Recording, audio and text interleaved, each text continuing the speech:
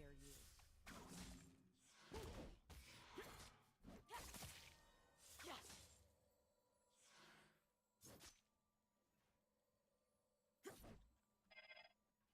Oh, you're gonna bleed.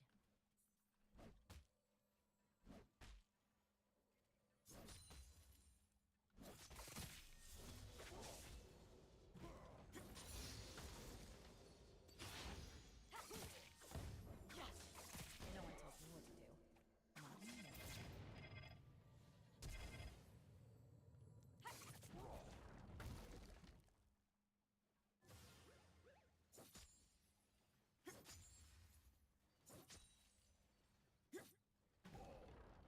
I love what I do. My enemies won't.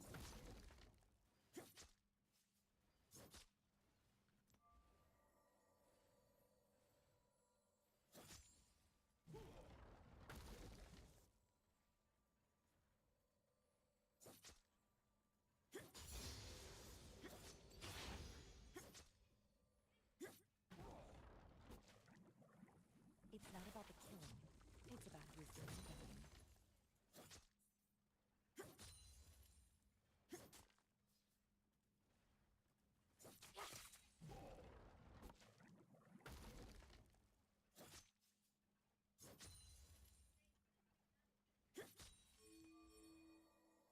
I work alone.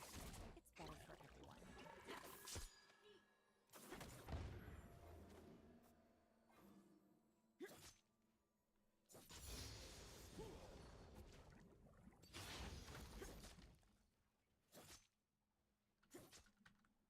Oop.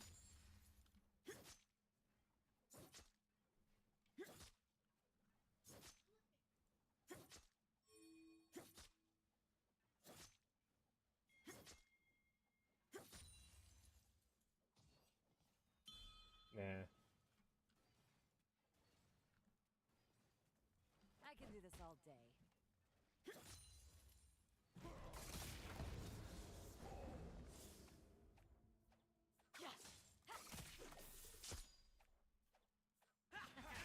Come on, Lucian.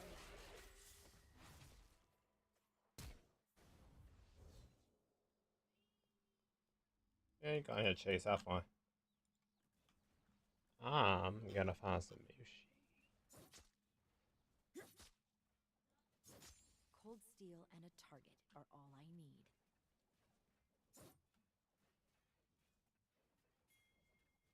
First love.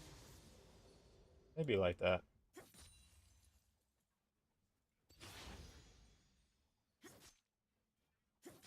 I make problems disappear.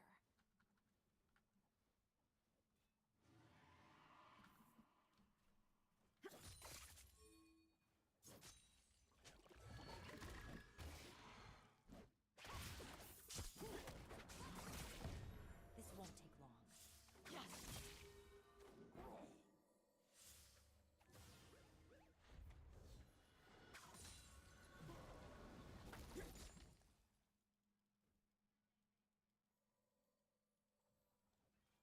Should have run.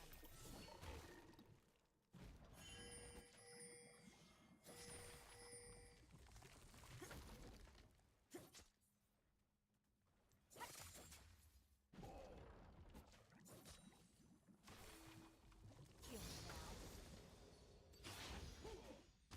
An enemy has been slain. You have slain an enemy. You're dead, I'm alive. See? Balance.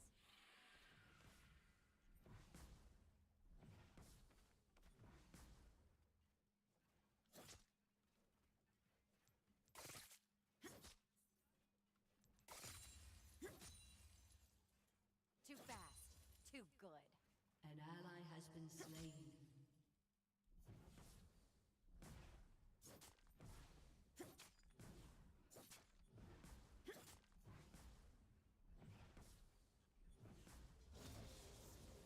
How about I just end this?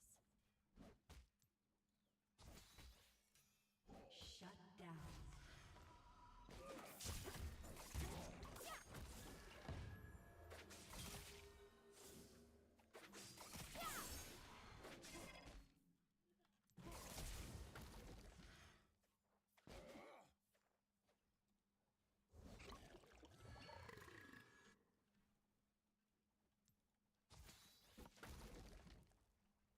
everyone dies. I just speed things up. You have slain an enemy. You don't get back what I took.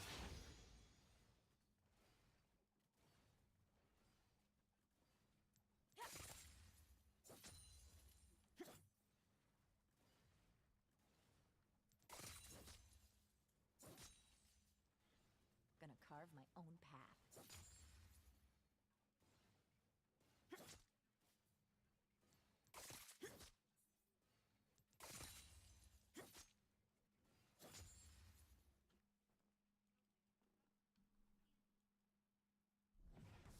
No more meditation or masters.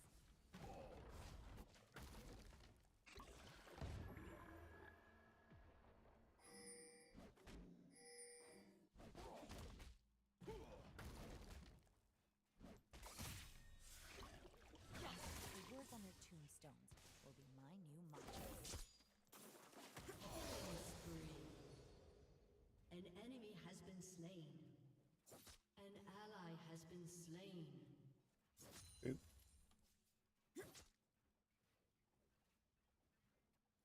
You're done.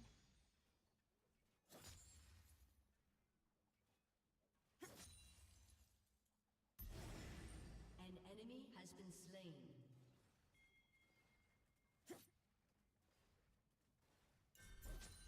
Magic's fine. Steel's better.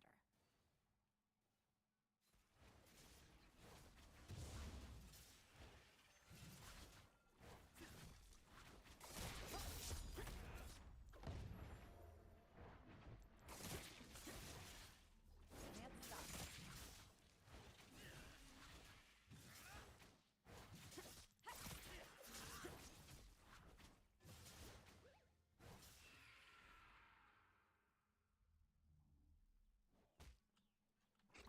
You can never have too many kunai.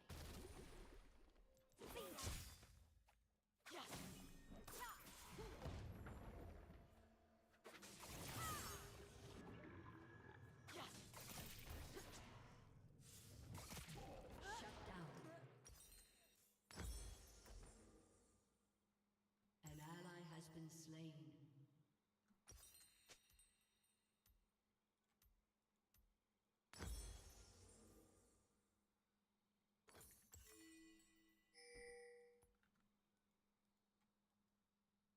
I was just warming up.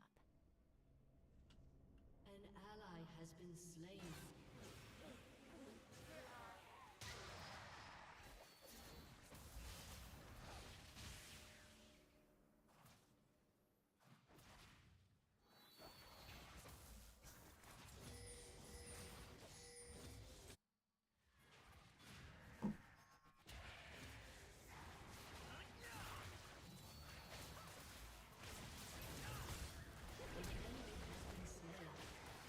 An ally has been slain.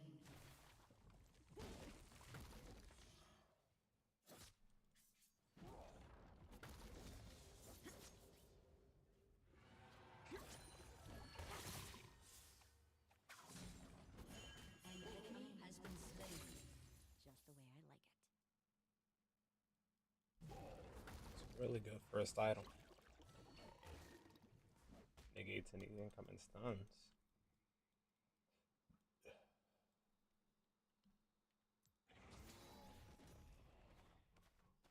Let's end this.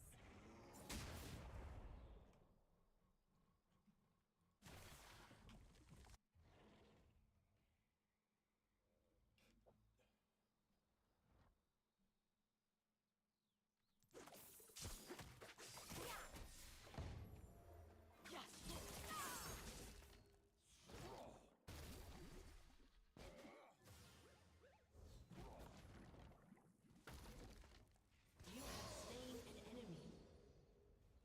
They had it coming.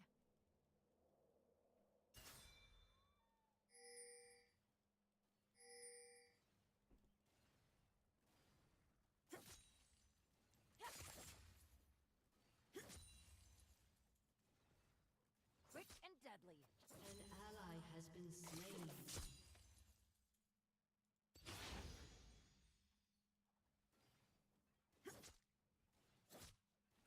An ally has been slain.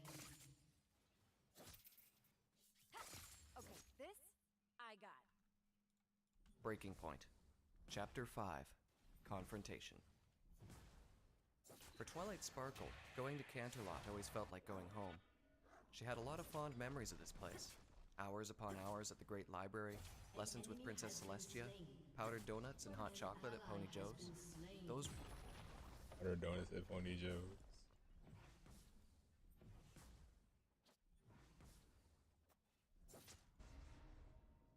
Now I need you to pop the fuck off later. Get your money up. Go kill that frog. Playtime's over.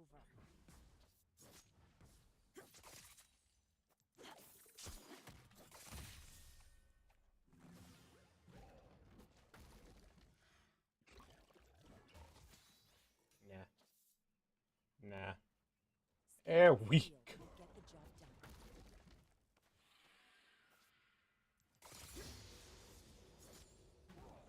done. Ooh. Come on, don't be shy, don't bite.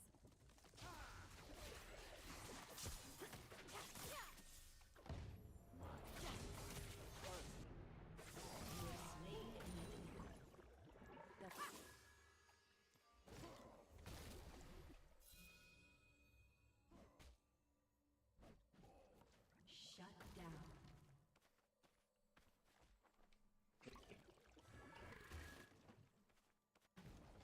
Wars are messy. My kids are fun.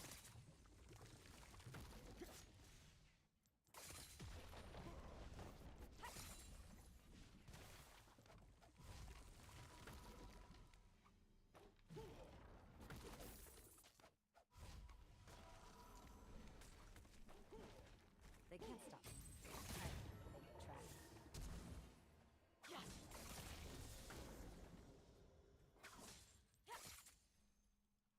I try. An enemy has been slain.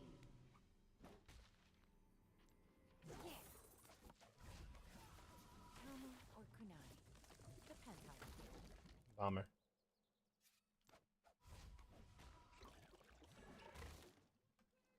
Let me see if I can bait him out.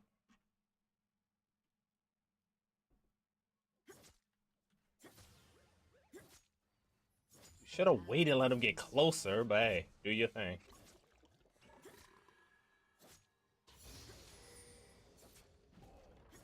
Trying to bait him out. I'm low health. Let him think he left. Ah, whatever. Let's get out of here. Come on. Come on, let's roll. Wherever you go, I go for now.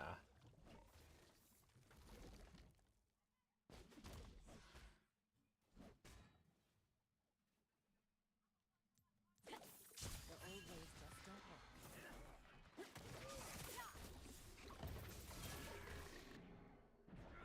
Come on, Kane. You got this. Kane. Kane. Try to be nice and give you a kill. Can't stop what's Literally, you could just run in there, bro. You have your ult.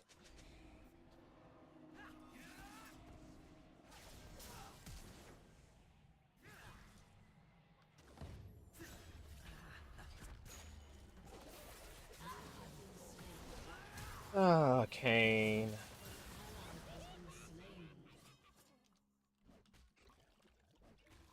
I'm good at top.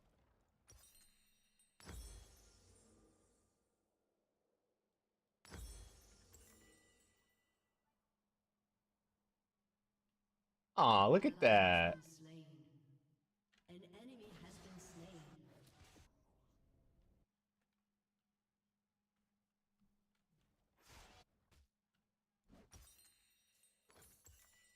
lesson learned.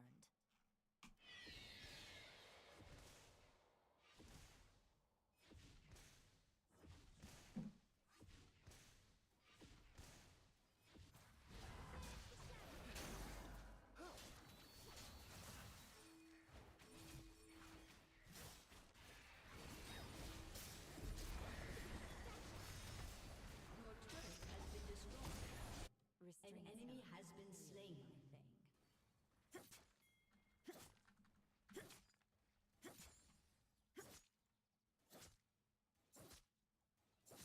my thing. An enemy has been slain. An ally has been slain. Or are you? An ally has been slain. An enemy has been slain.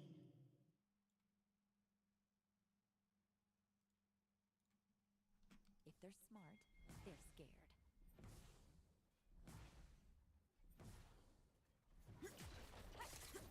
Your turret has been destroyed. Your team has destroyed a turret.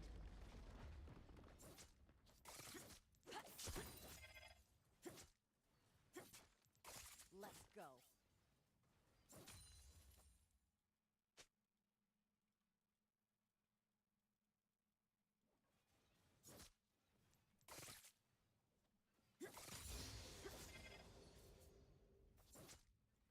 No one tells me what to do. Not anymore. An ally has been slain. Enemy double kill.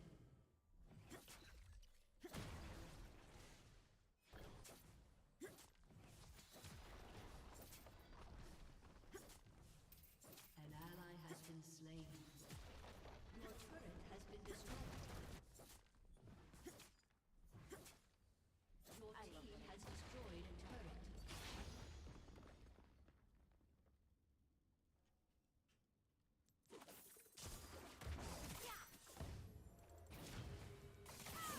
Slain an enemy.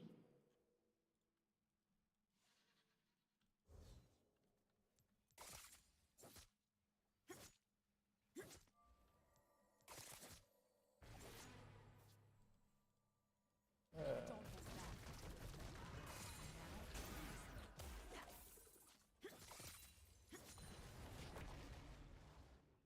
I live in my house with a tin roof, and every time it rains, I can feel my brain is moving upside forth, upside down, east, west, feeling and remembering everything you do.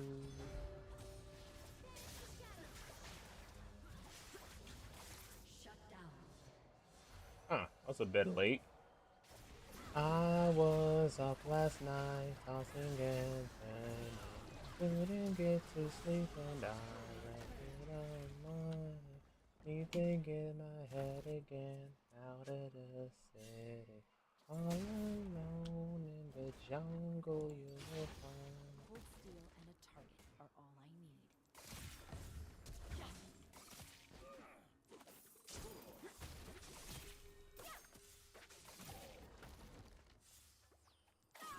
No. Slain an enemy. No!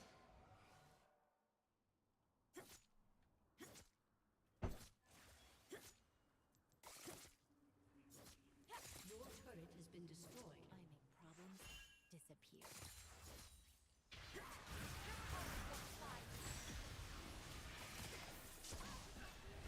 An ally has been slain. Enemy double kill. Enemy triple kill. An enemy has been slain. An enemy has been slain.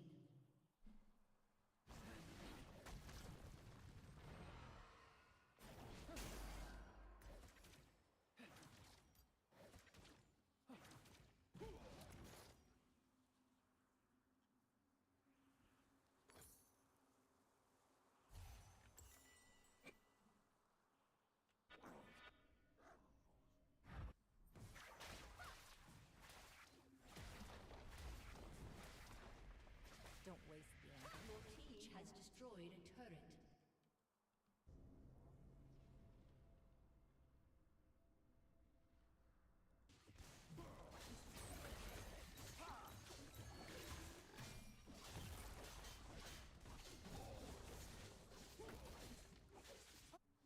How about I just end this?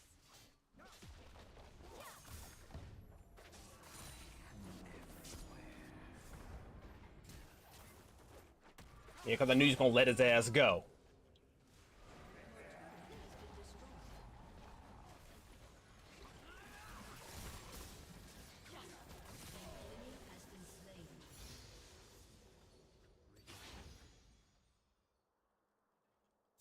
Oh man, somebody should really go help Lux.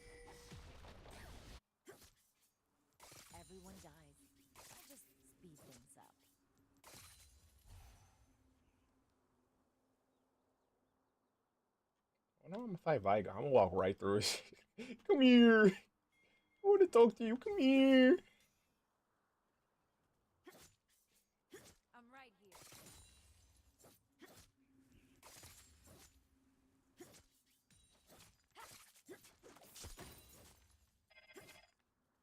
Killing spree.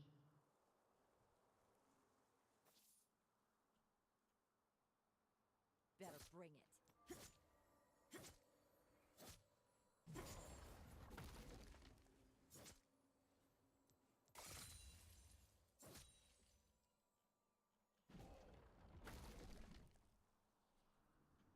An ally has been slain.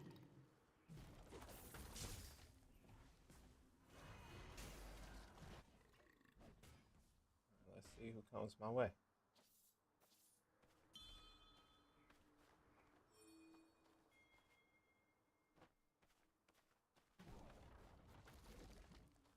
No more meditation or masters.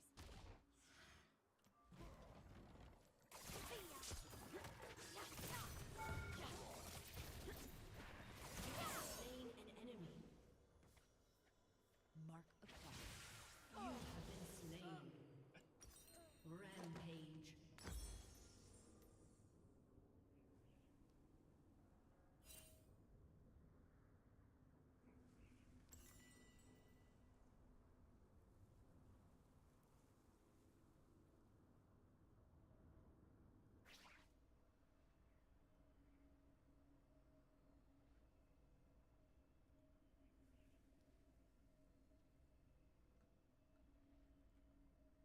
An ally has been slain. Enemy double kill.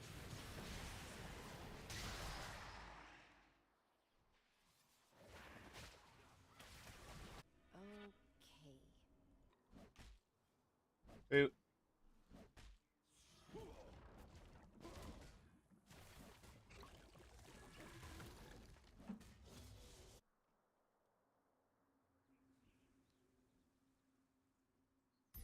The words on their tombstones will be mine.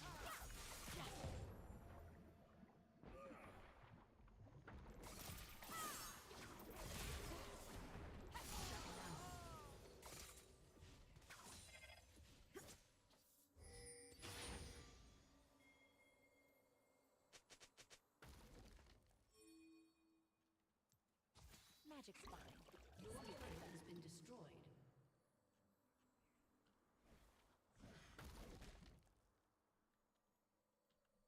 Unstoppable. An enemy has been slain. You can never have too many kunai.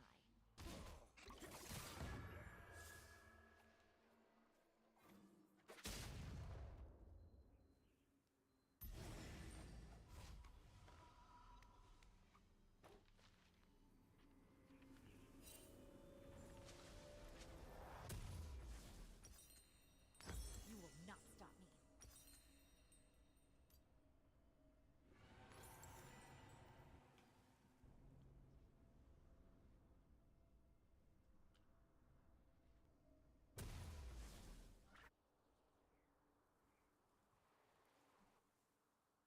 I am my own master, just the way I like it.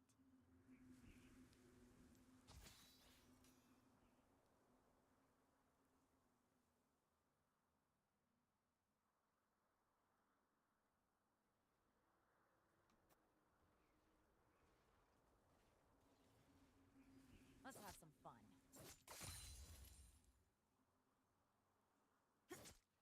An enemy has been slain.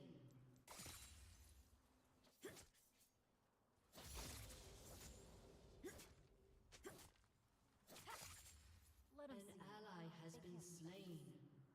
An ally has been slain. An ally has been slain.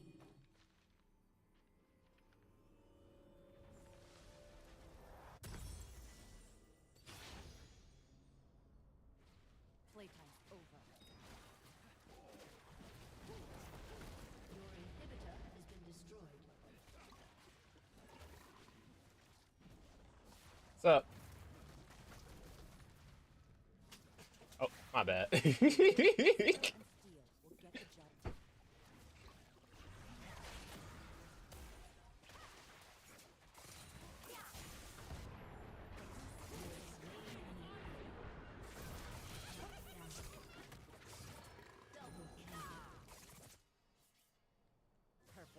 execution.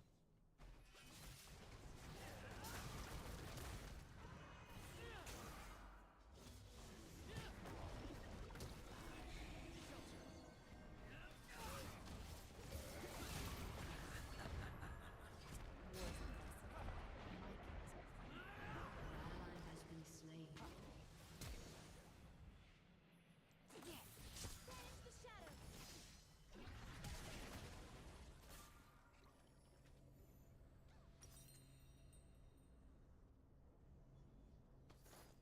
They can't stop me. I mean, they could try. Finding light!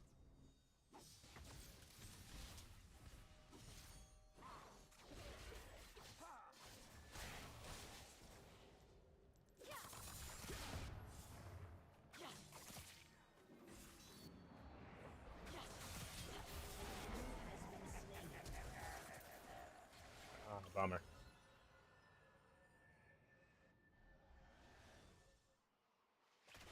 Karma or kunai. Depends how I'm feeling.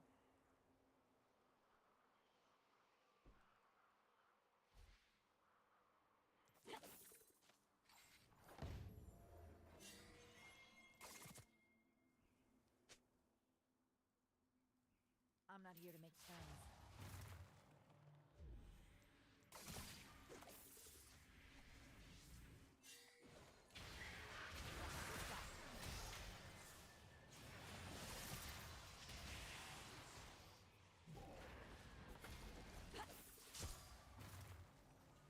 Enemy killing spree.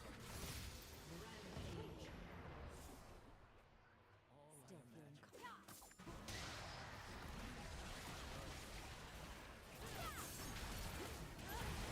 So close. Rampage.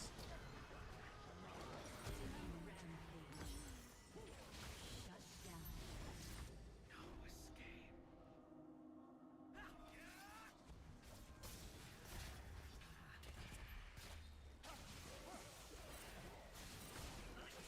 Ally has been slain.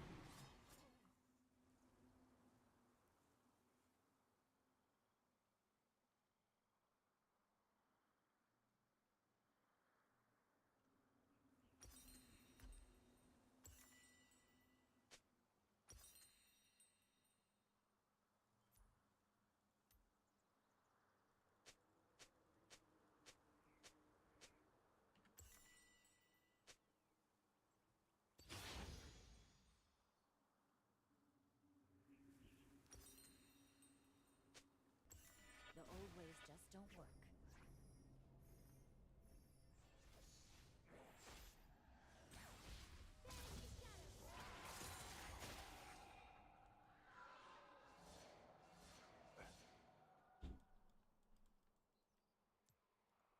Can't stop what's coming.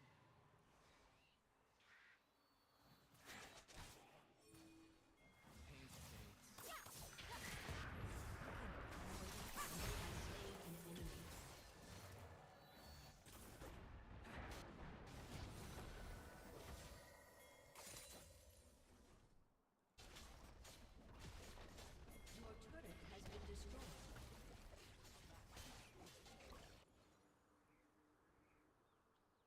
Forget balance. This is a reckoning.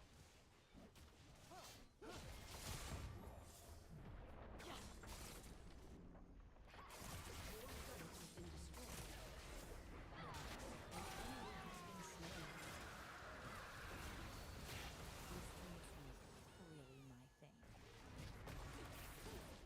An ally has been slain.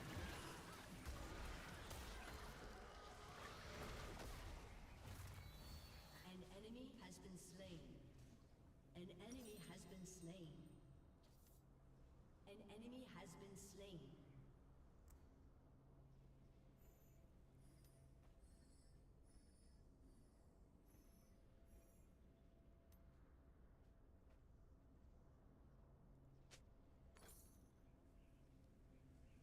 If they're smart, they're scared.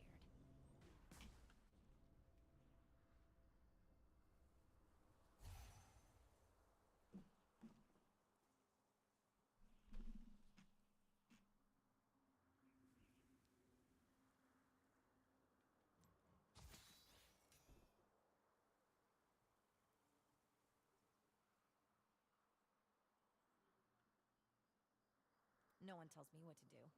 Not anymore.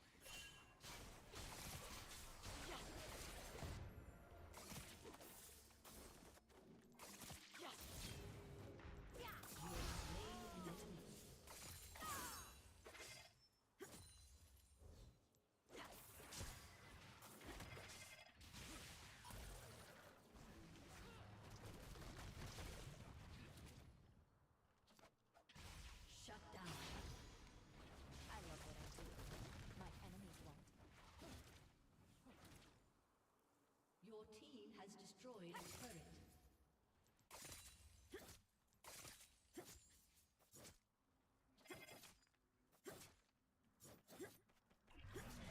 It's not about the killing.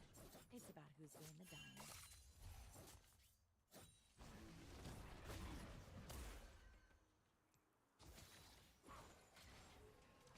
Fuck it.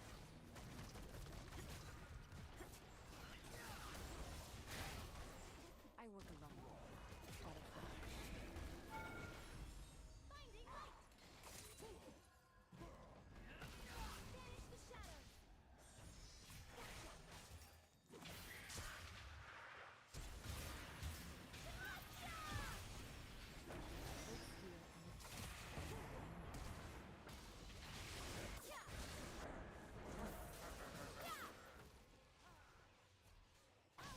An ally has been slain. An ally has been slain.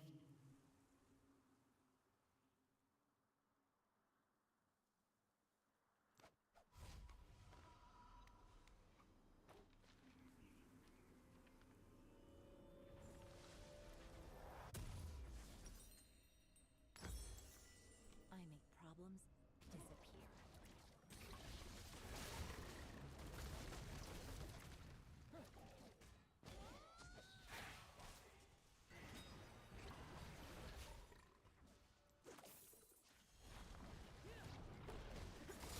How about enemies?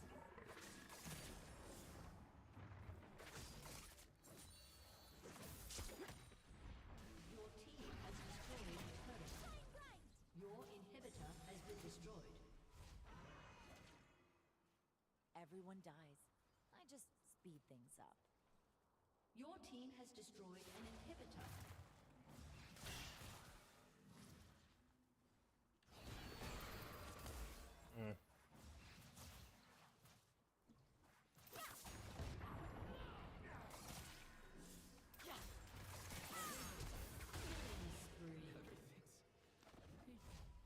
Deathly I travel.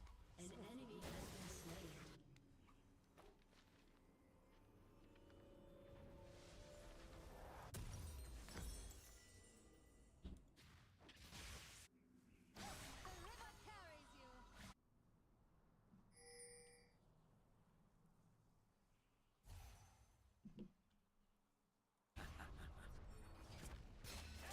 The only rule that matters is that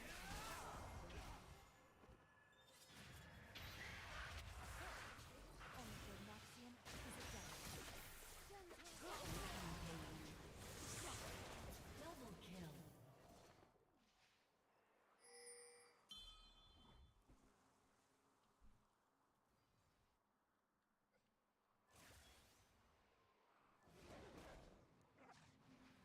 I'm gonna carve my own path.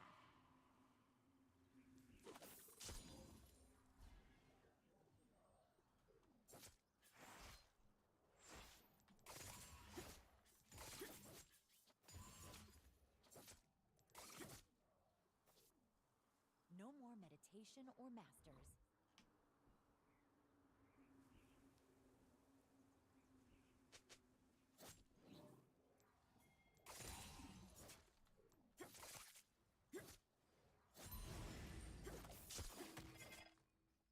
The words on their tombstones will be my new mantras.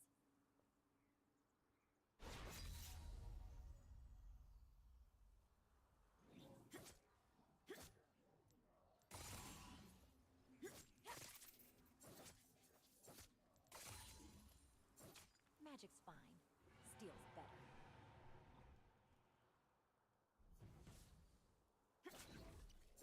Your team has destroyed a turret.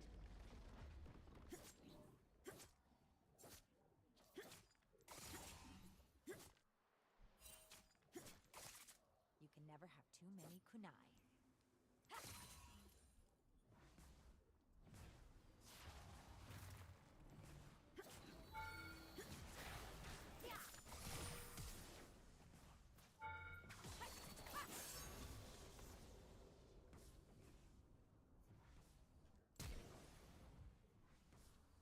An enemy has been slain. Double kill.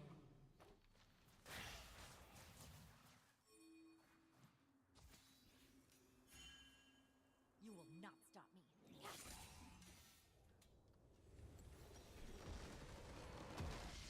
Victory!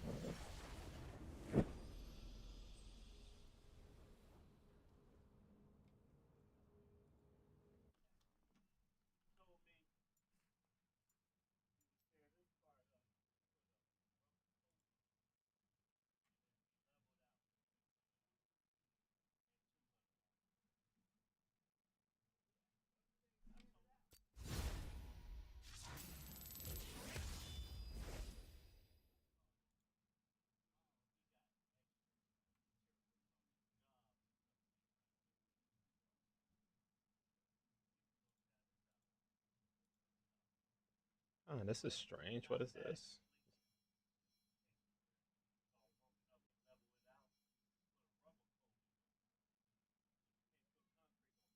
Let's change the world. I am bound, but I will not break. This'll be a blast. Let's change the world.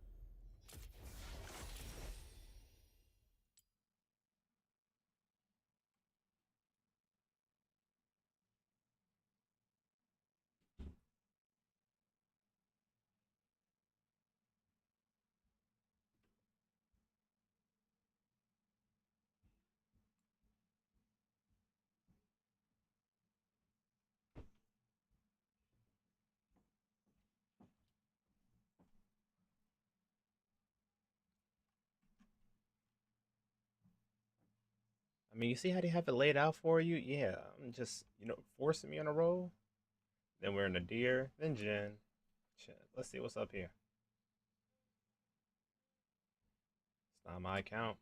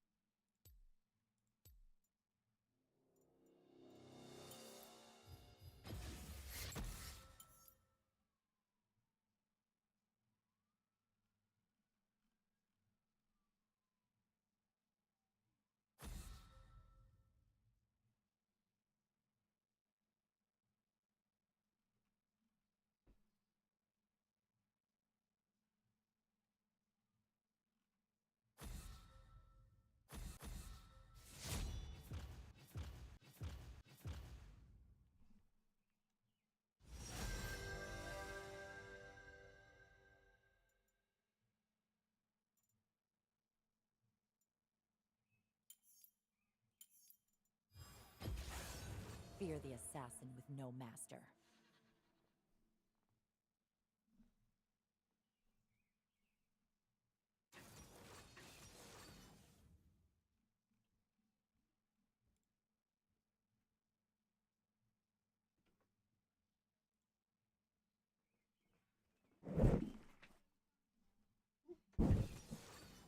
God dang wind.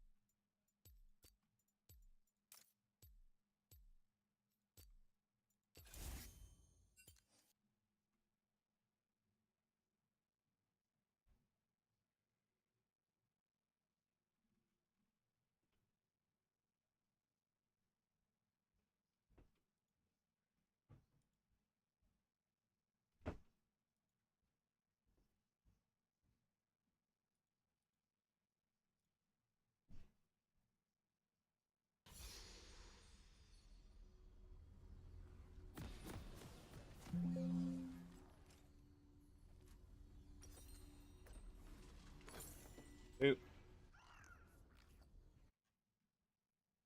The rules hold you back. Leave them for someone who needs it.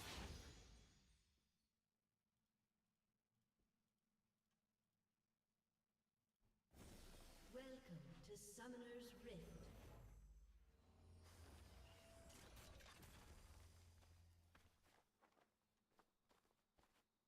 Seconds until minions spawn.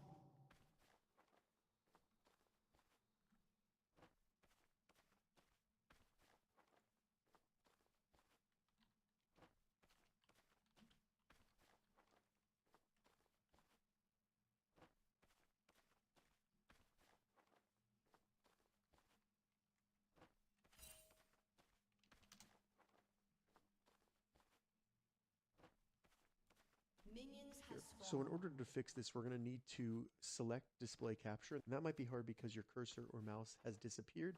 So what you'll need to do is kind of try to move your mouse over there. You'll see where your mouse is at because in blue. And then all we want to do is go up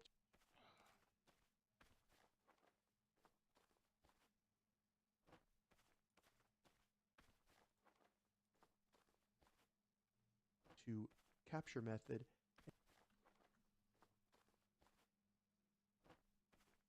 And of course, I can't like from here. And try to change this around. So I found Comma or and kunai? try to Depends how I'm feeling.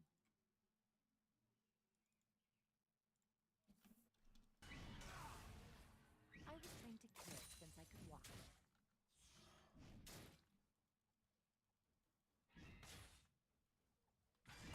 They can't stop me. I mean, they can try.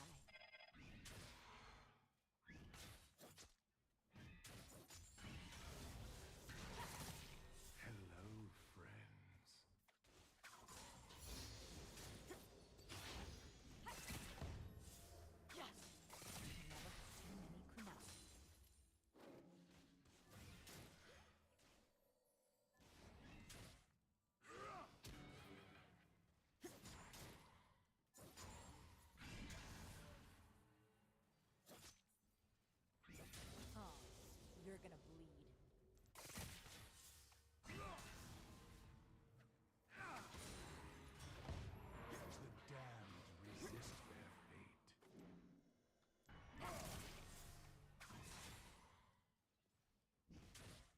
everyone dies. I just speak things up.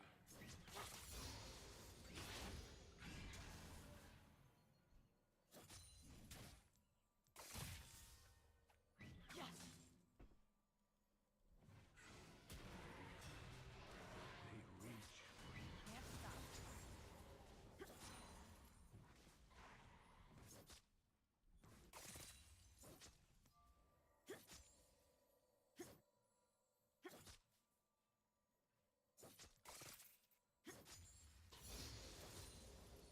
Wood steel and a target are all I need.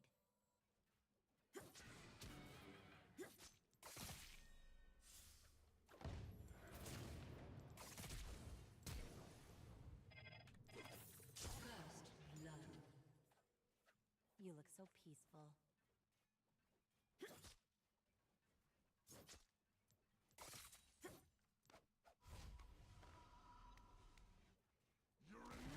Has been slain.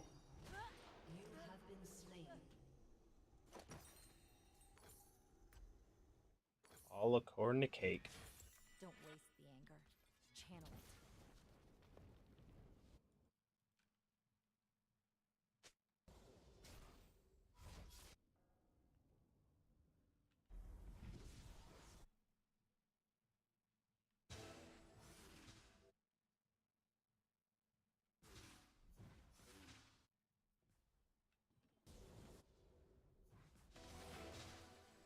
Wars are messy. My kills are clean.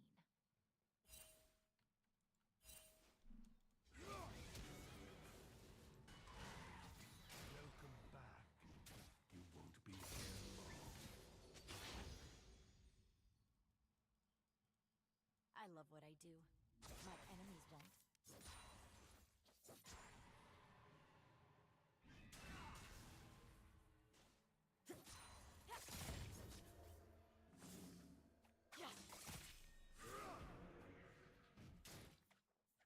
I work alone. It's better for everyone.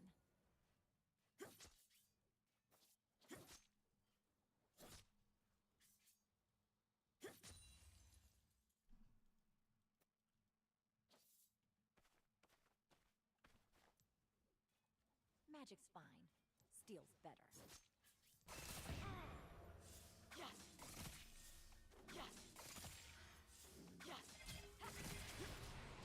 Take shape. You have slain an enemy. Mark acquired. And eliminated.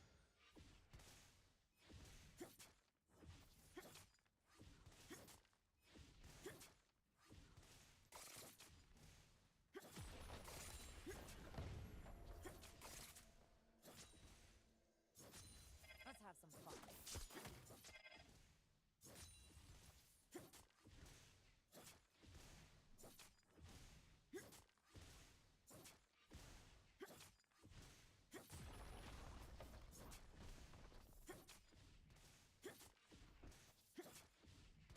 No more meditation or masters.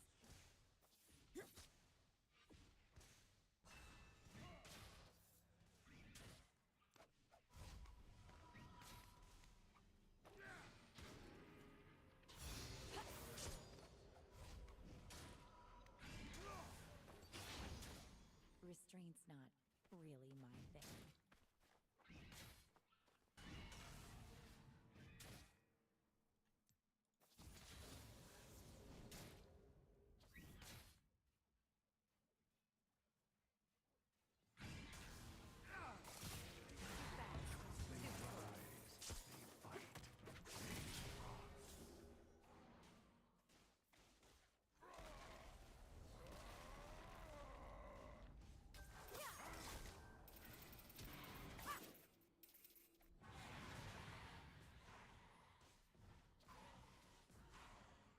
An enemy has been slain.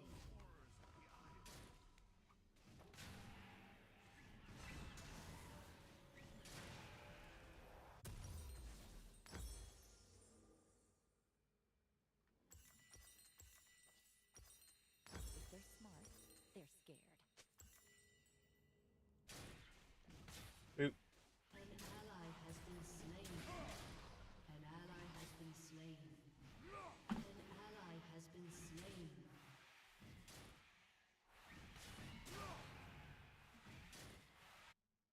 can't stop what's coming.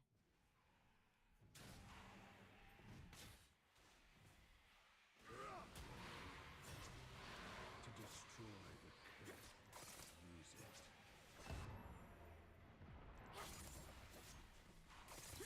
I can do this all day.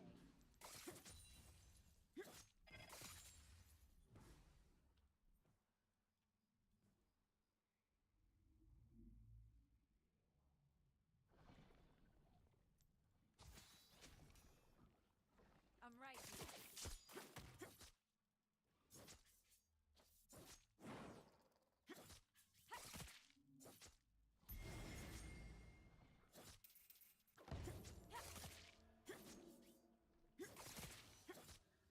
Skill and steel will get the job done.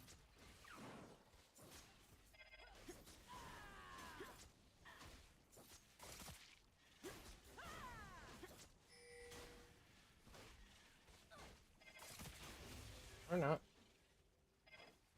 Let's go.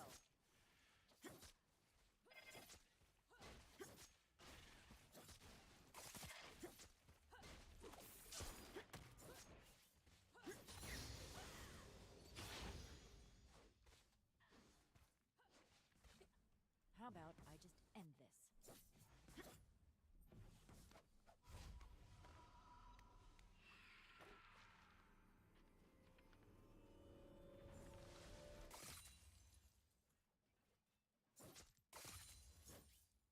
Okay, this I got.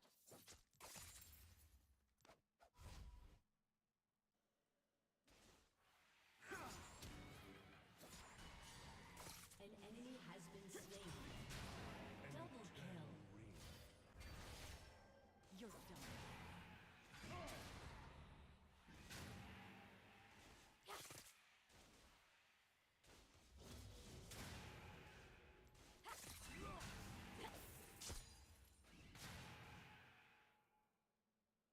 It's not about the killing. It's about who's doing the dying.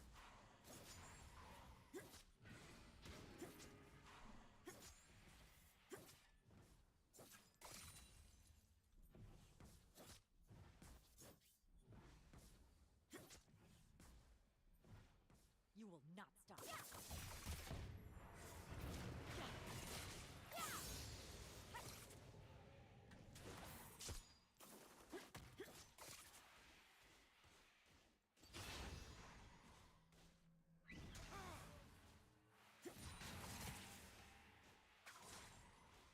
I am my own master.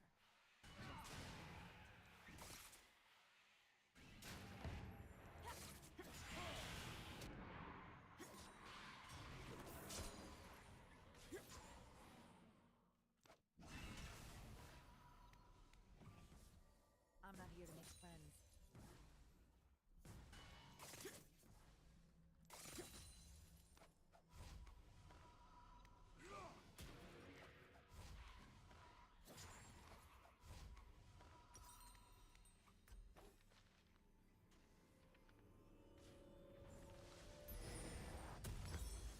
The old ways just don't work. Oh.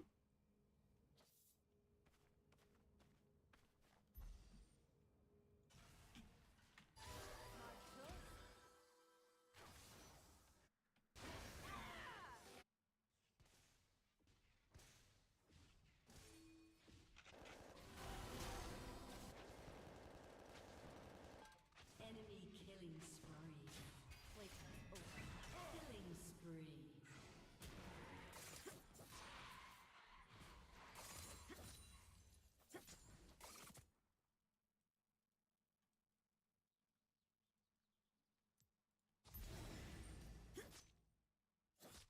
Better break it.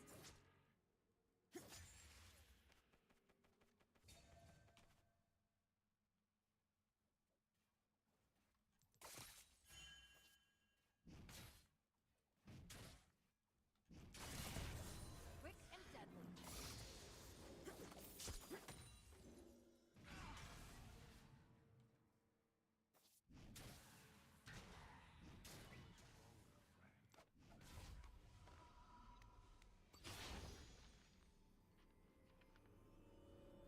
The words on their tombstones will be my new mantras.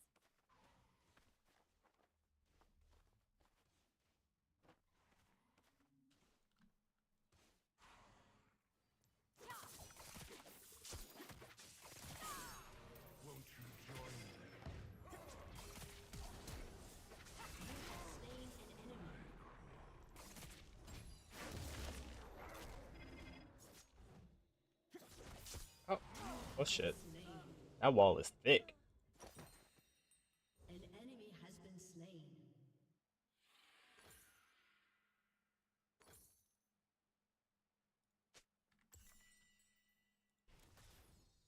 An enemy has been slain. Your team has destroyed a turret.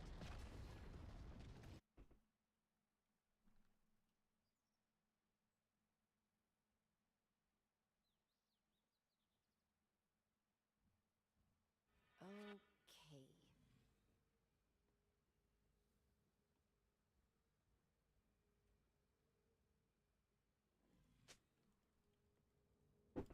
Come here. Your team has destroyed a turret. My mom's house. Finding them out here. All right, keep an eye out for. You have to keep out. Yes, sir. I make problems disappear.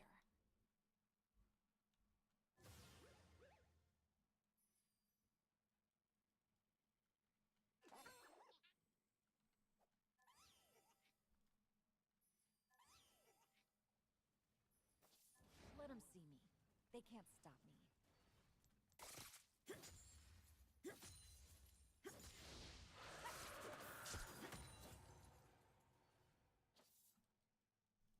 An ally has been slain.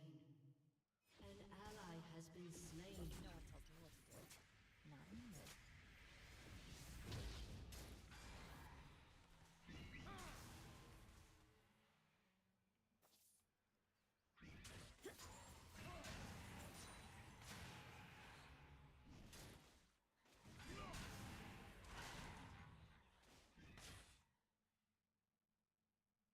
Gonna carve my own path.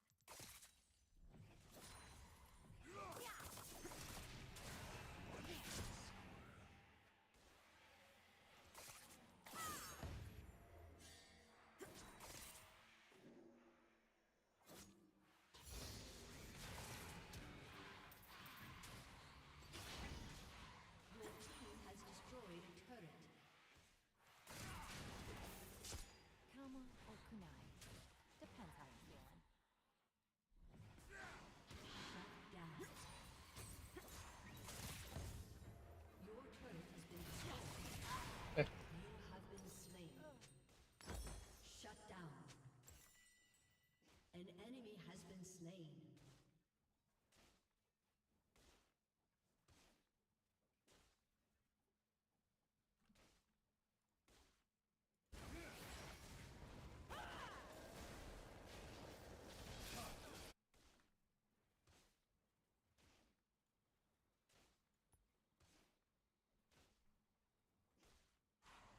An ally has been slain. Lesson learned.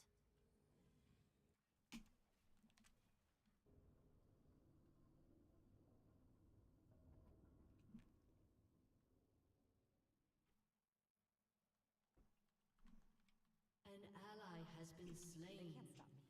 I mean, they can try.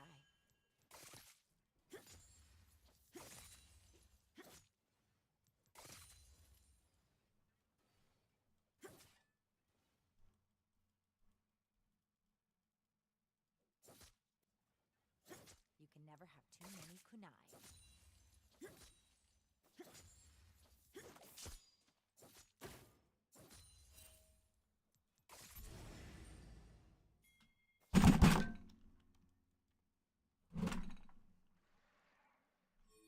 Everyone dies. I just speed things up.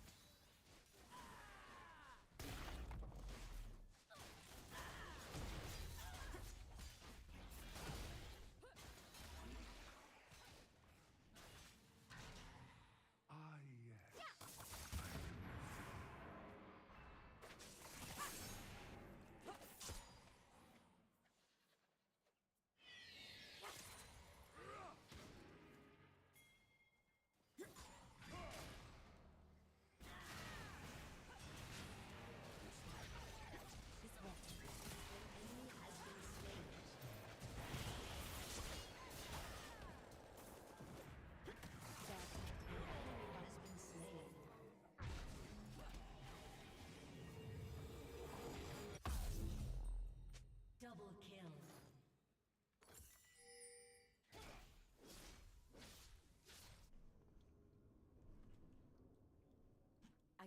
full of trouble and nothing but time.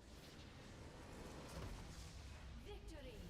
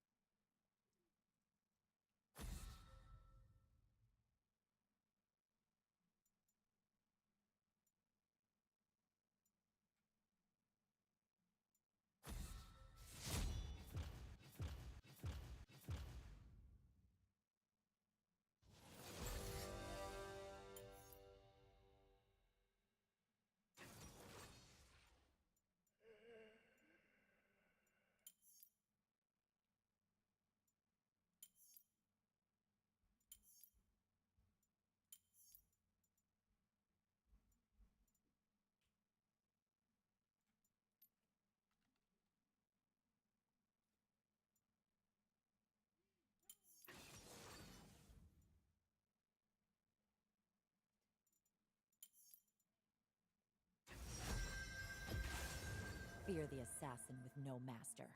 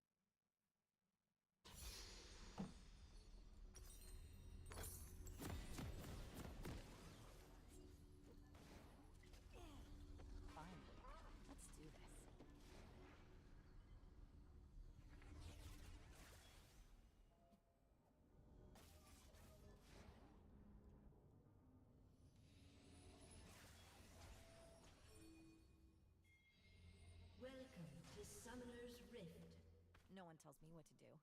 Not anymore. 30 seconds until minions spawn.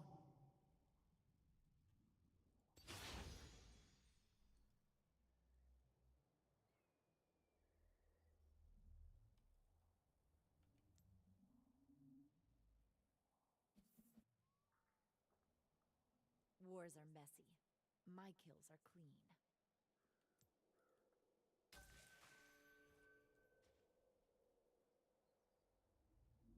Minions have spawned.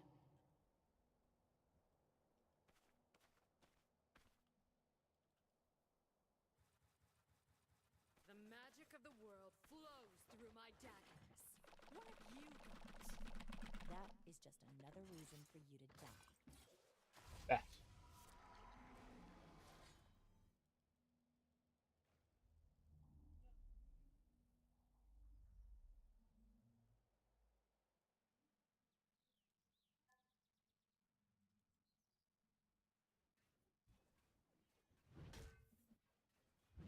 Try to keep up. Still time for you to do the smart thing. Go.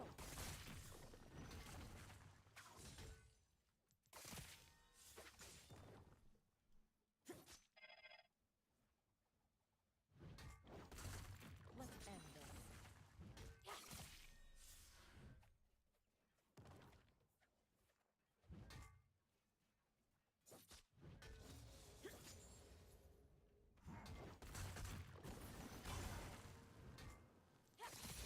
Problems disappear.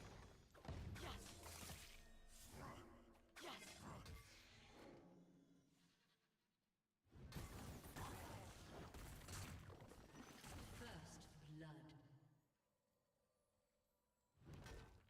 Skill and speed will get the job done.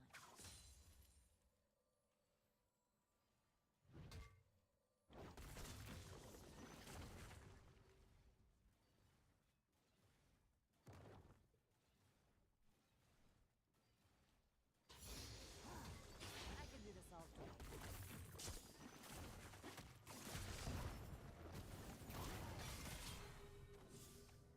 You have slain an enemy. Like you had a chance. An ally has been slain.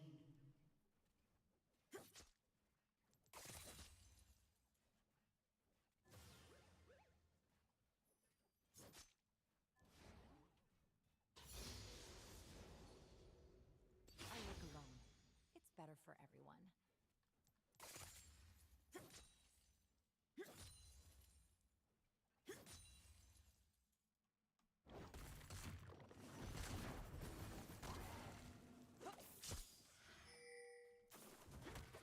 I'm gonna carve my own path.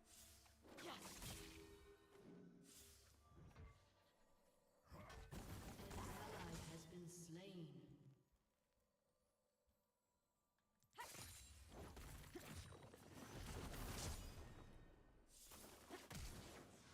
How about I just end this?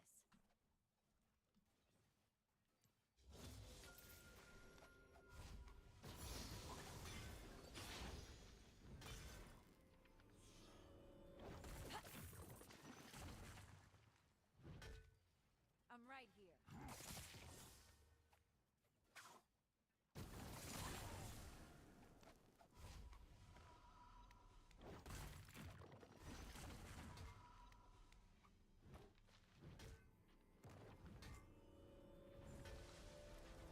No more meditation or masters.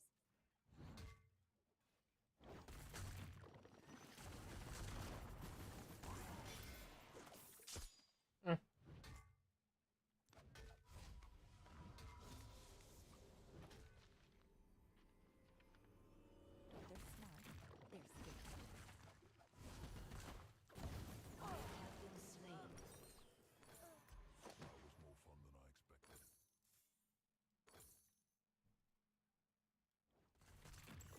Don't waste the anger. Channel it.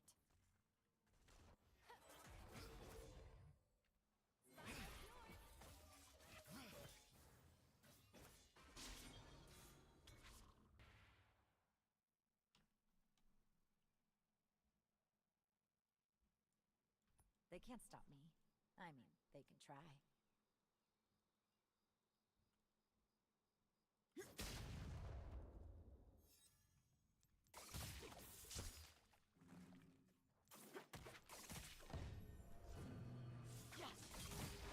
You will not stop me.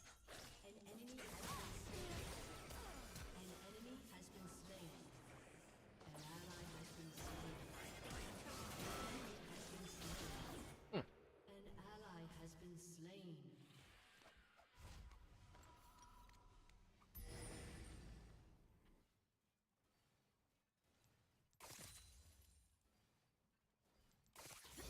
Quick and deadly.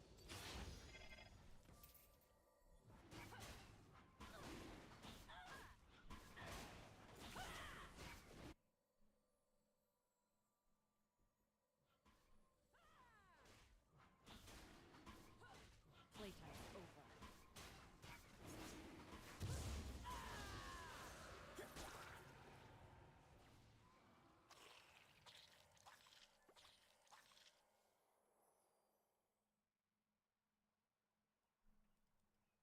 Can't stop me.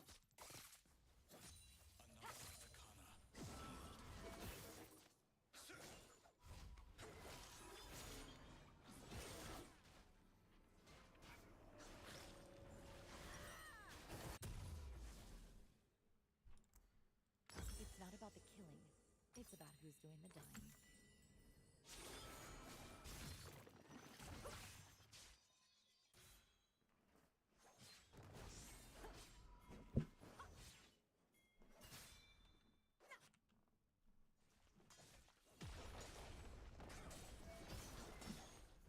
Let them see me.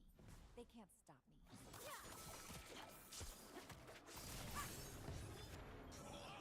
Actions have consequences. An ally has been slain. You have slain an enemy. Smoked them.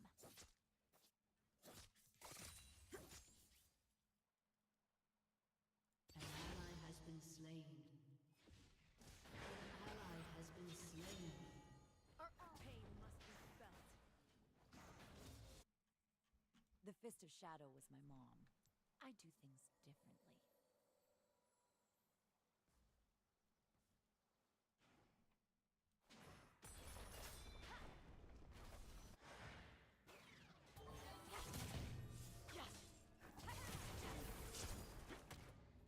You have slain an enemy.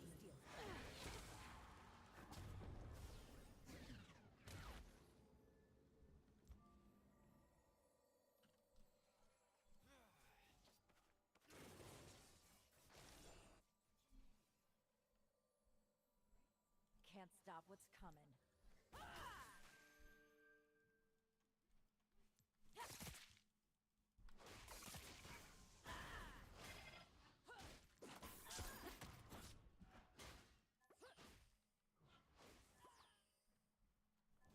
The old ways just don't work.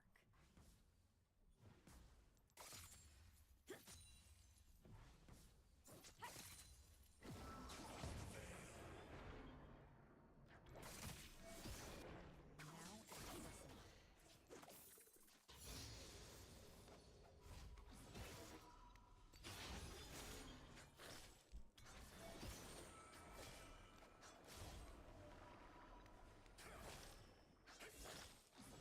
Almost open-eyed.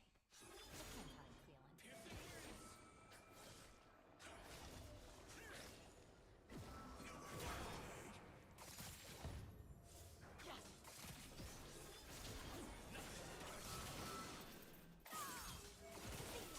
Killing spree.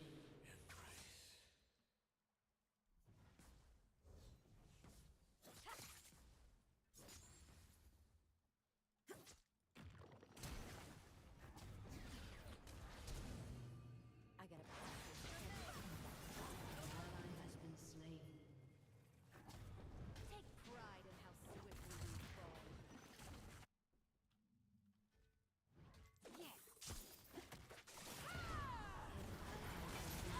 Ah, that's some bull, but alright. Killing spree.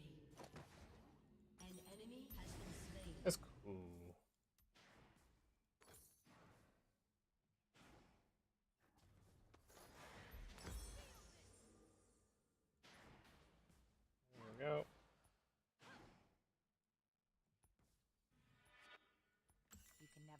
Mari Kunai. Or it's gonna be a problem, so I just gotta focus on these three, and then they can all group up on him. Makes sense. But if Cat, you know, just farm Cat. You're done.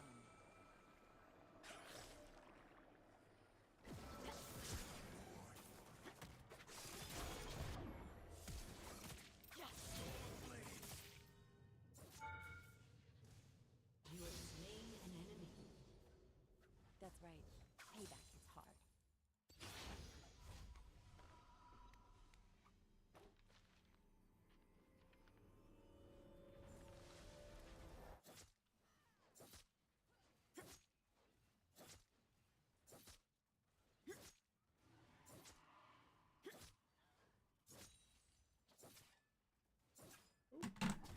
The words on your tombstone will be mantras.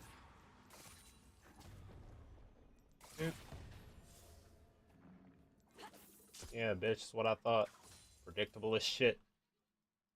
But there's no point in fighting you right now. Just be pointless kill.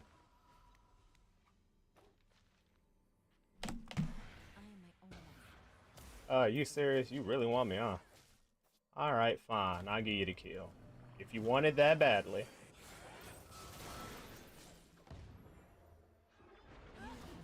There you go.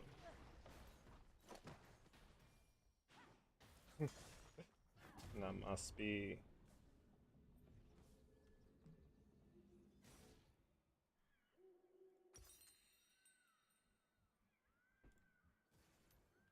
Boop.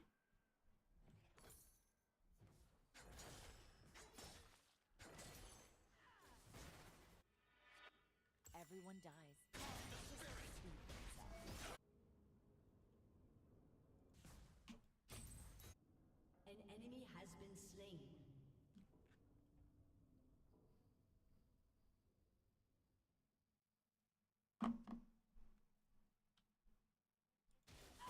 Everyone's got a weakness. That's my target. Enemy killing spree.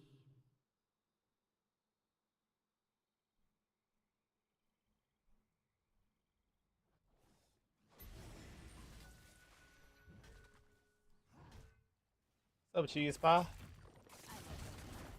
My enemies won't.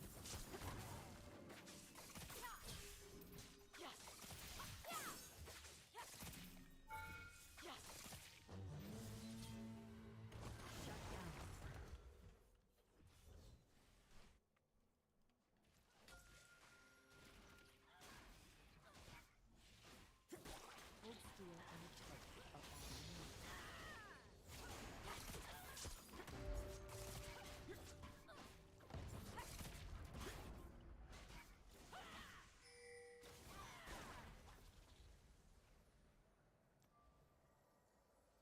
Don't hold back.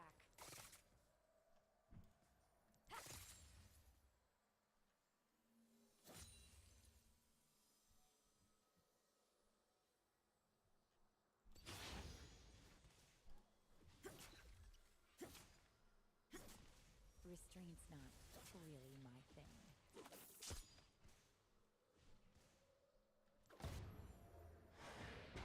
See? I'm just saying, makes it feel a little fake. Maybe you're just that good. Ooh. I'm not here to make friends.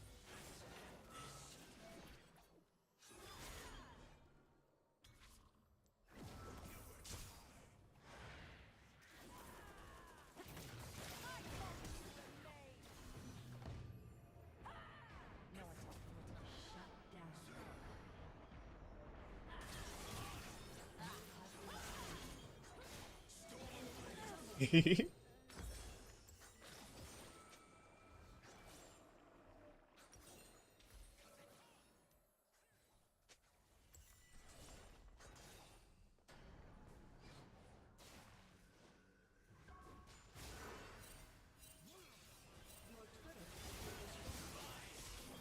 Couple spare auto attacks take care of the minions.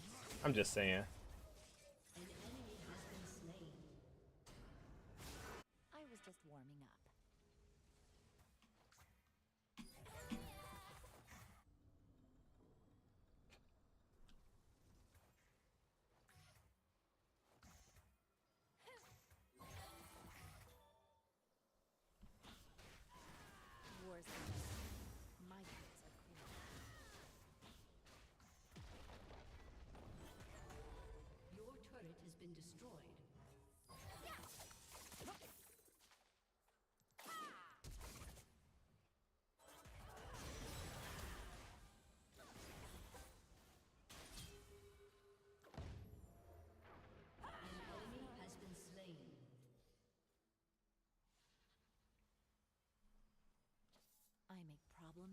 disappear.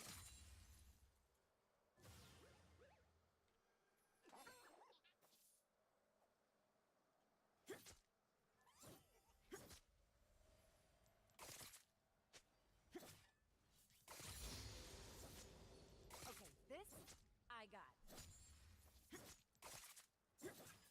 An ally has been slain. Shut down. Oop. Oop. An enemy has been slain. I just sound too low. Your team has destroyed a turret. An ally has been slain.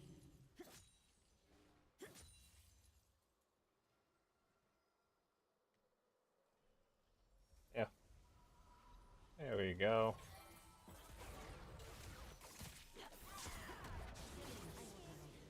It's better for everyone.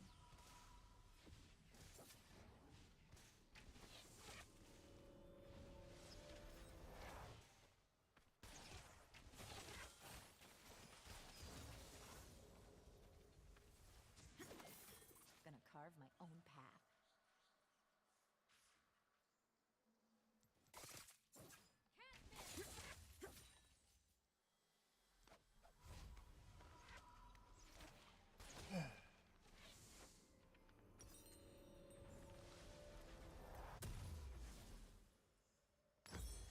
How about I just end this?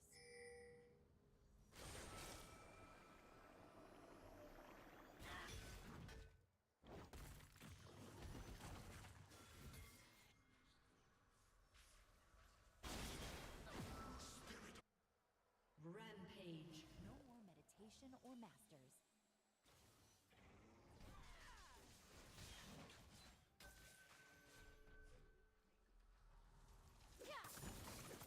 Turret has been destroyed.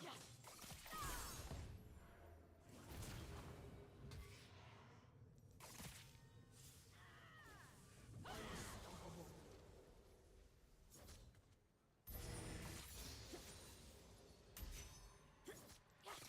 Let's have some fun.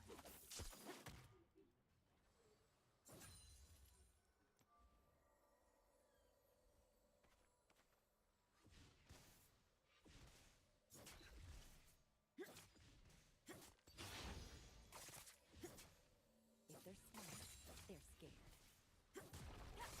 An ally has been slain. Enemy double kill.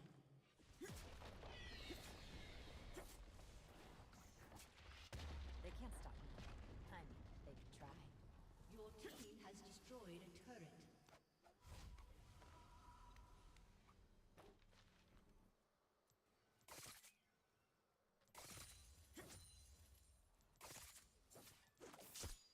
Your turret has been destroyed.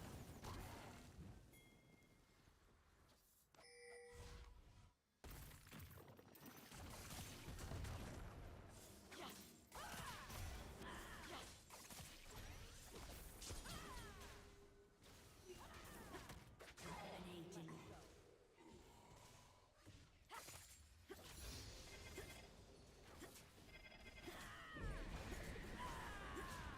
An enemy has been slain. Your team has destroyed a turret.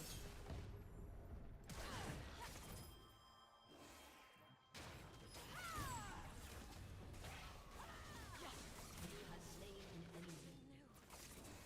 You're dead or alive.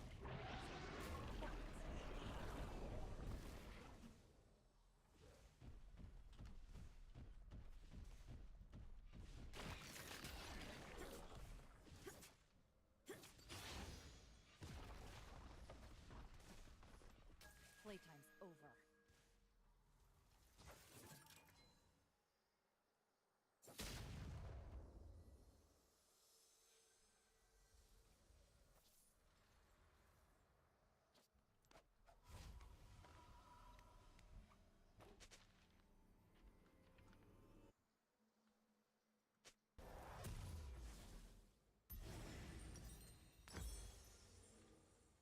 An ally has been slain.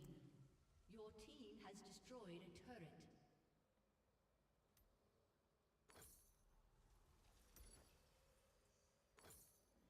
not about the killing. It's about who's doing the dying.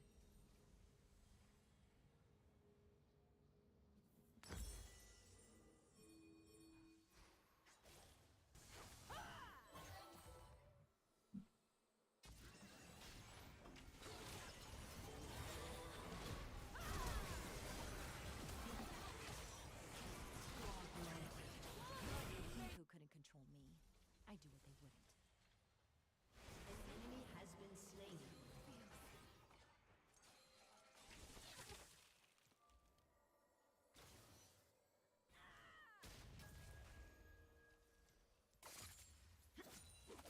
Let them see me. They can't stop me.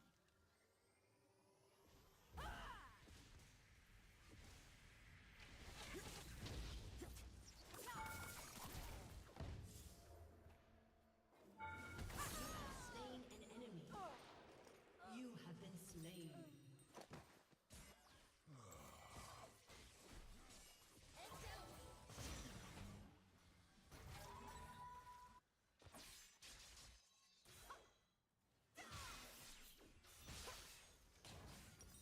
An ally has been slain. An ally has been slain. Shut down.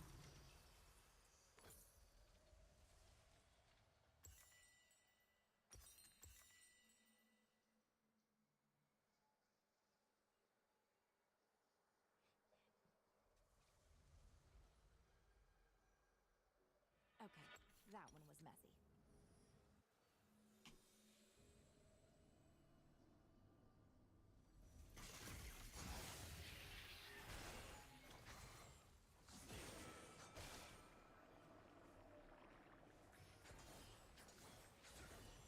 Magic's fine. Steel's better.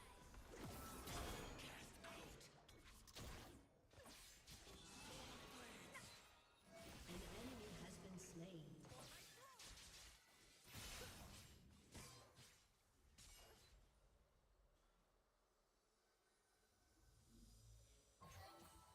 Can't stop what's coming.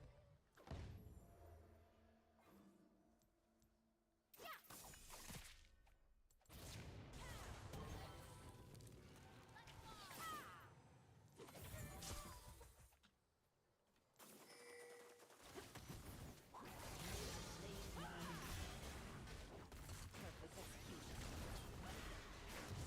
Enemy has been slain.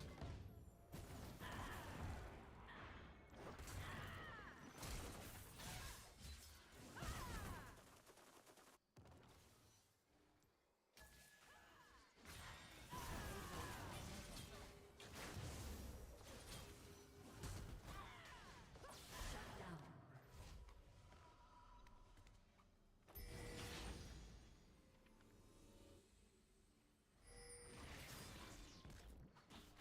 Trauma or connect. An ally has been slain.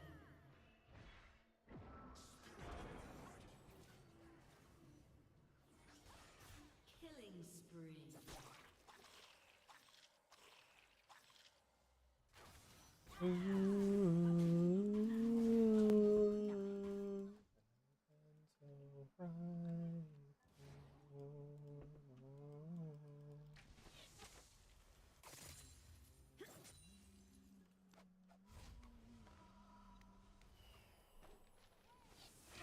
The words on their tombstones will be my new mantras.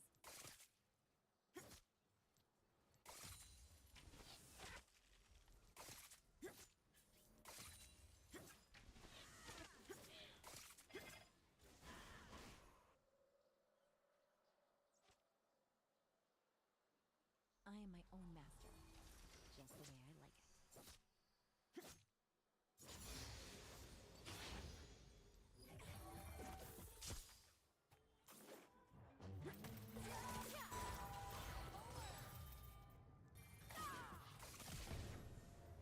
You have slain an enemy.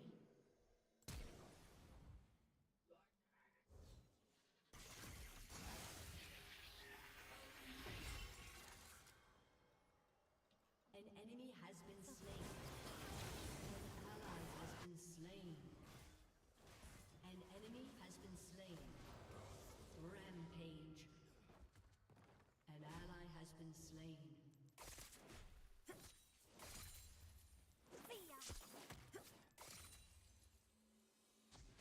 one dies. I just speed things up.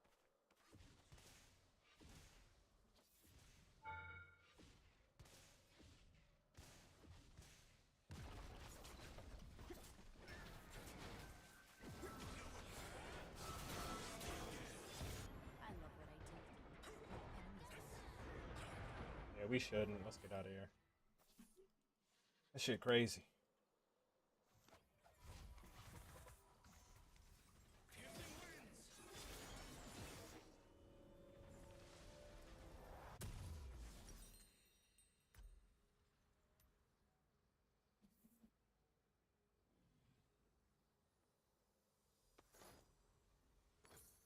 Who's that girl down? Cold steel and a target are all I need. Your team has destroyed a turret.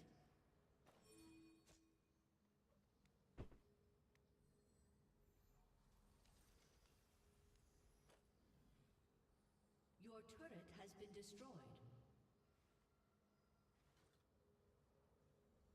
Meh.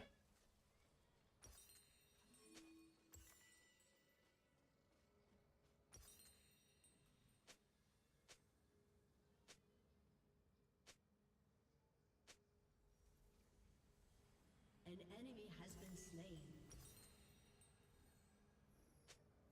Restraint's not really my thing.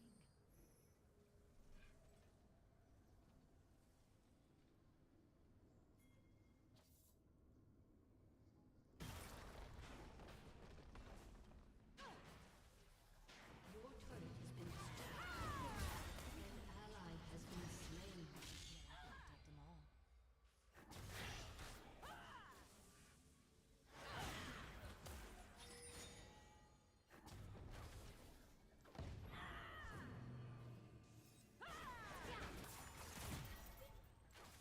Get her.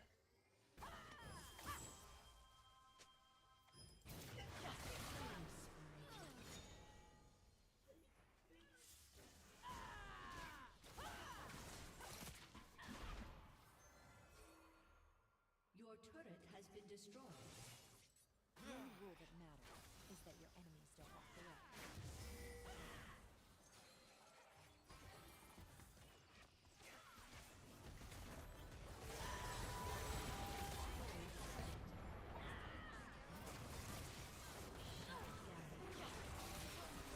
Rampage.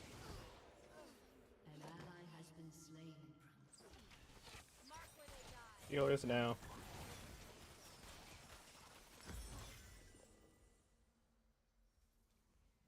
Healers down. Need a res. Out of mana.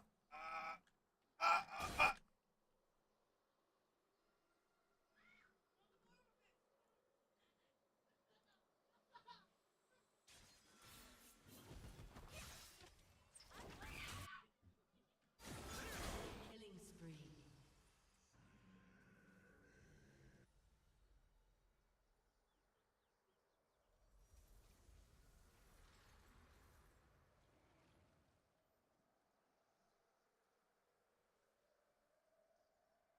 Okay.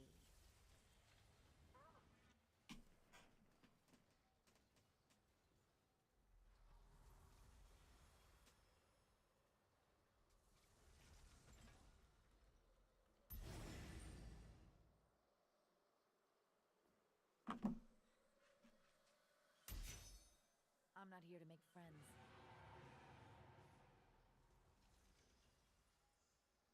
An ally has been slain.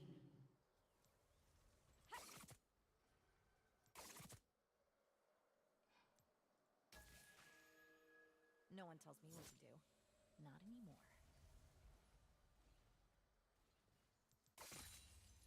An ally has been slain.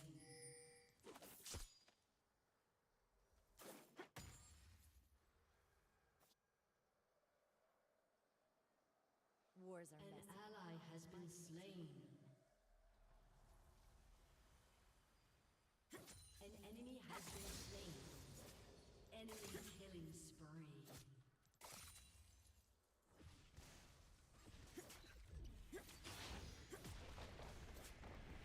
Your team has destroyed a turret.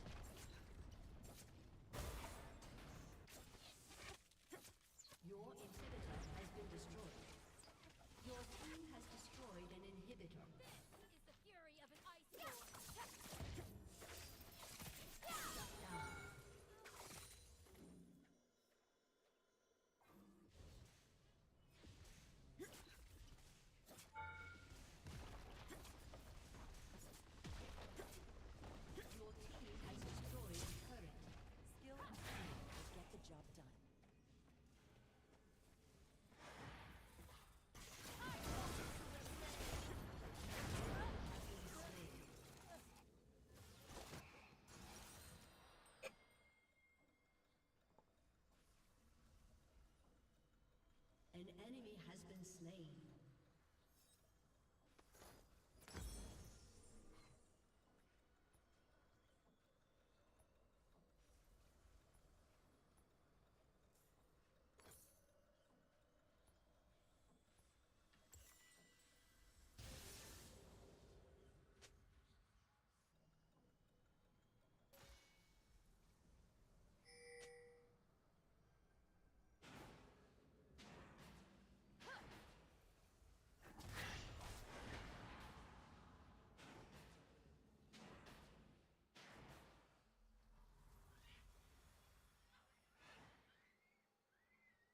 Lesson learned.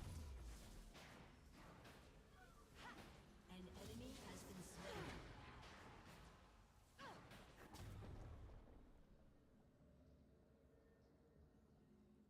An ally has been slain.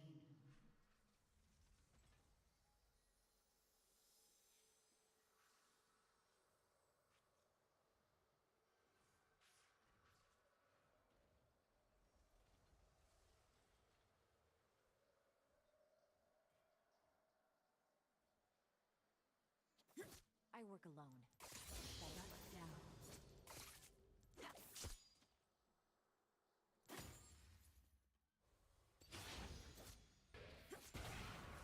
Killing You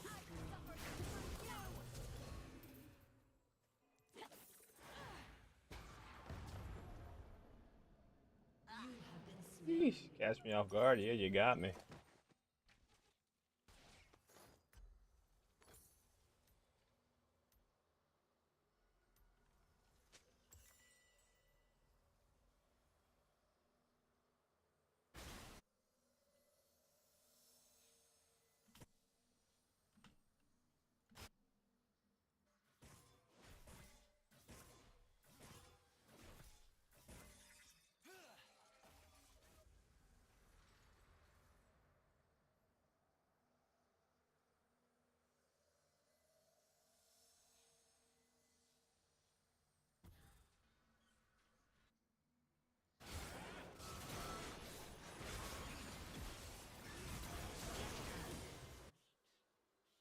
Shut down.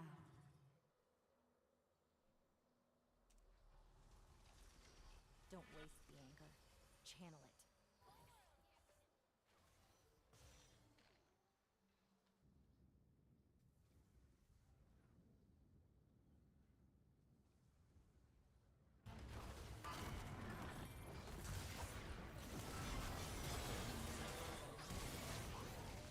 Ally has been slain.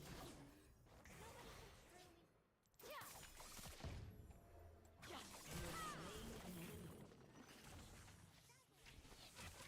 Uh-oh.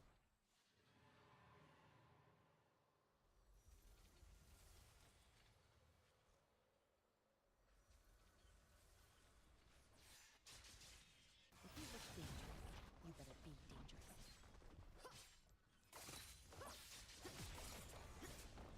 Your team has destroyed a turret.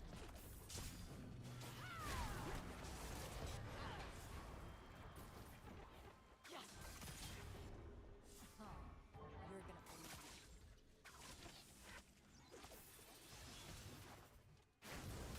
An ally has been slain. Yup. Dead. Gonna carve my own.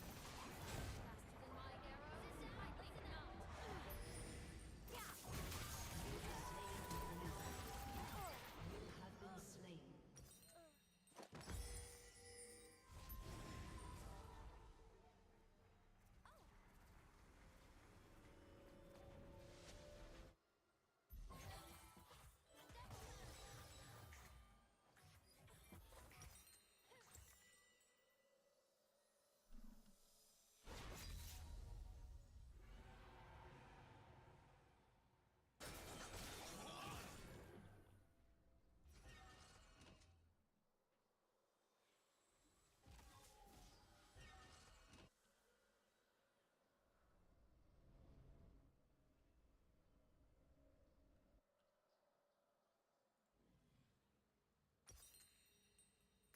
An enemy has been slain.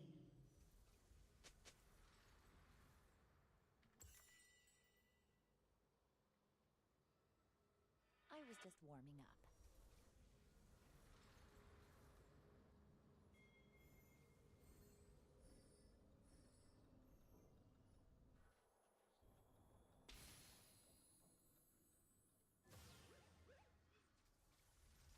How about I just end this?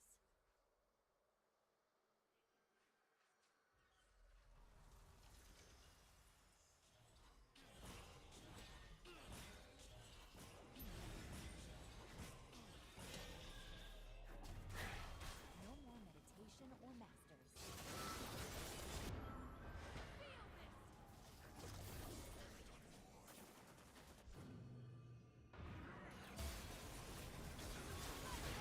Enemy has been slain. They're scared. You have slain an enemy. They have it coming.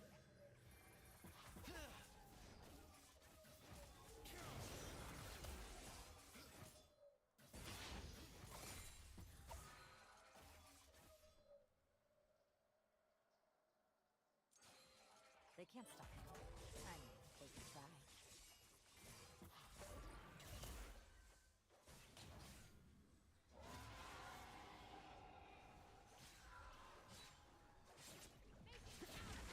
Your team has destroyed an inhibitor. You have been slain.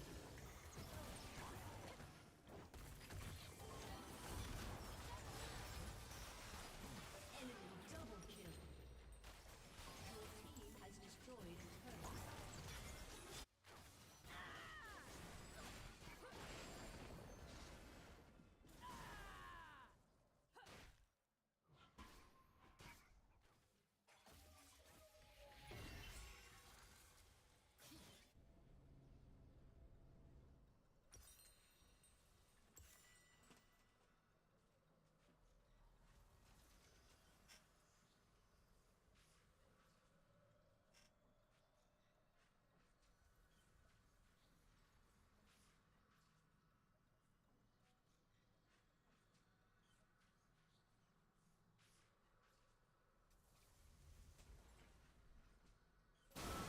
An enemy has been slain. Okay, that one was messy. An enemy has been slain.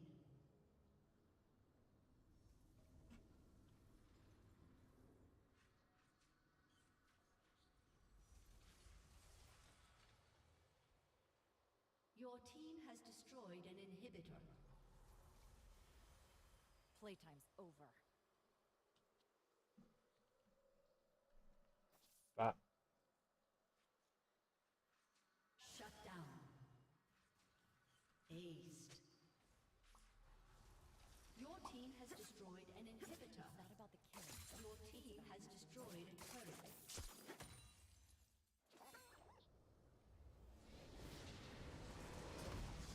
Victory!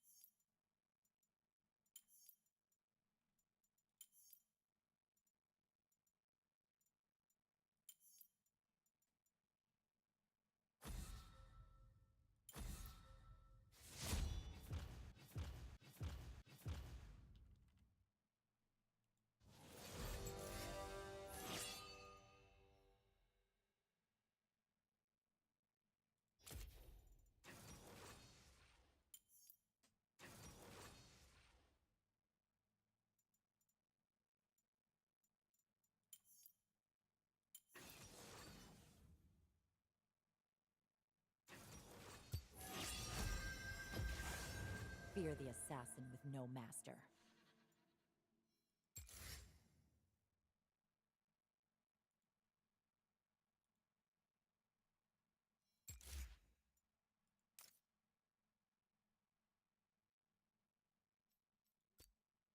Those were wonderful days.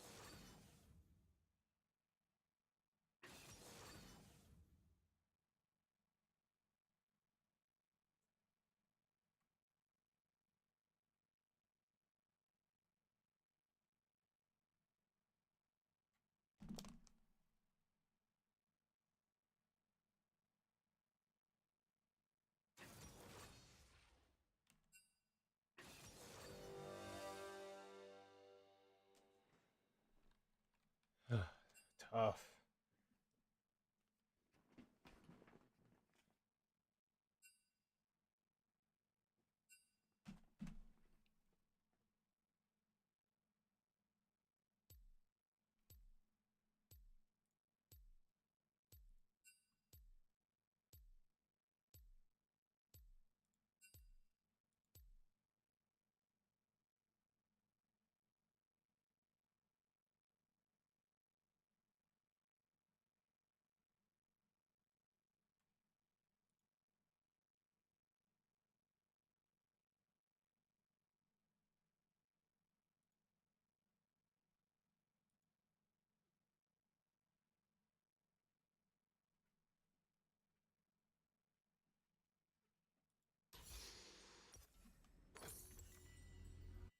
Time to do what's gotta be done.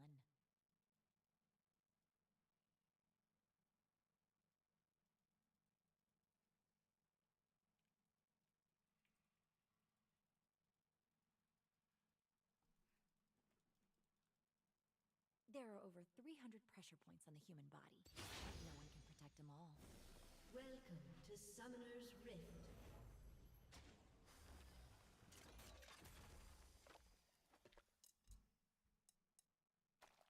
Seconds until minions spawn.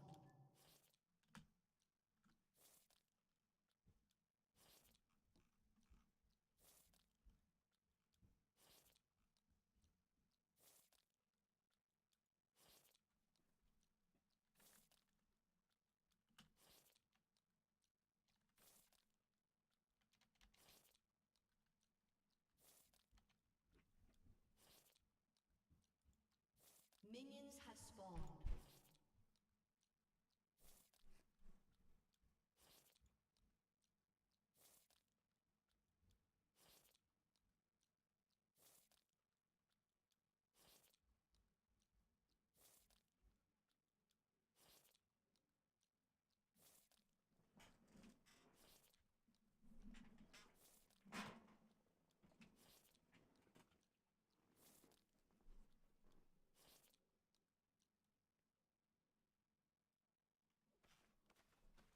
No more meditation or masters. You may want to rethink this little encounter.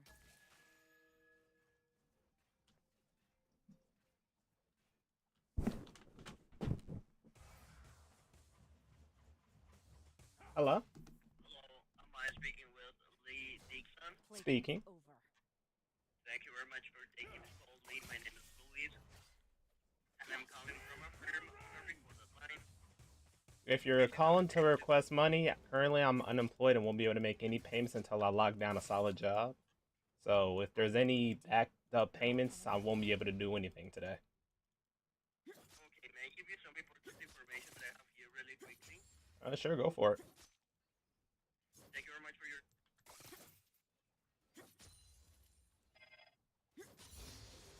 Ha, imagine. Restraint's not really my thing.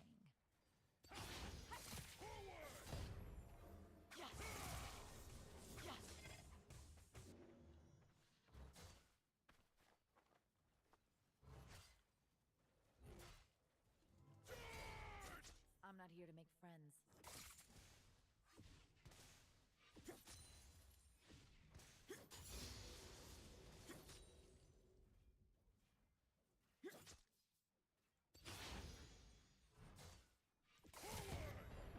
If they're smart,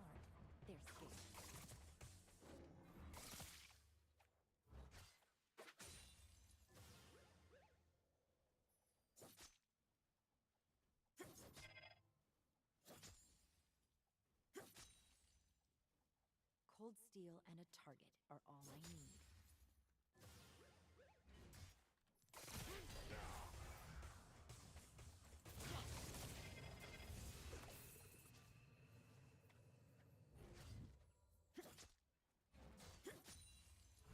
Magic's fine. Steel's better.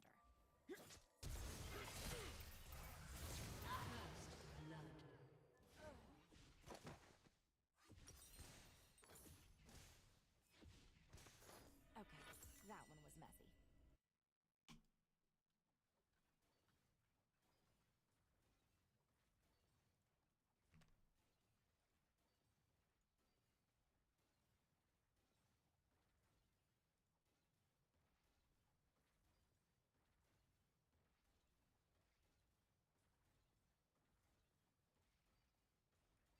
I am my own master, just the way I like it.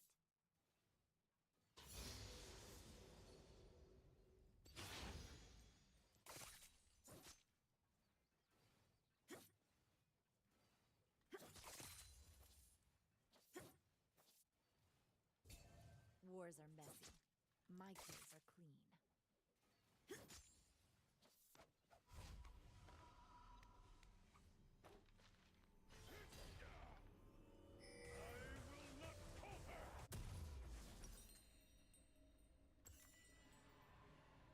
If you look dangerous, you better be An dangerous. enemy has been slain.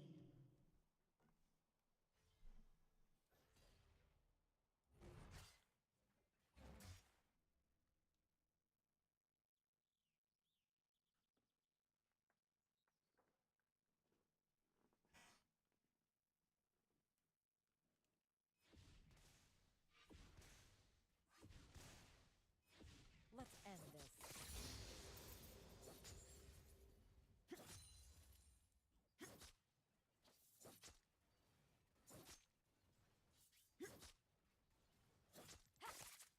An enemy Two moons, I could feel my soul start catching on fire. You knew, yet you kept it to yourself, to yourself. 2 moons, I get lost on my way searching for liars. This ain't good for my health. No, this ain't good for my health. Sorry, please excuse me for my mess. My heart's been pouring through my chest. I fell through corridors and broken floors. I'm sorry that I left. Fell asleep in my new bed. I can't feel happy in my head. I see 2 moons and nothing more off of.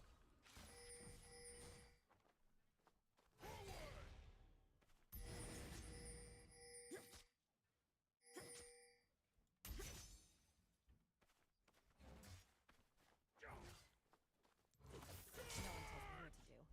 Not anymore.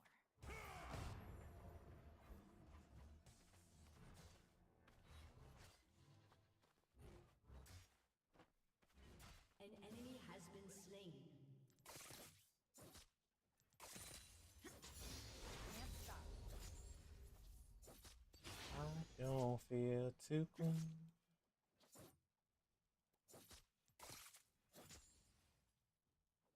And I don't want to be the one to make you cry.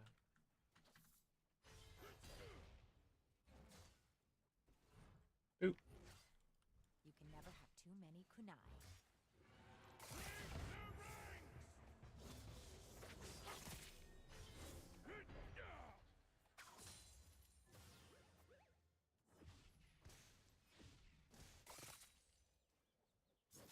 They can't stop me. I mean, they can try.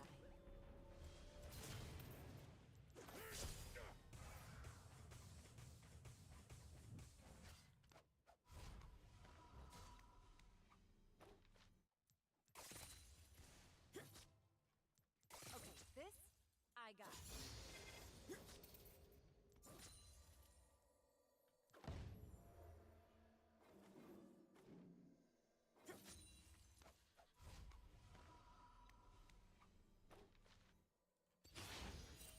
Skill and steel will get the job done.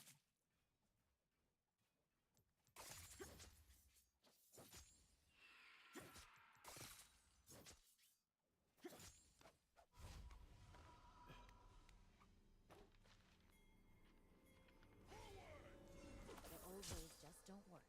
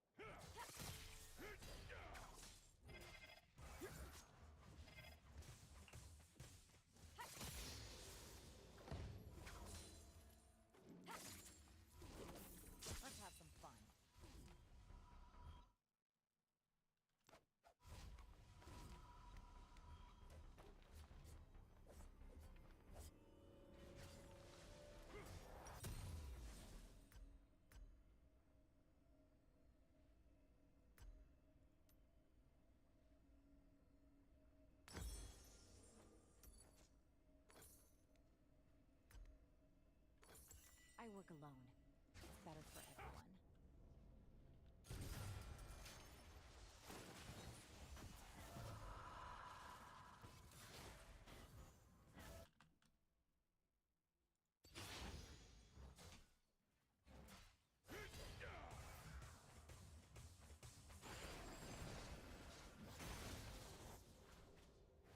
It's not about the An killing. ally has been It's about slain. using the dying.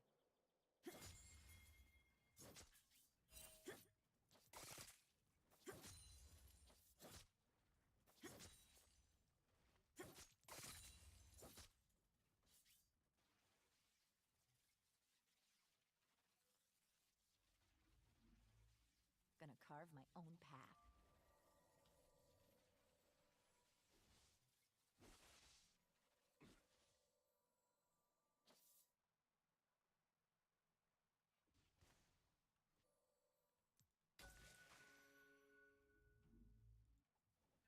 So many enemies, so many knives.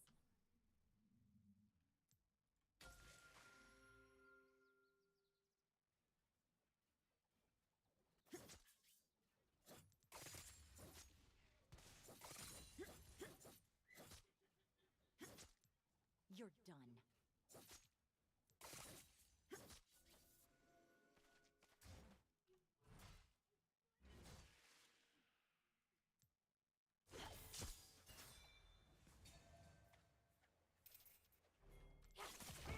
You will not stop me.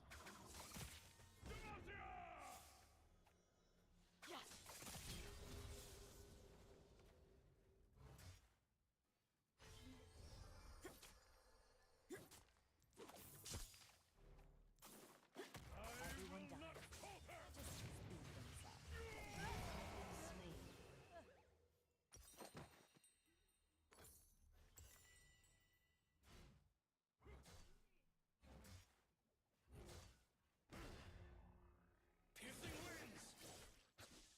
Slain. No? Okay. Okay.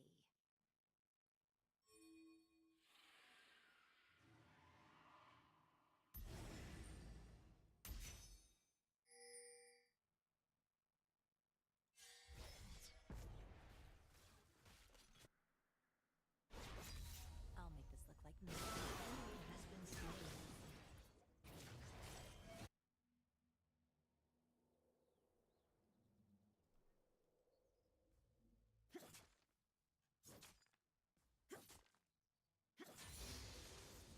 Words on their tombstones will remain in mantras.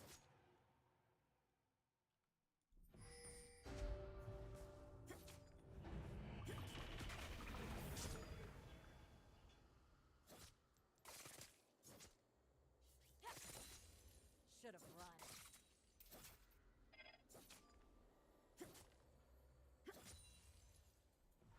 If I said you're a beautiful girl, would it upset you? The way you look tonight, Come silhouetted, I'll never Depends. forget it. Oh, Fiona, Another minute. your sword Actions has speak touched my heart. Oh, consequences. Fiona, Eliminated. I could tell anything in this world keep us apart. I won't let anything in this world keep us apart. No more meditation or masters. Boop, boop, boop, boop. Hey, it's where they put me, right?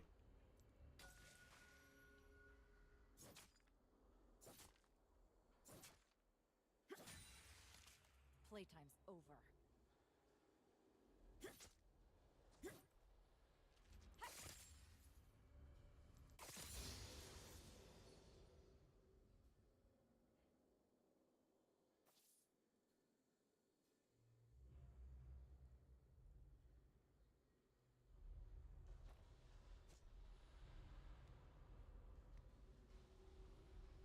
An ally has been slain.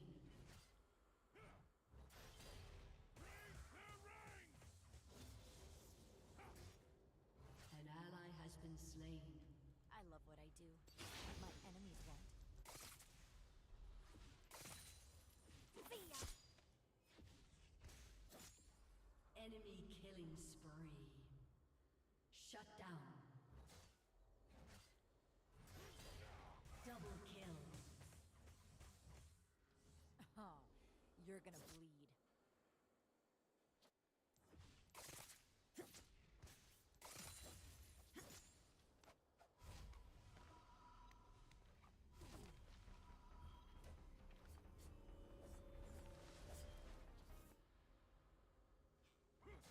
Restraint's not really my thing.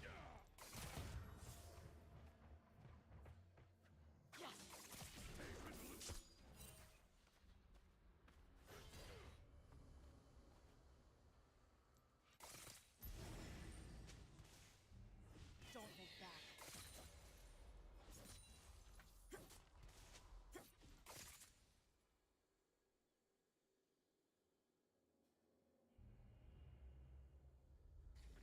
An enemy has been slain. I'm not here to make friends.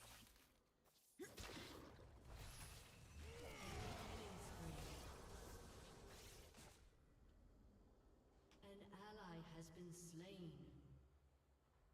An ally has been slain. If they're smart, they're scared.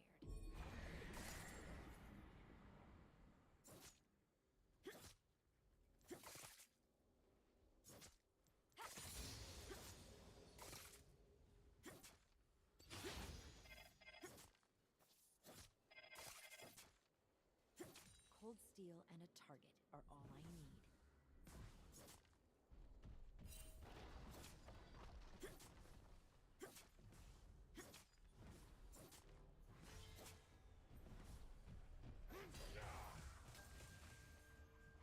Your turret has been destroyed.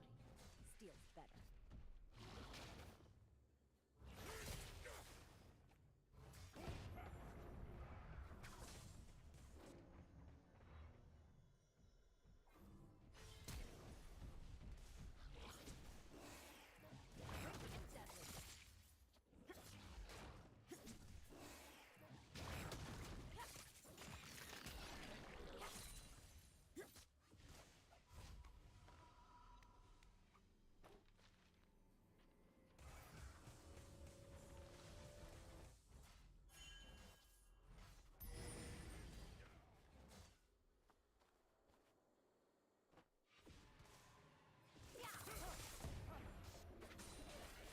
Many foes, one fight.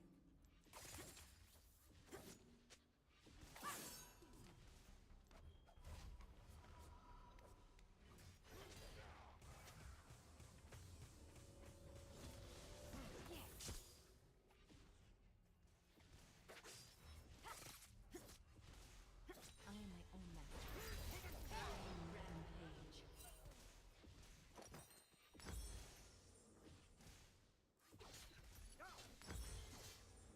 Rampage.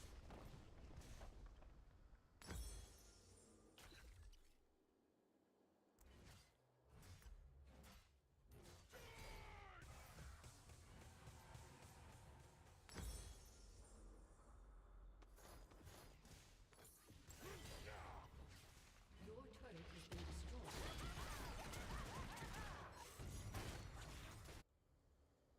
I was just warming up.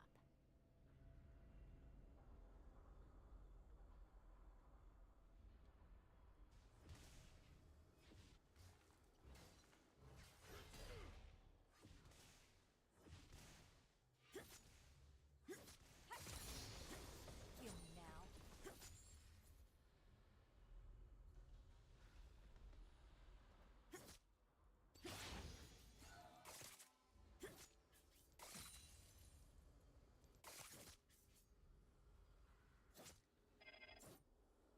Wars are An messy. ally has been slain. An ally has been slain.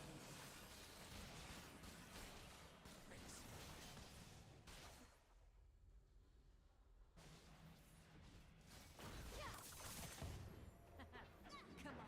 You have slain an enemy. Your turret has been destroyed.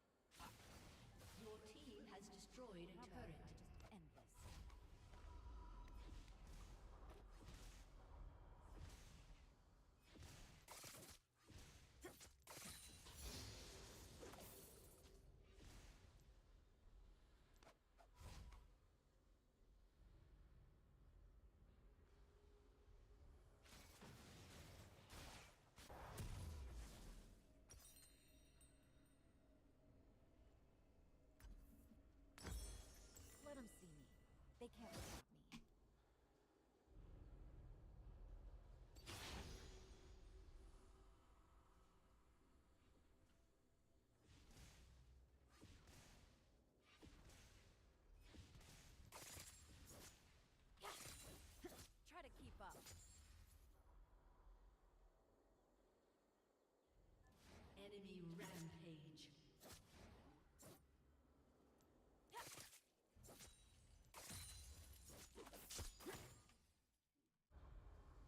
No one tells me what to do. Not anymore.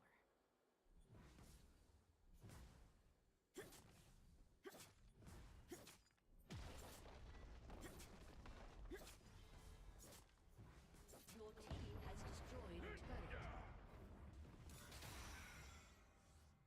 You can never have too many kunai.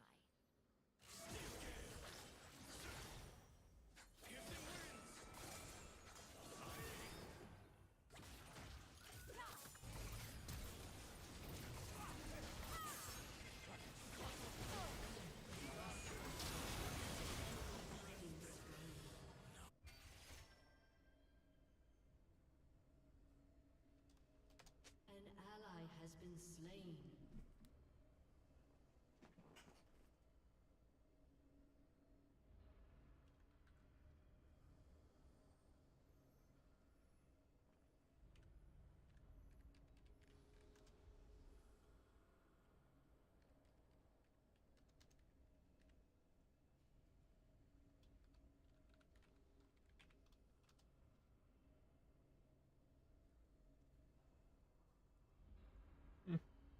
Lesson learned. An enemy is dominating.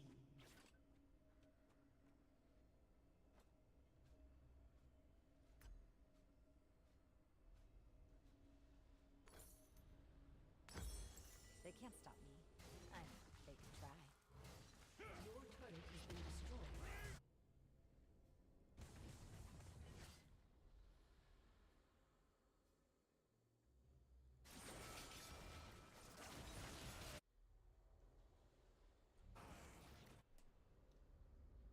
Skill and steel will get the job done.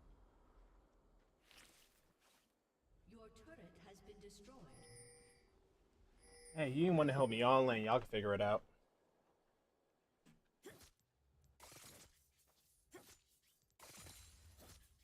Better bring it.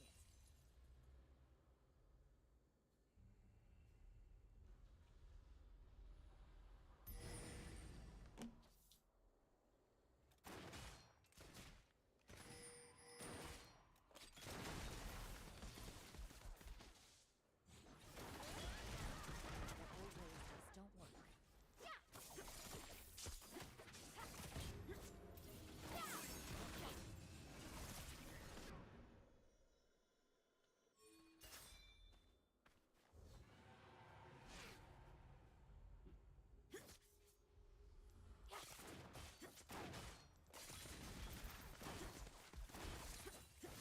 I make problems. Enemy rampage. An enemy is godlike.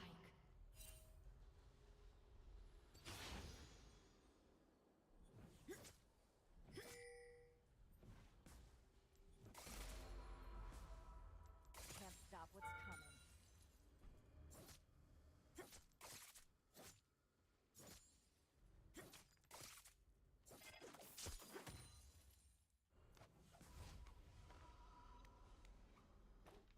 An enemy is unstoppable.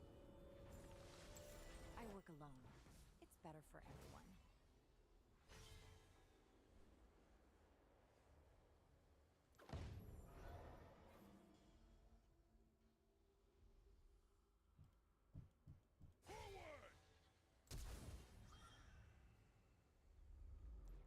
It's not about the killing. It's about who's doing the dying.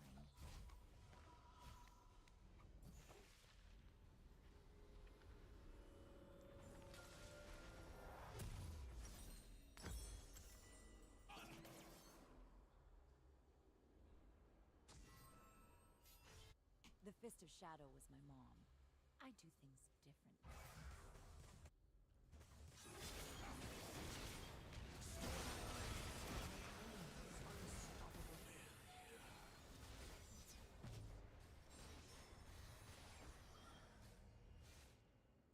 Gonna carve my own path.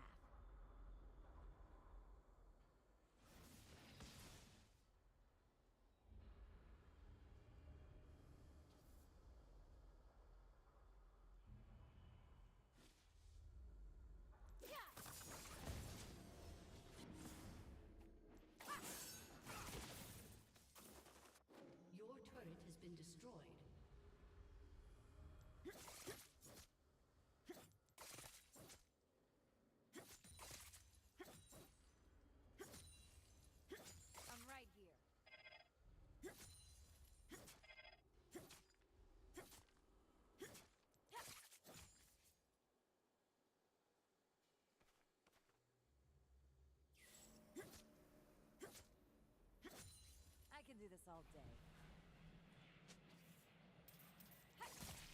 An enemy is legendary. An enemy dominated. Your inhibitor has been destroyed. Enemy double kill. You have slain an enemy. I'm already thinking about my next. Your turret has been destroyed. Your inhibitor has been destroyed.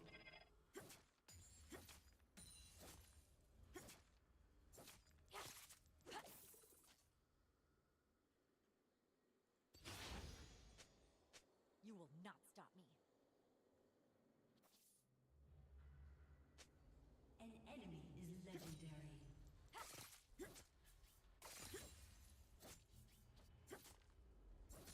Hey, you know we should have did that earlier, right? Your turret has been destroyed.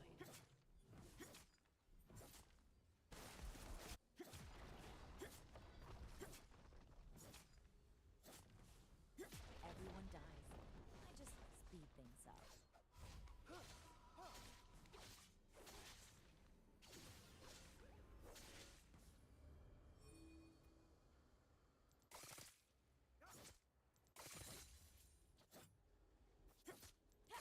This won't take long.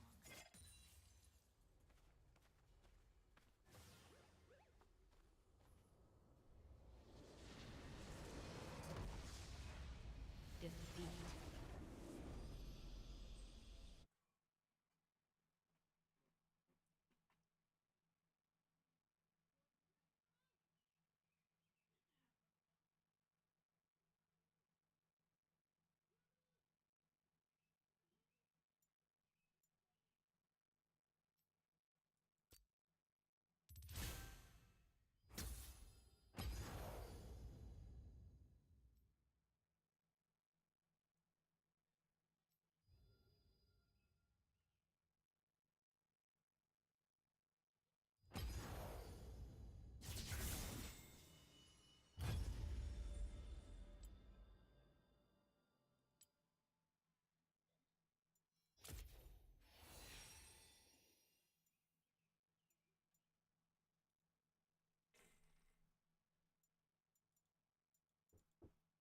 Yo, what up? Can you do something simple real quick?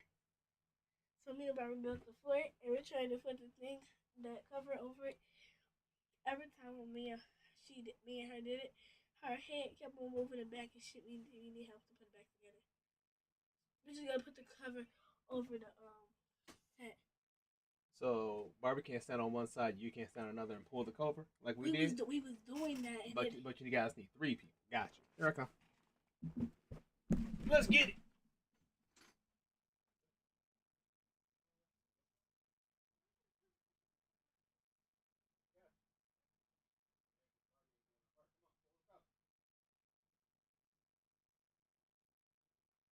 There you go. Now imagine you guys already pre-did that, and then you just lift one side and pop up. I'm just saying.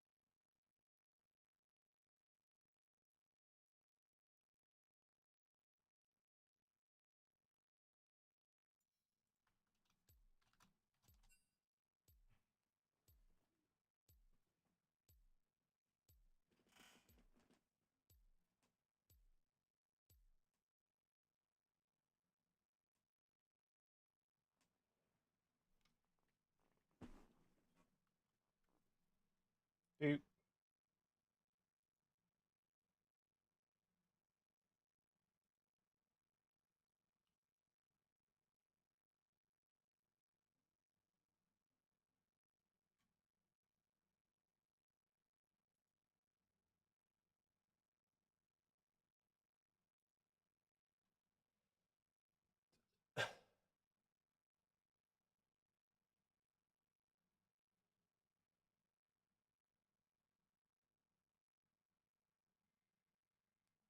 You notice how they got your team? Yeah, I noticed, but you know, you can't do nothing about that. I know.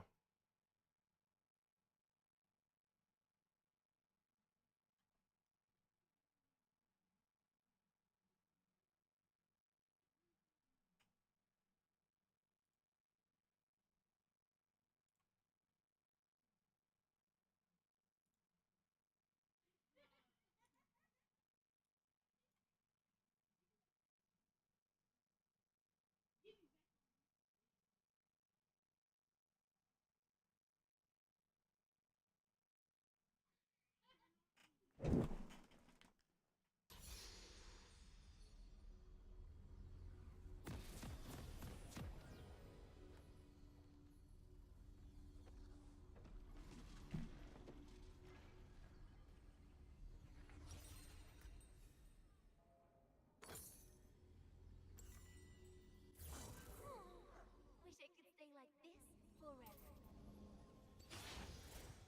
Welcome to Summoner's Rift.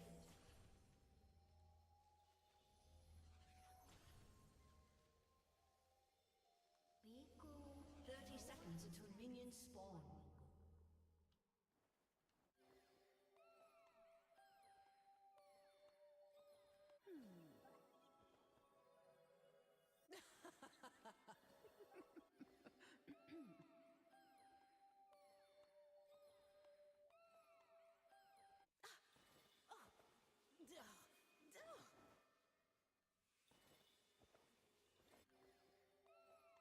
Minions have spawned.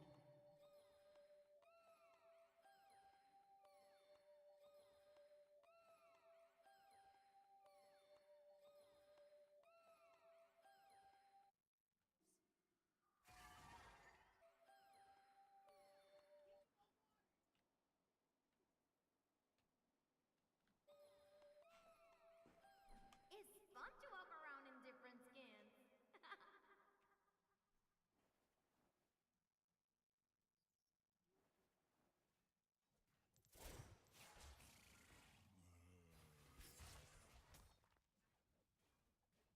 If Nico can be everyone, how can Nico be sure she's anyone?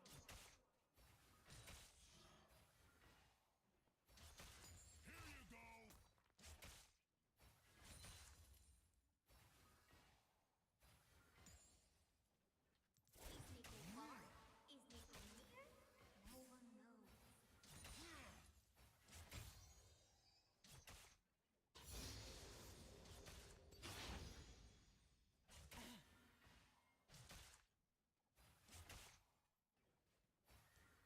I am normal. Everything's normal. Nothing to see there.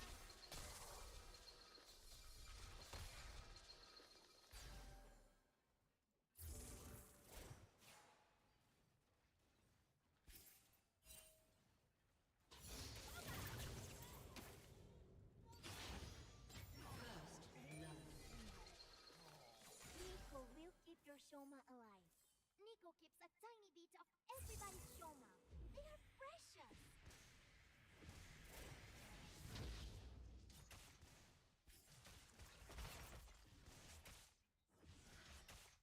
No one expects Nico to not be Nico and to be not Nico instead.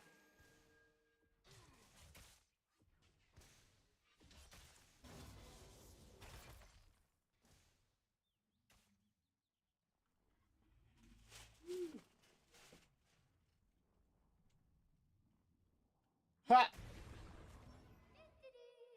Just Do like on away my in my bucket list, dreams. not being Nico. Myself for doesn't lead to. I thought the island was my home, the outside world a great unknown. An enemy has been slain.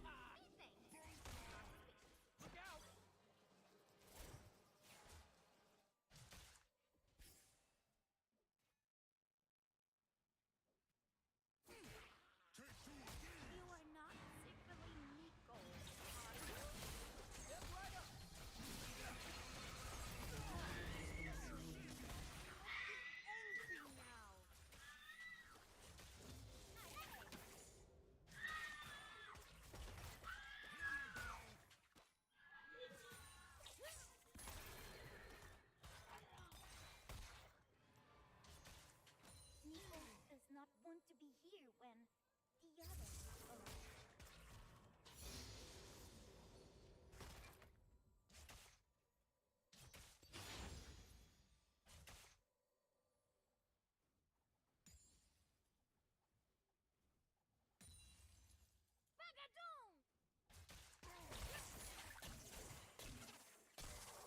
have slain an enemy.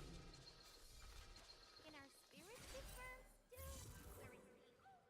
I saw Nico by the river. Everyone knows Nico likes rivers. An ally has been slain.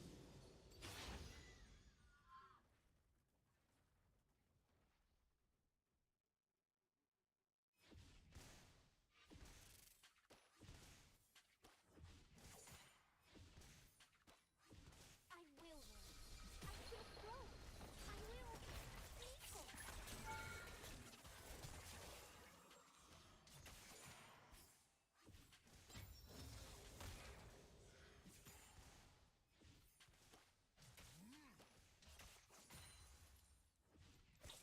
It's a battle time!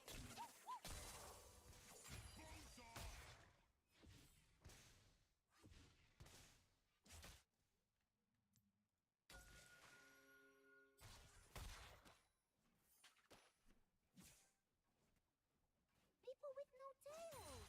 Are they lonely? An ally has been slain.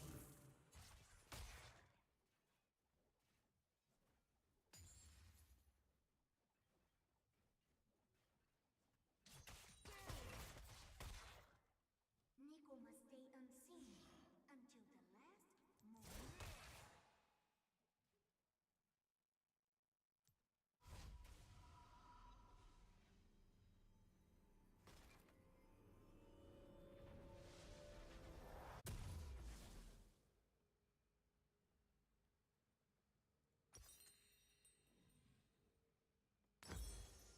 An ally has been slain.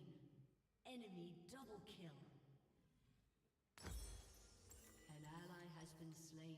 Nico, no one suspects you are Nico.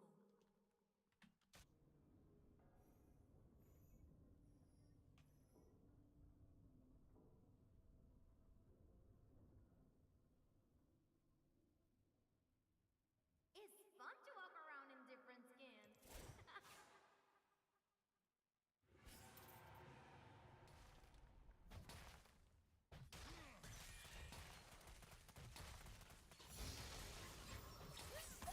Killing spree. Told you to not get close. Why did you not listen? We are to fight now? Let's go!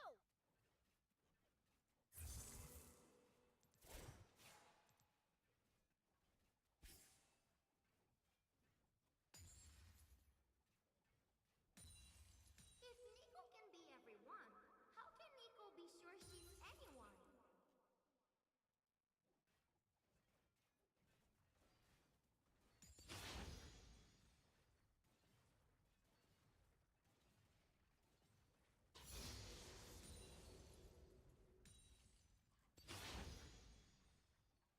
Is Nico far?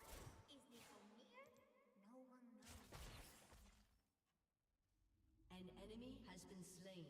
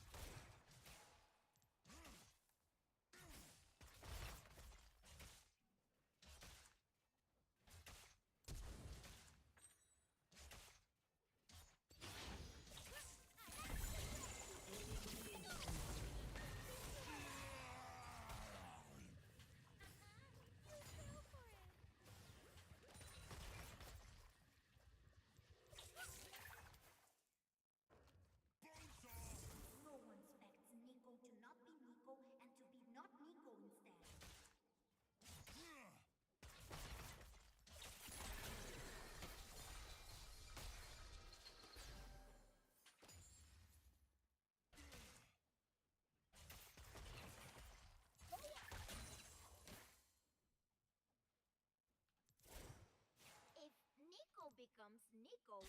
What does she look like?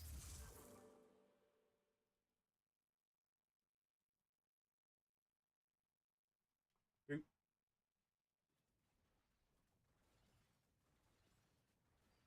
Enemy killing spree.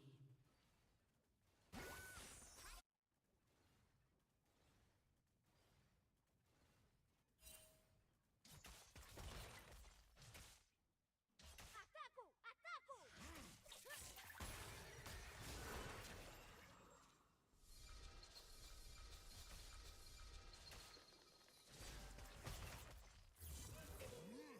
Just minding my own business.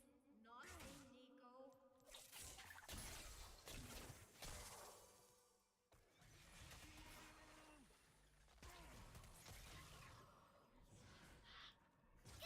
You have been slain.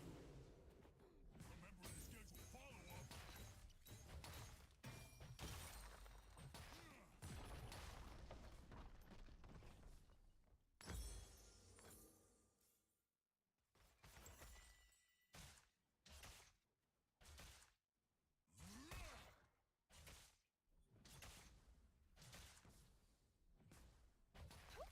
Nico back in her Nico skin.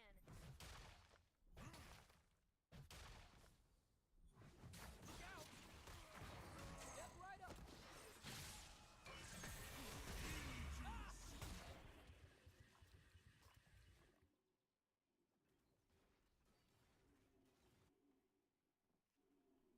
Sharing memories, colors, feelings is magic. Magic connects people. Enemy rampage. Enemy rampage. It slowed down? No. An ally has been slain.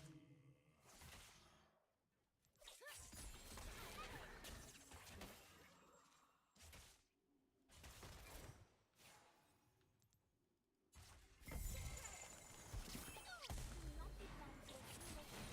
There are so many more.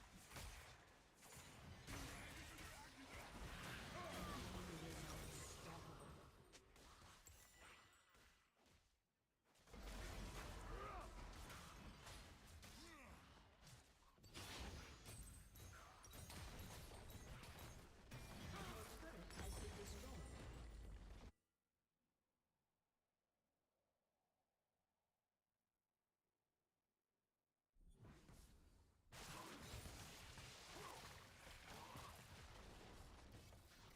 Enemy killing spree.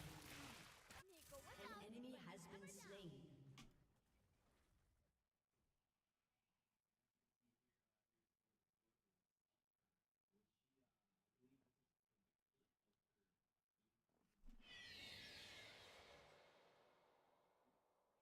This is very exciting.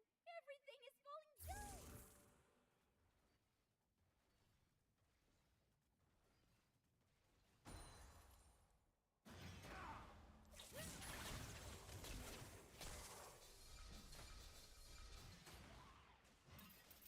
How can anybody miss me? Uh-oh. Oh, I'm dead.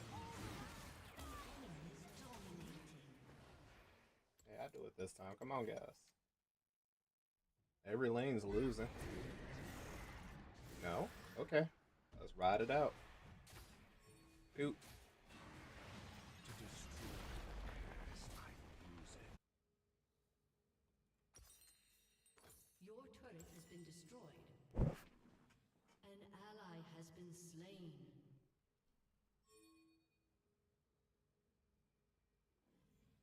Movie cat Enemy vacation over. rampage. Back to work. Your turret has been destroyed.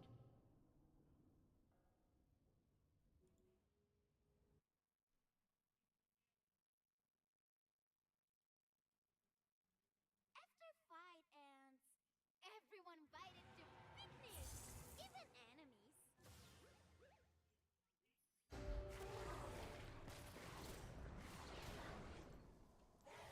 Your inhibitor has been destroyed. After fight, can Nico tell you about godlike. movie cat tribe?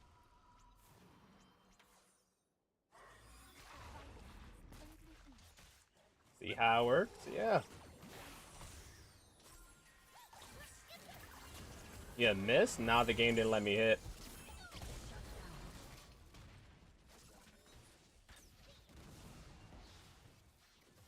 The UV cat are gone. Hey, the little fire things are back. Nice. Thrive now.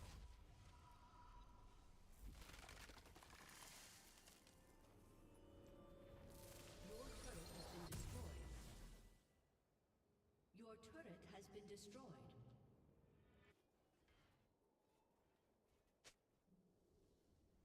The spirits are all around me.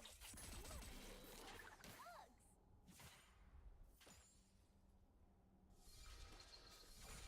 An ally has been slain.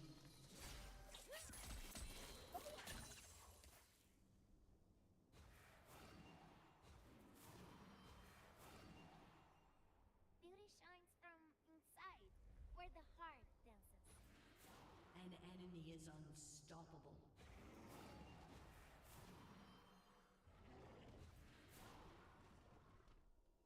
Your turret has been destroyed. Nico might have a thing for birds. And bird people.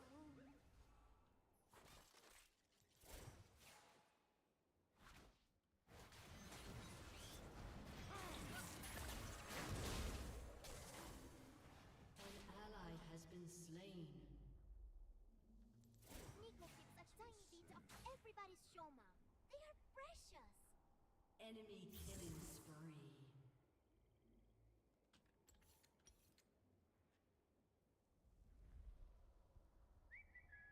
I am definitely not Nico.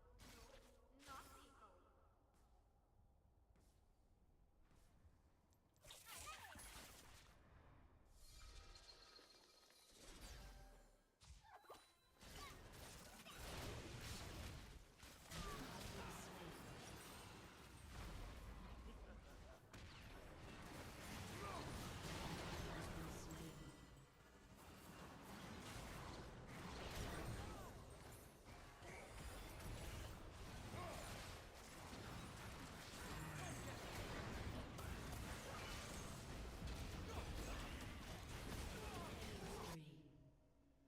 An enemy is dominating. Enemy double kill. Aced. Hey, would you look at that? Imagine. Your turret has been destroyed. Had to find it all. Your turret has been destroyed. Defeat.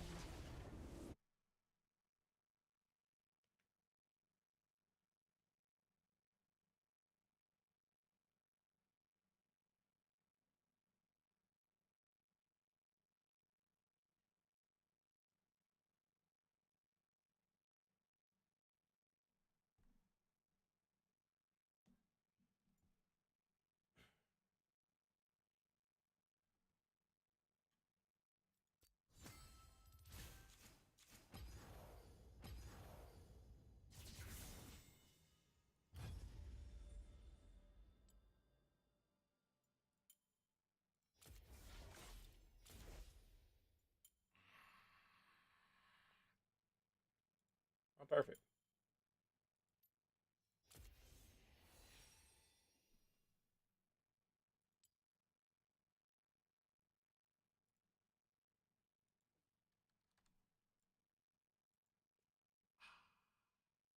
Oh, we gotta wait. Oh, we got Nico.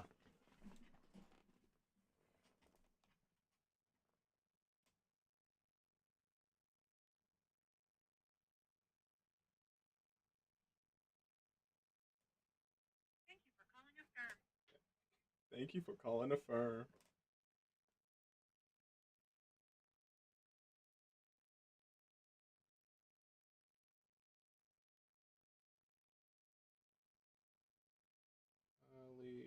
Let's talk the next step. Not only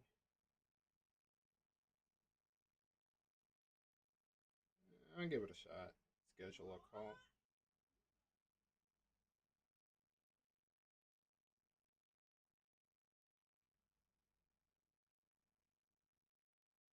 Meh. But then again, what company is that? It's just a random company.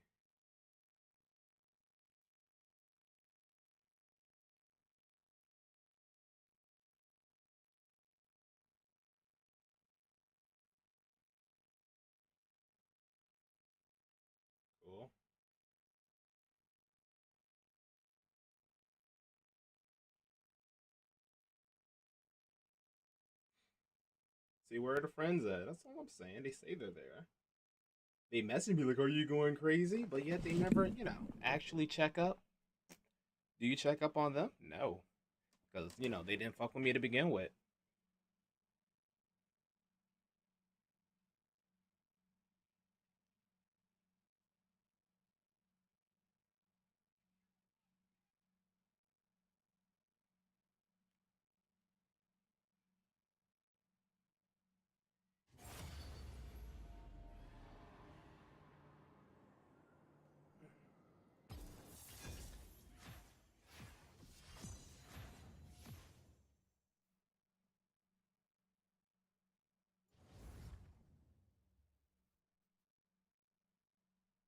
Hey, that's pretty cool. I like that.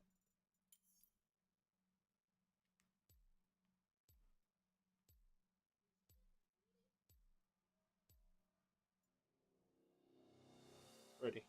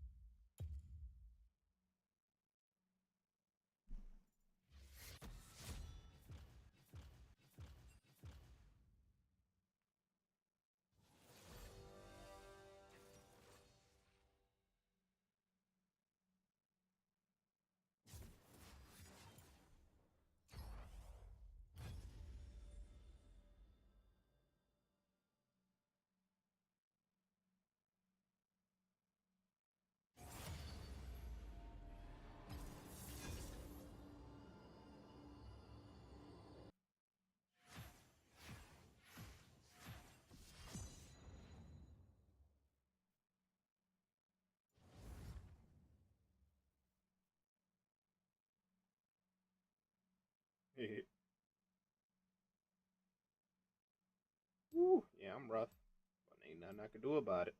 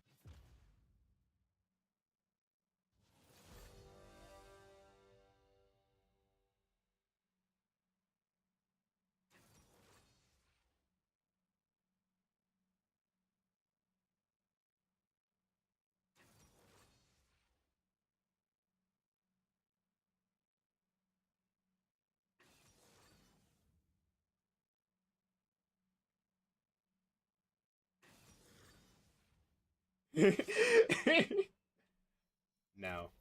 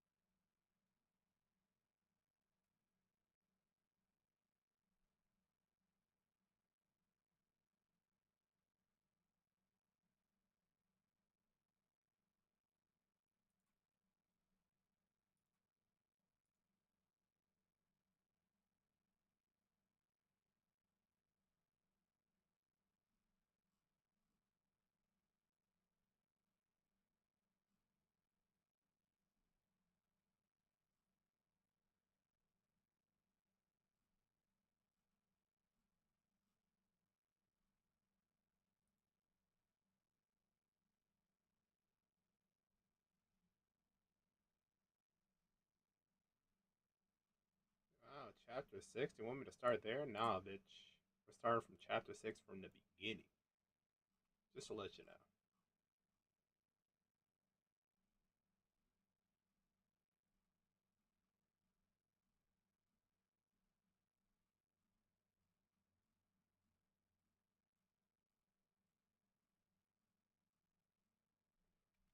Boop, boop, boop, boop.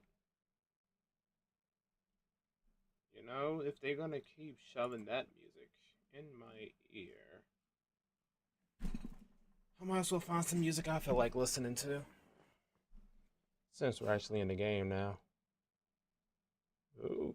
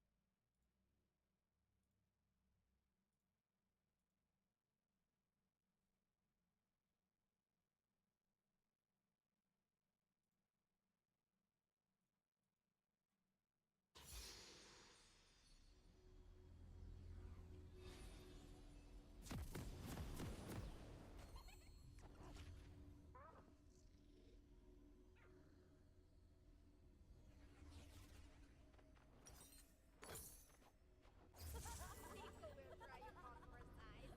Ooh, I love it.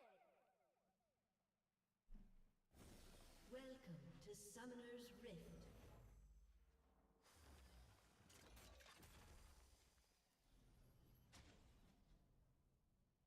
Seconds until minions spawn. 1,368 songs. Come on now. You know, notice they never gave you this song, right? Ever.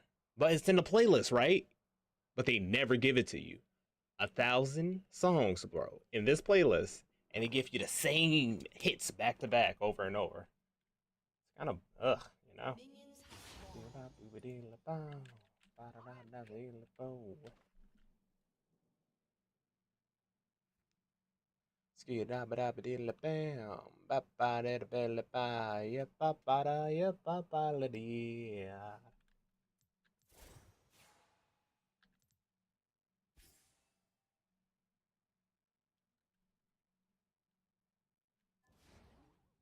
No one expects Nico to not be Nico and to be not Nico instead.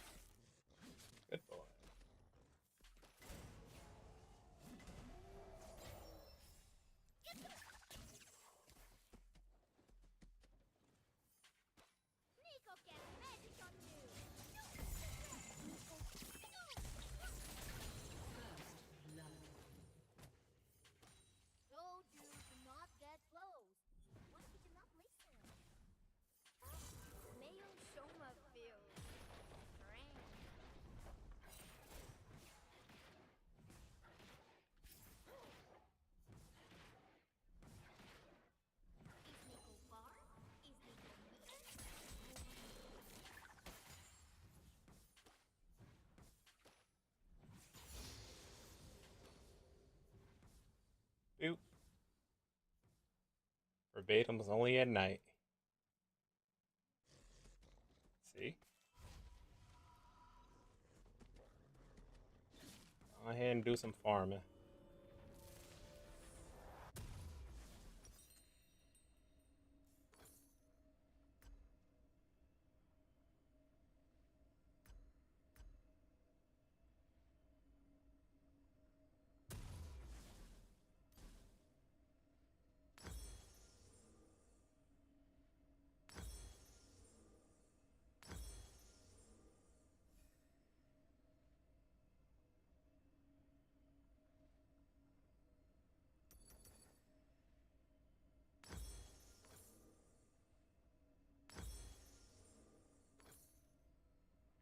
If Nico knows you're Shoma, Nico knows you.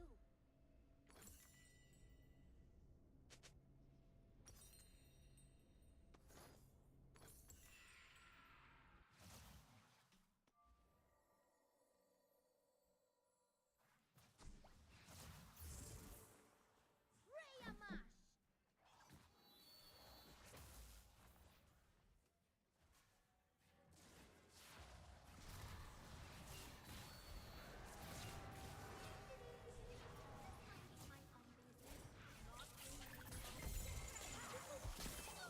You have slain an enemy. An ally has been slain.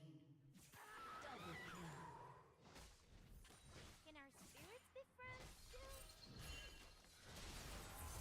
Nice to be something different for a change.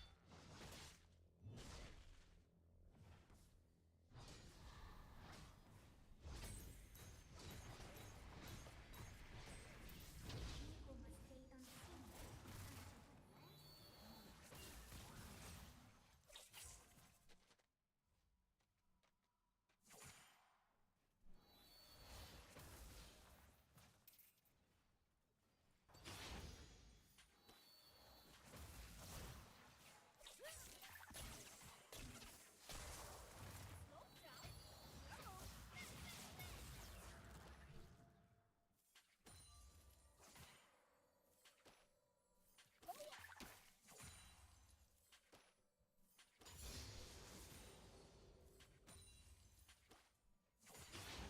Your ancestors will feel this.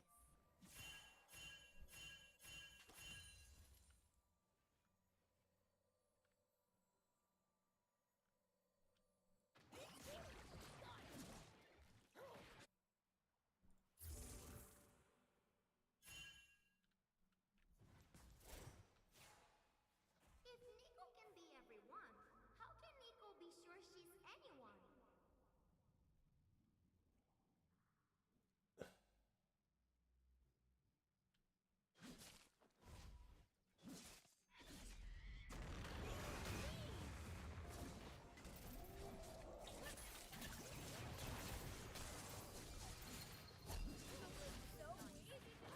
Shut down. Fuck them up. Don't worry about it. I'm dedicating every day to you. Domestic life was never quite my style. When you smile, Has been slain. you knock me out, I fall apart. And I thought I was so smart.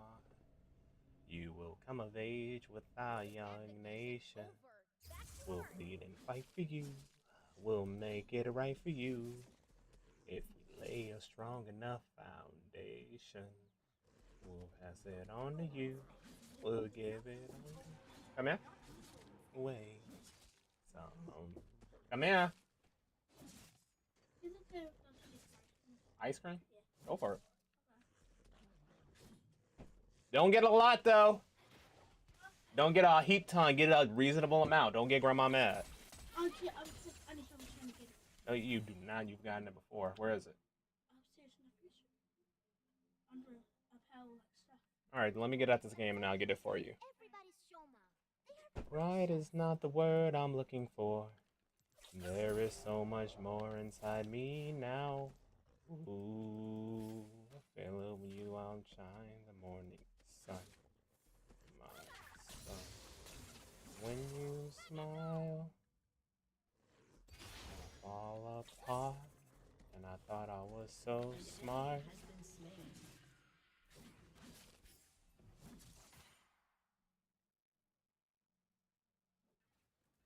What to do now? Find cheese bread? Ooh, have picnic! Um,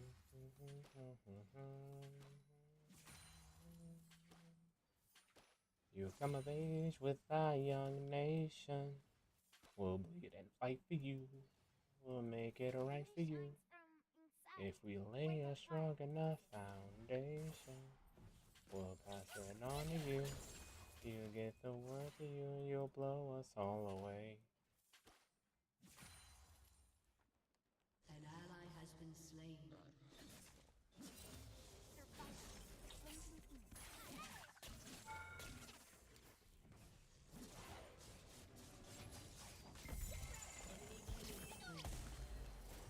An enemy has been slain. Sharing memories, colors, feelings, magic.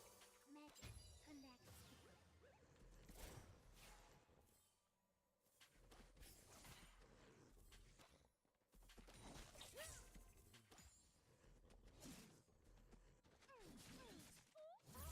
Nico will An not ally has been slain.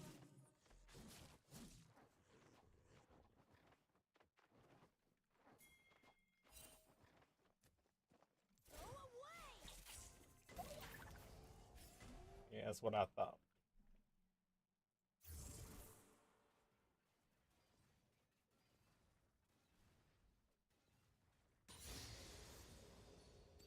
Where is Nico?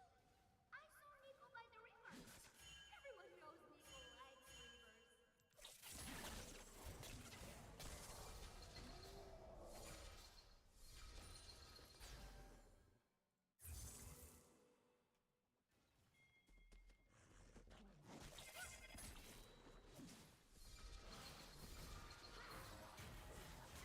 Do not be found to a single You have been slain.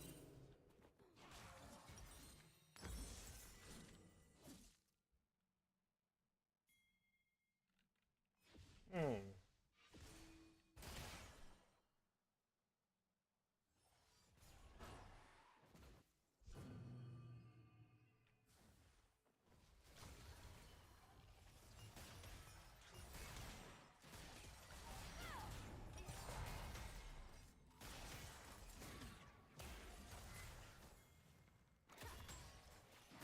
Nico was out, but never down.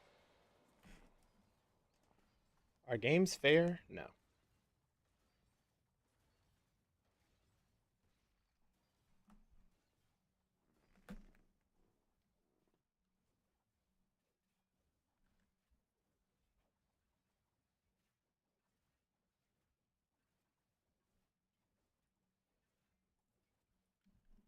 Nico is on her fourth tail.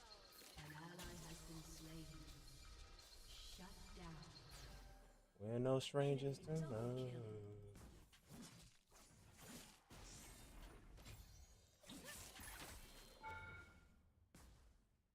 After fight ends, everyone invited to picnic, even enemies.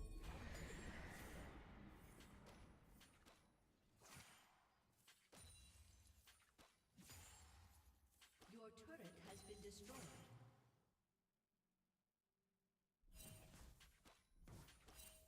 No, Theo, we must be angry now.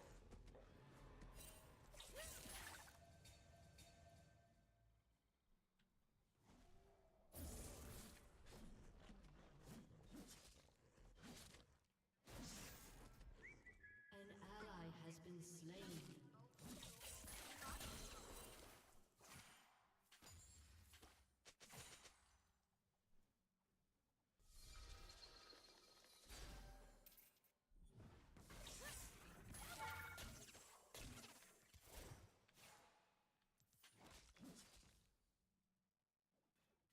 The UwU cat are gone. Nico is her own tribe now.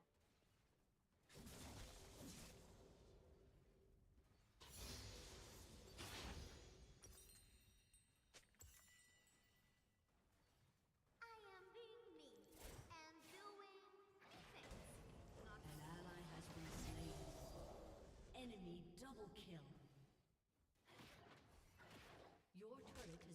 destroyed.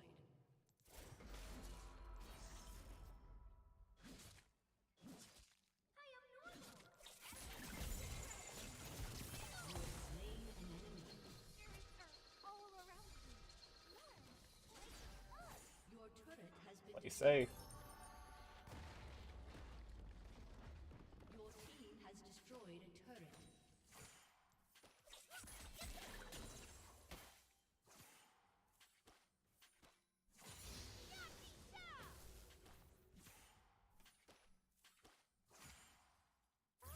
Now we are bonded. Thank you. Nice try, but no Nico. No one suspects poor Nico.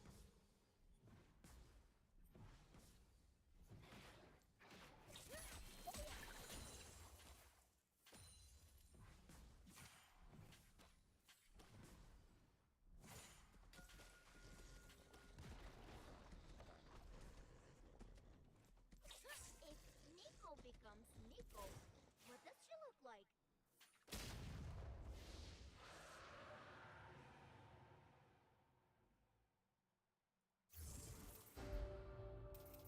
It's fun to walk around in different skins.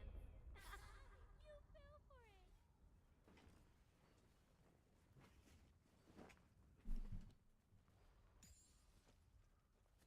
That's your shit. Go ahead and dance to it. Shake that ass. Shake that tail. Come on now. An ally has been slain. I feel gross. I will. Nico.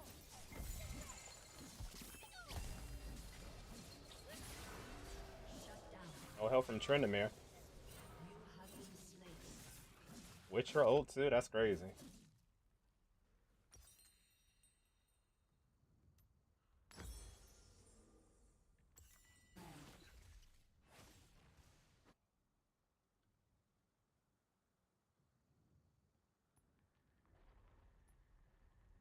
Your turret has been destroyed.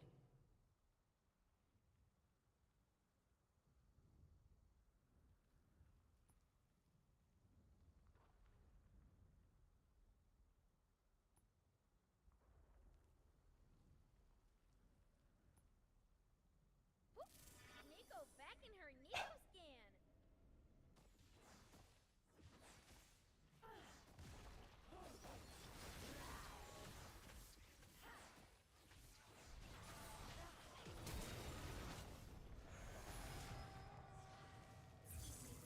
Enemy killing spree. Shut down. Your turret has been destroyed. Shut down. Enemy rampage. Just minding my own business.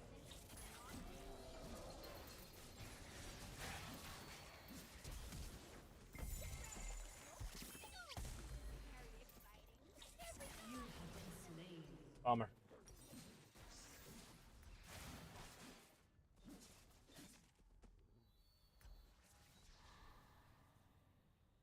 What do you want to buy? That's a good question.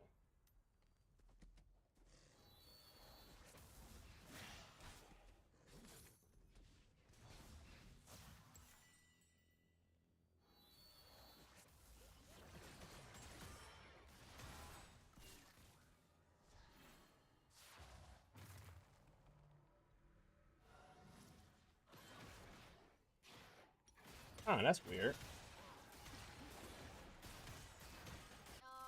We haven't surrendered yet. Everywhere. It's past 15 minutes, so we just can't surrender? Alright, now I gotta do some investigating. Okay. Let's see. Come on, not quit fighting with me. Interface. I think chat's in here. Your turret has been destroyed.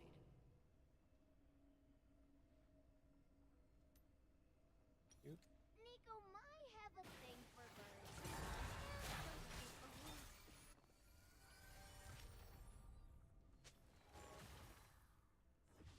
you are not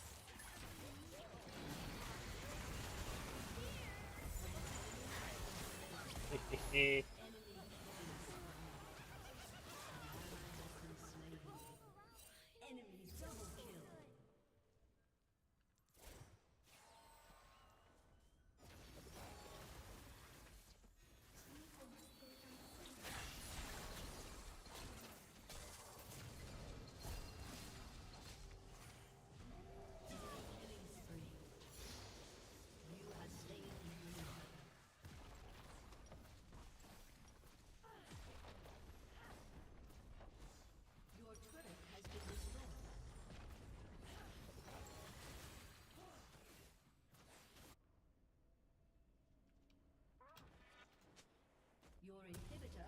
destroyed.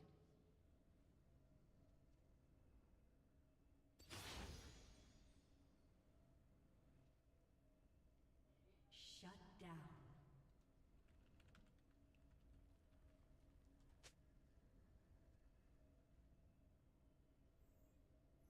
Movie cat vacation over.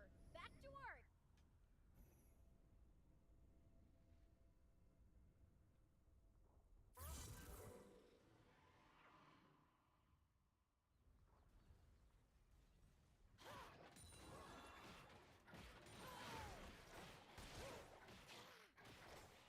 If Nico can be everyone, how can Nico be sure she's anyone?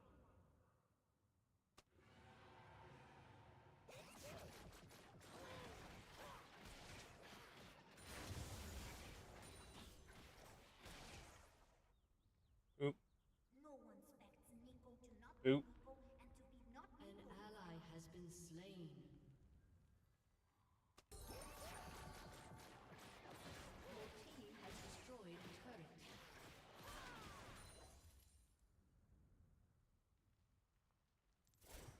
Where is Nico? I saw Nico by the river. Everyone knows Nico likes. Your team has destroyed a turret. An ally has been slain. Enemy double kill.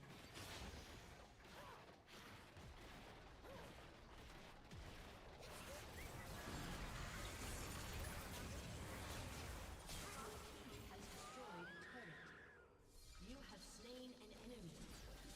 Your turret has been destroyed. You have been slain. Show me how it lasts.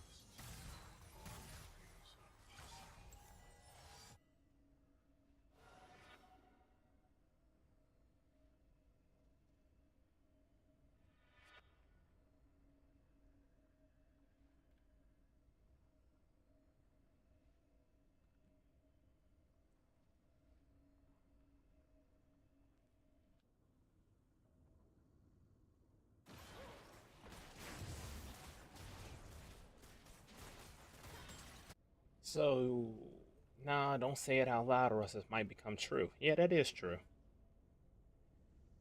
I'll keep it to myself, but I'm thinking it. Nico was out, but never down.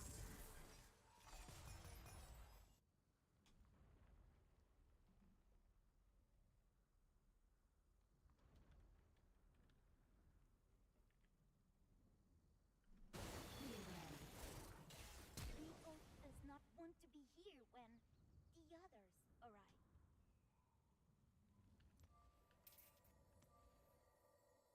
An ally has been slain. Your inhibitor has been destroyed. Enemy double kill. If Nico knows you're Shoma, Nico knows you.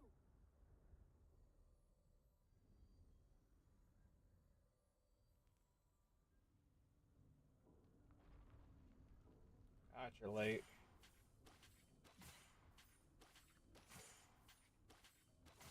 People with Your team has destroyed an inhibitor. Yes. Your turret has been destroyed. He completely stopped me. Killing spree. And we still got an inhib. But they got all yours. Who cares? The whole game was rigged from the start, bro. What do you want? Trindamere ain't doing shit. That is all game. I haven't used it once, really. Hey, he used it. Oh, shit. Is he going to get somebody, though? Is he?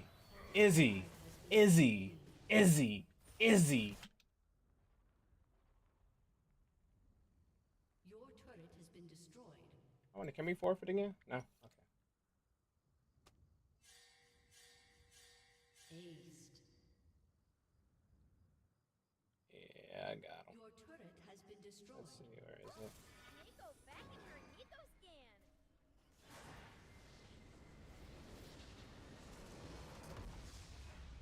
Defeat.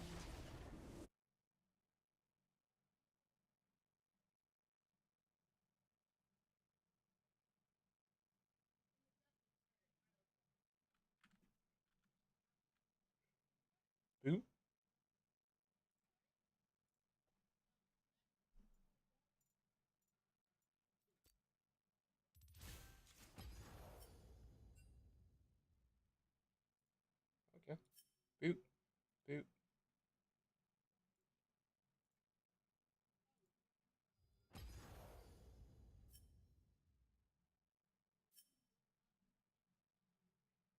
Ooh.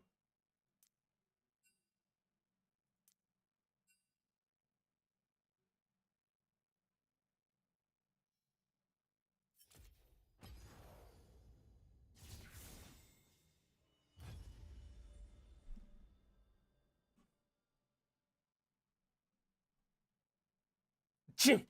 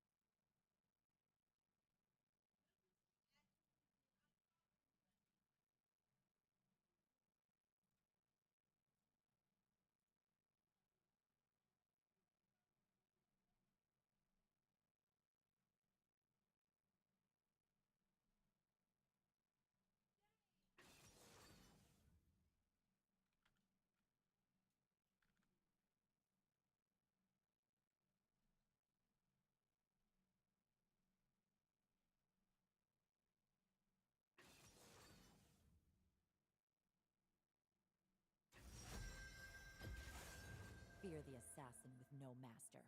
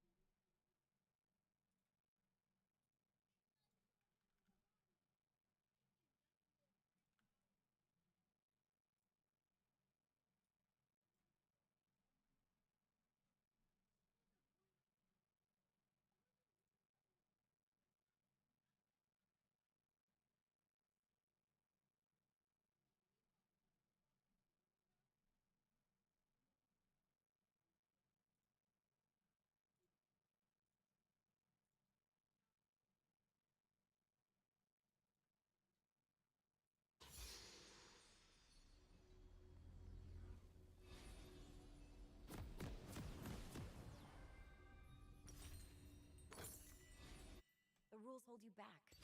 Leave them for someone who needs them.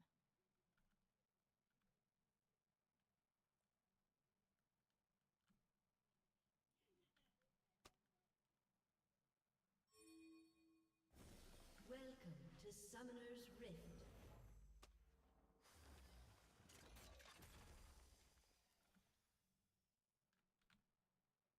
Seconds until minions spawn. They also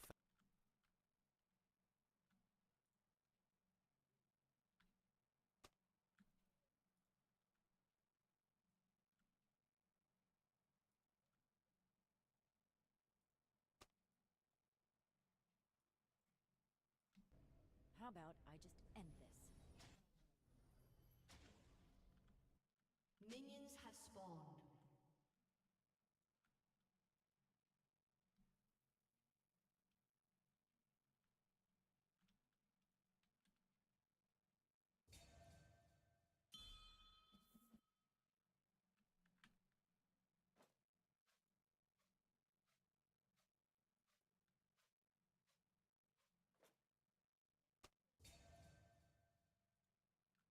Everyone dies. I just speed things up.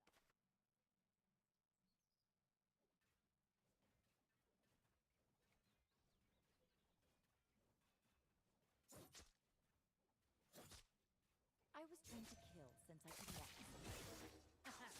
Come on, I dare you.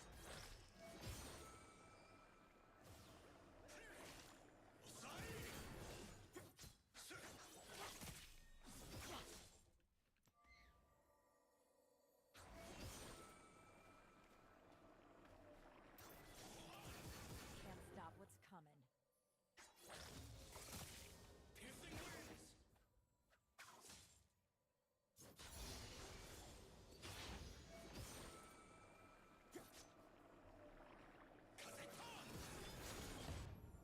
No more meditation or masters. Actions have consequences. Yes!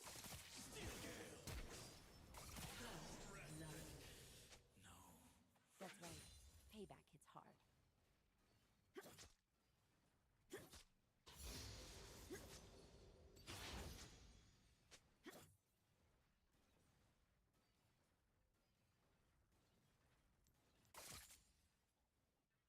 I am my own master, just the way I like it.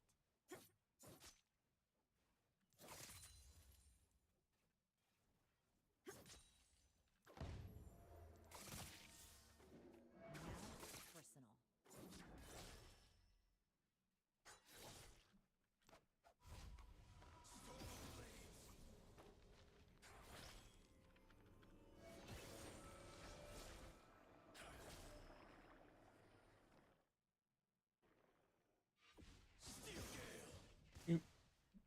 Gonna carve my own path. Stay, don't stay. Make your mind up.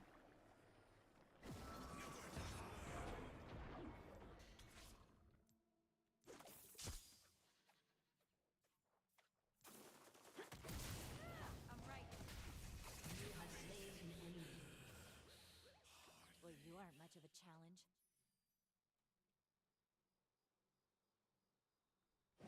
Ooh.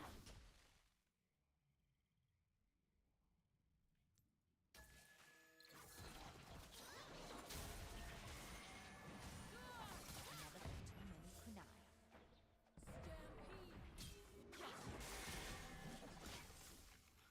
I'm dead. An ally has been slain. You have been slain.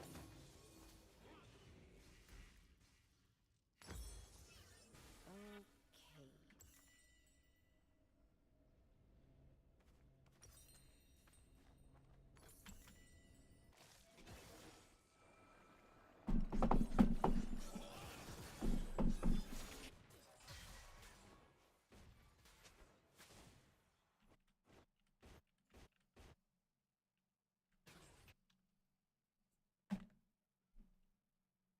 Magic's fine. Steel's better.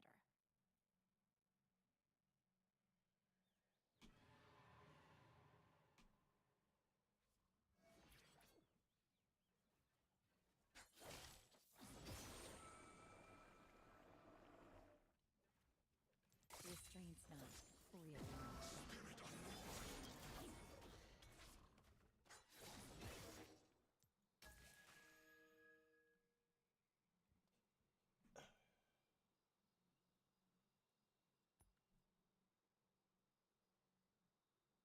I'm not here to make friends.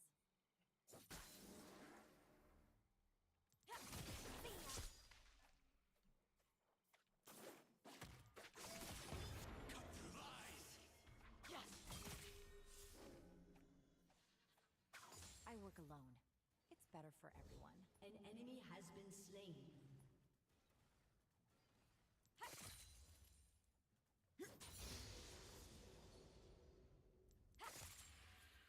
Ah.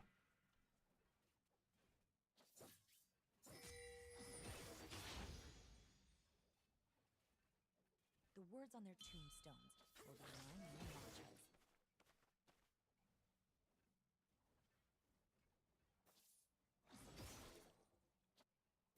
An enemy has been slain.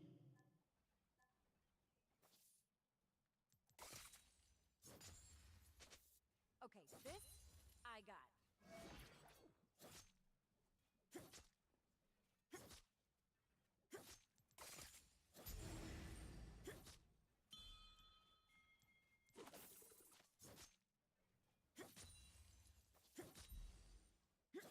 You're done.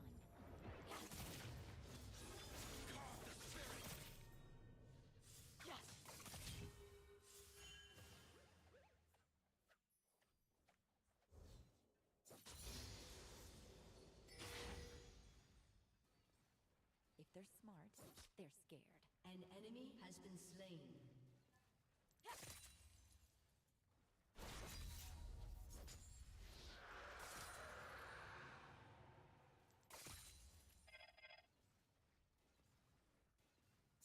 Skill and steel will get the job done.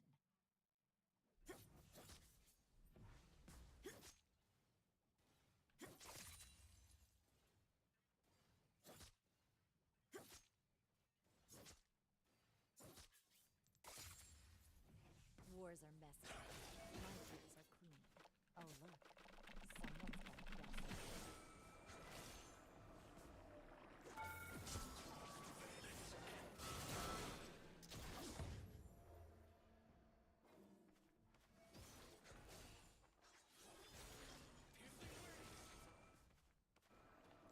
Playtime's over.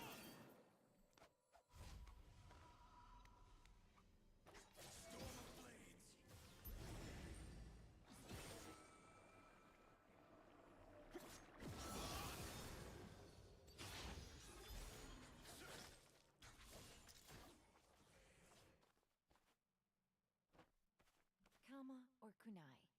Depends how I'm feeling.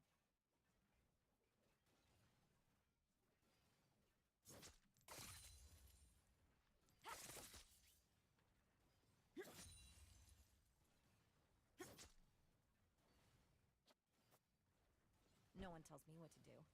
Not anymore.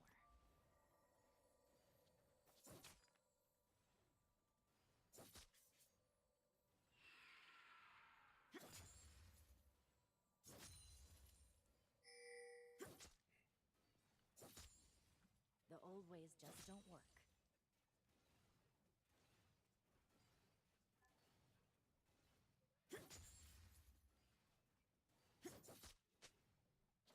Hmm.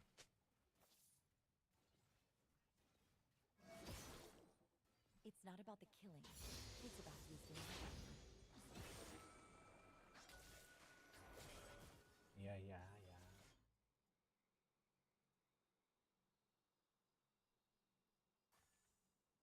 So much to love. So much to love. Yeah!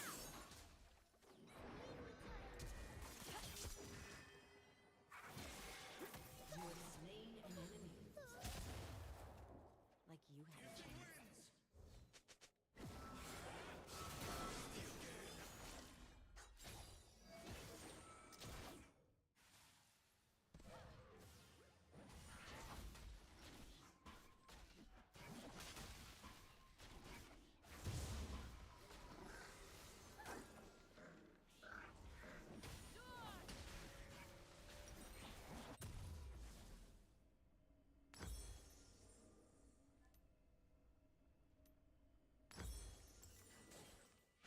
Fist of Shadow is mine.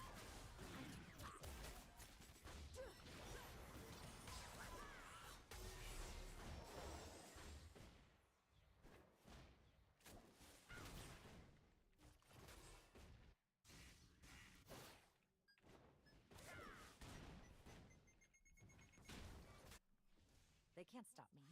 I mean, they could try.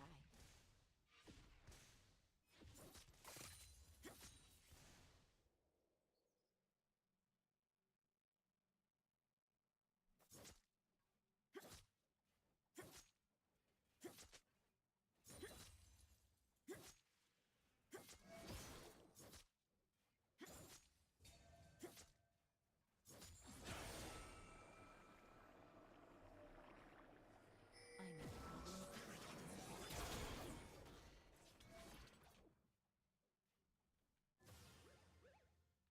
problems.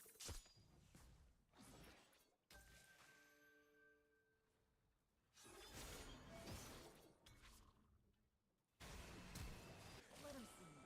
They can't stop me. An enemy has been slain.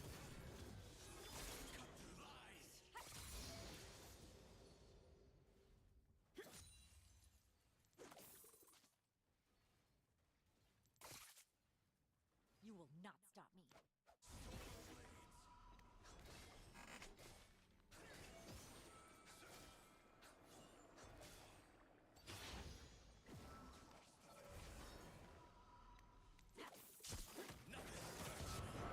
Cold steel and a target are all I need.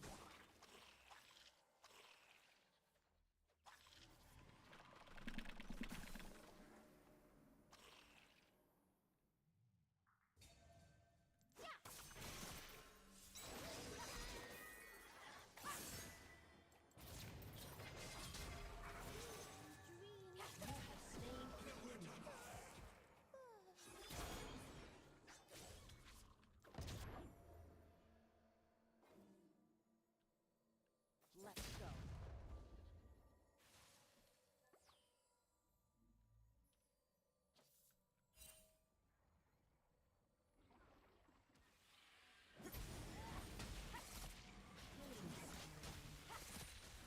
I love what I do.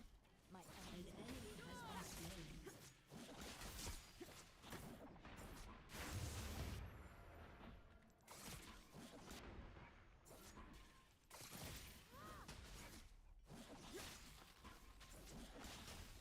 Let's have some fun.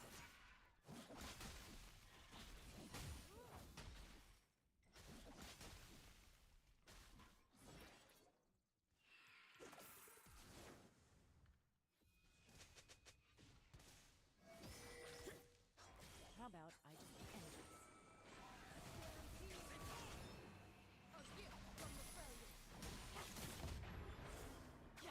Killing spree. Who's next?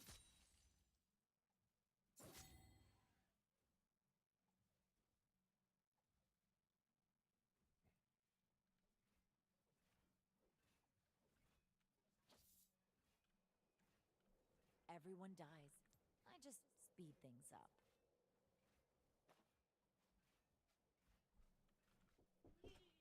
What up? Did you just turn off the internet? No? Everything just went off. Down. I just turned off. You know, internet provider fucking with us. Been slain. We're good.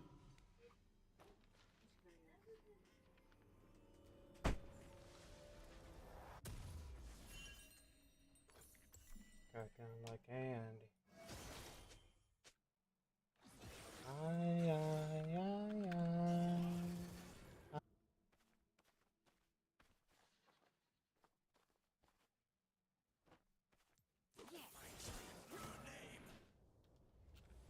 A summoner has disconnected.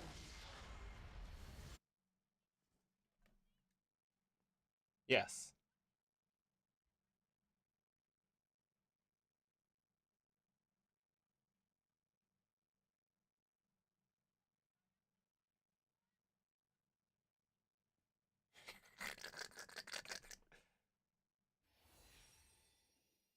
It's still in the light playlist.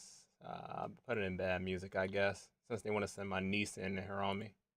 Trying to make inappropriate jokes. They've been doing it all year and it's disgusting, but hey, That's America. Don't we love it here?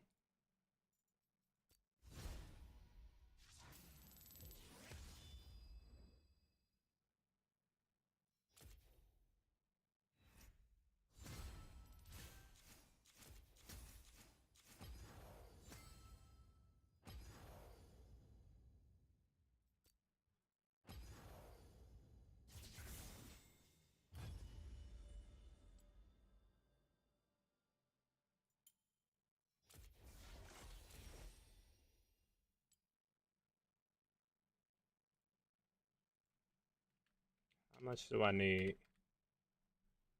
Yep, 500 more.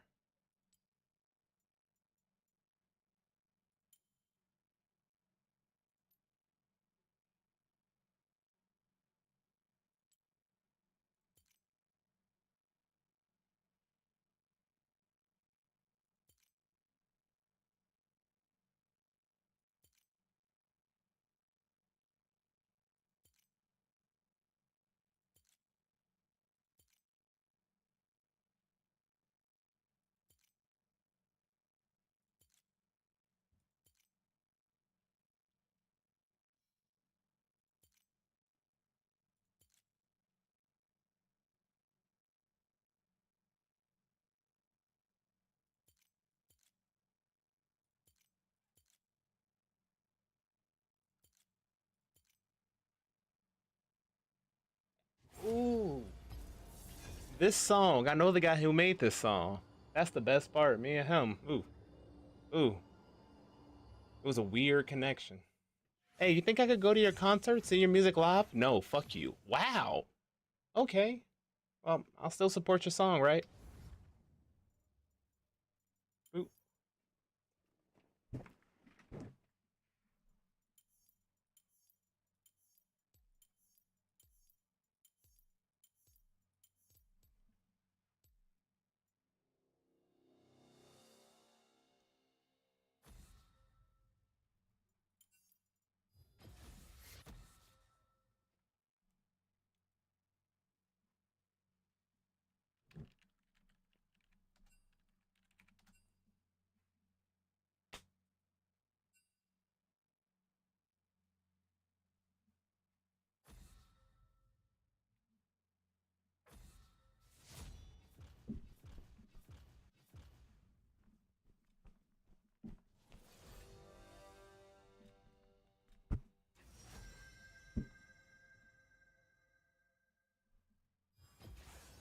Fear the assassin with no master.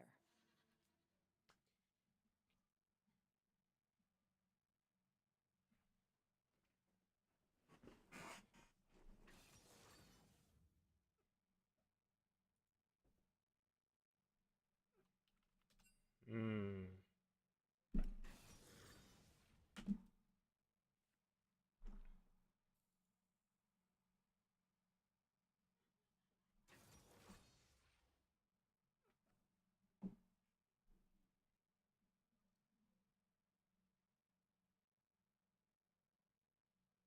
Come on, Warwick, don't be shy.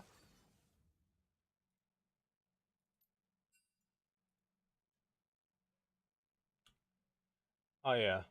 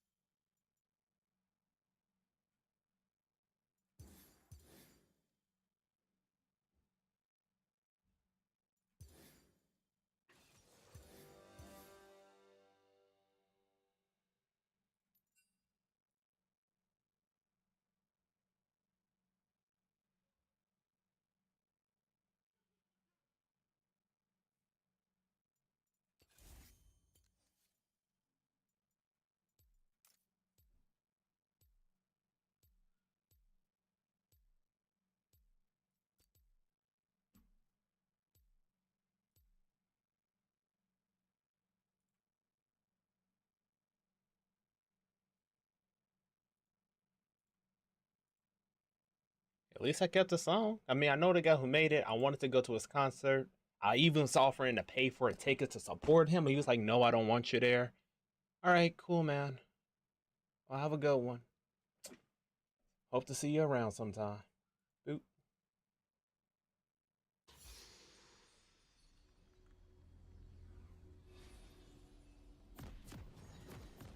Boop.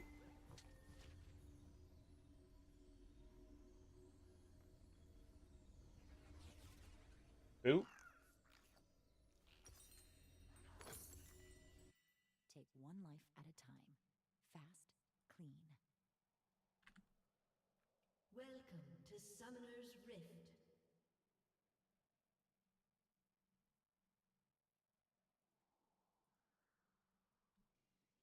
Seconds until minions spawn.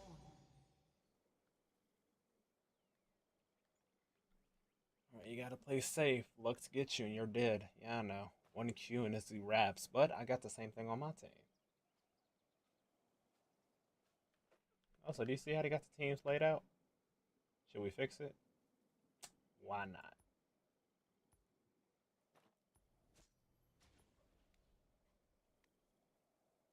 Minions have spawned.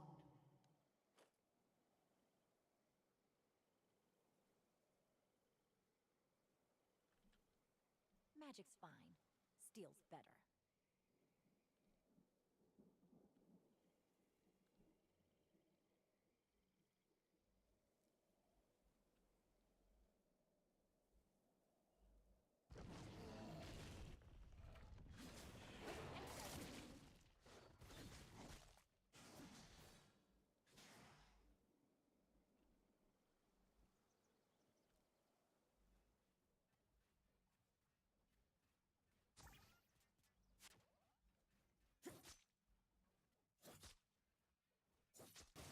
Gonna carve my own path. Your window to run away is closing.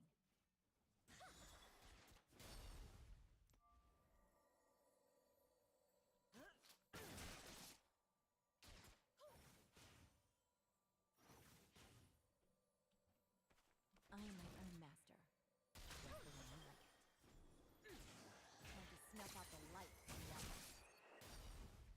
Yeah.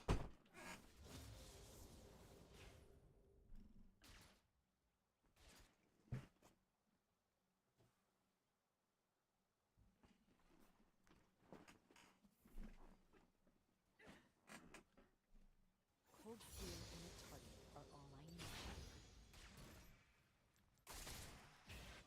First blood.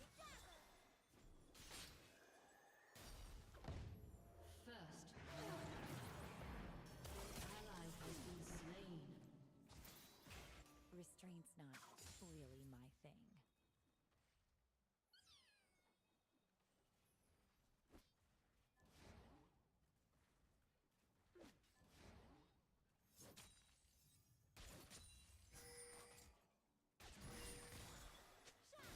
You've never had too many kunai. Boom. Headshot. An enemy has been slain.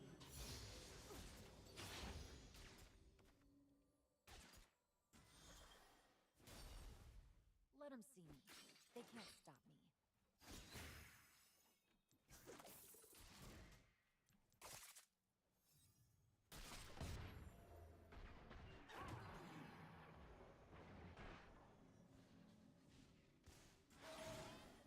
They can't stop me.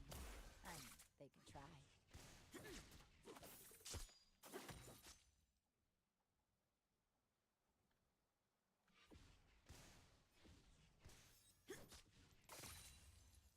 An enemy has been slain. An ally has been slain. Everyone dies. I just speed things up.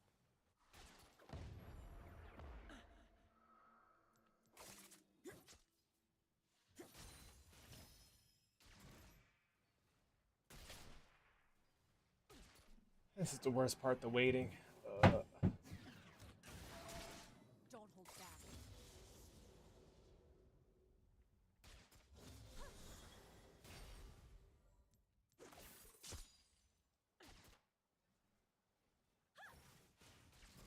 Boop. I work alone. It's better for everyone. Oh, we talked about this, Lee. Yeah, we did.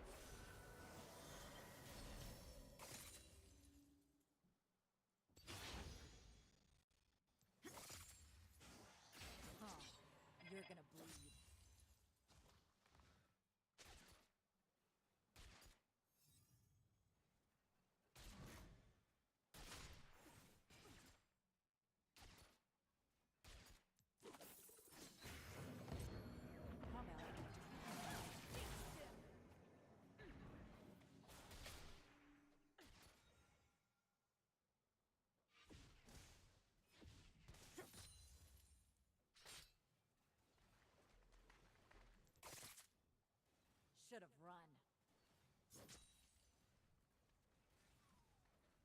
An ally has been slain.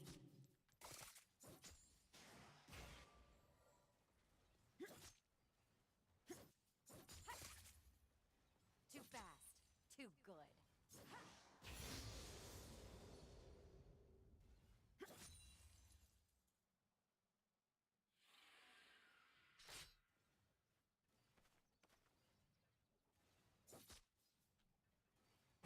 Ally has been slain.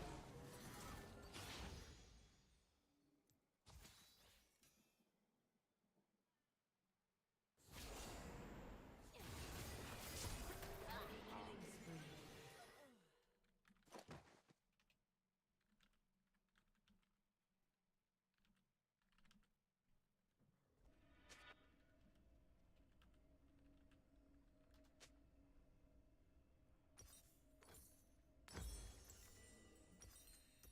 An enemy has been slain. Everyone's got a weakness. That's my target. Shut down.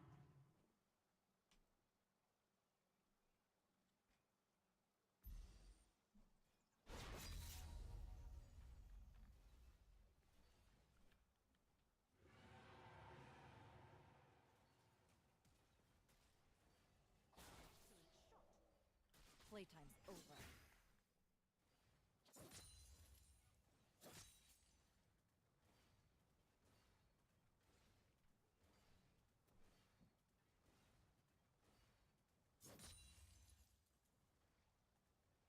Can't stop what's coming.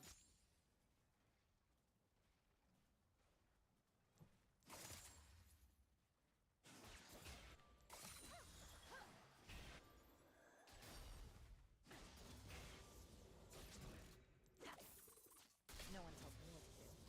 Not me.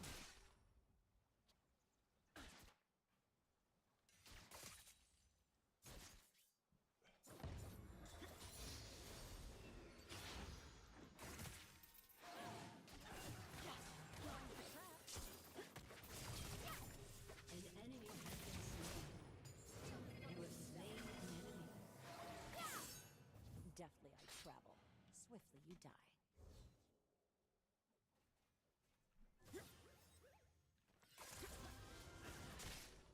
As expected.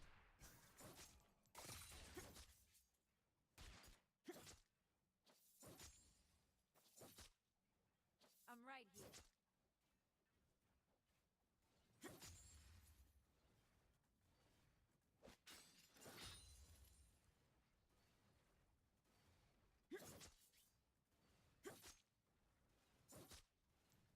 Can't stop me.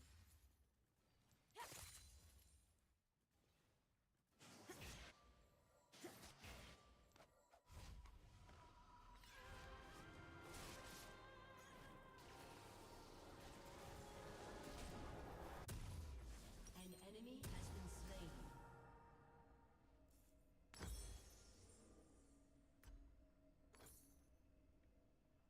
I'm not here to make friends.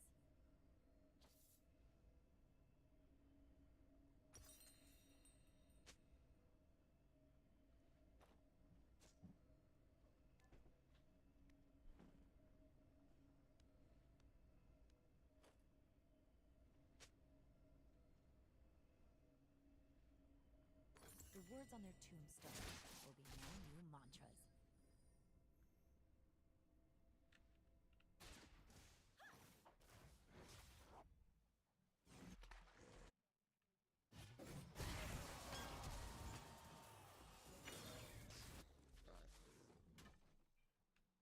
An ally has been slain. You will not stop me.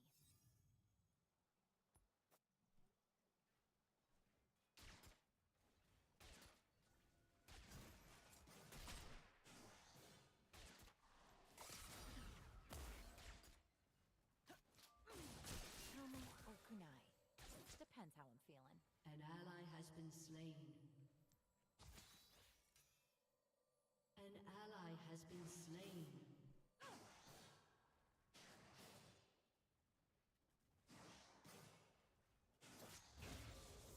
Wars are messy. My kills are clean.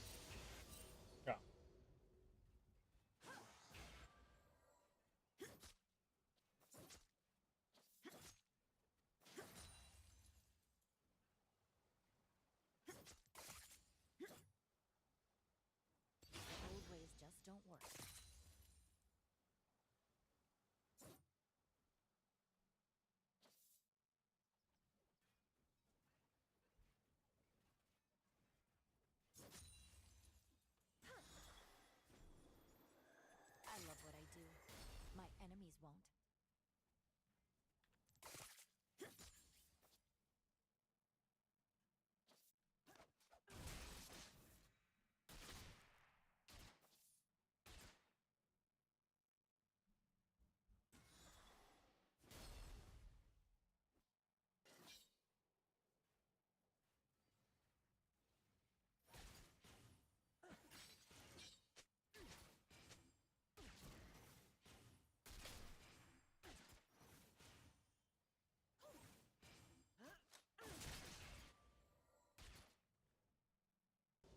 An enemy has been slain.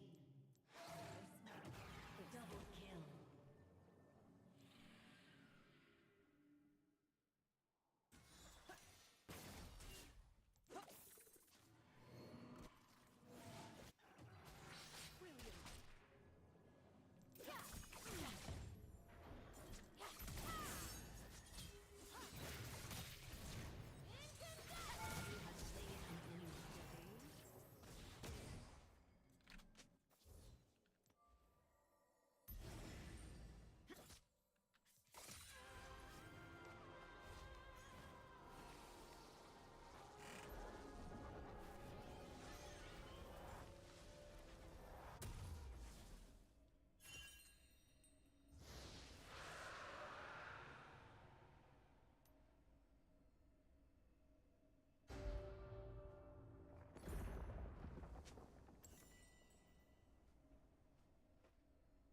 Skill and steel will get the job An done. enemy has been slain.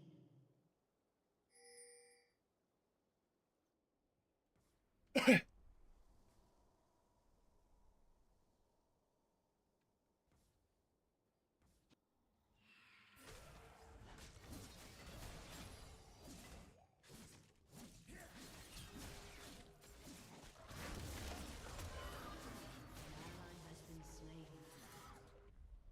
It's not about the killing. It's about who's doing the dying.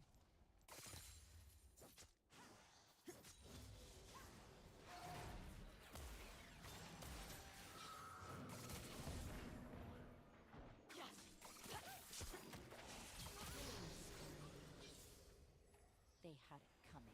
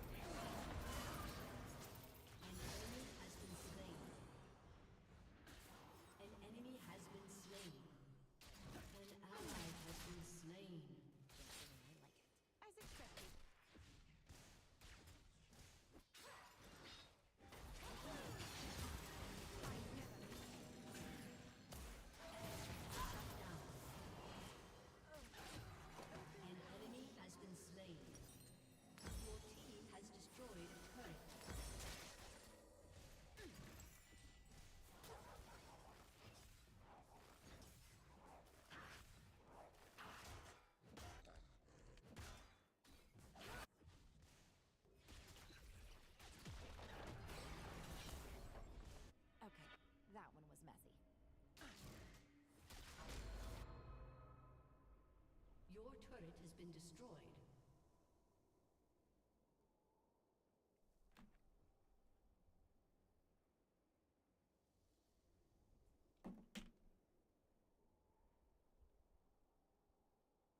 Cold steel and a target are all I need. An ally has been slain.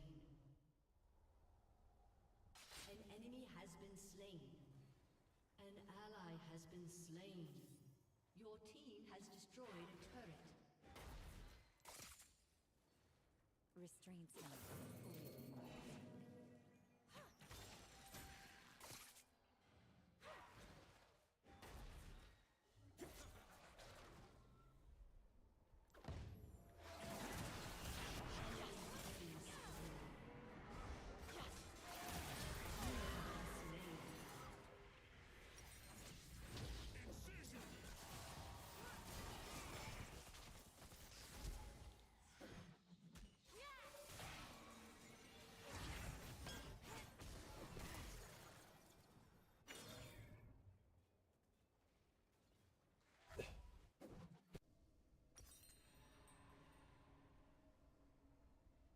Enemy rampage. There are over 300 pressure points on the human body. No one An can detect enemy them. has been slain.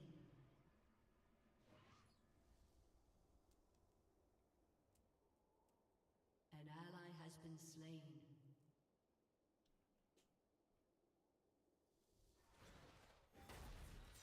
Let's have some fun. Your turret has been destroyed. Your team has destroyed a turret.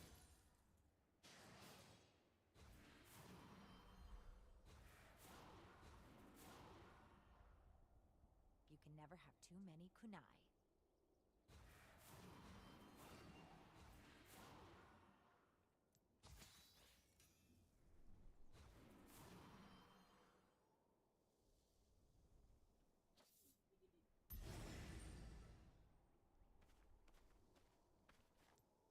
See ya!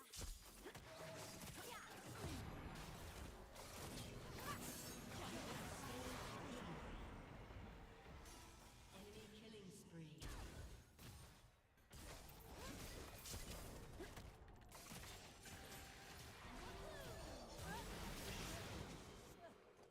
Enemy double kill.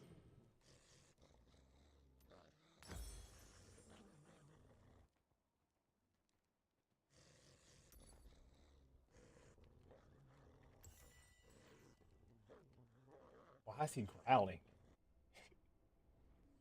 He's just growling, bro. Okay.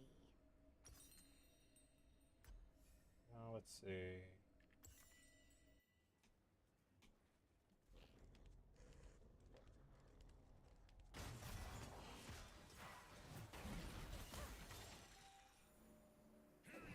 It's not the killing. It's the cause.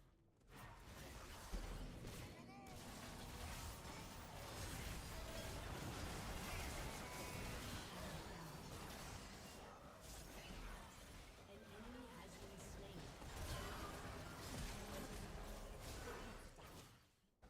Double kill.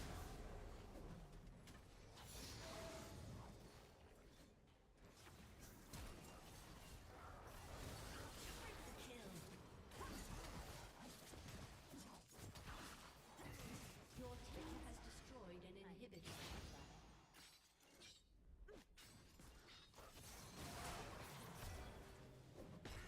Ah.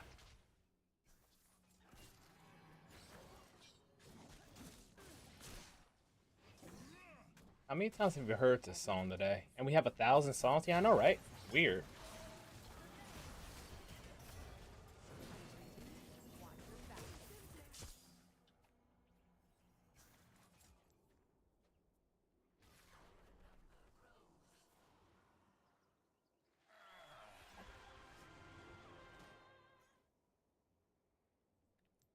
I work alone. It's better for everyone.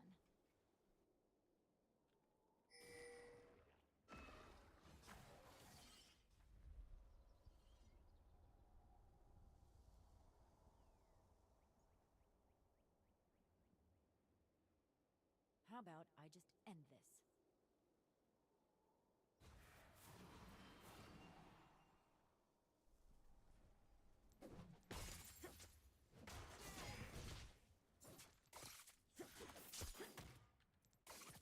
Hmm. Playtime's over.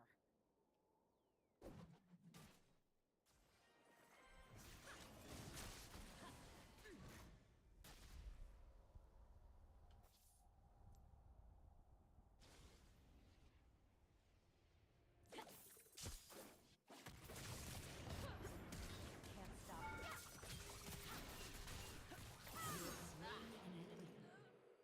You have been slain. Maybe I'm just old fashioned. An enemy has been slain. Read too many fairy Your team has tales. destroyed a turret.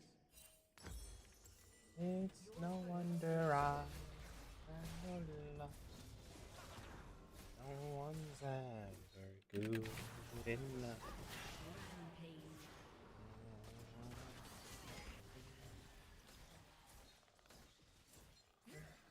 Never No one tells me fall what to in do. love. Not anymore. Your team has destroyed a turret. An ally has been slain.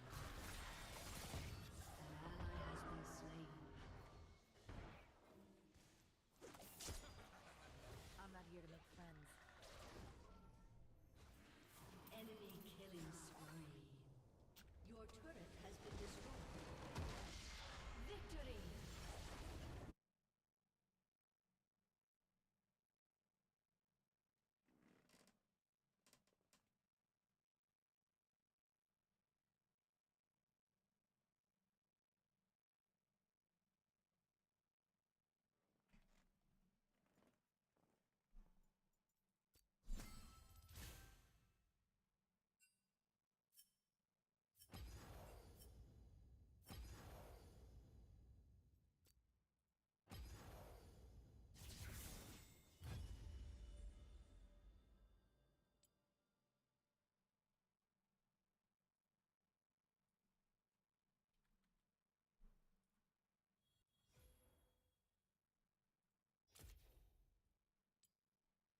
And now we just got one more thing to wait on.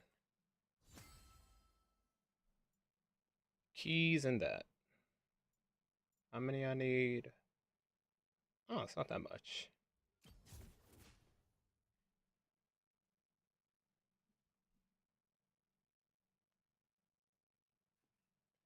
Wait, so is this song a song about genocide then? Or am I thinking too hard about it again? Fireflies. Blinked out of the world as I fell asleep. I mean, what happened to him? I'm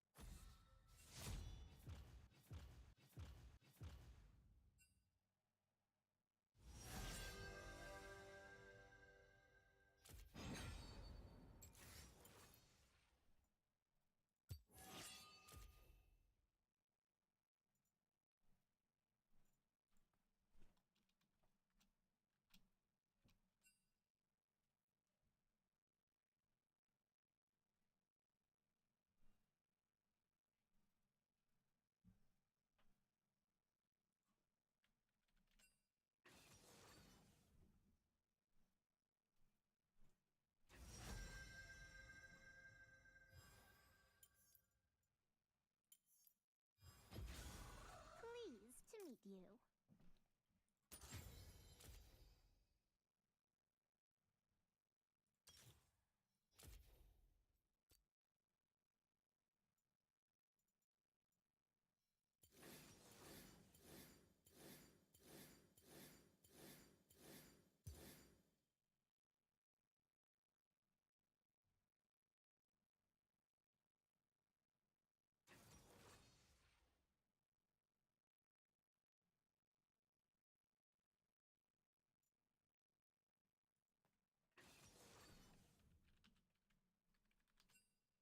I rule.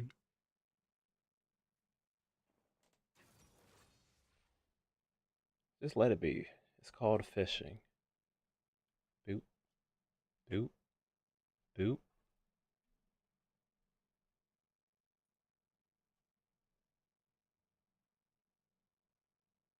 See?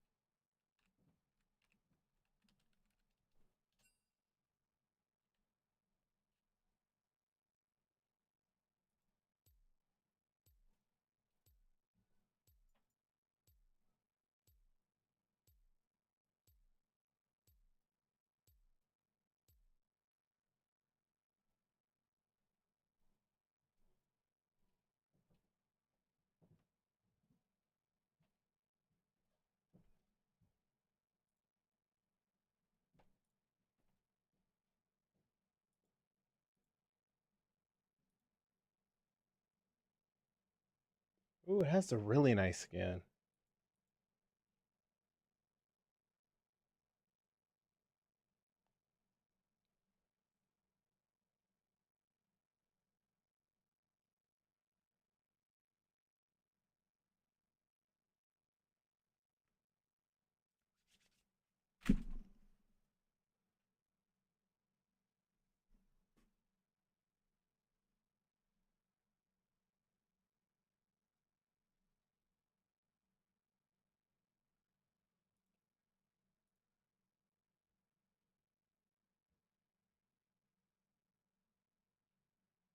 Again, 1,000 songs. He never played this one. I'm just saying.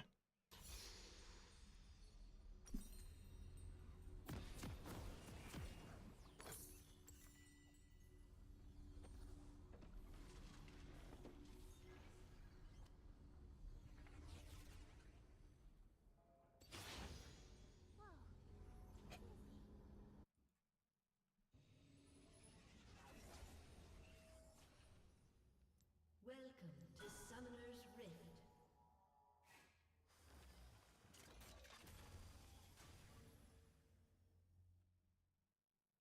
Seconds until minions spawn. Nosy dewdrop.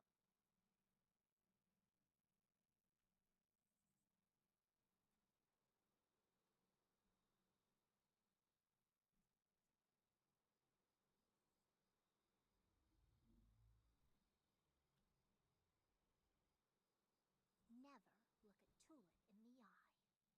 Minions have spawned.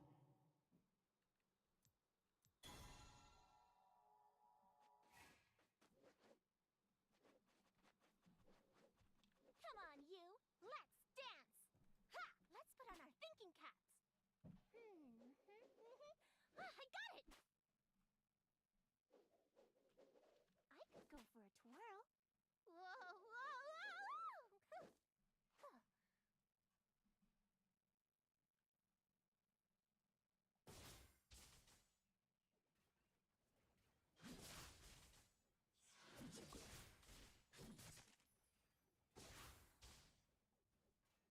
I recommend skipping.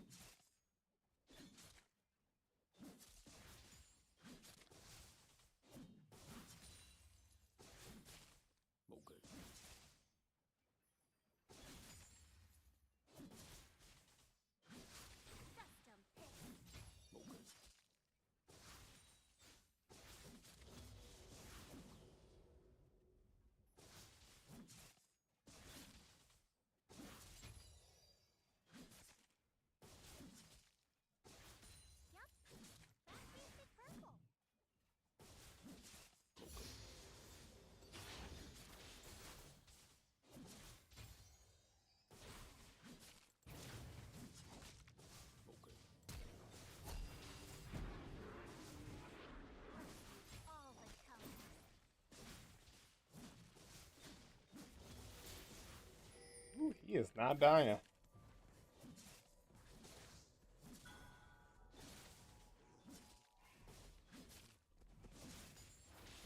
Too tall.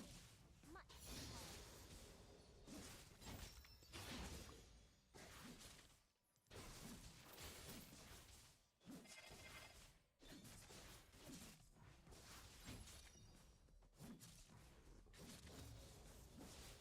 They aren't gonna like this.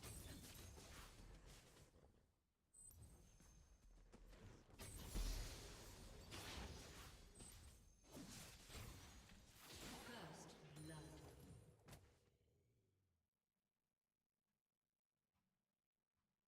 A solid giggle should do the trick.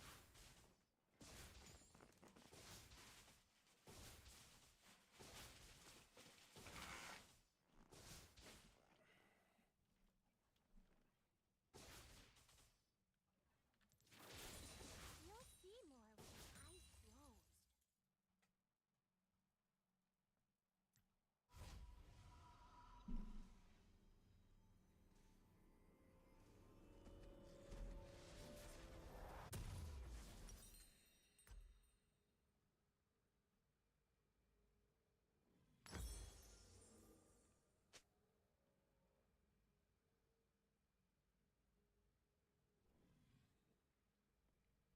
That squirrel looks familiar.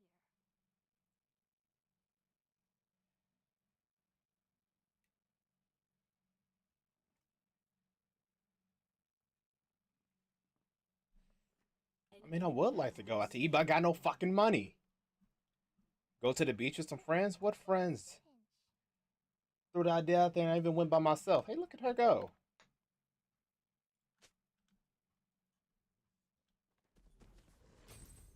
Oop.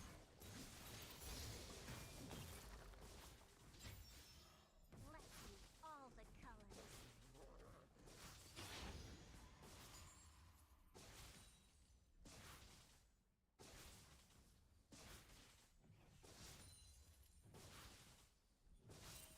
Eh.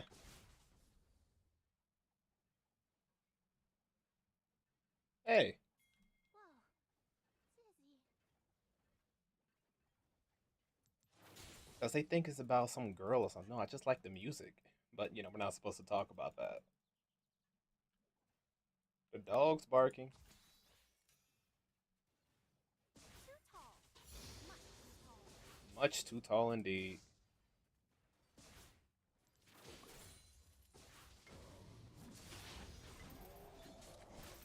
Coagulate. Nosy doodah.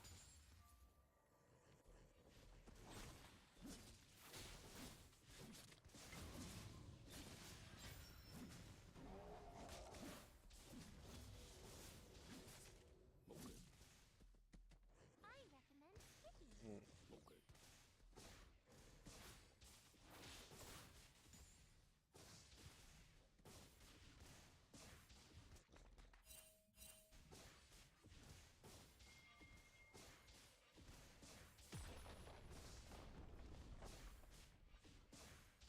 Yup.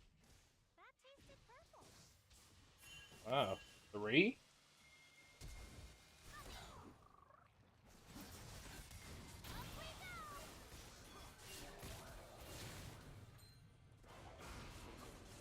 An enemy has been slain. You have been slain.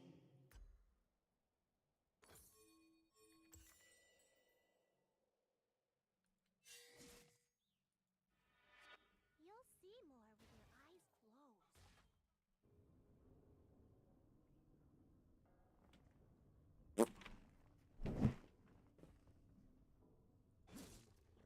Can you sue the state of Illinois for that? Possibly. Or you could sue the United States. That'll be a first. That squirrel looks familiar.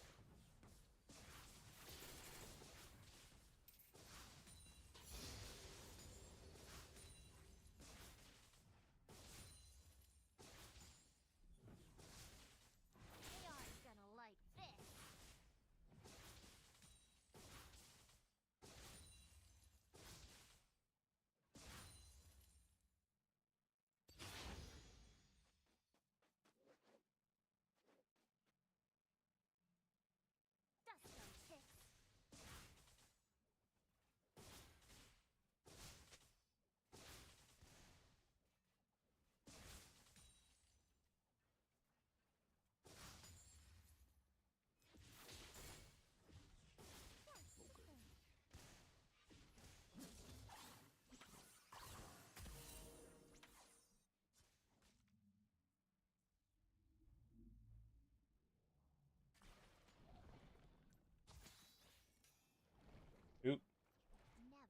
Boop. Tulip in the eye. Boop. Boop.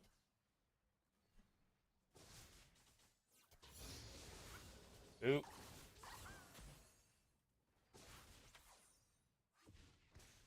Boop. Hey.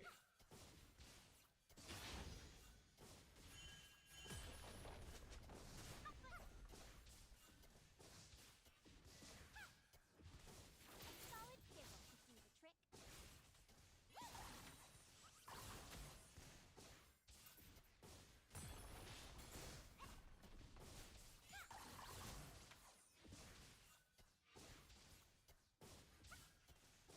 Rampage. Whoa. Dizzy.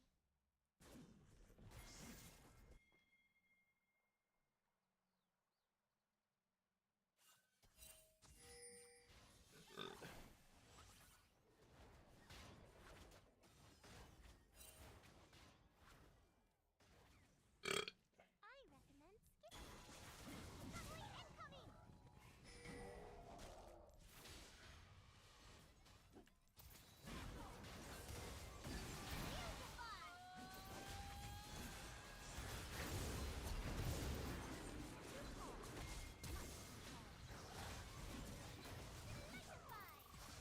You have slain an enemy. Double kill.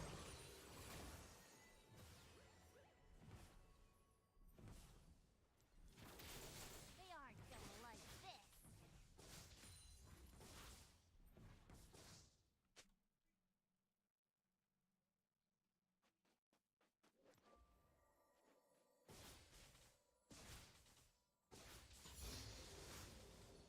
Nosy dewdrop.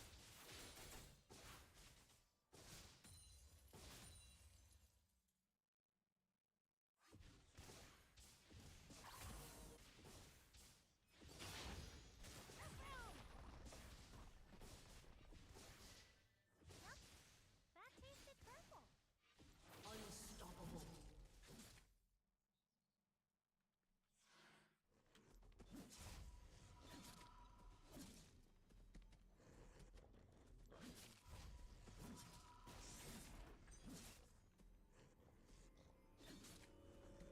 That squirrel looks familiar.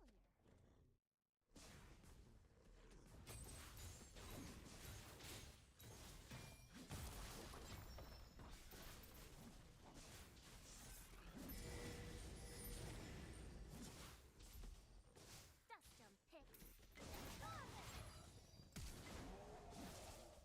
Okay.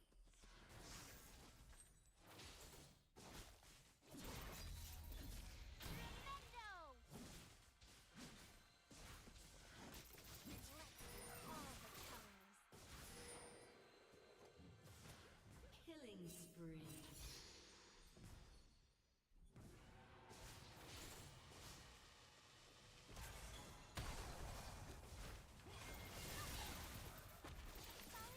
Shut down. You have slain an enemy. Unless somebody kills me, I'm living forever. Dominating. Fuck you. Again, kill me if you want to. Throw me to the streets. That just shows how cruel this planet is.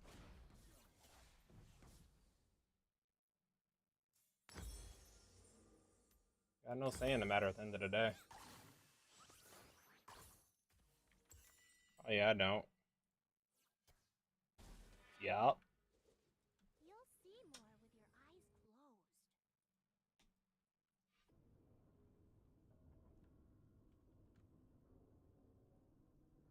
Iwa. Oop.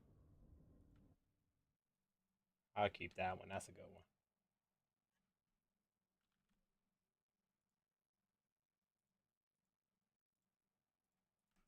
Just a pinch. Oop.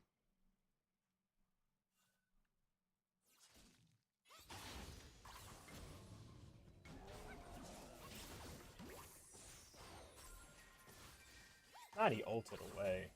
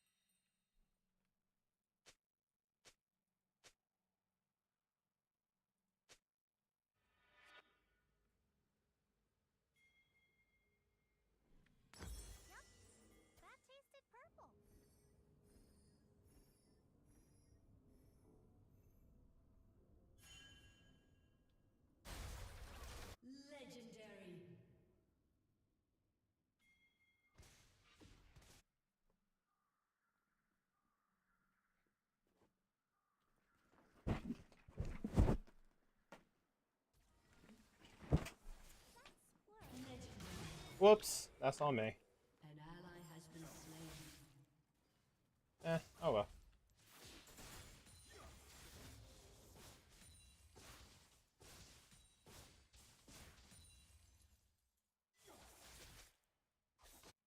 You'll see more with your eyes closed.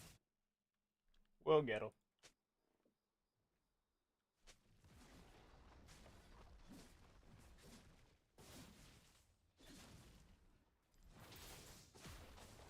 Too tall. Much too tall. Hey.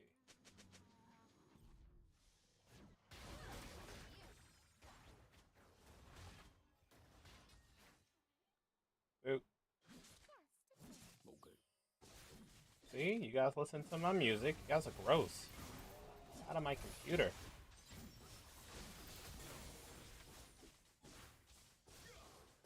Am I the only one that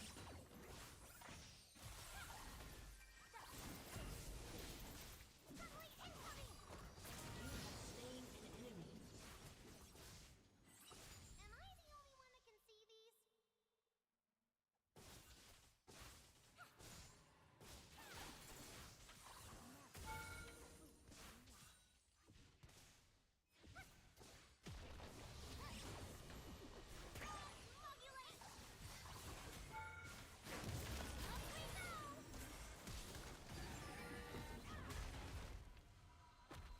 Your team has destroyed a turret.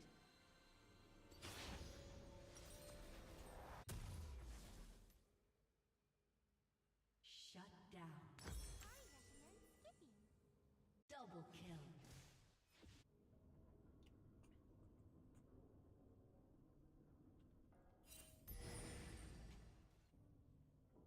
Death is certain, even free houses sometimes have to close the curtain. Dewdrop.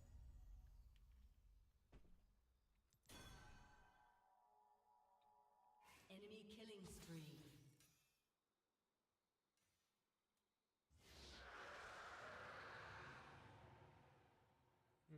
Yep. That tasted purple.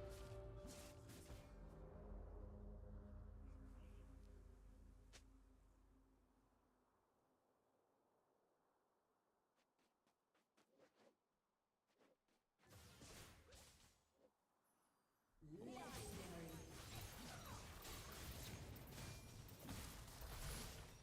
Your turret has been destroyed.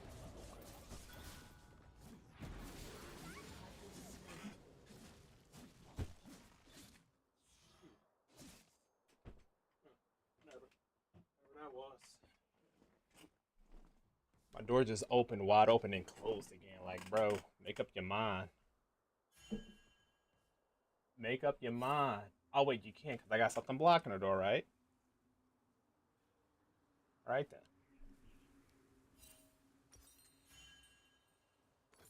Legendary.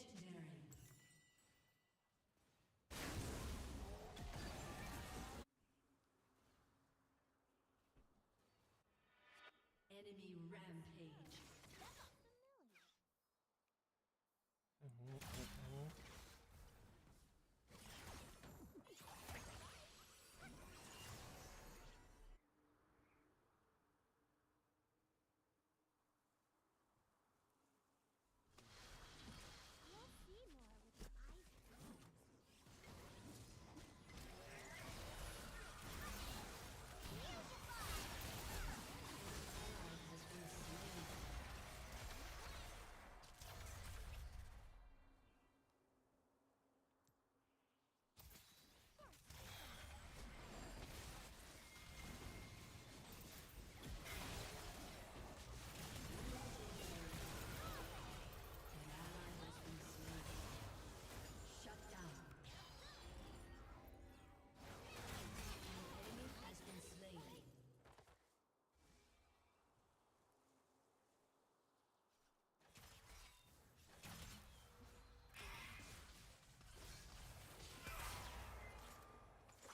And I'm over it.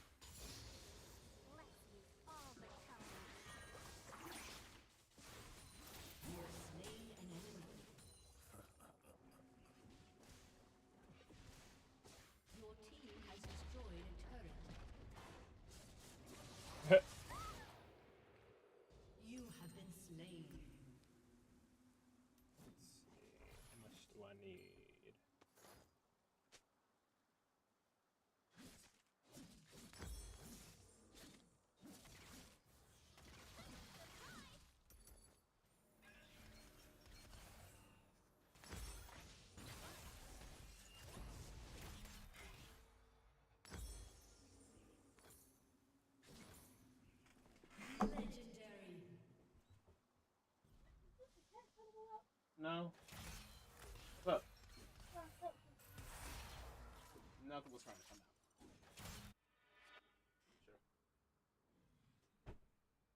Sure. Your turret has been destroyed. I recommend skipping. Legendary. Oop.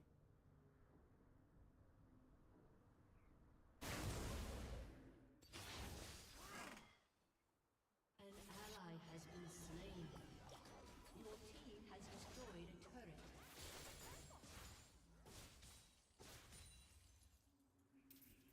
Now and then I think of when we were together. Thinking about my ex on this song, you weirdos. A solid gate should do the trick. But you did fill my head with a lot of suicidal thoughts. But we're not supposed to talk about it, Lee. Whatever.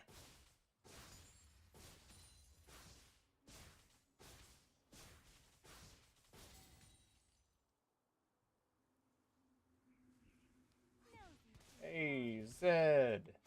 My boyo. I'm gonna take your tower. Later, my guy.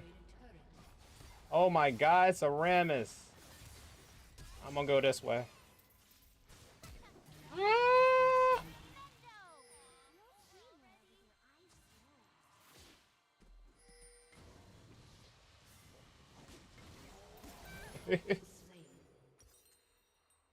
one steals my thunder. Let's see.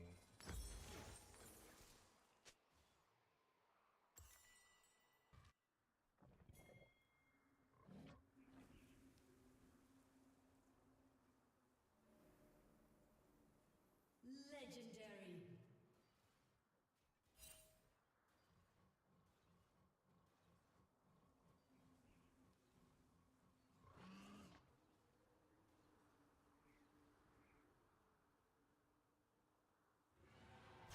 Ugh.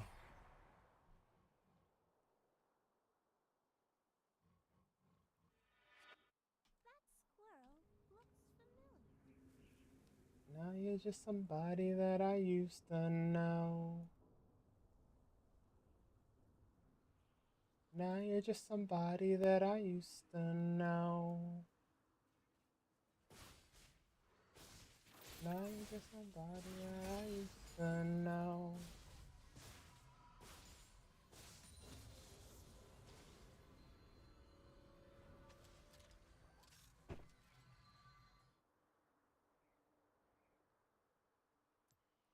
Just a pinch.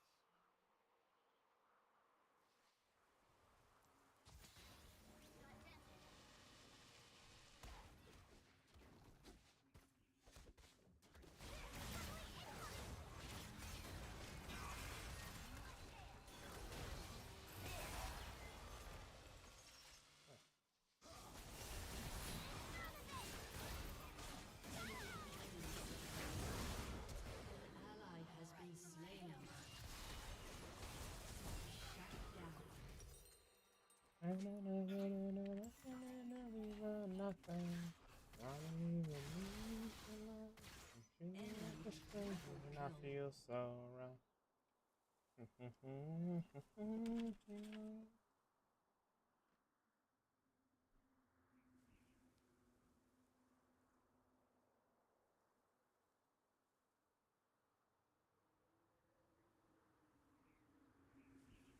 turret has been destroyed.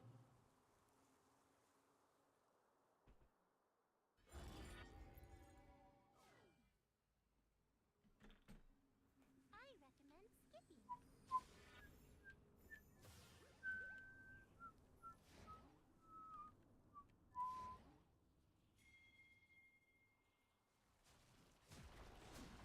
It's whatever. Yep. That tastes Your turret has been destroyed.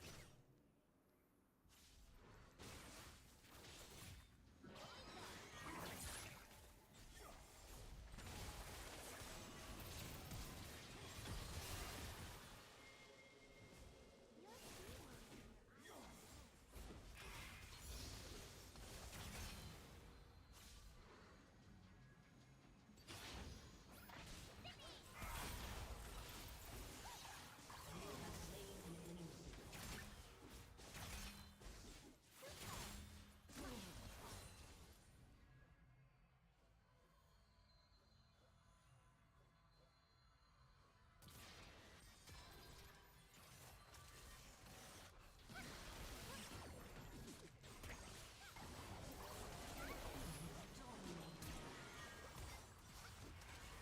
Because I got Poppy up there doing something. An ally has been slain.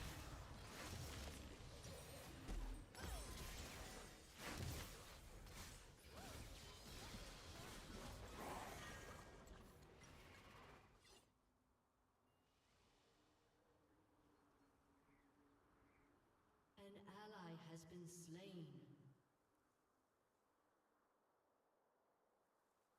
Shut down.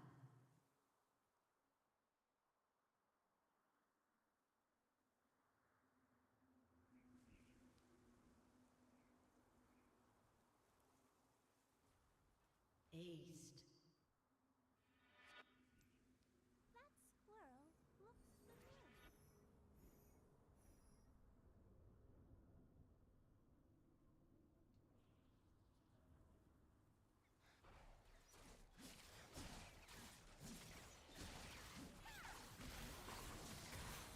Nosy tree frog.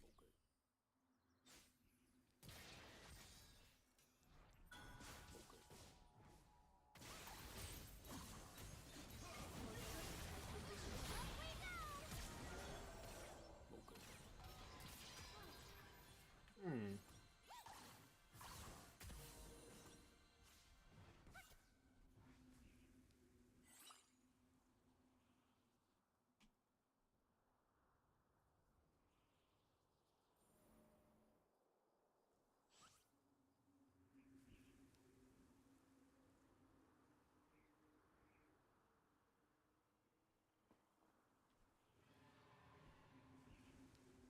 Just a pin. An ally has been slain. An enemy is godlike.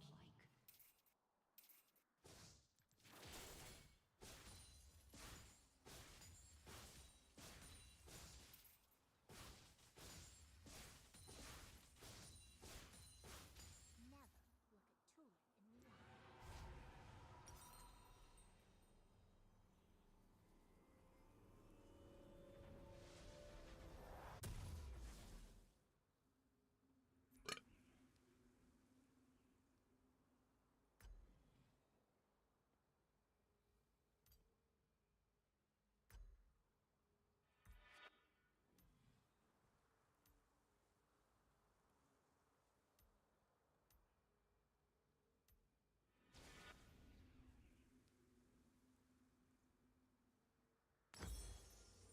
Yup, that tasted purple.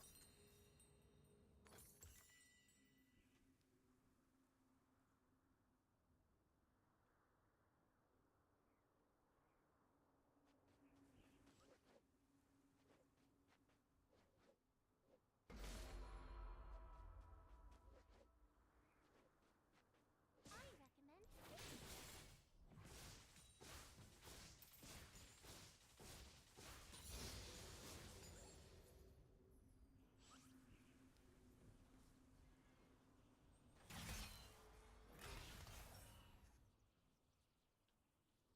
That squirrel looks familiar.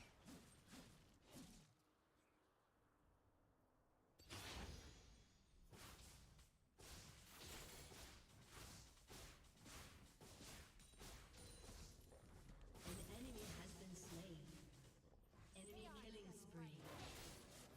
Enemy double kill. An enemy is Angry boy, legendary.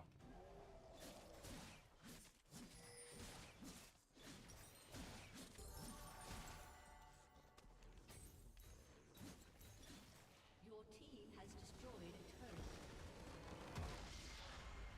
Defeat. Heartache, my bones break.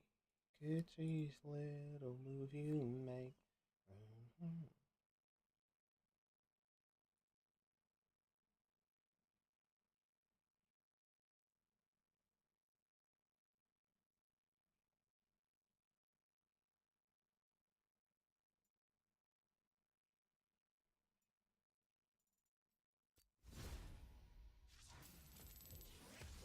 Sega.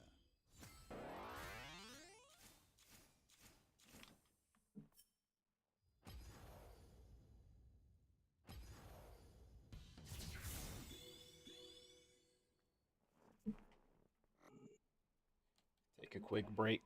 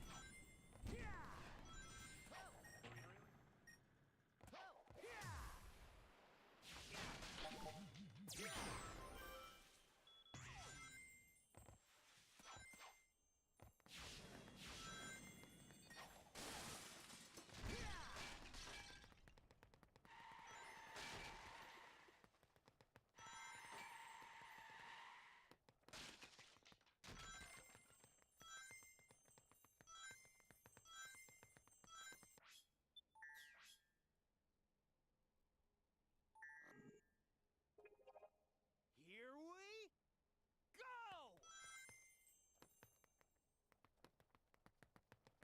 Go!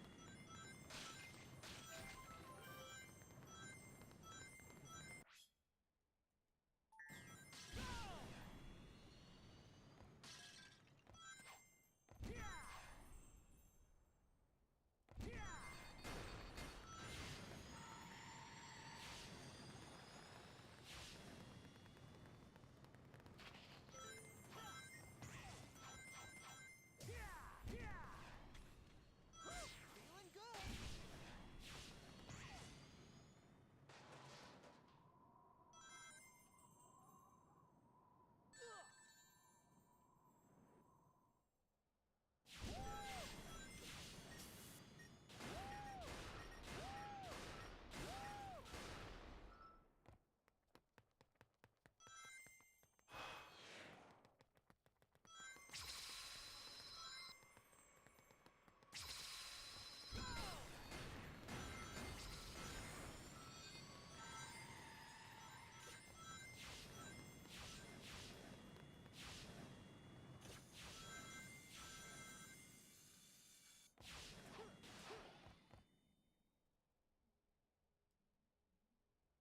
Ooh. Weave. Weave.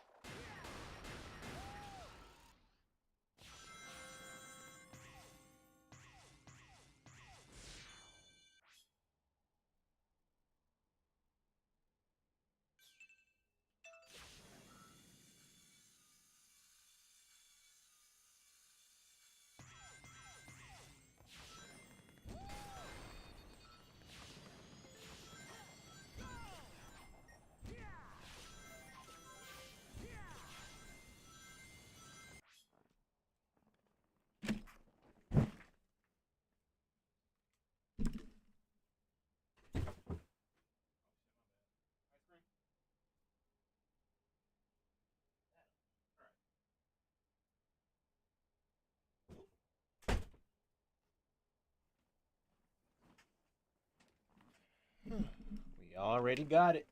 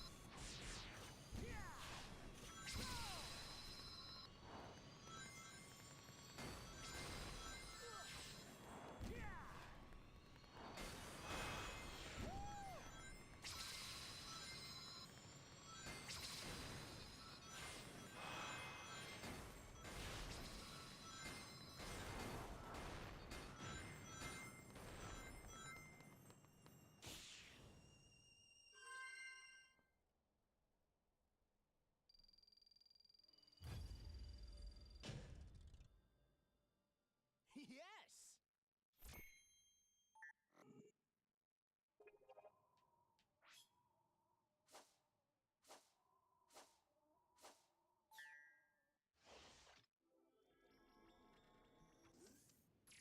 Here we go!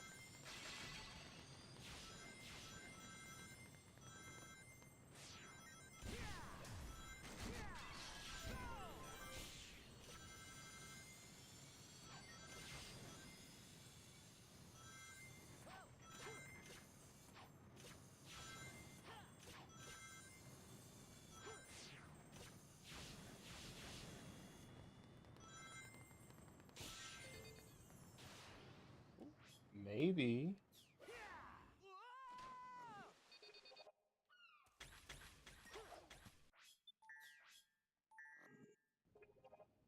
Here we go!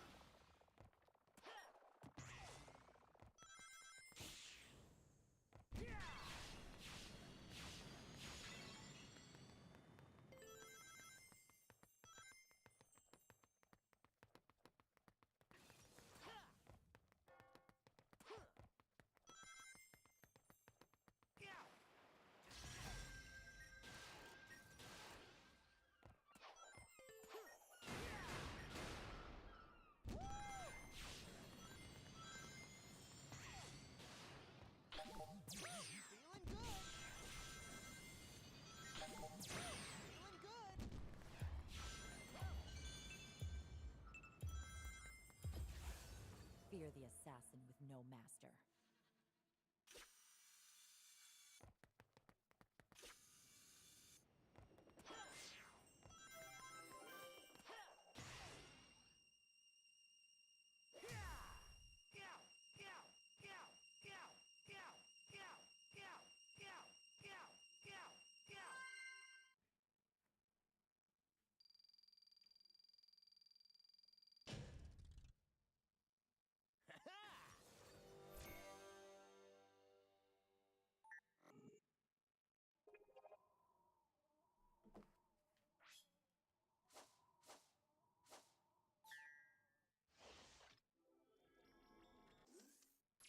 Here we go! Do do do do do do.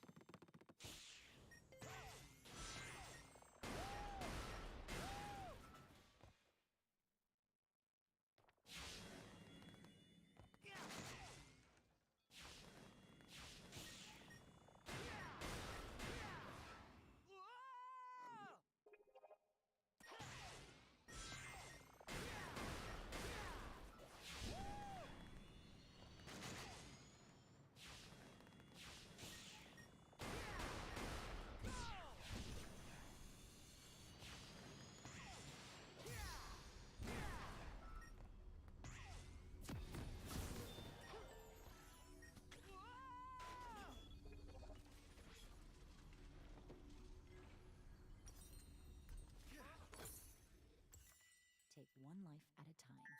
Fast.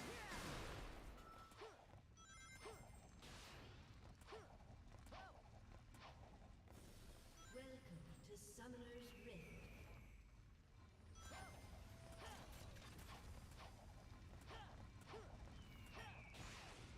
30 seconds until minions spawn.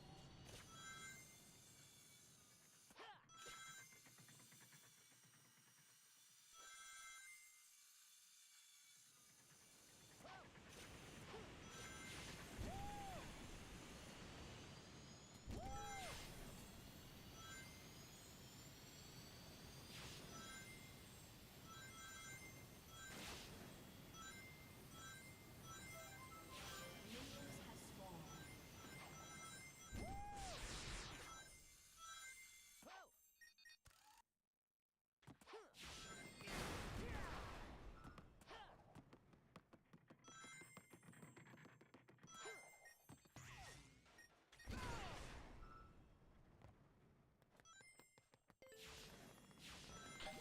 Feeling good!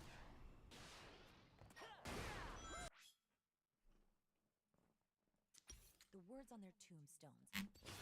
New mantras. You may want to rethink this story.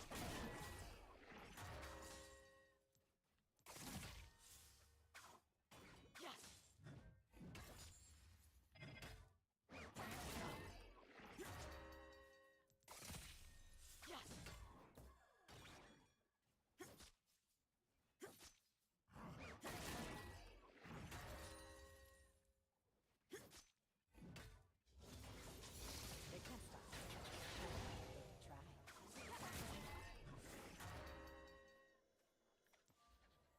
Try.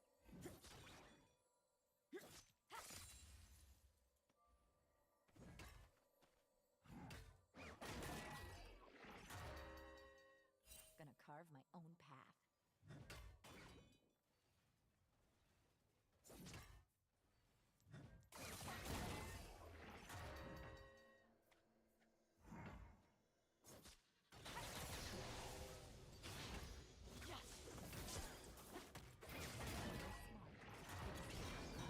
got me.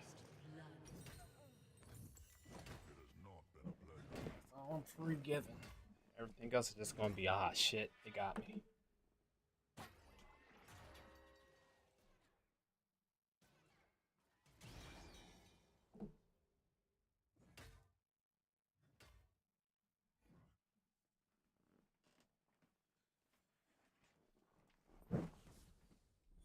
I got a pack full of trouble and nothing but time.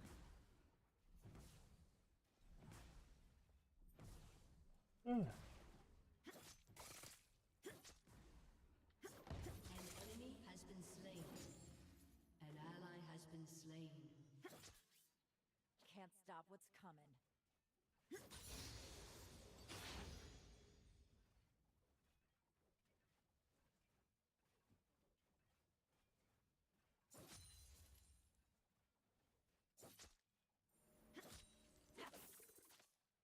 No more meditation or medicine.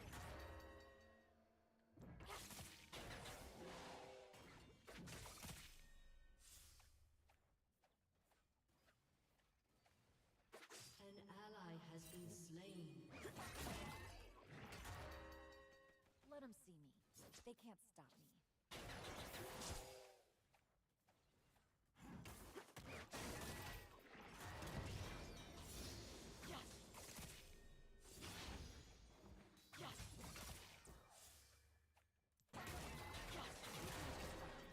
Steel's better.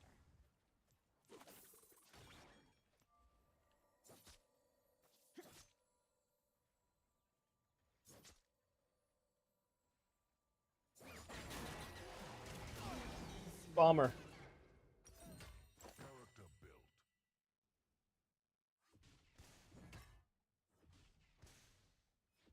Okay.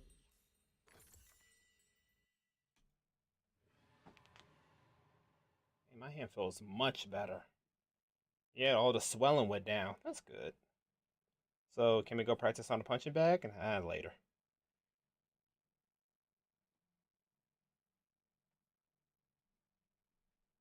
The Fist of Shadow was my mom. I do things differently.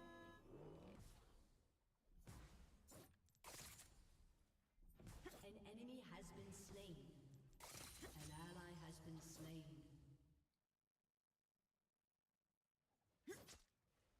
An enemy has been slain.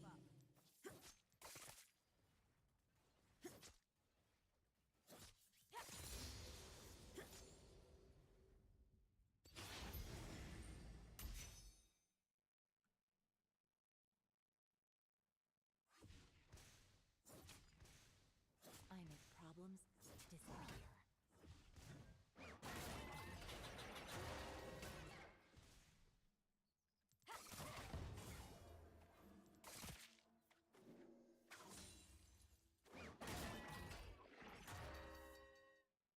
You can never have too many kunai.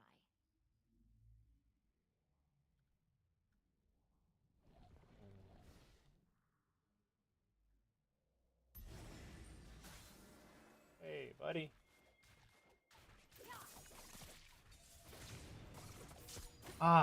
Fucking chickens. I'm taking it. Slain an enemy. Like you had a chance. Uh-oh. Bummer. I still got it, though. Yeah. Alright, now what will we get for Orn? Magic penetration. I love what I do. Need more farm first. Yep. Boop. That's my shit.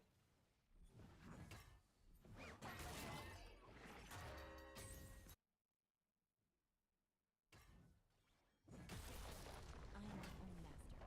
Boop.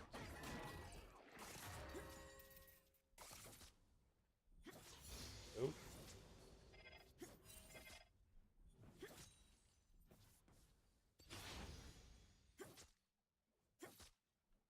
Do do do do do. I can do this all day. Do do do do do do do do do do.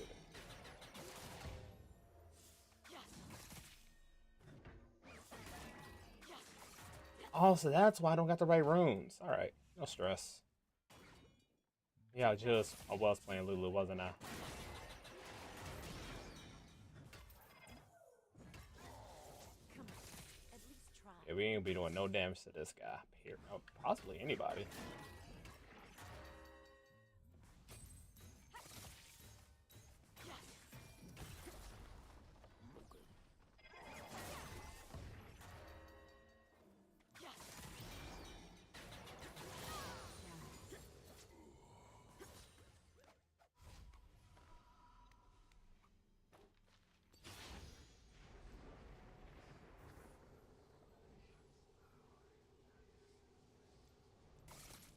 Better bring An it. enemy has been slain.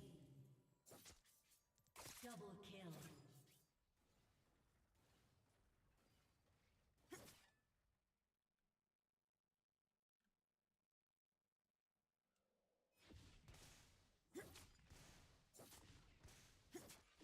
Should have run.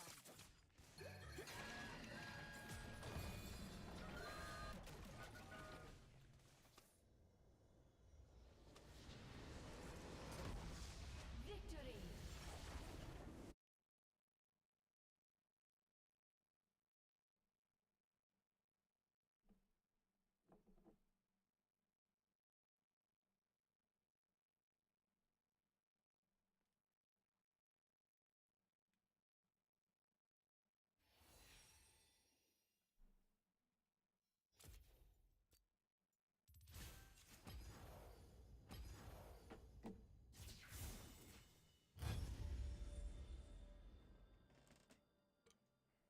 Feeling good. Oop. Actually, let me get rid of that song. Oop.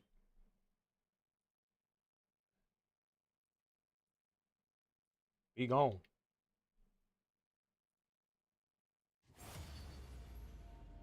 Bummer.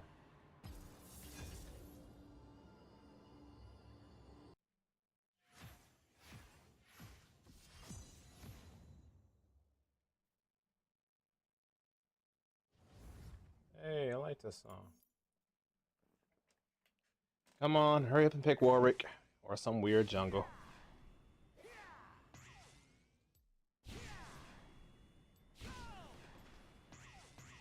There you go, Nunu.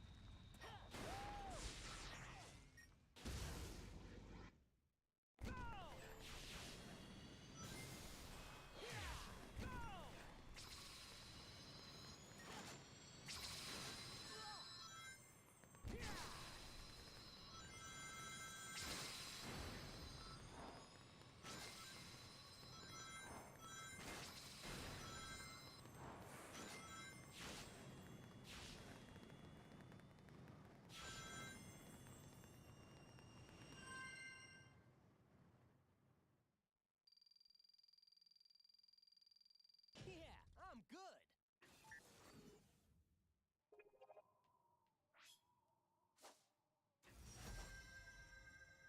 Wow, would you look at that? Haha. Fear the assassin with no master.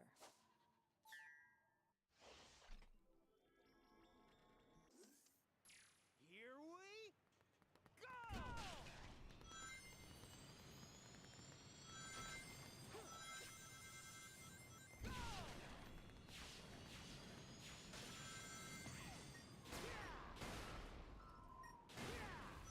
Feeling good.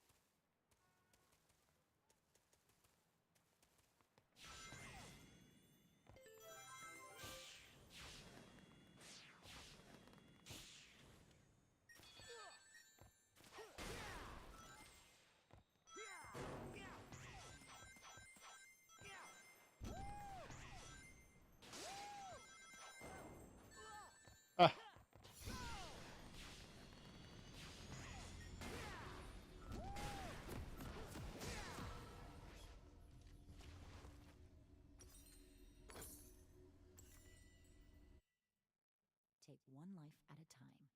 Fast, clean. Here we go! Welcome to Summoner's Rift.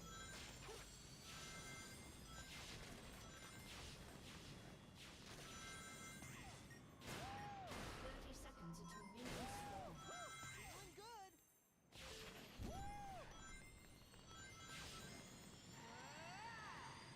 Oop, too tight. Giggity. Here we go!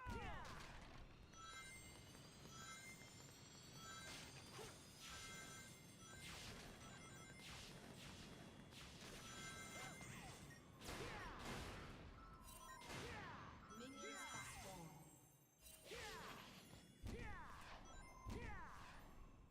Ah, damn.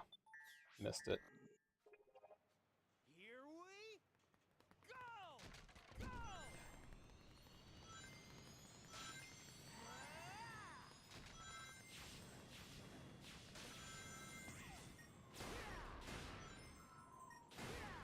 Go! Feeling good!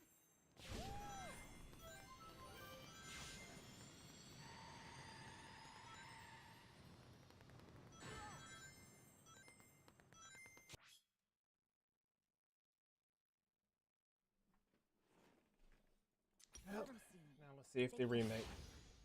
You guys gonna remake? I'm here. Hello. They will not hide you. Gonna penalize me for nothing? Face your doom. Oop. Too fast. Too good.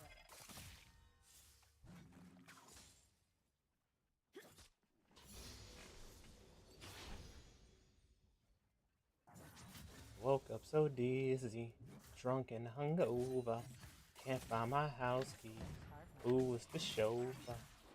Now once you want, and not the slightest clue where my cell phone is. Oh, I forgot to fix my runes. Damn. What was the name of it? Definitely Awa, Wanda, Miranda, Sandra. Got light with the dark room. Now I'm in the bathroom throwing up a lump. Gotta be one with a little weight bump.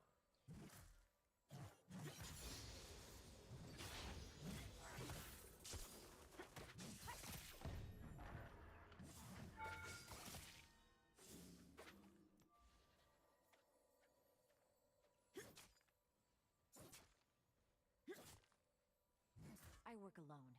It's better for everyone. Look, I don't want to kill you, but I will.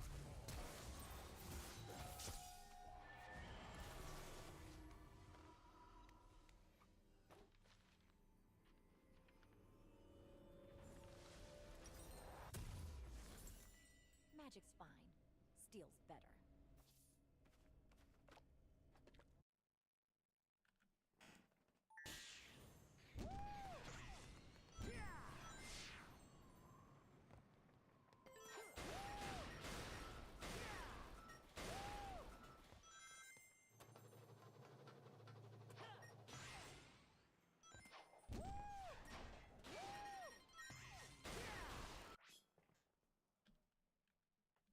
If they're smart, they're scared.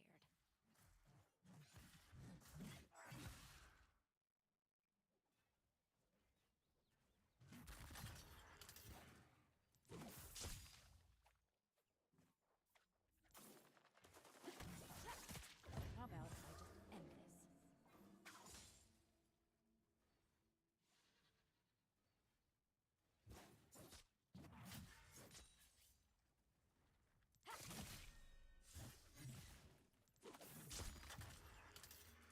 Restraint's not really my thing.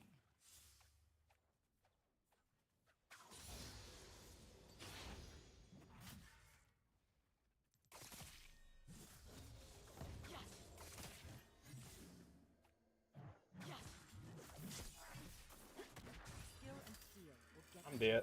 job done. Wrong rune to do that. Hey, what can you do? Play safe? Bite me.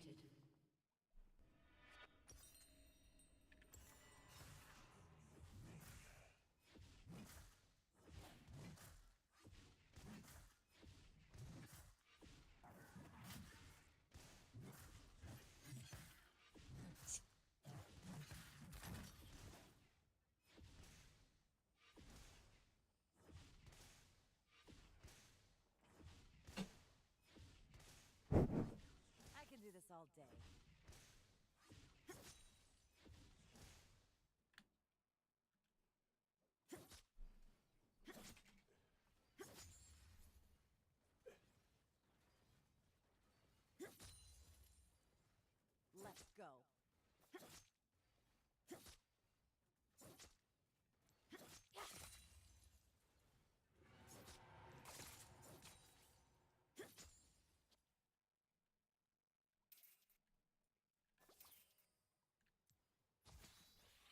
Kama or Kunai. Depends how I'm feeling.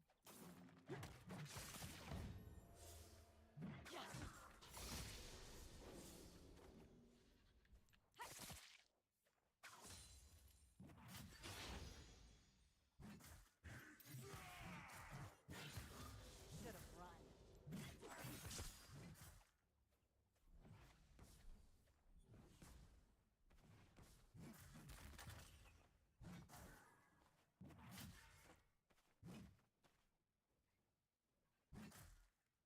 It's not about the killing. It's about who you are.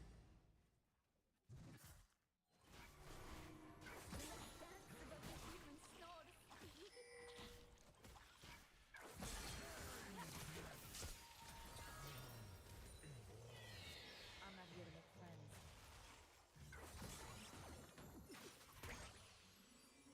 An enemy has been slain. An ally has been slain.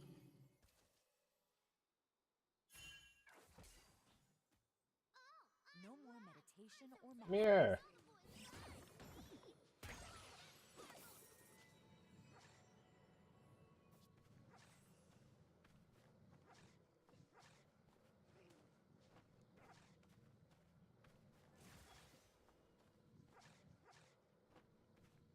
The old ways just don't work.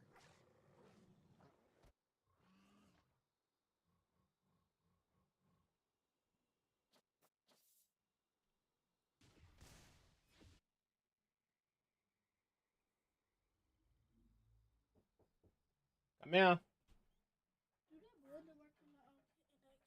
Huh? Do that blender work? Playtime's Nope. over. An enemy Nope. has been slain. Does not work. Sorry.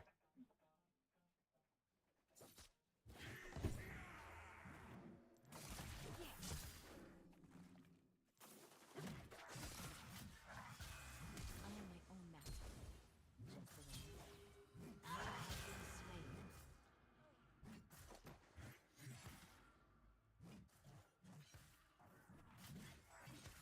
An enemy has been slain.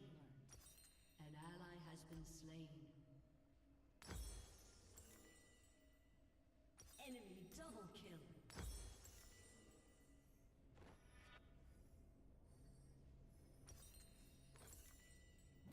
The Kinku couldn't control me. I do what they wouldn't.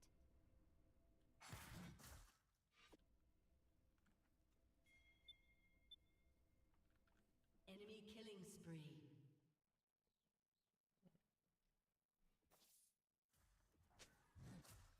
You will not stop.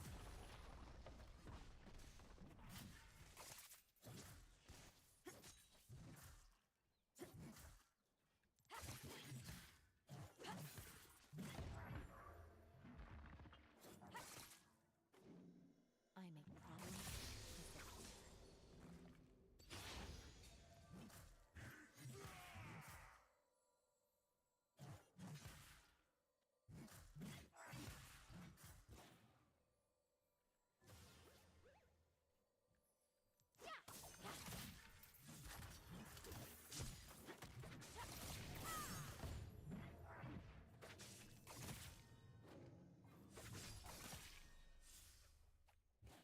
An enemy has been slain.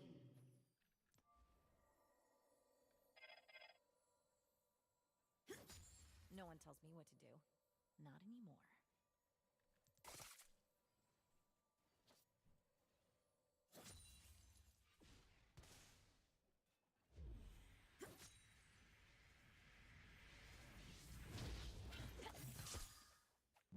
Everyone dies. I just speed things up.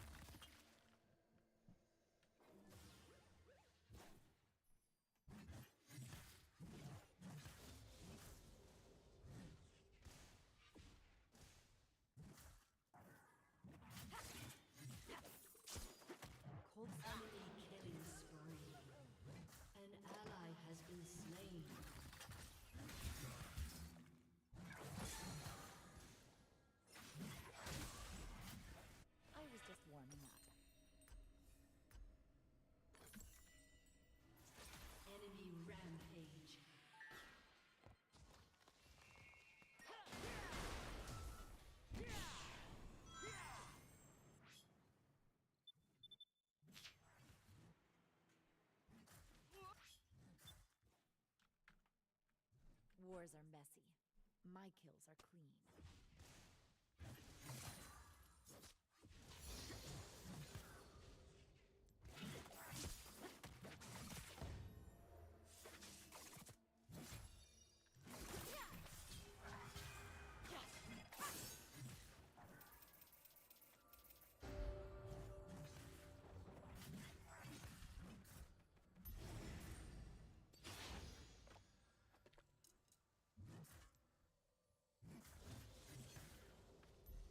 I love what I do. My enemies won't.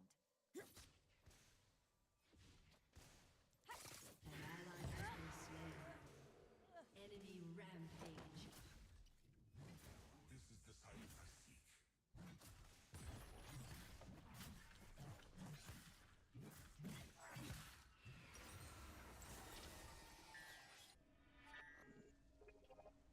Here. An enemy has been slain. So many enemies, so many knives. We go!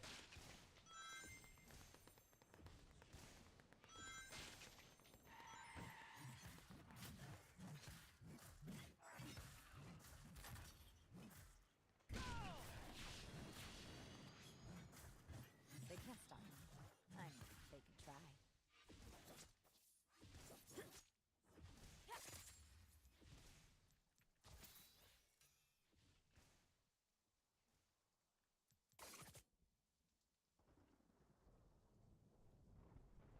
Can't stop what's coming.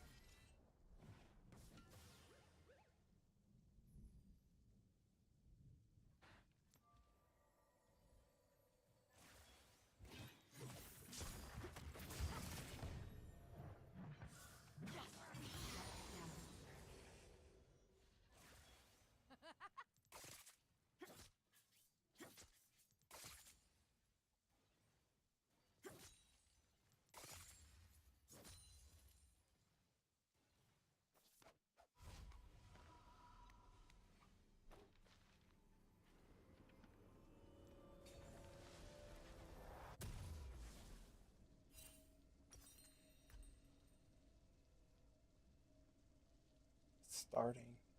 Yes, it is.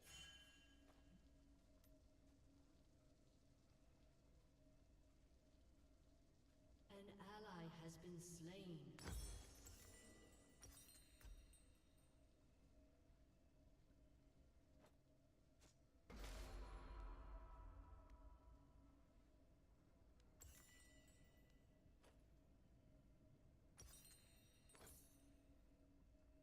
The words on their tombstones will be my new mantras. An ally has been slain. Ah! Here we go!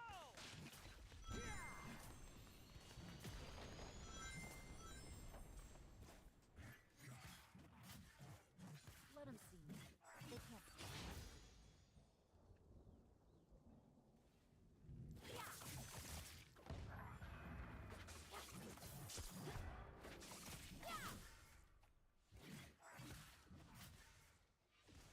That boy went for a walk. Yee. Slain. Your turret has been destroyed. Gonna carve my own path. Your team has destroyed a turret.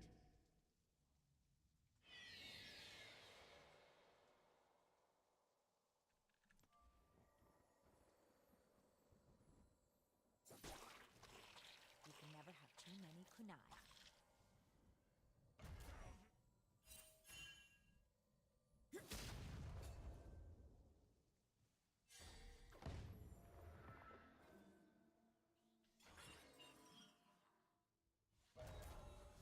I work alone. It's better for everyone.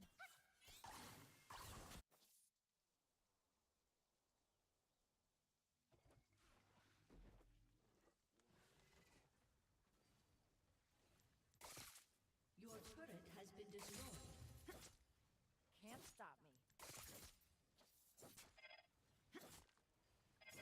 That's dangerously, especially with the wrong music. Yeah, exactly. That's why I don't have my camera on.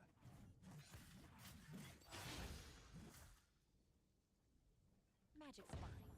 Steel's better. Enemy killing spree. An ally has been slain.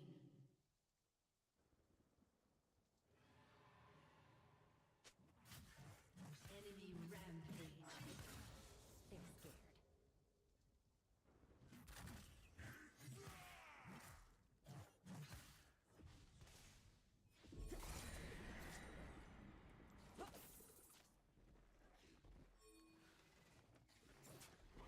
How about I just end this?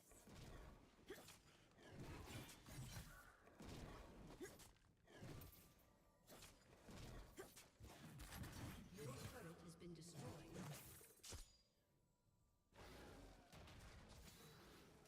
Restraint's not really my thing.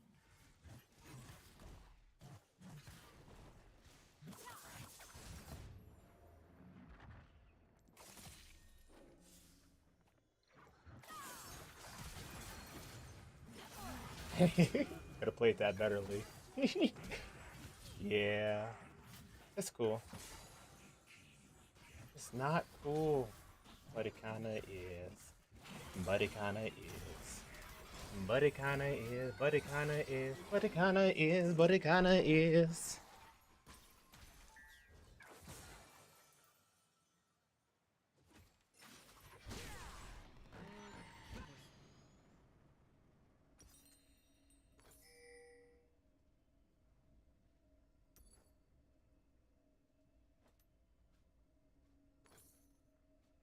An enemy is unstoppable.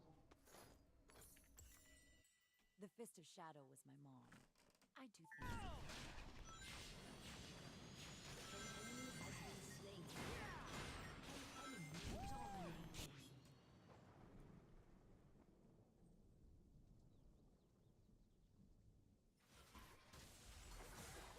Skill and steel will get the job done.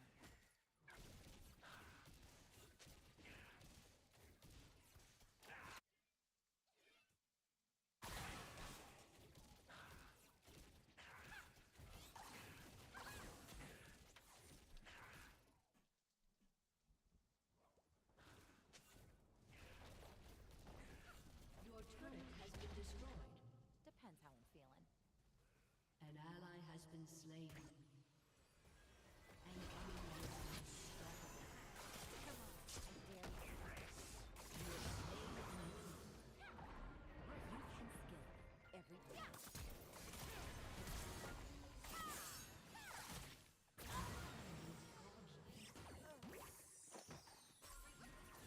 Enemy double kill. Still so lost.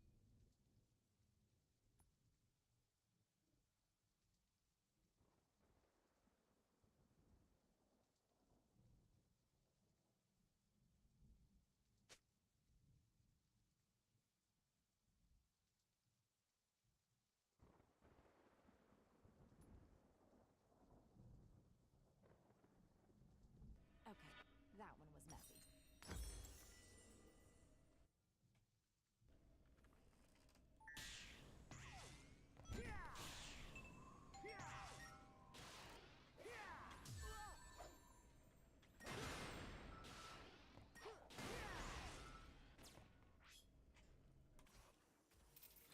Let's have some fun.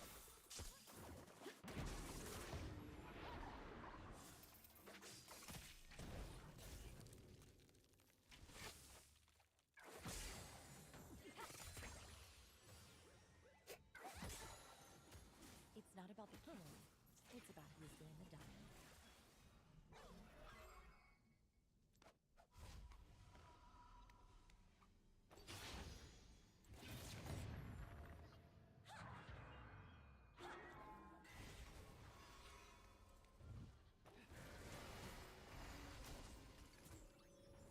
Well met.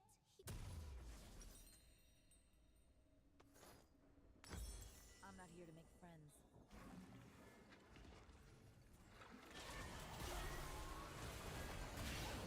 Legendary.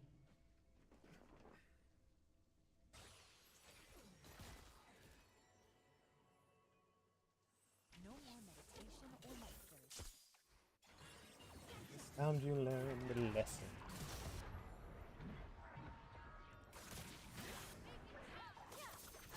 Damn it! So close. In this early on,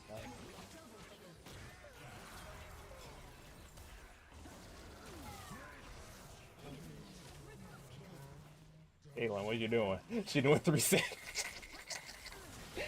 No! An ally has been slain. Need a...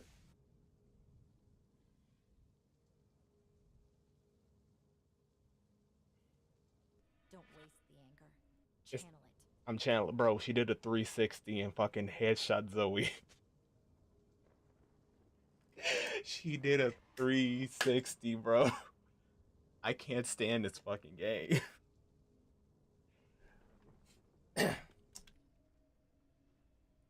Quick and deadly.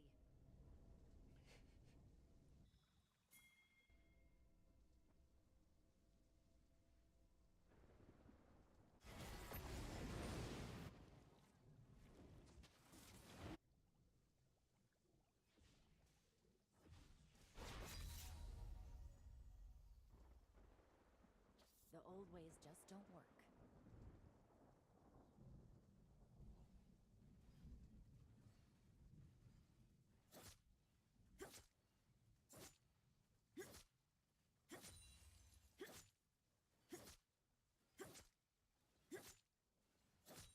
You're done. An ally has been slain.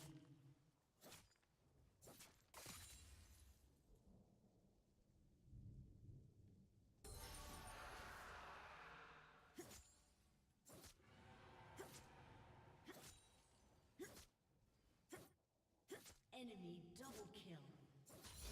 Enemy killing spree. Hey.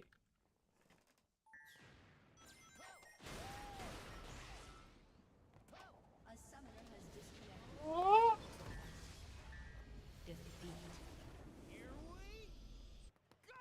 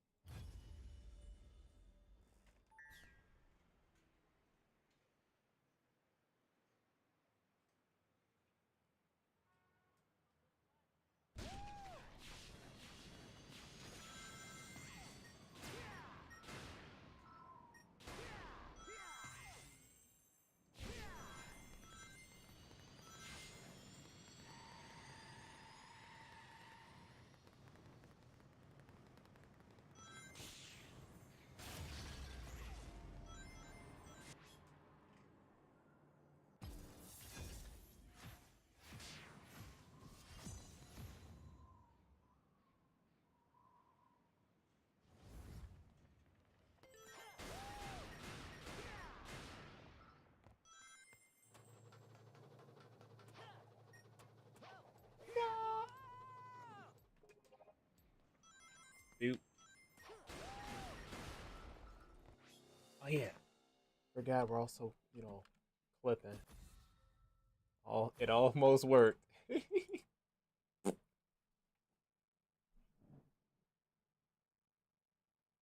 Uh, it's a really good song. I'm gonna put it in the bad music category. Dude. From Humans.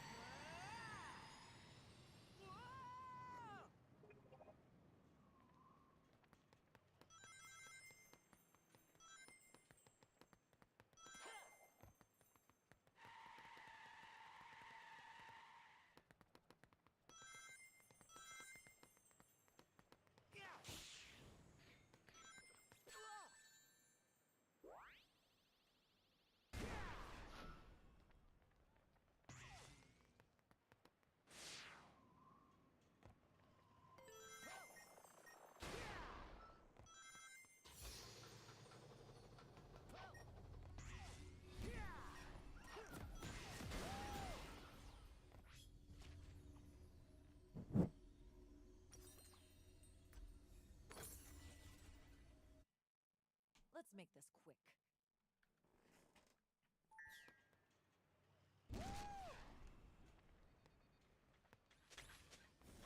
Welcome to Summoner's Rift.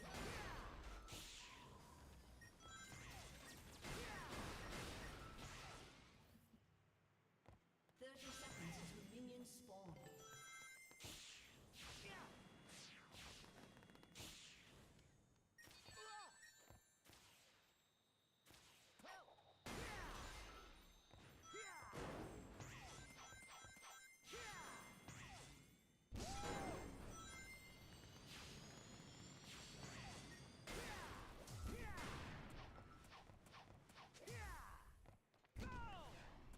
Minions have spawned.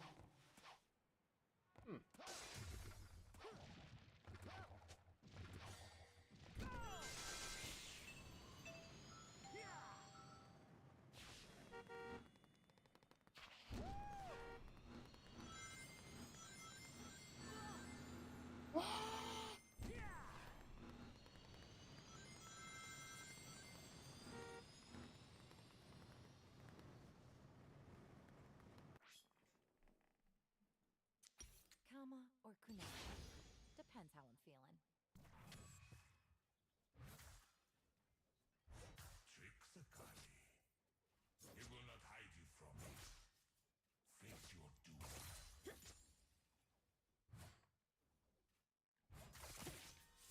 Don't hold back.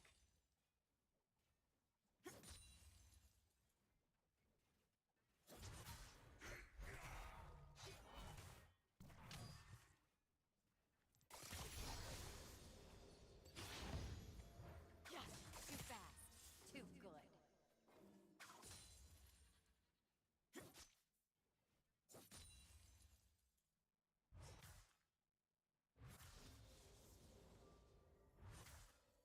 It's a good song, but nah. It's a really good song, though. But I don't feel like it. Will be my new mantras.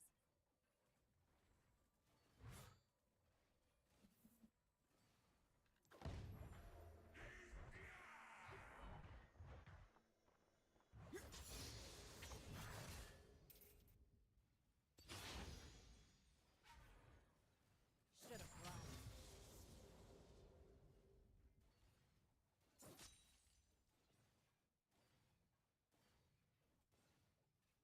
First blood.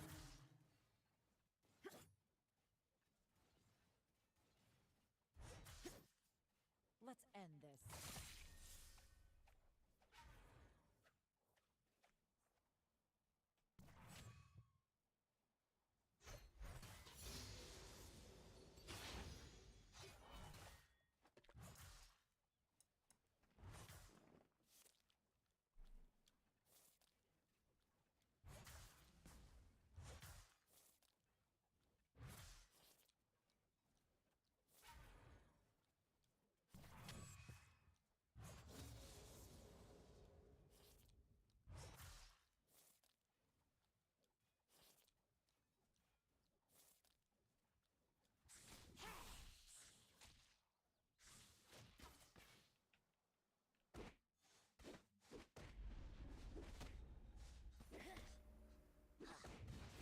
Heal me now.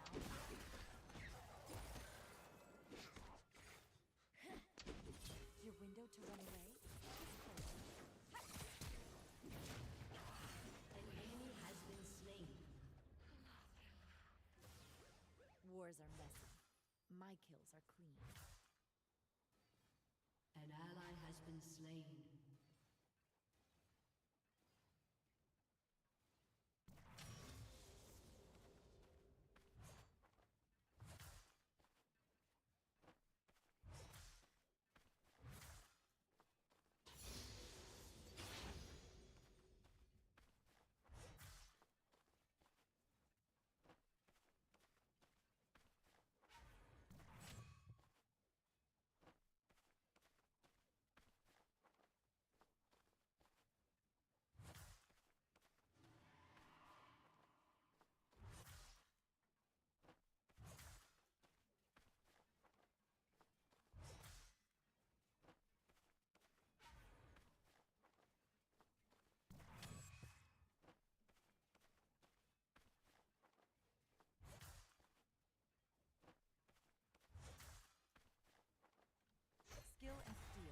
get the job done.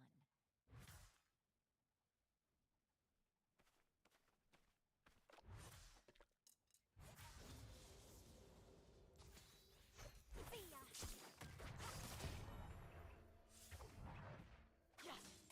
No more meditation or masters.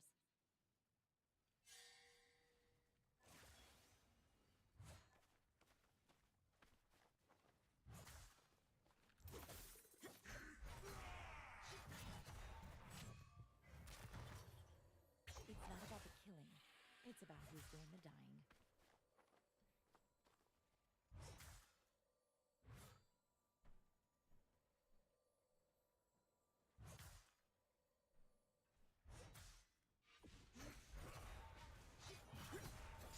The old ways just don't work.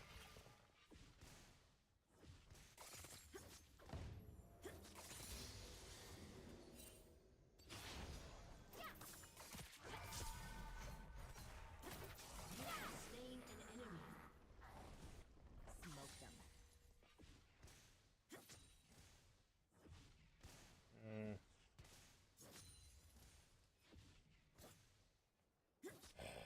Alright, fine. Let them see me. They can't stop me.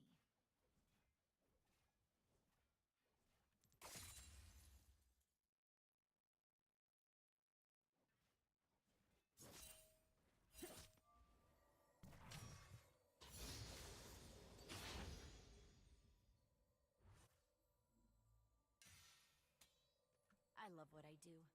My enemies won't.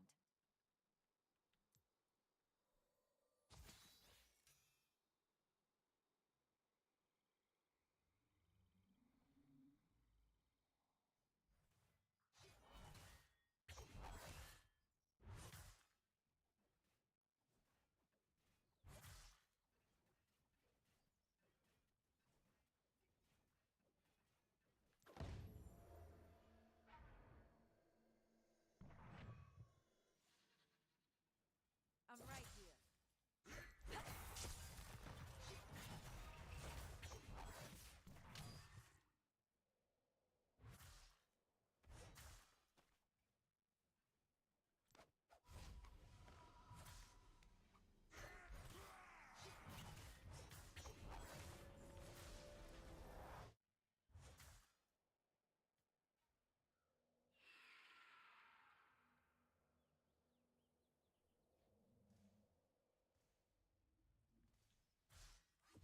Everyone dies. I just speed things up. You have been slain.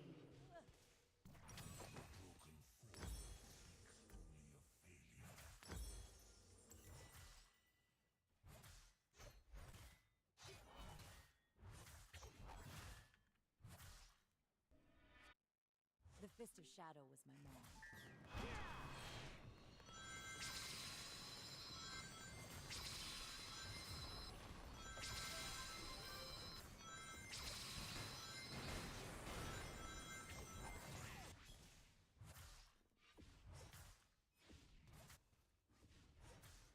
Cold steel and a target are all I need.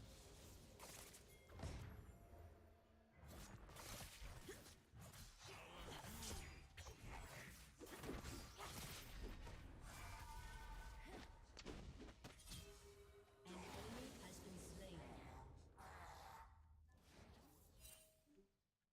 You will not stop me.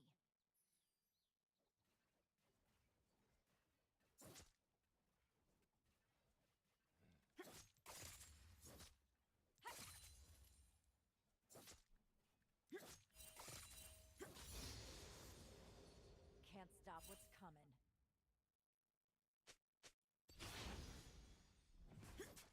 An enemy has been slain. Killing spree.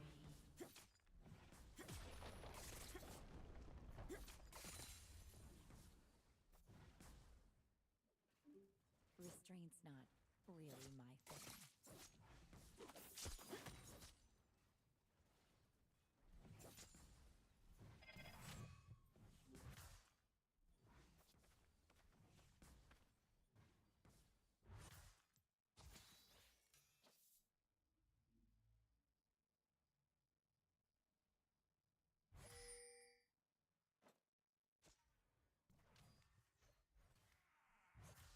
They can't stop me. I mean, they can try.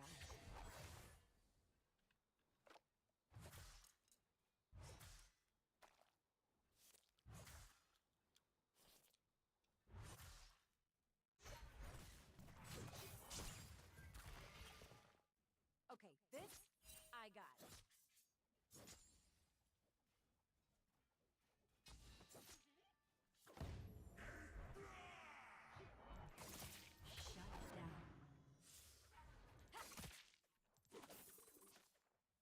An enemy has been slain.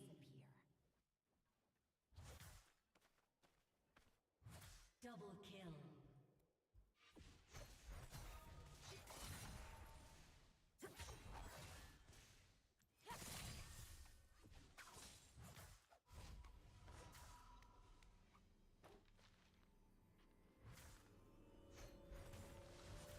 I am my own master, just the way I like it.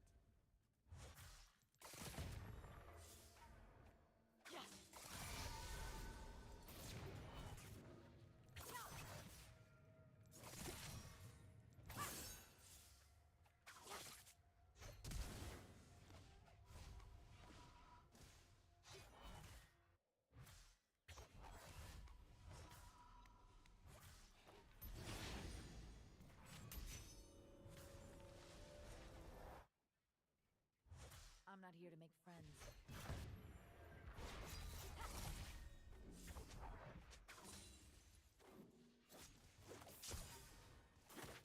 Have been slain. Carnage, my last slave.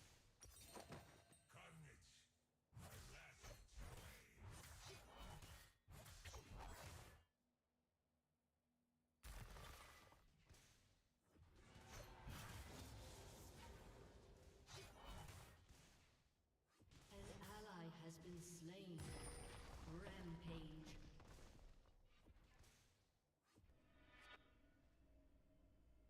Shut down. An enemy has been slain.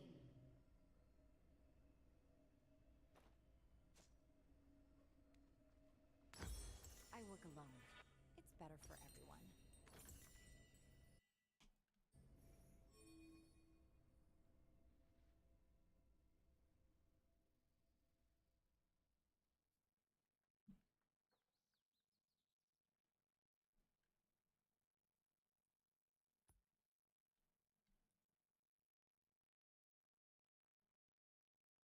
Gonna carve my own path.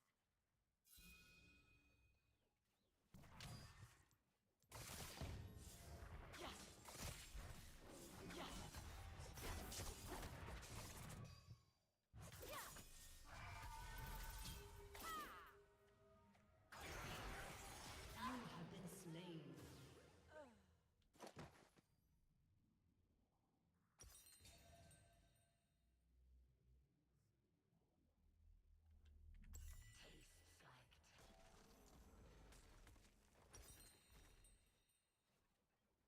An enemy has been slain. An ally has been slain. Don't waste the anger. Enemy double kill.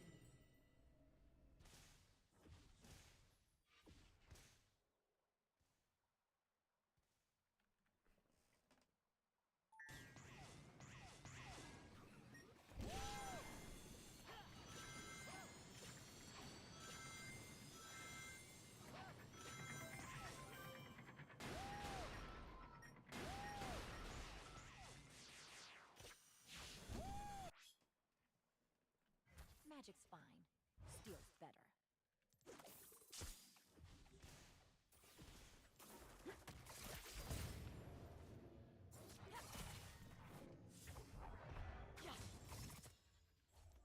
Your turret has Bring me been that destroyed. ass. If they're smart, they're And whatever.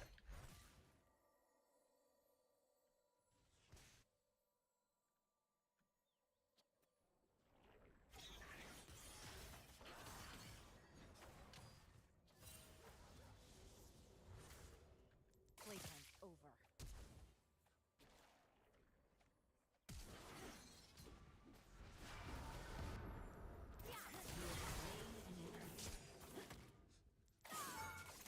I'd die for you. I had a moo One tap. Enemy Or double not. kill. Okay.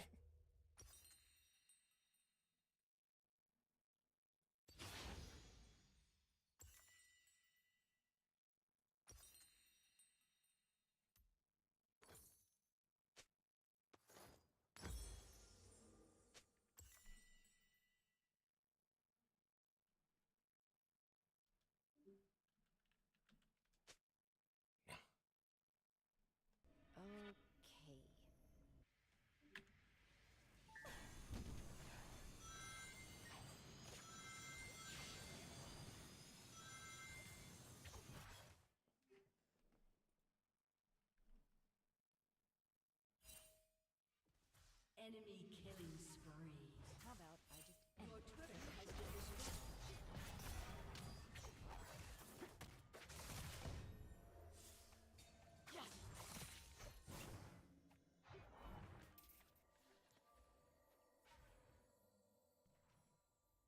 No one tells me what to do.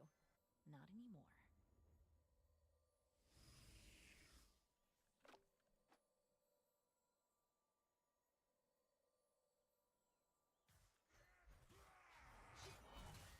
I can make this fast, or really fast. Choice is yours.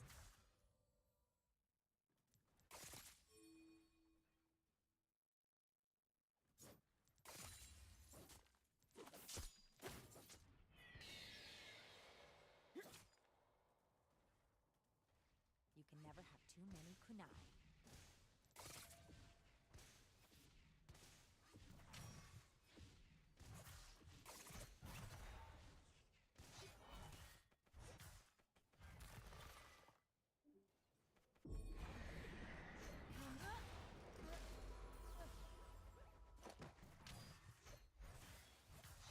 You have been slain. It's a little late, but hey, try to keep up. An enemy has been slain. Your turret has been destroyed.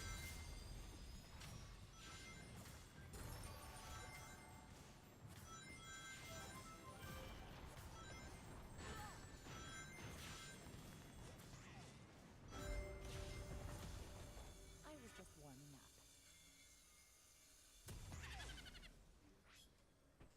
Perfect. Your turret has been destroyed. Yeah.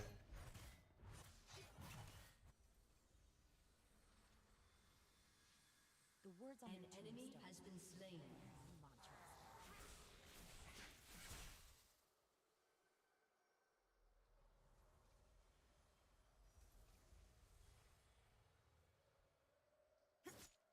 Enemy killing spree.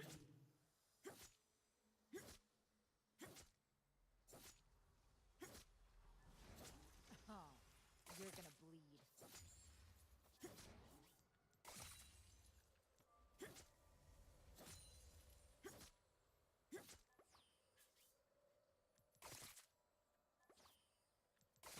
An ally has been slain. Wars are messy. My kills are clean.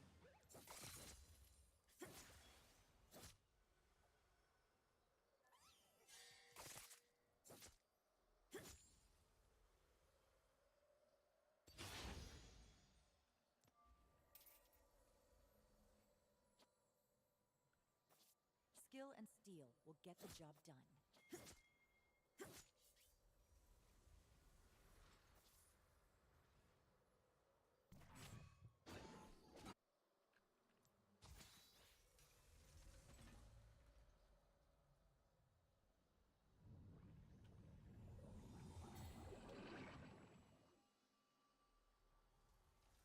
Enemy rampage.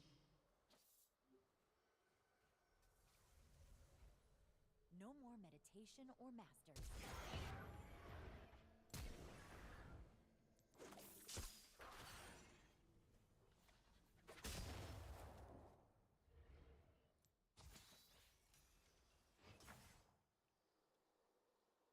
It's not about the killing. It's about who's doing the dying.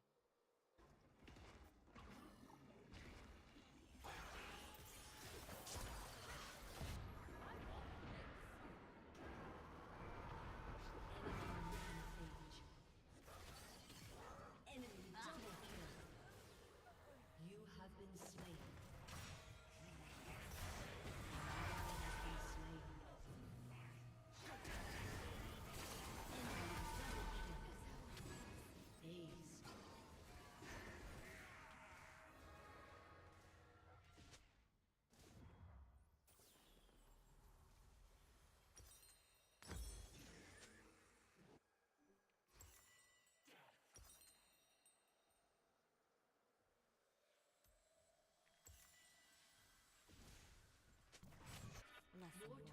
been destroyed.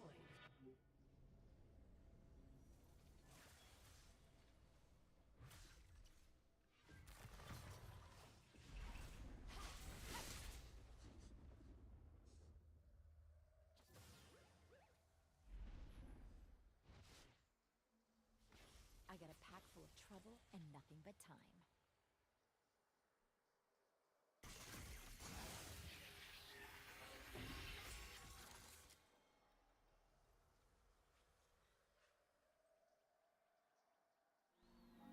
Now it's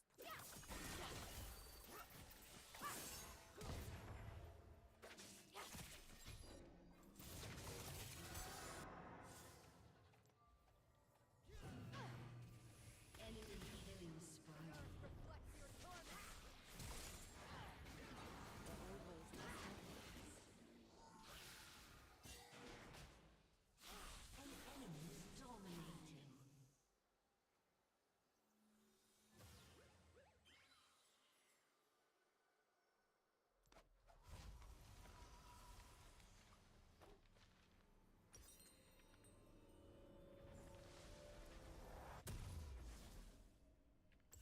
Let them see me. They can't stop me. Oh, hey.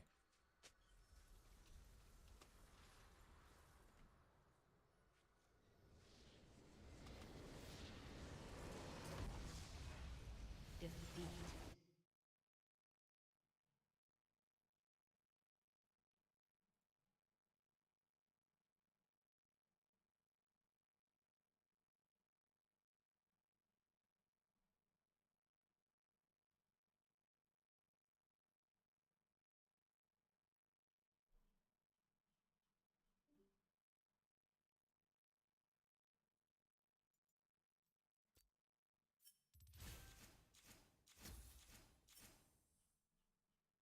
It's my song.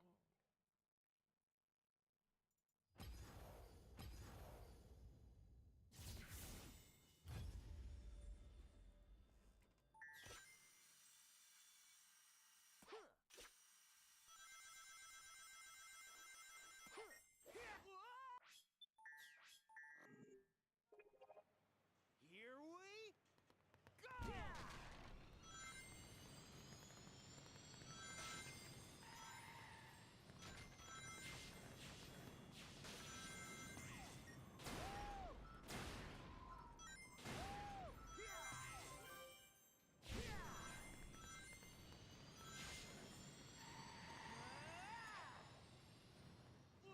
Too fastly. Nah, not fast enough.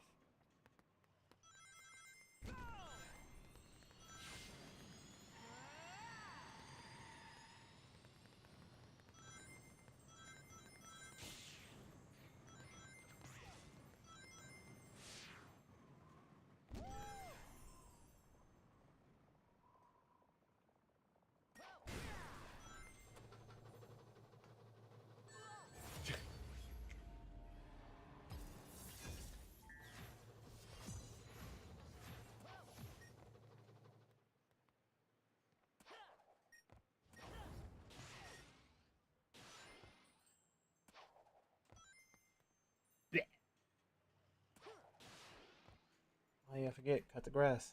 What? Cut the grass.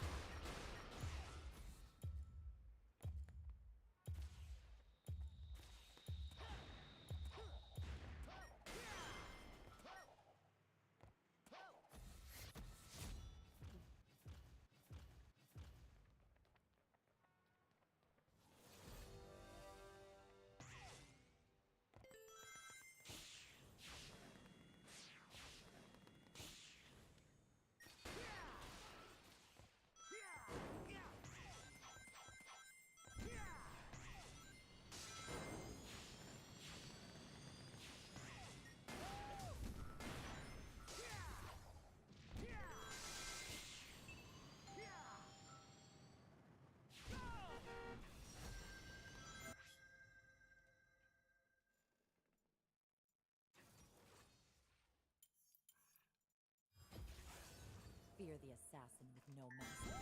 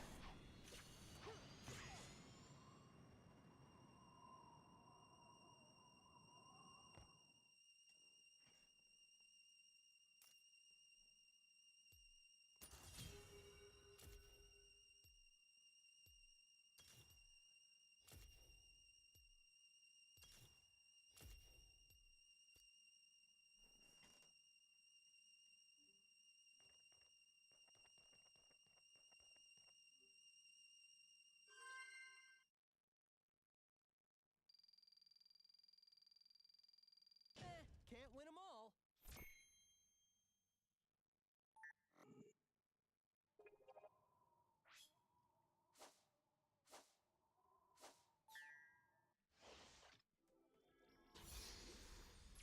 Here we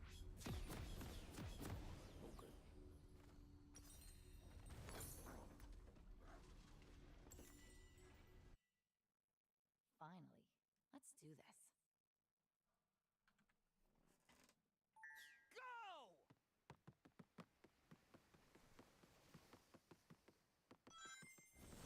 Welcome to Summoner's Rift.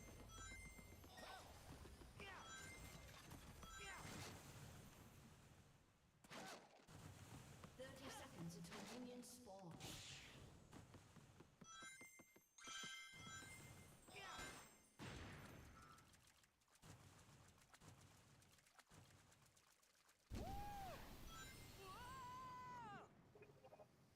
Here we go!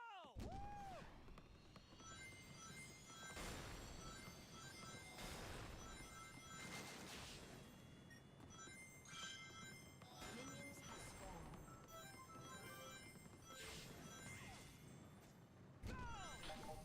Feeling good.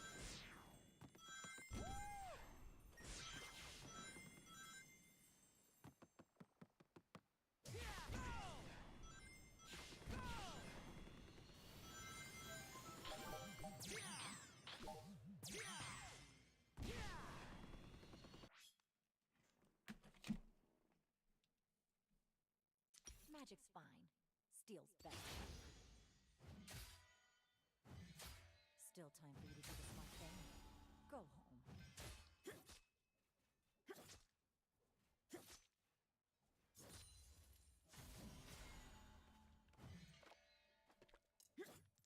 Playtime's over.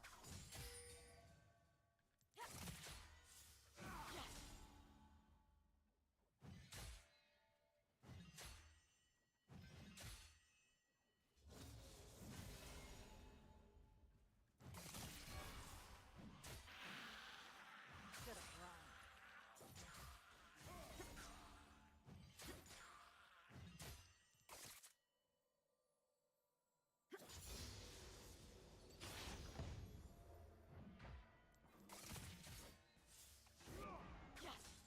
I am my own master. Just the way I want.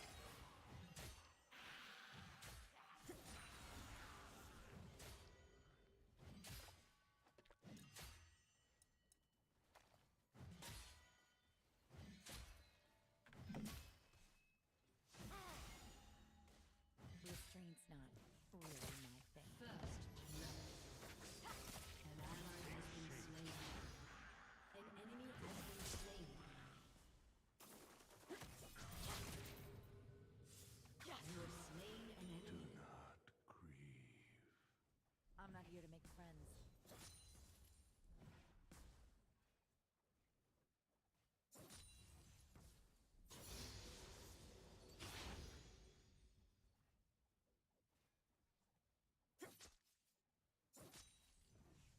cold steel and a Maybe you target should try above the line. Rocksmith. Maybe, but you know how expensive that is? Like, come on now.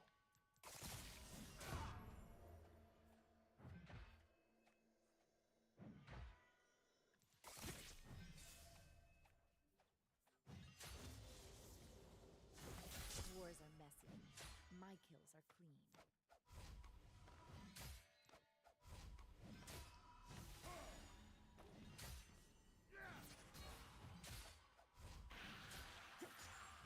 You're gonna need bandages, little guy. You have slain an enemy. You look so peaceful.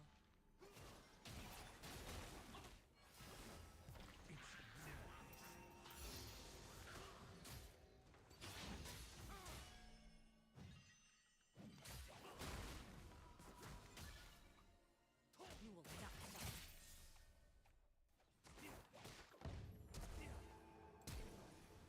Killing spree. An ally has been slain. An enemy has been slain. Jumped. Skill and steel will get the job done.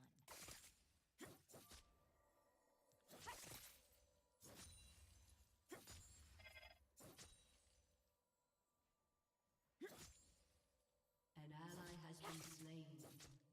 An enemy has been slain. An enemy has been slain.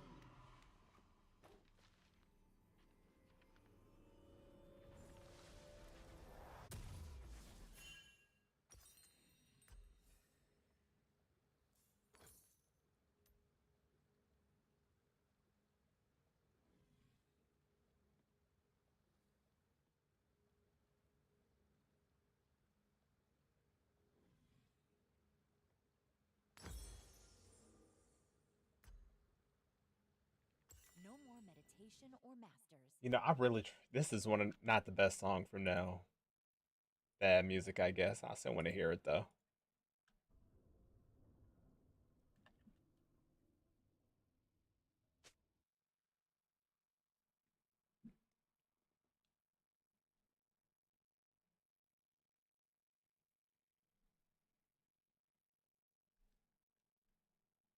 The old ways just don't work.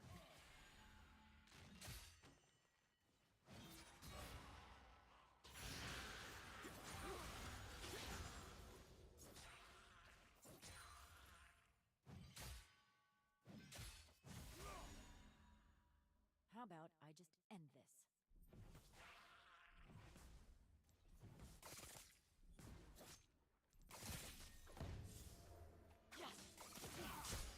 An ally has been slain.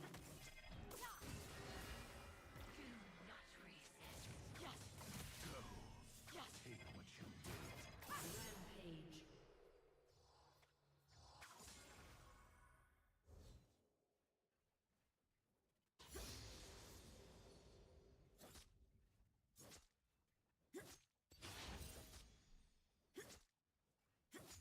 They can't stop me.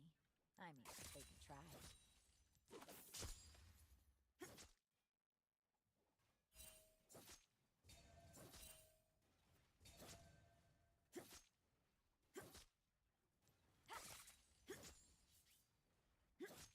Feel me now.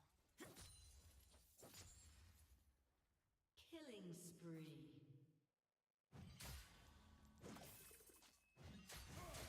An ally has been slain.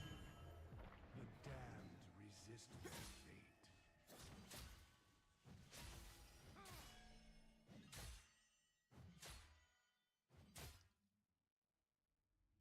Everyone dies. I just speed things up.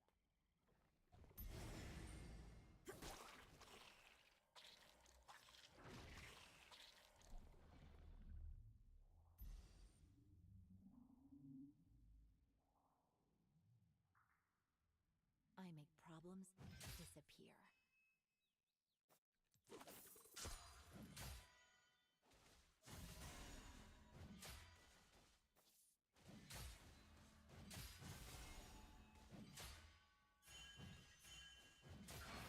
If they're smart, Allies from they're scared. below.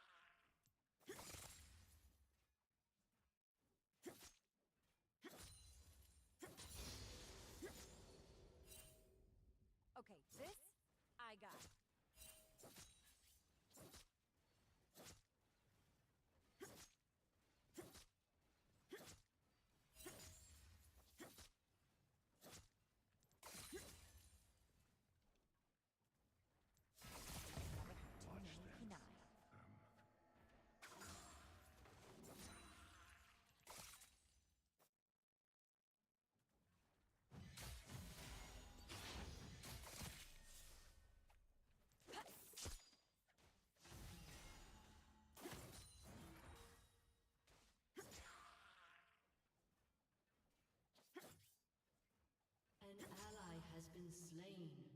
An enemy has been slain.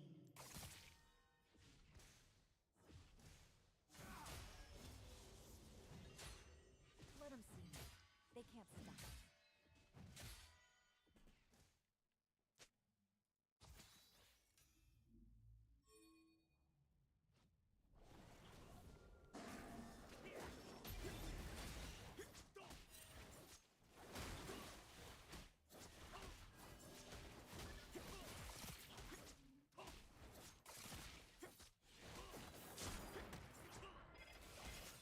I'm right here.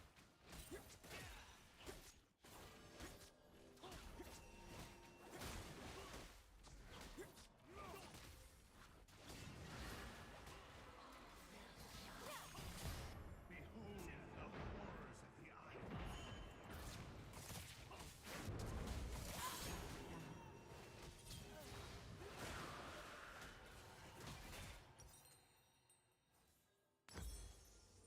An enemy has been slain.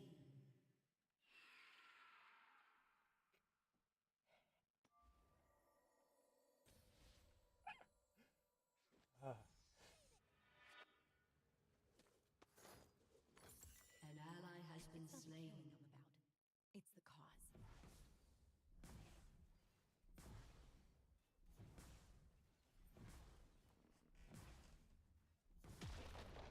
Rampage.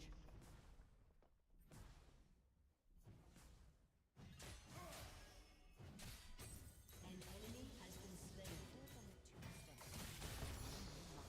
Mantras. An eternal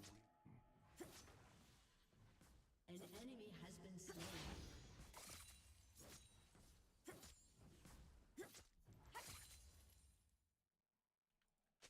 Kama or kunai. Depends how I'm feeling.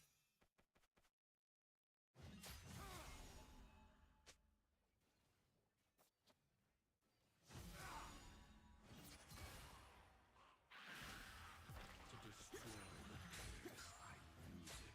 It's not about the killing. It's about who's doing the dying. I can make this fast or really fast. Choice is yours.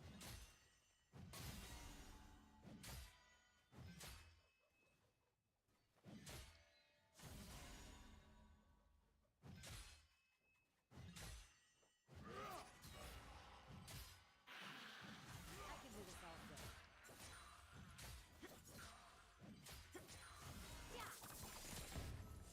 This never ends. Has been slain. Unstoppable. An ally has been slain. Your remains will serve a purpose. Enemy double kill. Dominating. I was just warming up.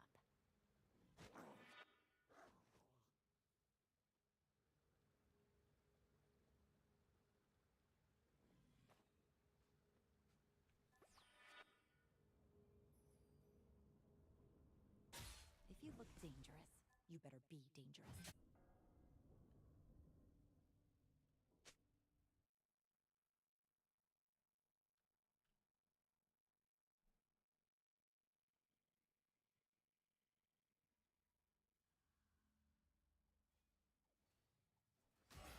I love it.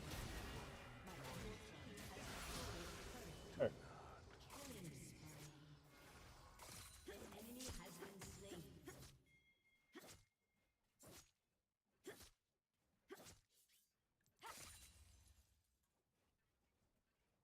too fast, too good. Godlike.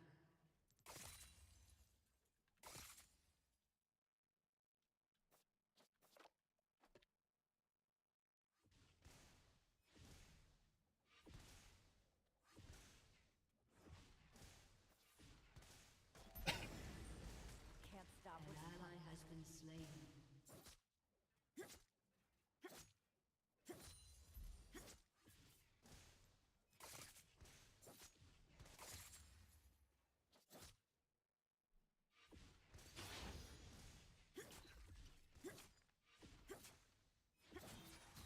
work alone.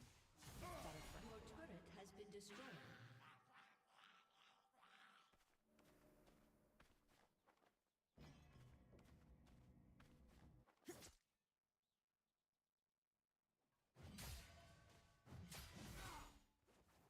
Let's go.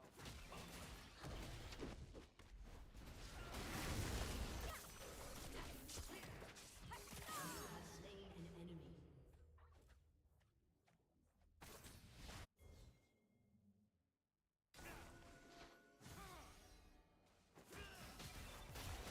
Rules of these isles rise to smite you. This won't take long. He grounded me.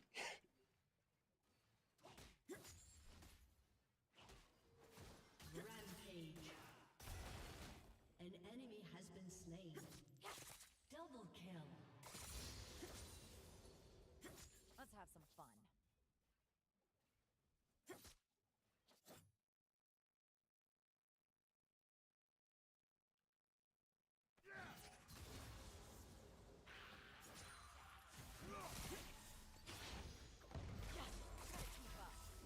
They reach for you. You have slain an enemy. Mark acquired and eliminated.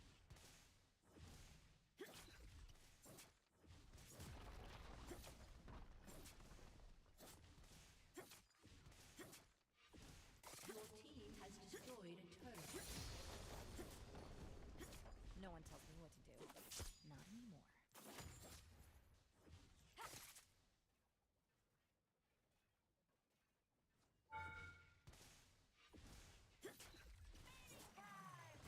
Your team has destroyed a turret. Gonna An carve ally has been slain. Unstoppable. Damn. You have been slain. Ah.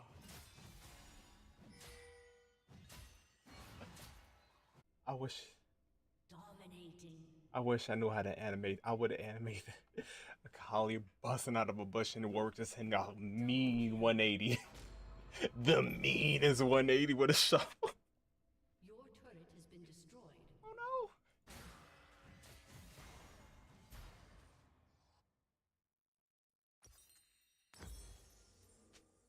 Don't waste the anger. Channel it.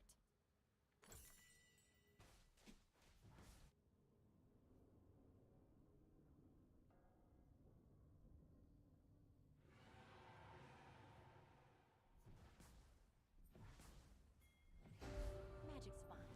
Steel's better.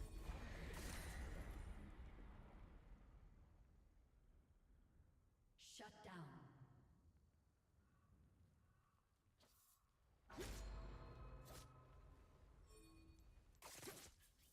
Your turret has been destroyed.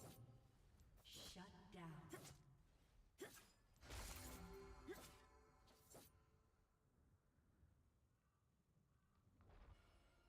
Just play safe. That's all you gotta do.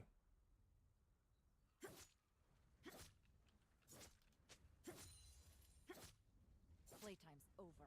When music's slow down, you play safe. Oh yeah, my bad. Your turret has been destroyed.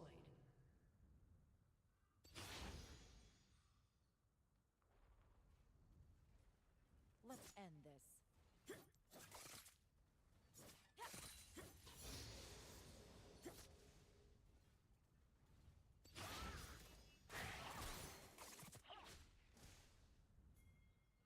An enemy has been slain. I'm my own master. Just the way I like it. An ally has been slain. An enemy has been slain. Double kill. You have slain an enemy. Yeah, million block. Have been slain. Let's see.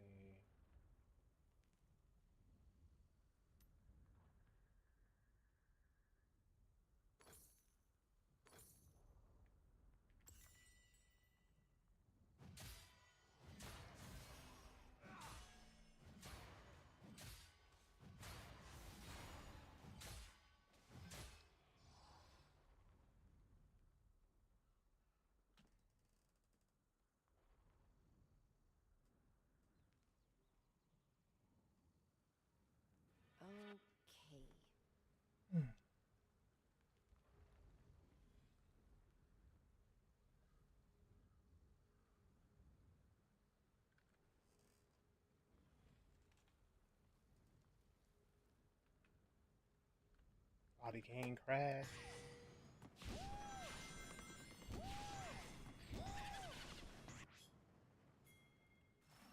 Restraint's not really my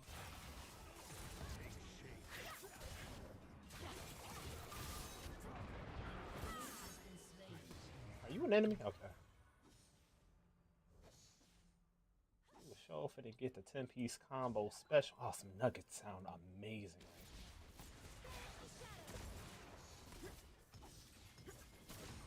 Don't attack.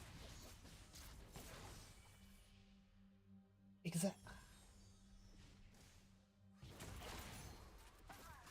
An ally has been slain. Rampage. An enemy has been slain. You're done.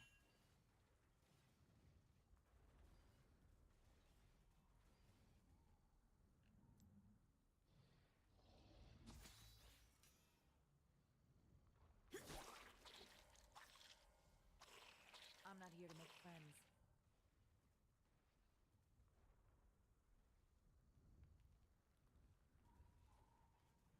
Unstoppable.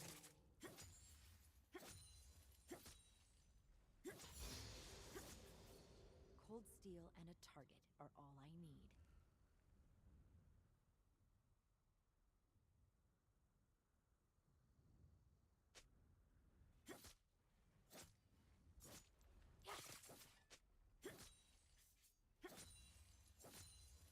Oh, you're gonna bleed.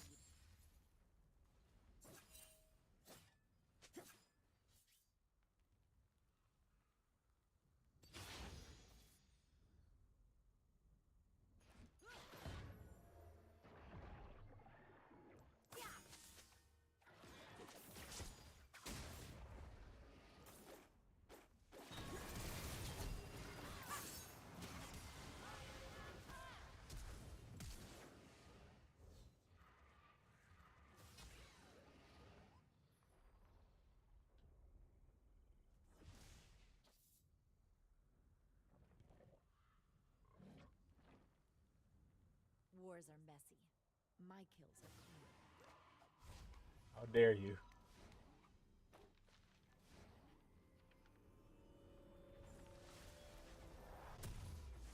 An enemy has been slain. Double kill.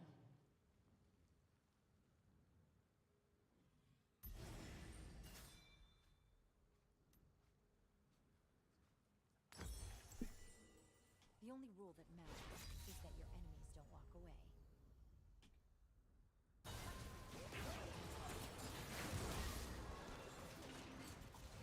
Dominating.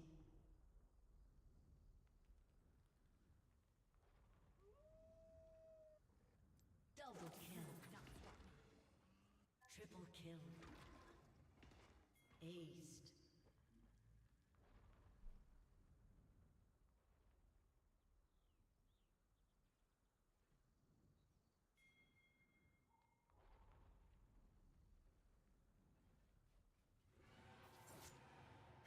Skill and steel will get the job done.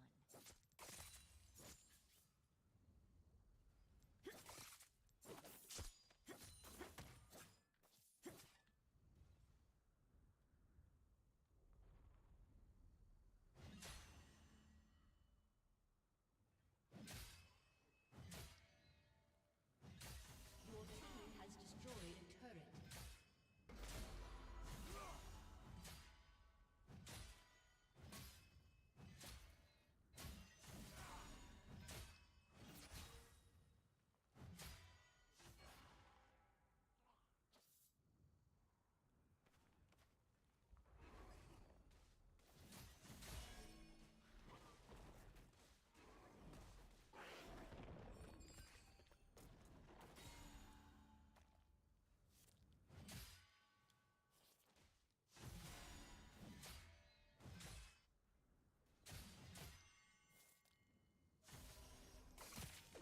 No more meditation or masters.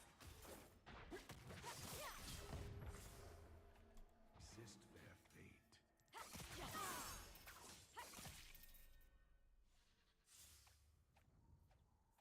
Legendary. An enemy has been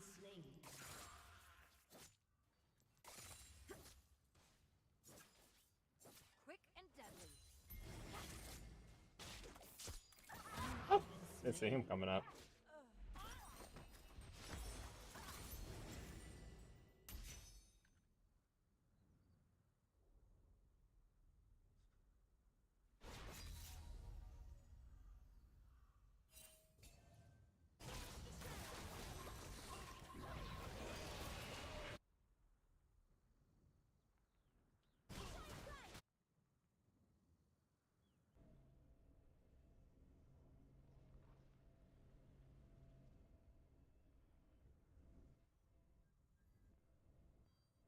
Legendary.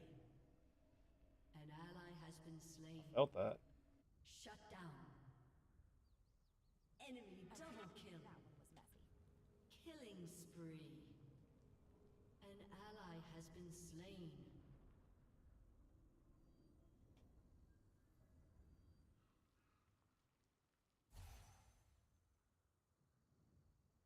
Should have run.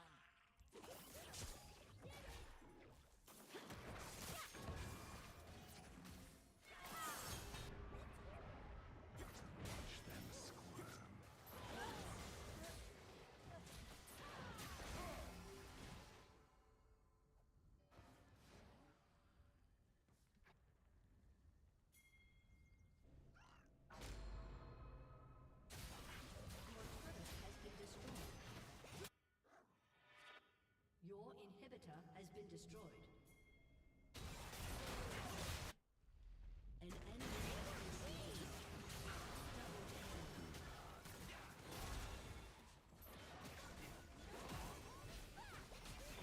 An enemy has been slain.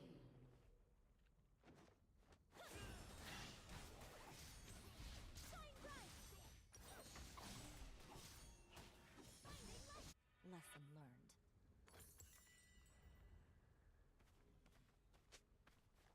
Oh, look. Someone's got a death wish.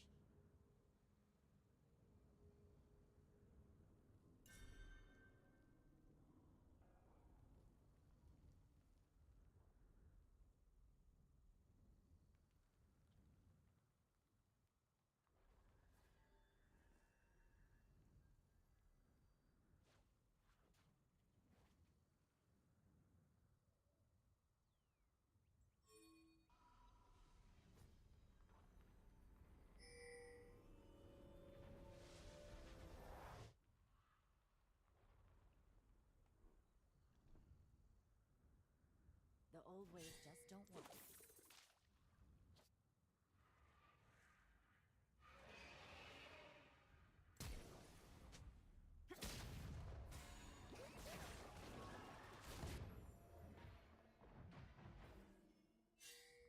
Feel me now.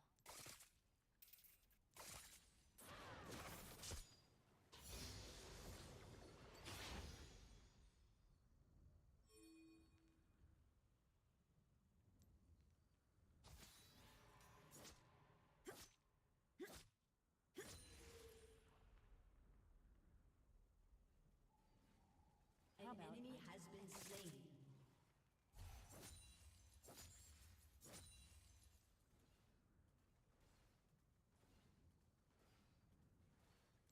Killing spree.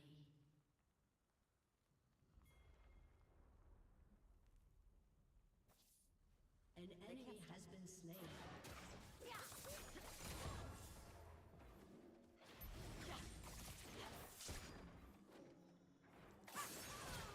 You have slain an enemy. I don't feel so good.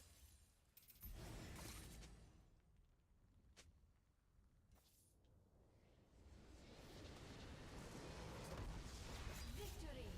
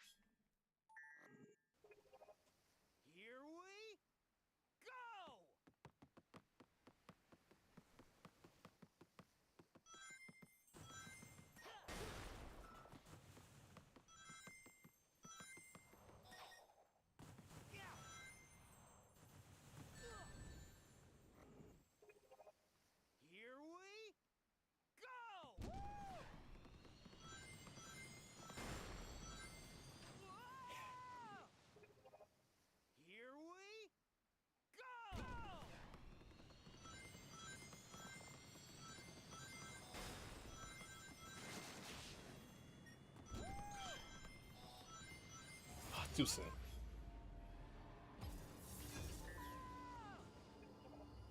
Here we go!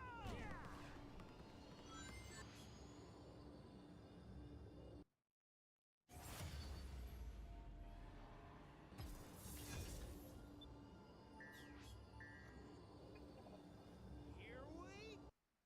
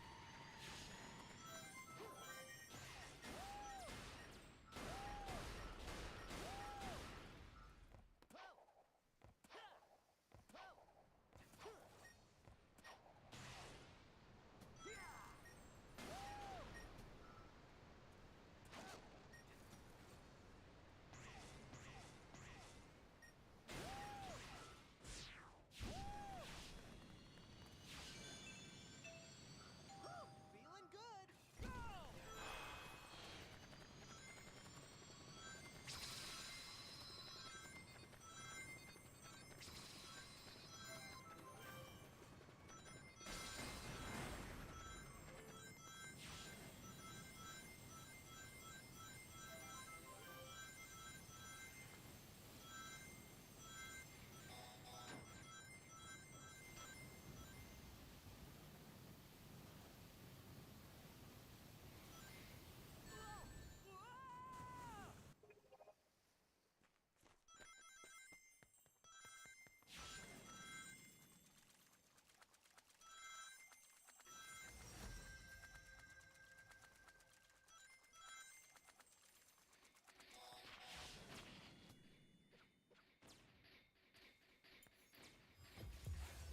Fear the assassin with no master.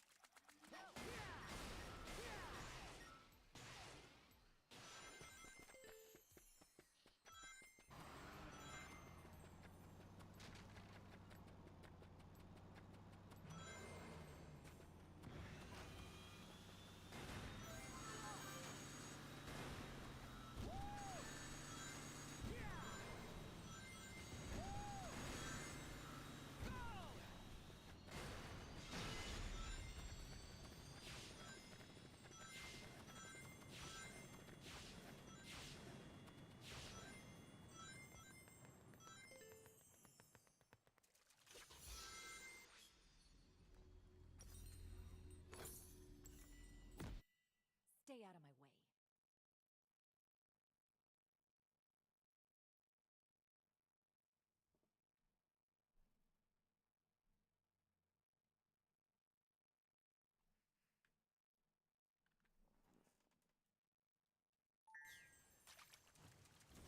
Welcome to Summoner's Rift.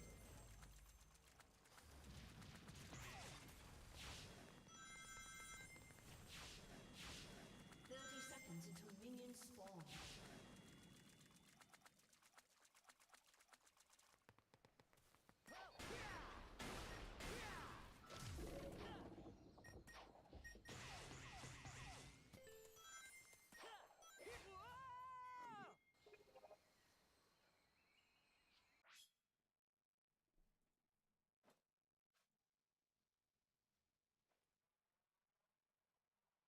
Minions have spawned.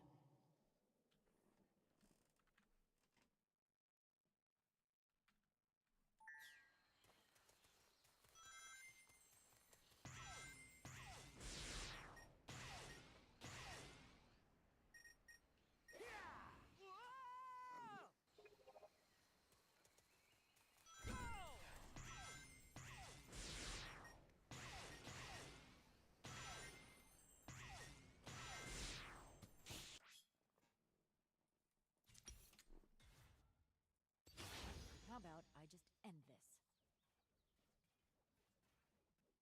Your window to run away is closed. Yes!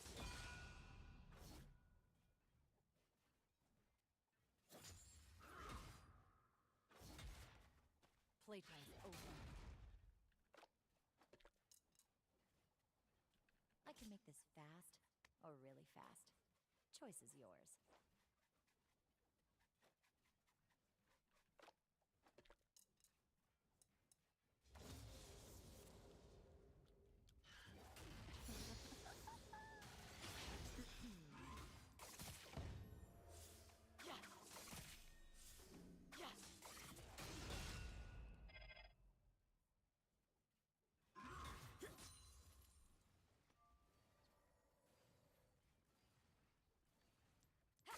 Skill and steel will get the job done.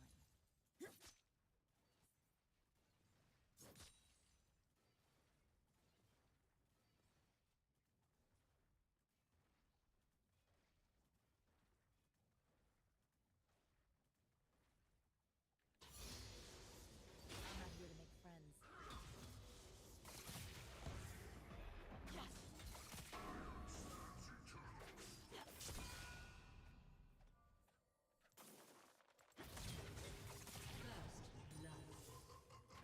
Youth and skill, every time.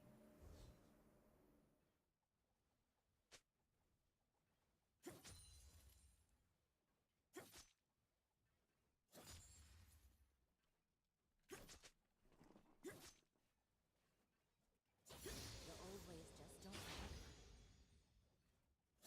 An ally has been slain.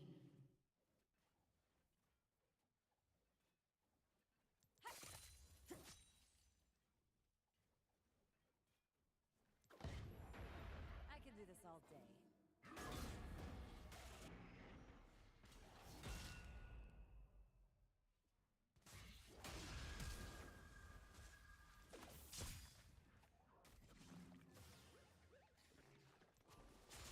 I work alone. It's better for everyone.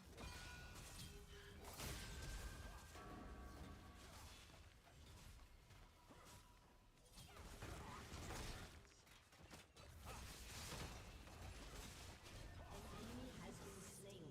Rock.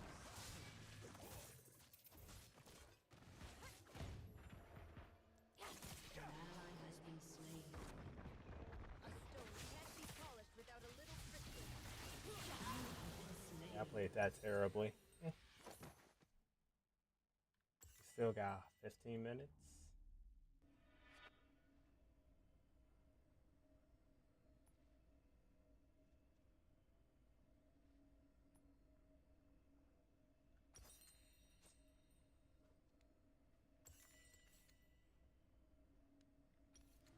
Kama or kunai.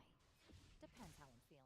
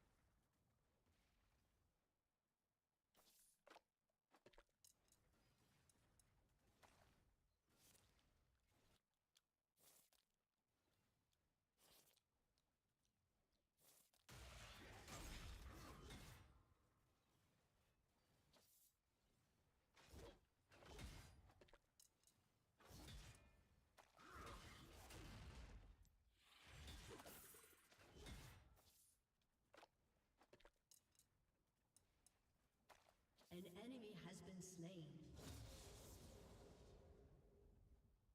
Try to keep up.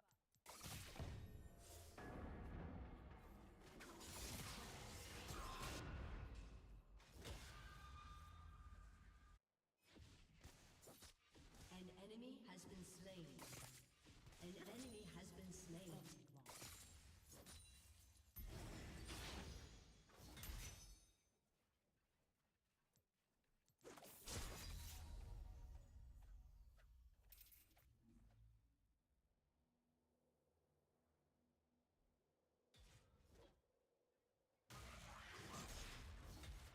It's not about the killing. It's about who's doing the dying. Alright.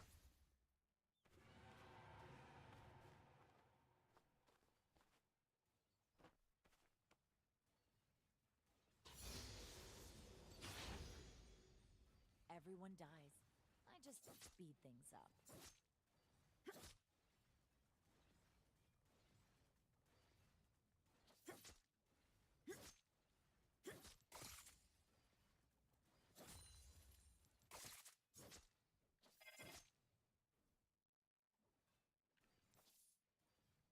No more meditation or masters.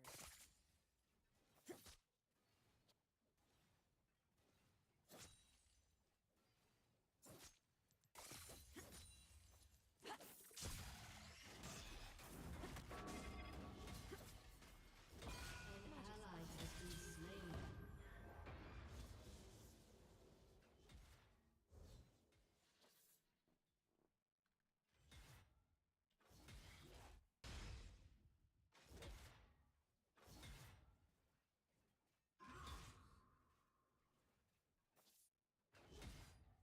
I love that. Saw that, right? Yeah, what the fuck hit me? What the fuck actually hit me? I got sucked into him. And I got all my health taken away. Nah, fuck you. Burn, baby, burn. Killing spree. Like, oh god, oh nah. Like, that just, that rubbed me the wrong way.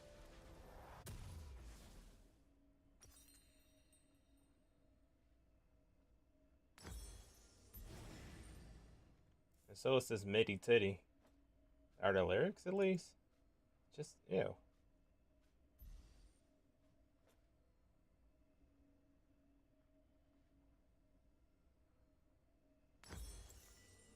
The Kinku couldn't control me. I do what they wouldn't. Ooh, speaking of which, they set up something with some duo. Stop, Lee. But it was funny.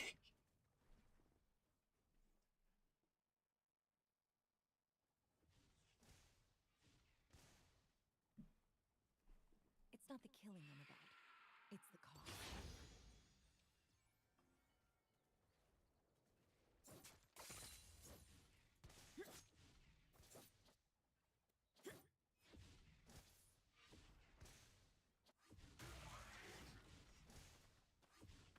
Let's end this.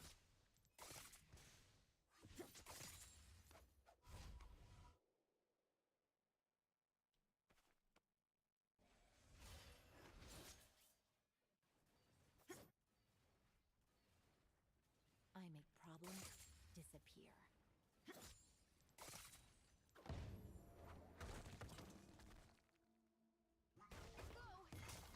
An enemy has been slain. An enemy has been slain. You have slain an enemy.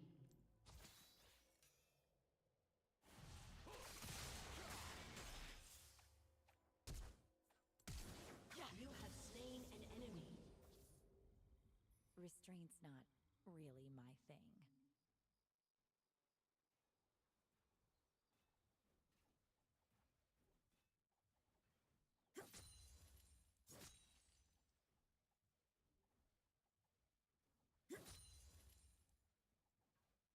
Wars are messy. My kills are clean.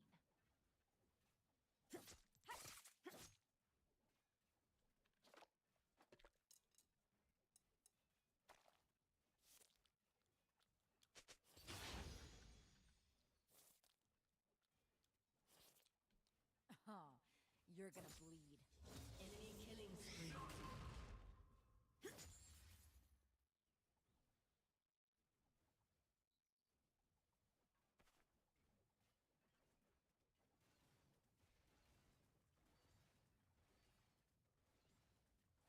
You're done.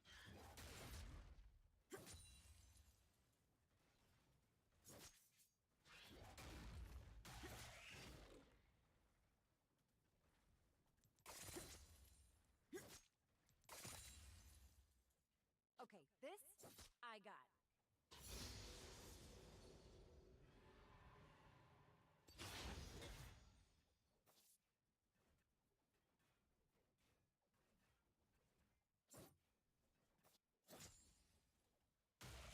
Can't stop what's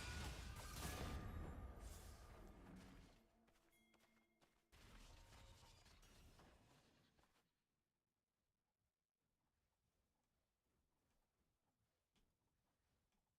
Rampage. You will not stop me.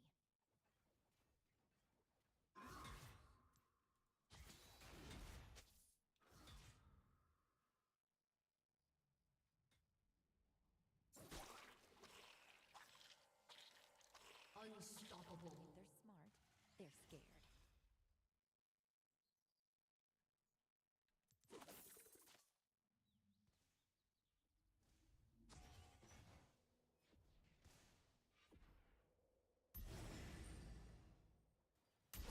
You can never have too many kunai.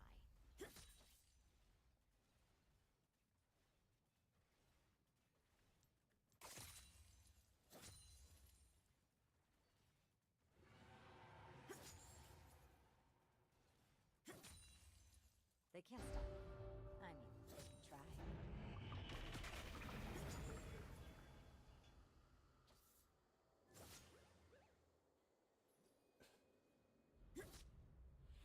An ally has been slain. Cold steel and a target are all I need.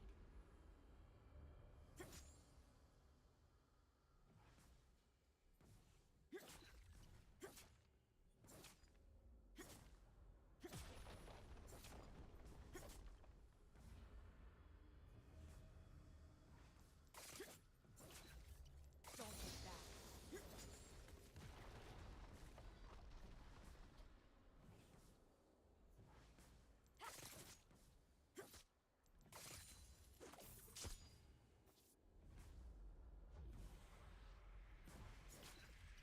Let 'em see me. They can't stop me.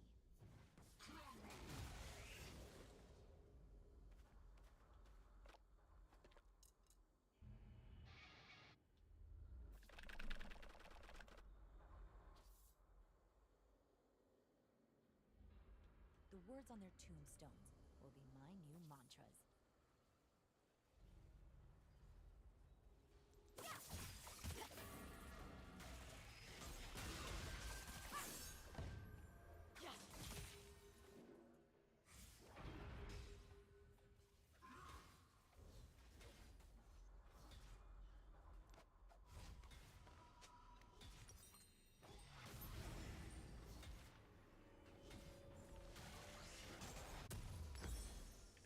I am my own master, just the way I like it.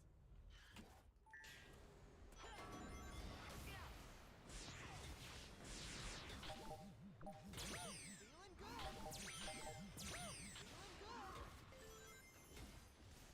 An enemy has been slain.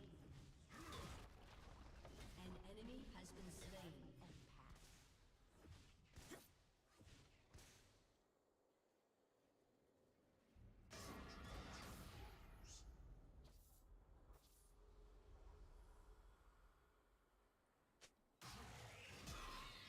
No one tells me what to do.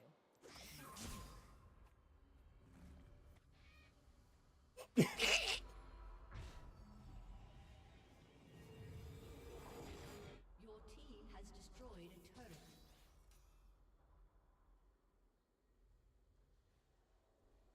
How about I just end this?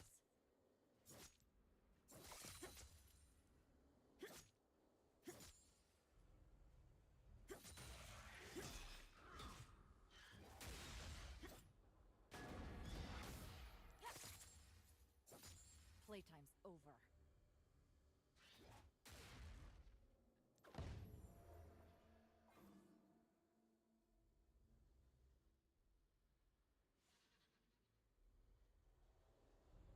Only because it was Mordekaiser, big boy with a Skill and guitar. steel will get the job done.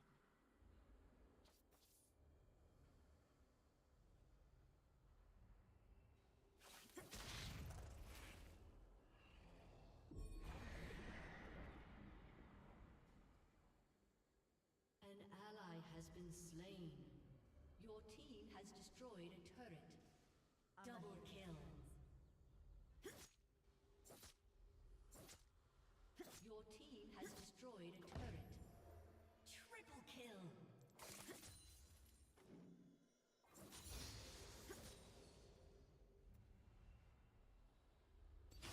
The old ways just don't work.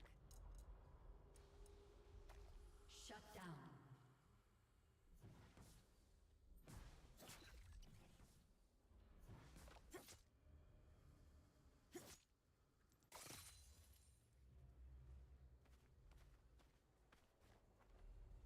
I work alone. It's better for everyone.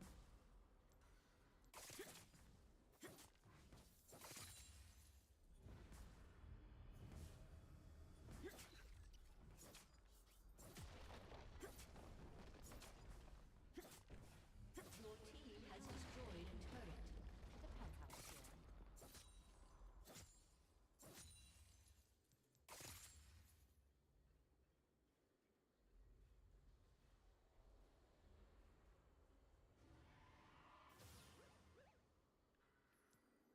It's not about the killing.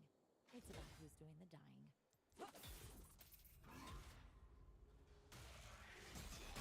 Hmm.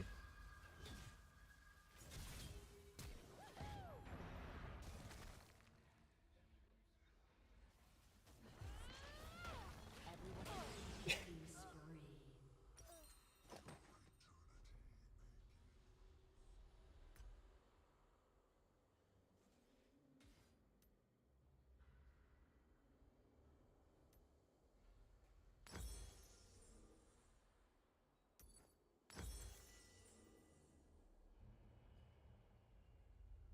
An enemy has been slain.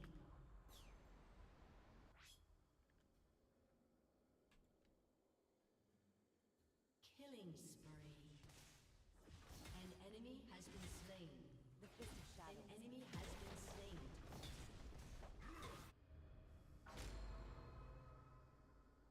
Your turret has been destroyed.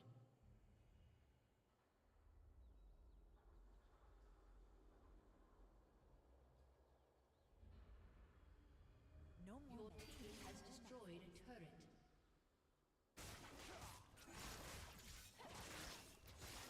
Your team has destroyed an inhibitor.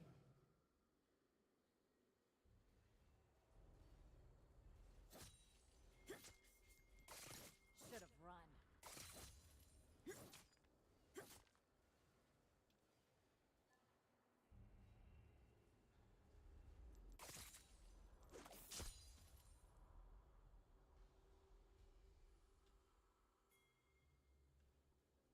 Quick and deadly.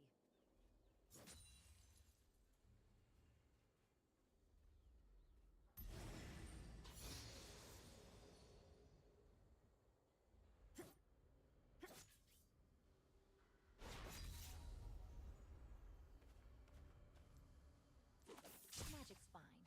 Steel's better.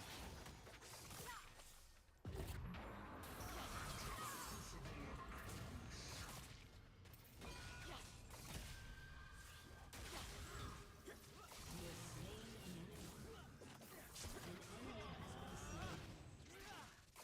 An enemy has been slain. Still feeling confident?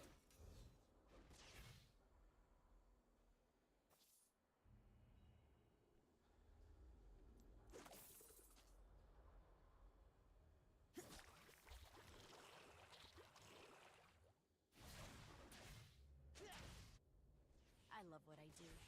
My enemies won't.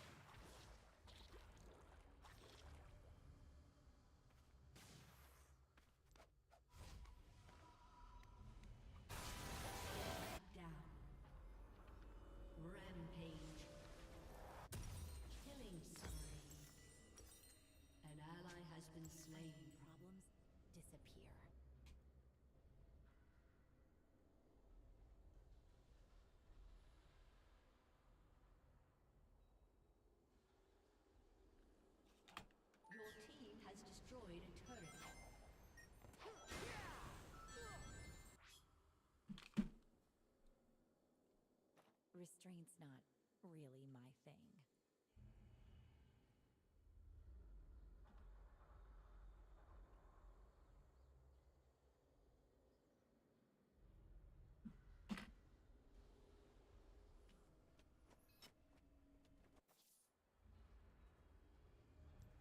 Wars are messy. My kills are clean.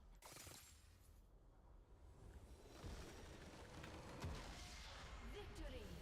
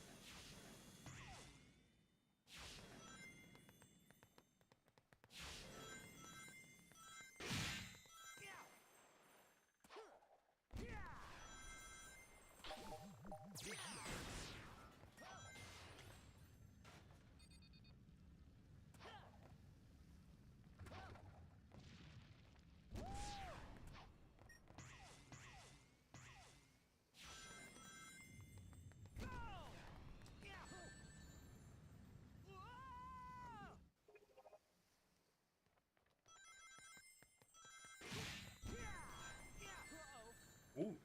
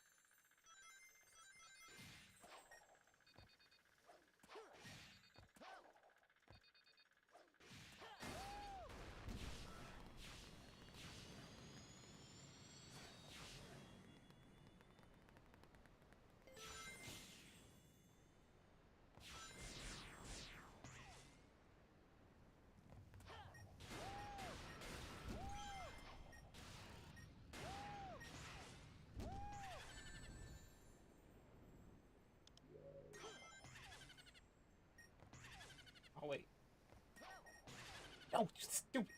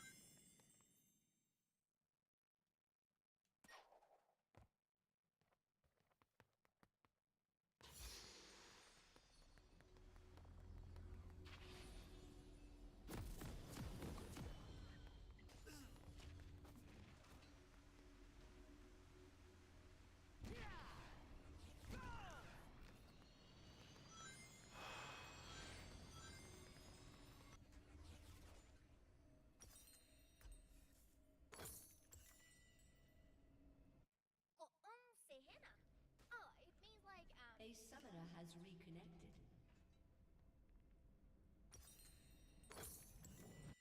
This place tastes like many emotions: excitement, anger, joy, and salty. Is salty a feeling?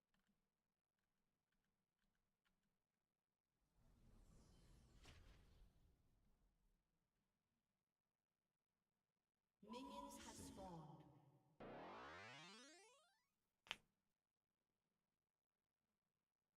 First blood.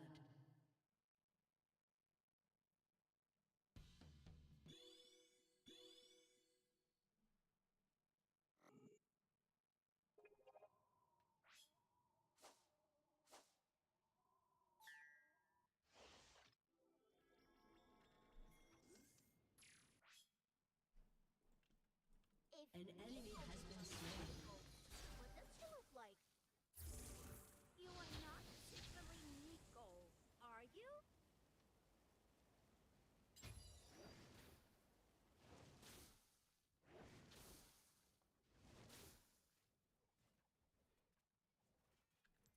Battle time! Same luck next drive. You have slain an enemy. Those two do not get close. What if you cannot just minding my own business, not being Nico.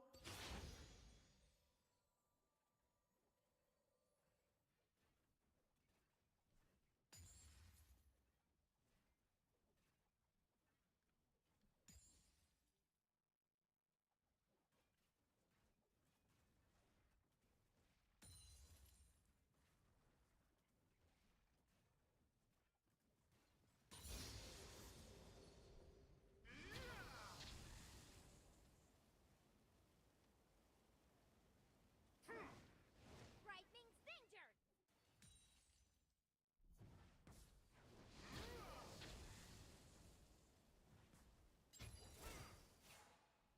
Where is Nico? I saw Nico by the river. Everyone knows Nico likes rivers.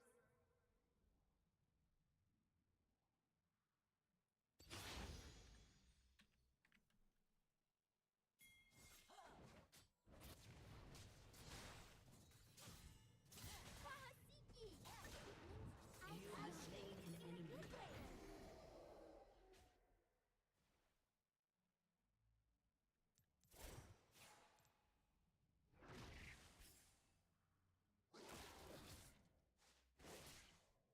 Megadon!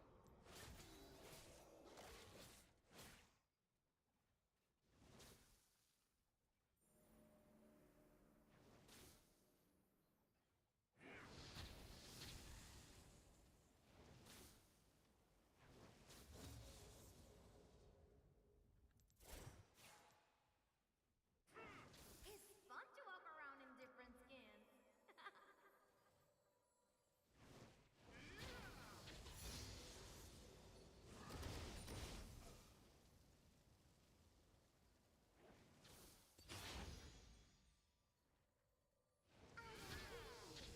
And doing me things, not skins.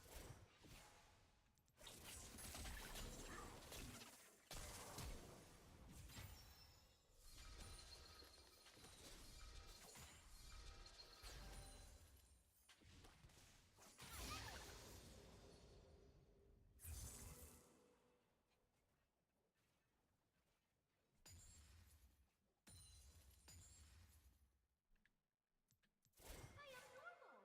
Everything's normal. Nothing is suspicious.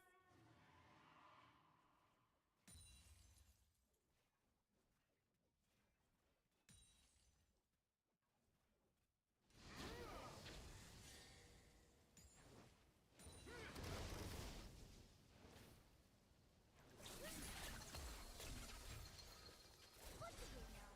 Find his breaths? Ooh, have picnic!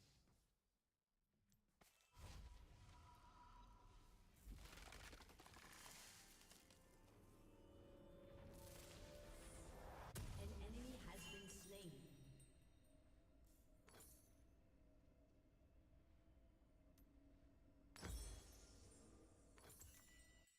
Words are tricky.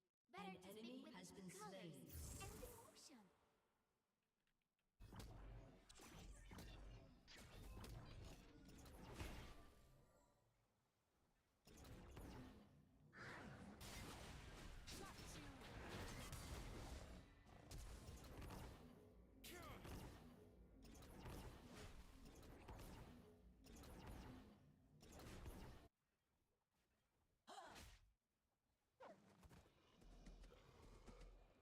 Be cool. No one suspects you are Nico.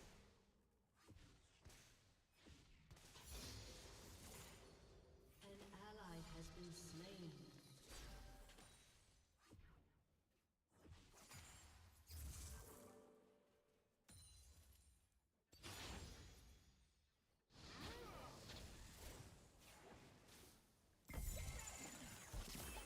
Ataku! Ataku!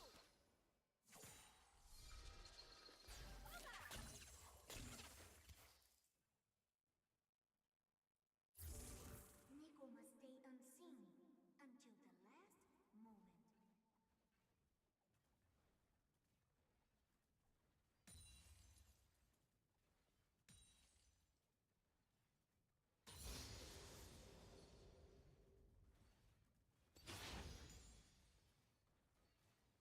If Nico can be everyone, how can Nico be sure she's anyone?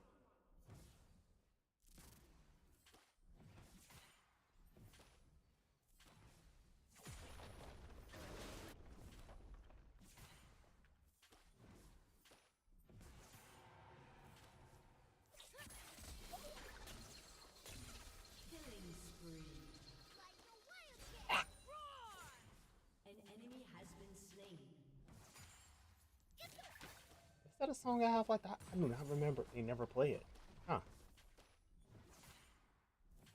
Oh, why don't you listen to it now? Nah. Do not be bound to a single body. There are so Is many that your more. name? Shh.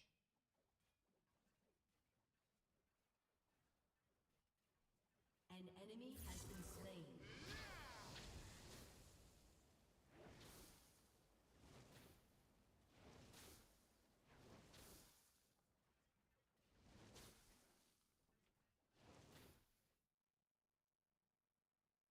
Eh.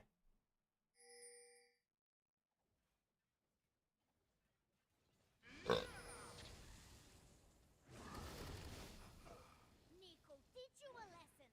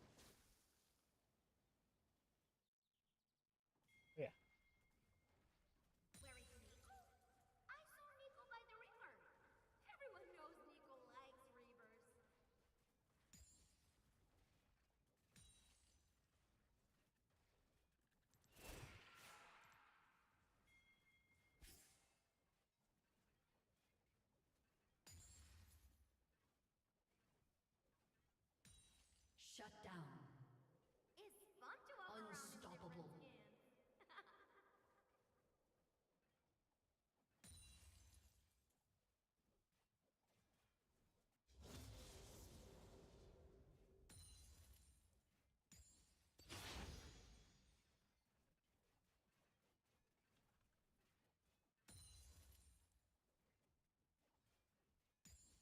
I am being me and doing me things. Not suspicious.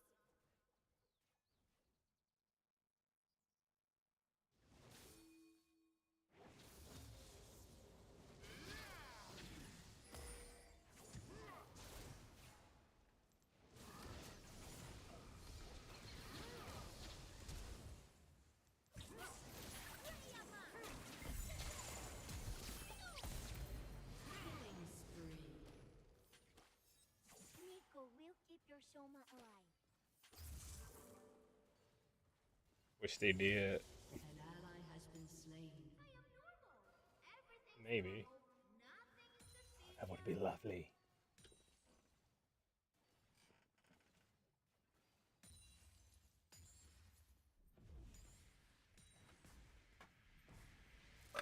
Dominating.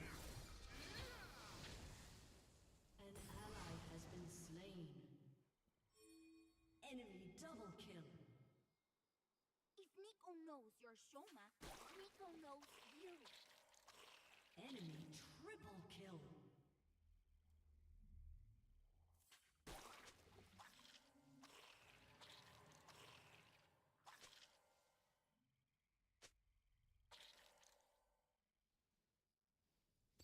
Nico might have a thing for birds.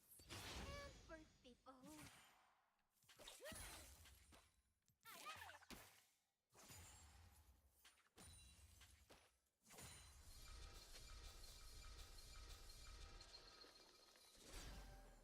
Nico, no one's business. You are Nico.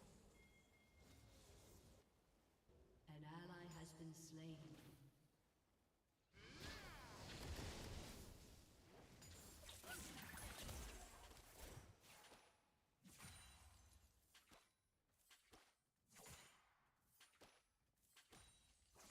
We are to fight now?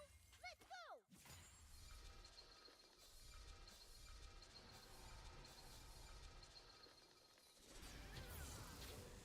Nico must stay unseen until An enemy has been slain.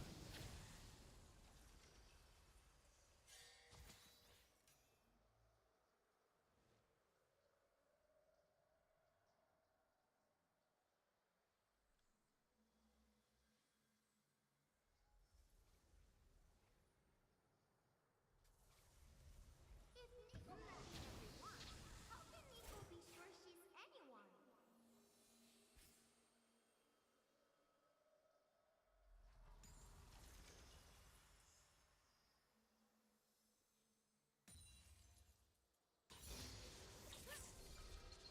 First a shot. I'm gonna go get lost. Shut down. Nico is on her fourth tail.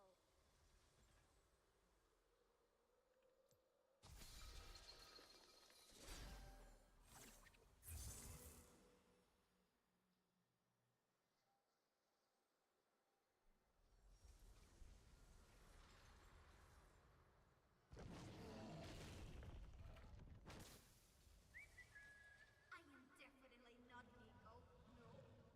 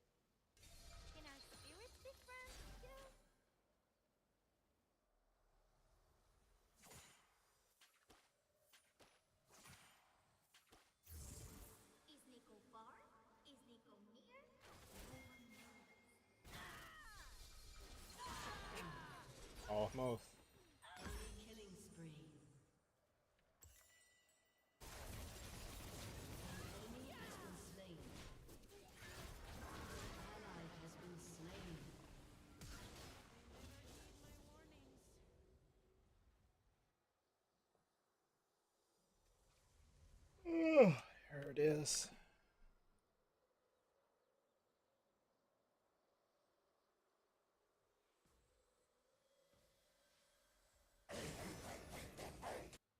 Movie cat vacation over. Back to work.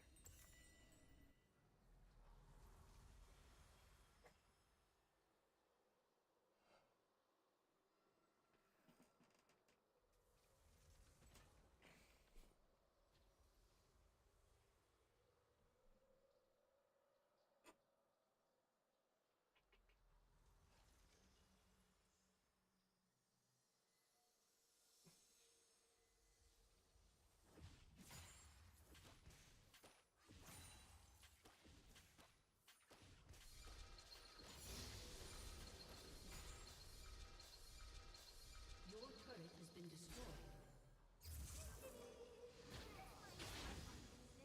Nothing, Nico.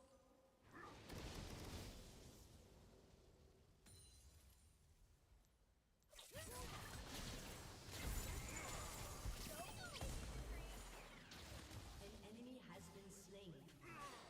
You have slain an enemy. Told you, do not get close. Why did you not listen? Sharing memories, colors, feelings is magic. Enemy rampage. Connects people.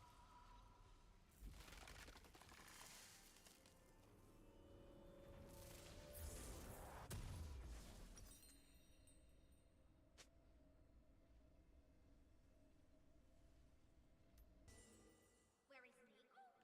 I saw Nico by the river. Here we Everyone knows Nico likes rivers.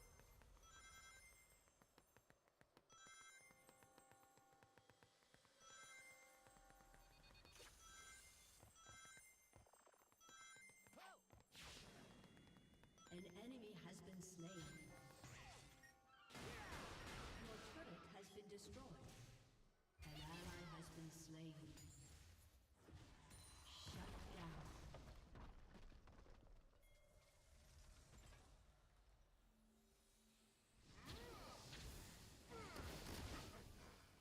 An ally has been slain. An enemy has been slain. Where the heart dances. You have slain an enemy. Nico, will keep your shoulder Double on. kill.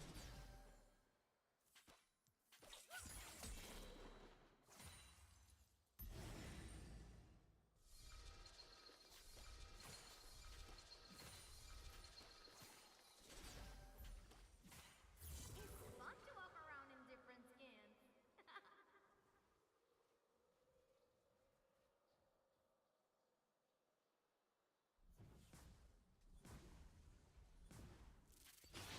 Rampage. Your team has destroyed a turret. Your team has destroyed a turret.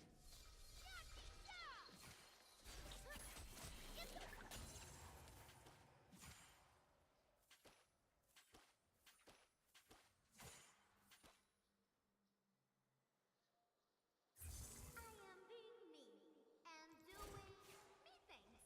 Not suspicious. An ally has been slain. Killing spree.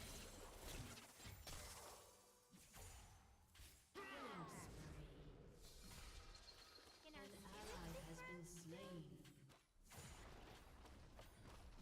Unstoppable. An ally has been slain. Double kill. Your team has destroyed a turret.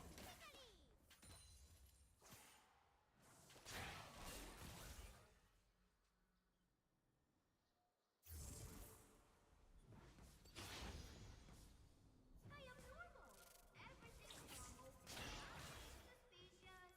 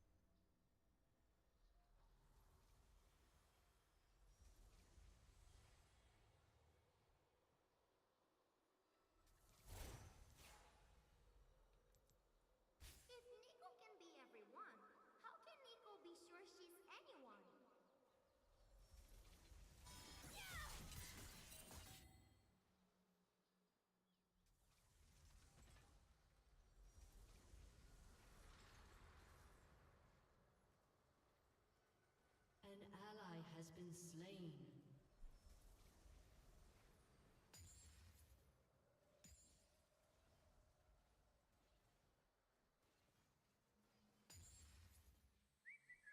An enemy has been slain.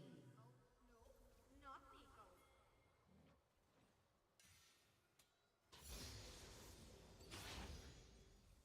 An ally has been slain. An enemy has been slain. An enemy has been slain. Double kill. Not Nico instead. Your turret has been destroyed.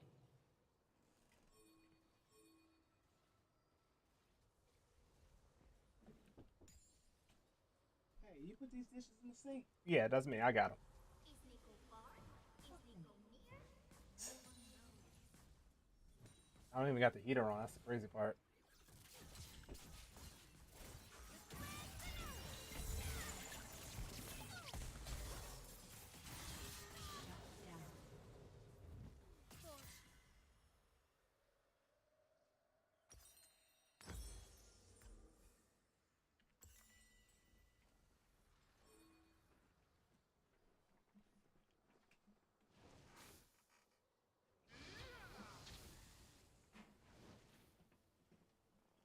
An enemy has been slain. You need a garbage can. Oh, my bad. Here you go. An ally All right. has been slain. Oh, the kitchen is fucked up. Only a couple dishes in there, no more. No, it's a whole lot. An ally has been slain. Nico was out, but never down.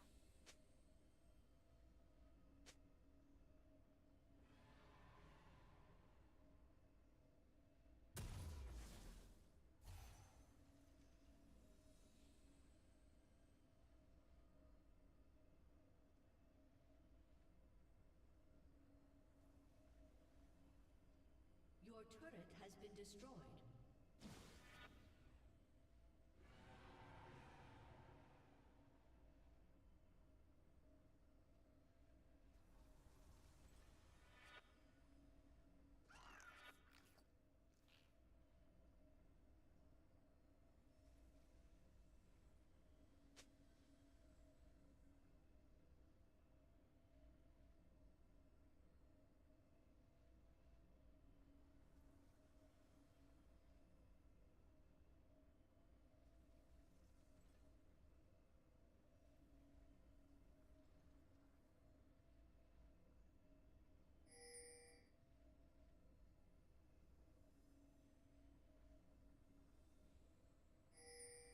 Your turret has been destroyed.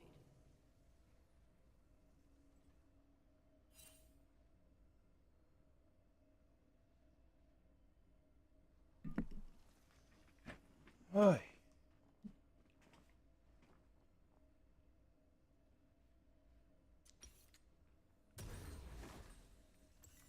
His spirits are all around me. Warm, like bugs. An enemy has been slain. Mayo Shoma feels strange.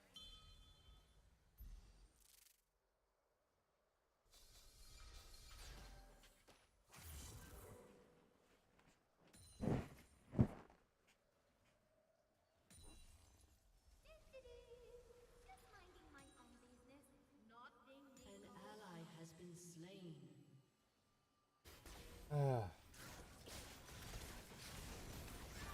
Enemy double kill. Enemy triple kill.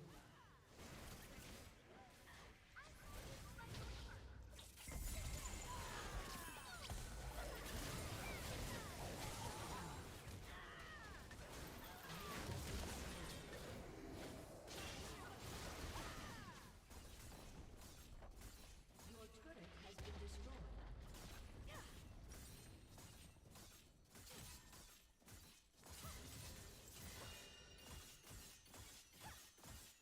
Your inhibitor has been destroyed.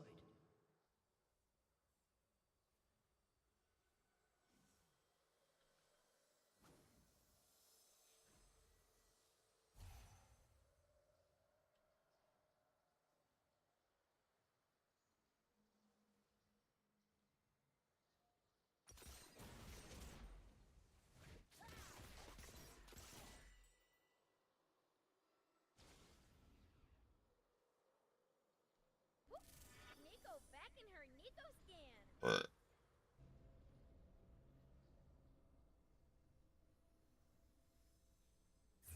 Nico will not break your Shoma. I promise.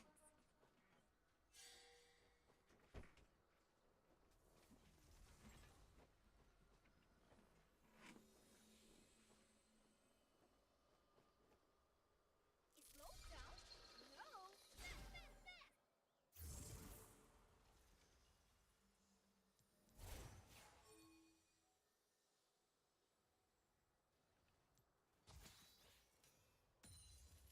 It's fun to walk around in different skins. An enemy has been slain. Enemy double kill. Enemy triple kill. Shut down.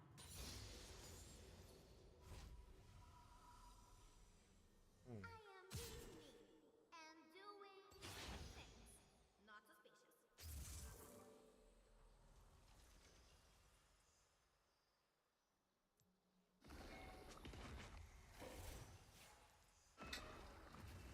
Fearless. I like to see it.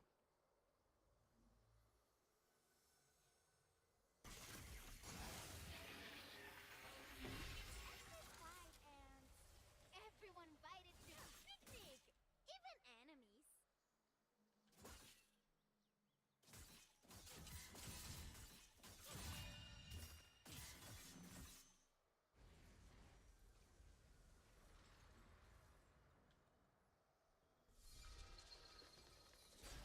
Nico does not want to be here when the others arrive.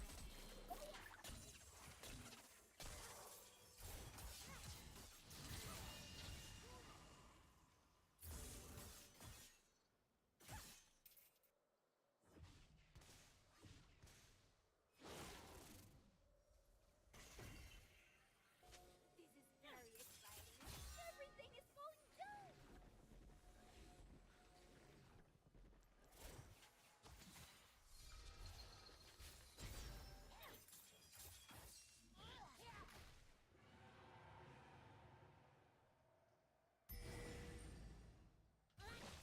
Survival modes, blending in. Enemy has been slain.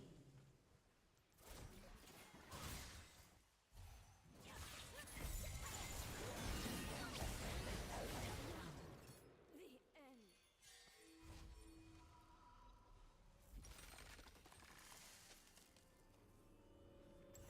How can anybody miss home?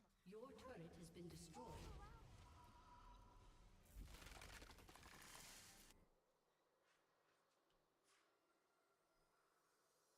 An enemy has been slain.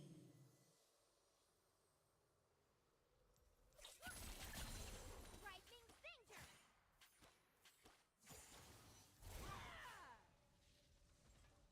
Tricky, tricky. You got the wrong one.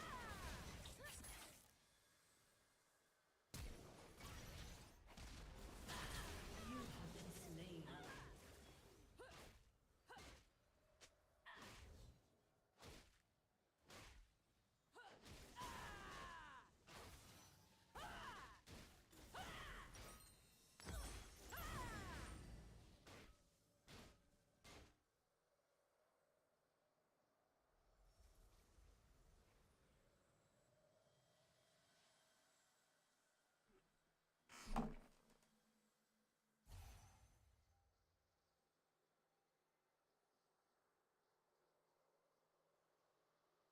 An ally has been slain.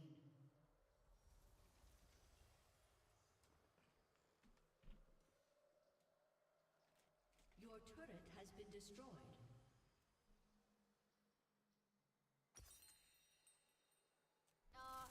Nico's Shoma went everywhere. He's mad. Had to find it all. Rampage.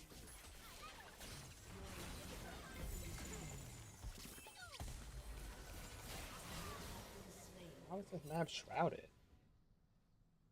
That was weird. Your turret has been destroyed. Oop. Oop.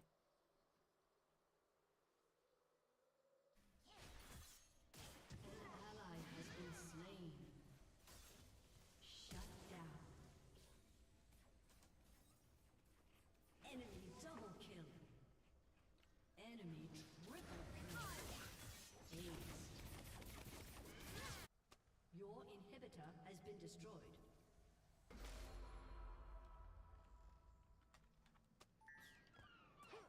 Your turret has been destroyed. Defeat.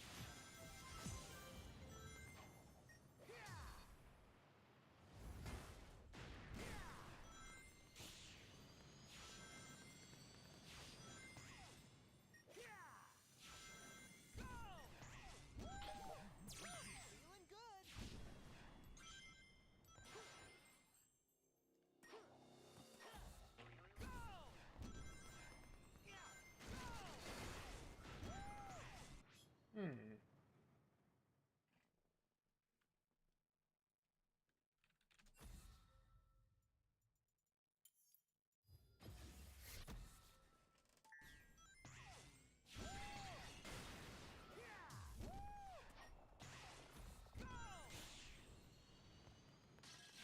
Ah.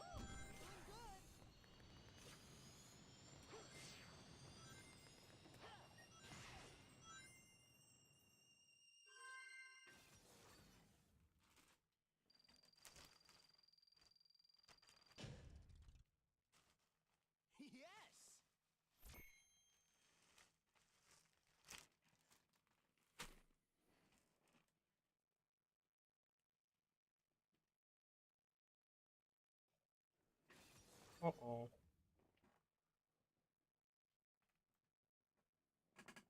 Ah, it's there.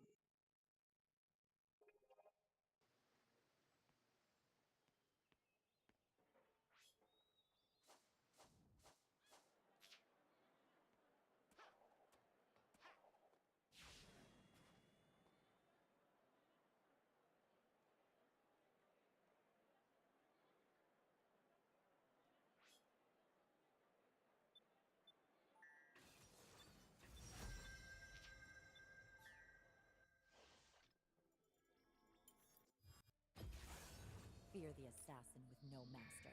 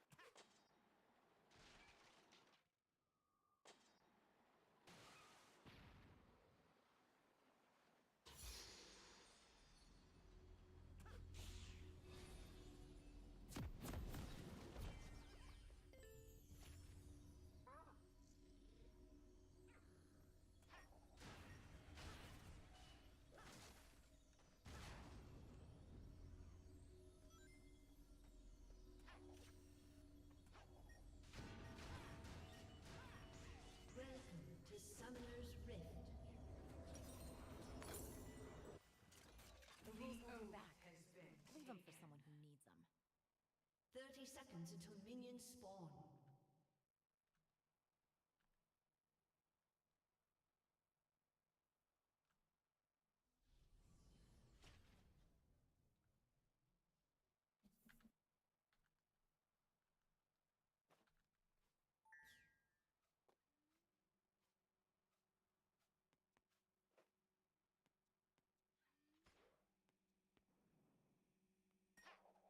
Minions have spawned.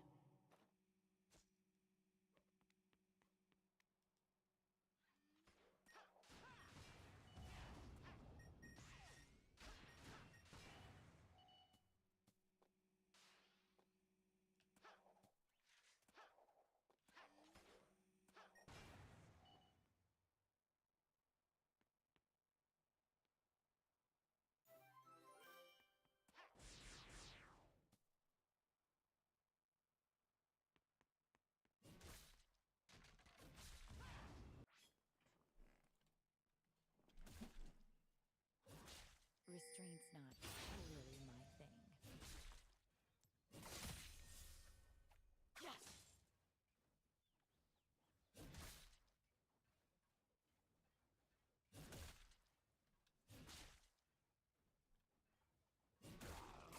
I'm not here to make friends.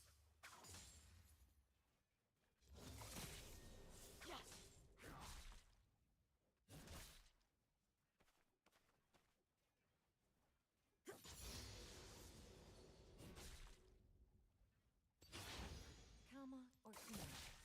Depends how I'm feeling.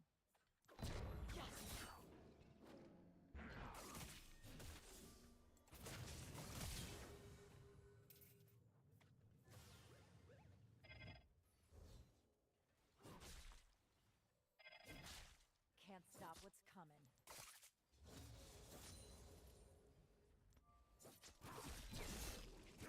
First blood. Don't waste the anger. Channel it.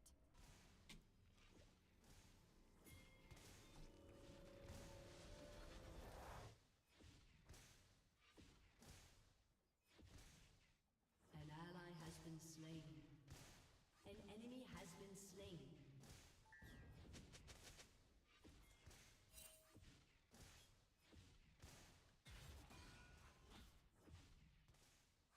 The words on their tombstones will be my new mantras.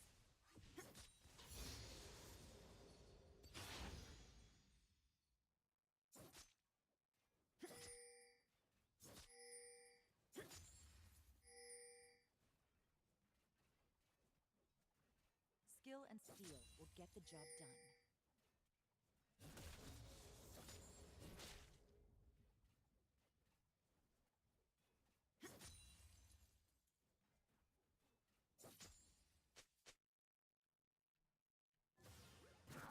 Let them see.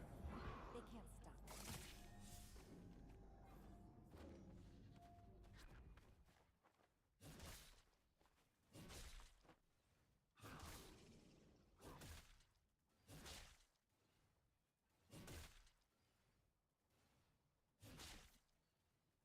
I'm gonna carve my own path.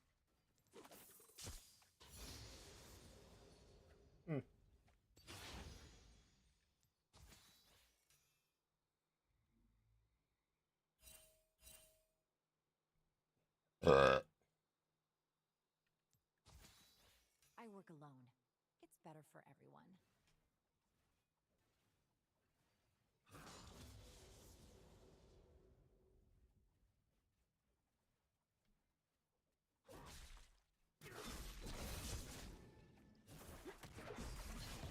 If they're smart, they're scared.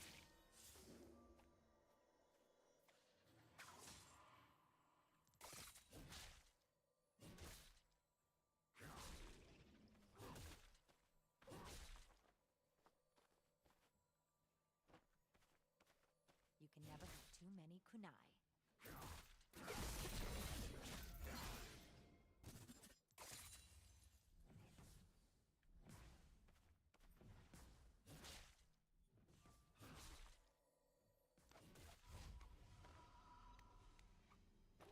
An enemy has been slain.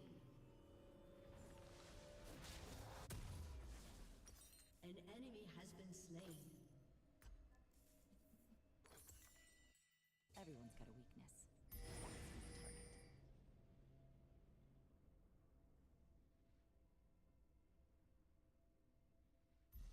target.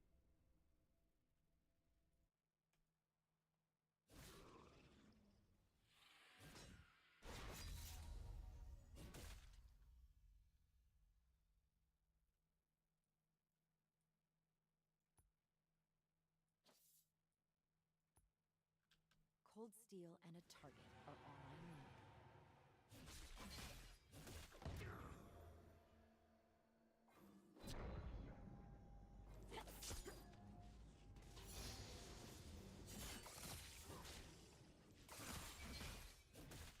The old ways just don't work. Come back when you've collected all the bits of yourself. No one. You have slain an enemy. Deftly I travel. Swiftly you die.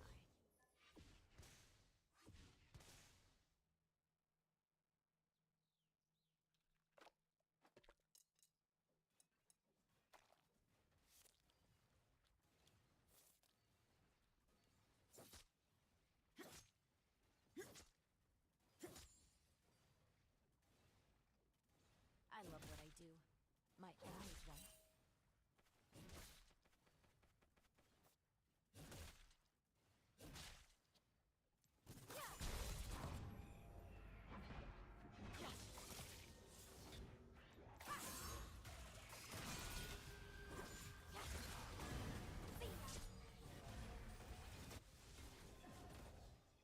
An ally has been slain.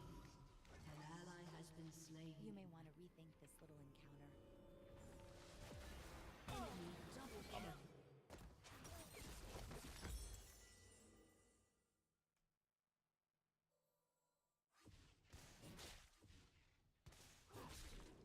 I was just warming up.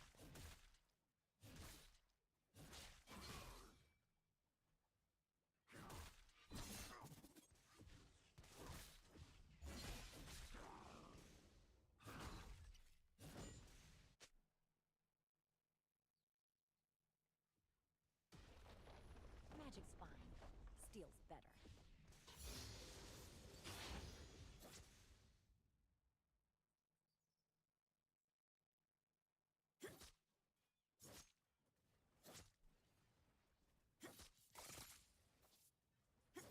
No one tells me what to do. Not anymore.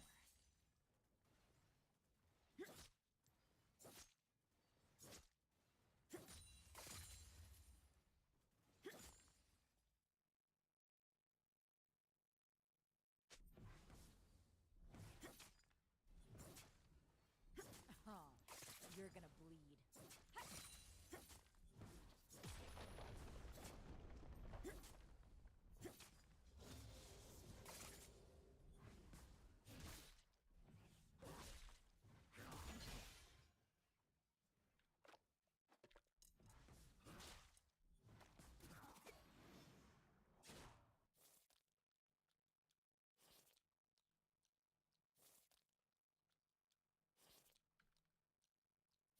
A summoner has disconnected. I am my own master. A summoner has disconnected. Like it.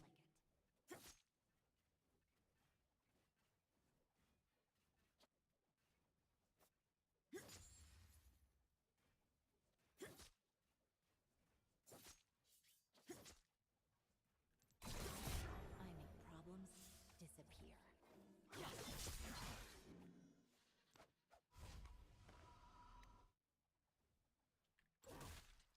A summoner has reconnected.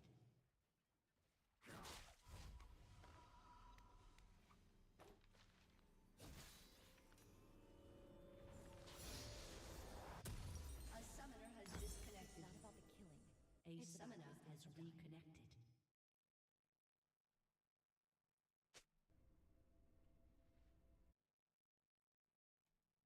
A summoner has disconnected.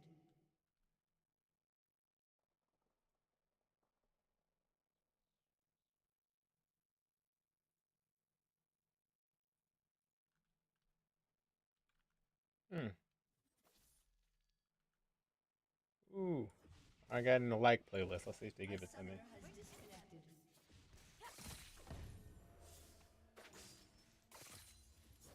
Oop. Oop. A summoner has disconnected. A summoner has reconnected. They can't stop me. I mean, they can try. See how it works? It's disgusting, but hey, they got all the time in the world.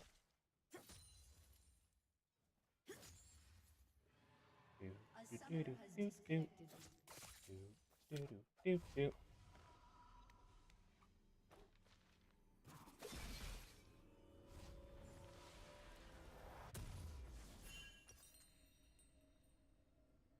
A summoner has disconnected. No more meditation or masters.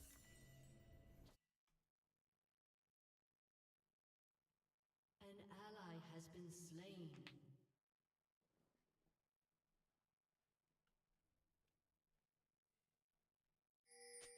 Whoops, did I do that? My bad.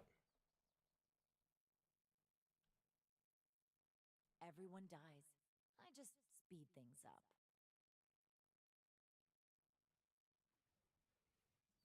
All at 14.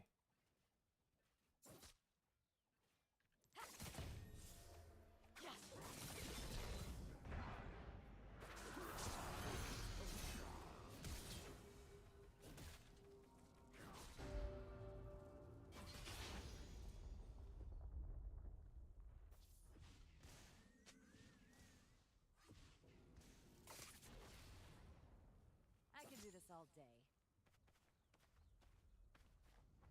Can't help but notice my team got affected, but their team didn't. I'm just saying. Make it fair.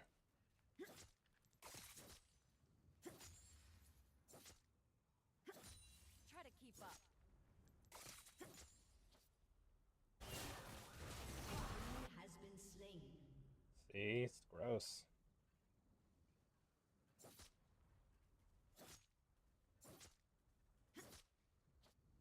How about I just end this? What does it mean when it's their music, though? You know, you didn't create it.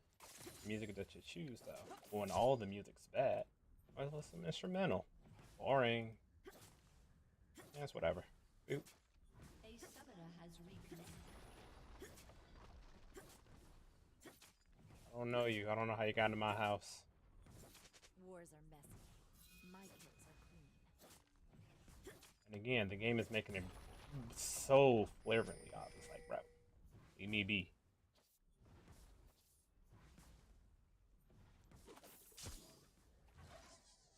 What's up, Tree Man?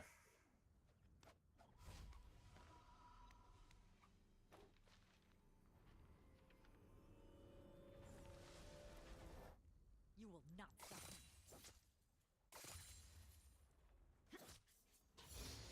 Just to do a hand now. Because you can, yeah. A day I wouldn't be right. Restraint's not really my thing.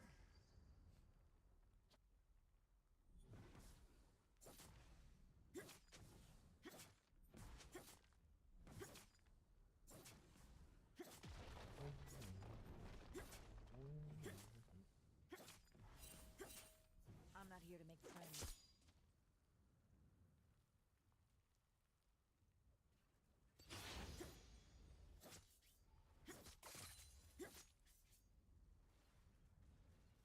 Your team has destroyed a turret. Too fast. Too good.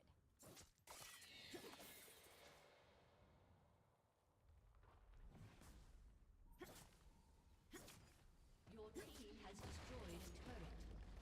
An enemy has been slain. An enemy has been slain.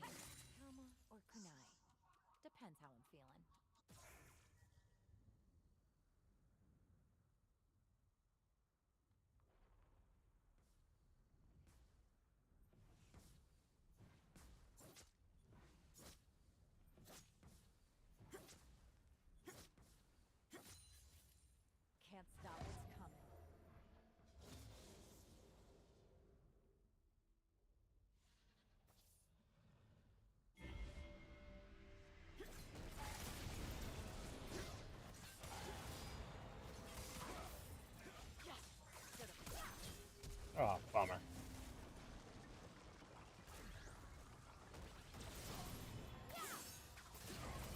He come back though. Down. Oh, he got rooted. Oh, easy. Shut up, bro. Talk shit at all times. Get in your head, and when you see something dumb like that, actually, if I was rooted right here, yeah, but around the wall, really, with Shin there, and he's full of health.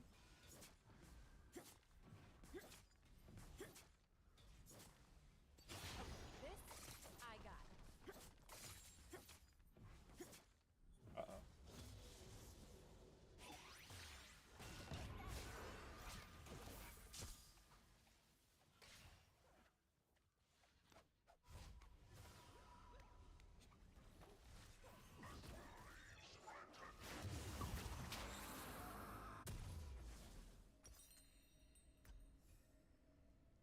Killing spree.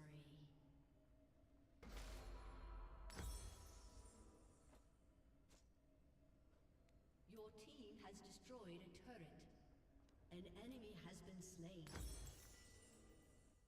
I'll make this look like magic.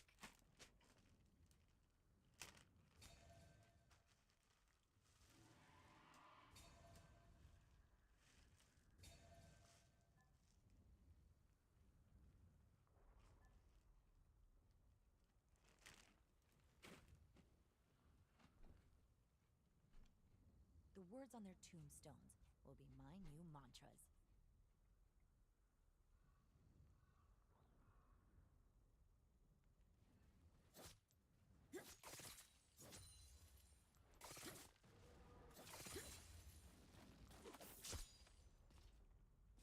Skill and steel will get the job done.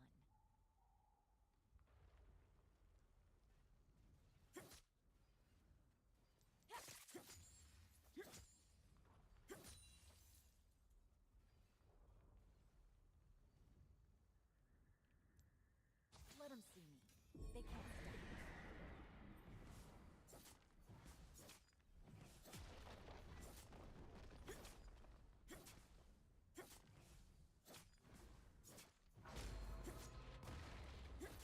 Your turret has been destroyed. Your team has destroyed a turret. An enemy has been slain. Yes! Double kill.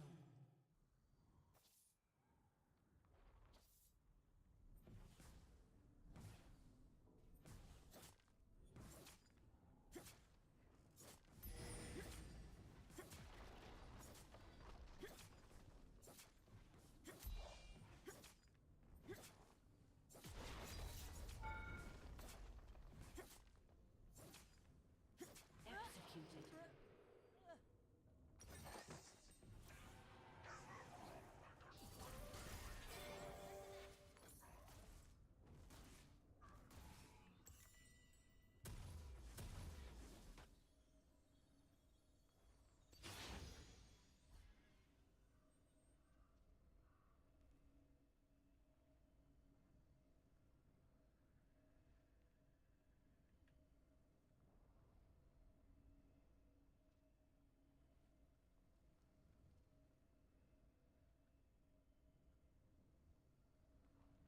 Okay, that one was messy.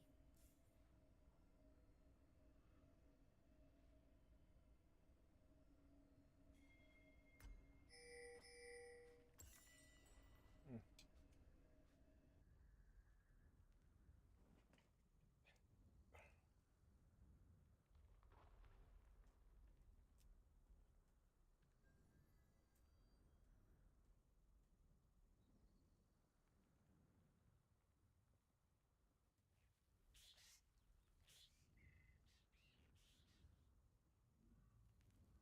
Shut down.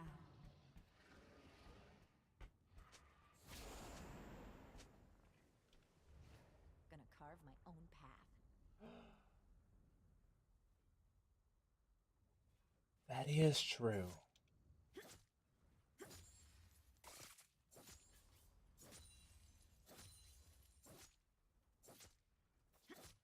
Don't look back.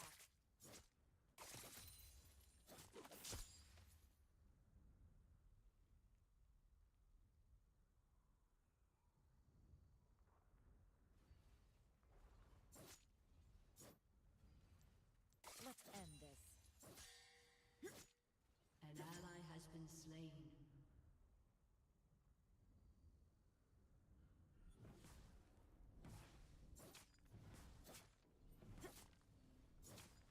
Your team has destroyed a turret. Rampage. Our bond. An enemy has been slain. Let's go. Double kill. Triple kill. An ally has been slain. Your team has destroyed an inhibitor.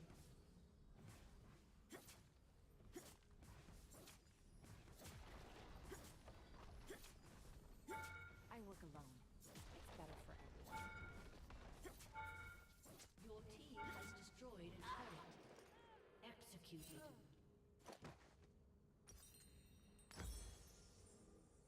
It's called Mercy. I practice Mercy every 30 minutes.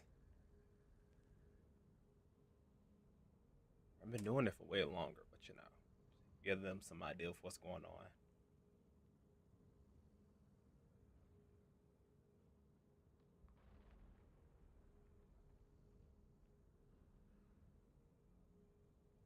Shut down. An ally has been slain.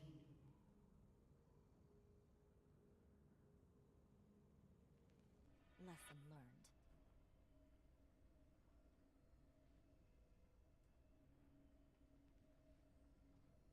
An enemy has been slain. An ally has been slain. If they're smart, they're scared.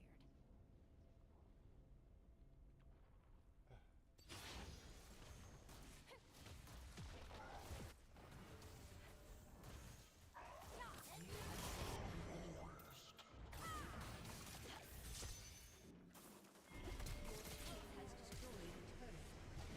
Double kill. An enemy has been slain.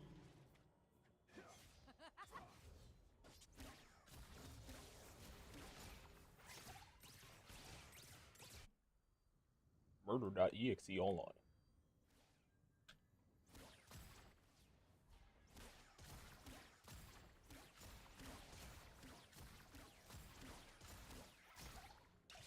You can never have too many kunai.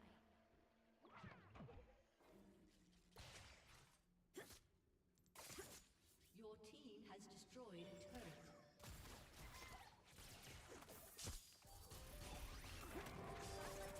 Yep, Down. ain't nothing wrong.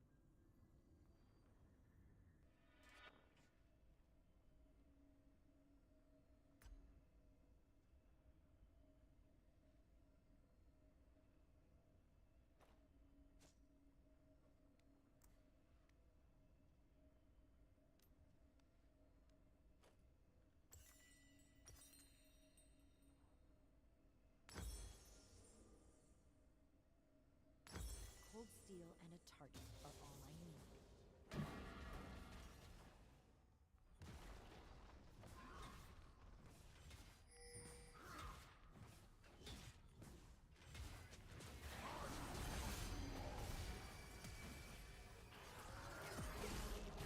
Has been slain. I got a pack full of trouble and nothing but trouble.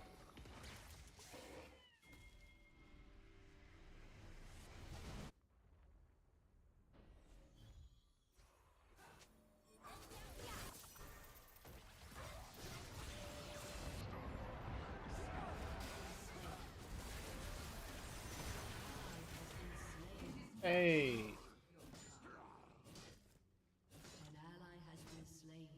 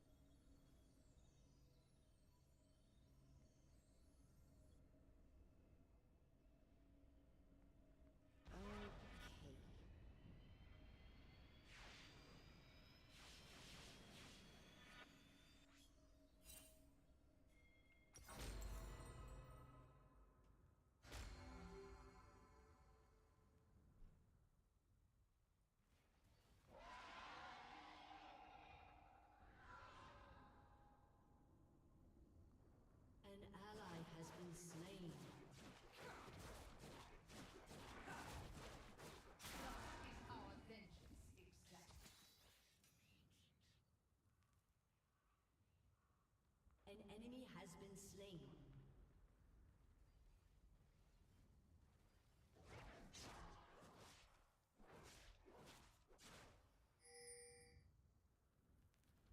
The old ways just don't work. You have been slain.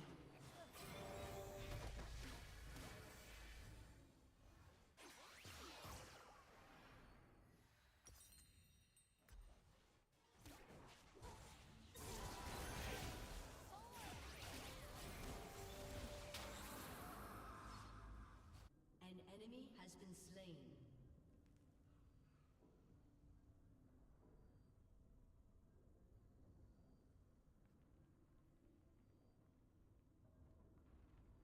Enemy killing spree. Shut down.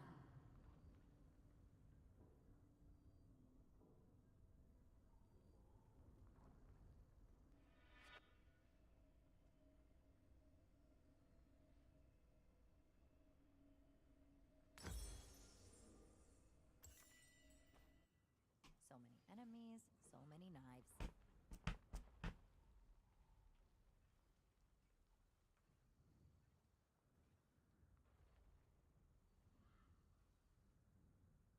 Your turret has been destroyed.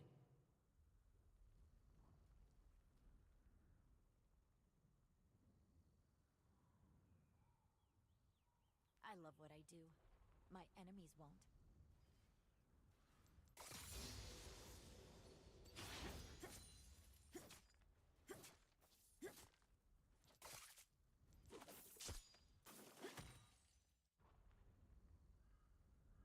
Better bring it.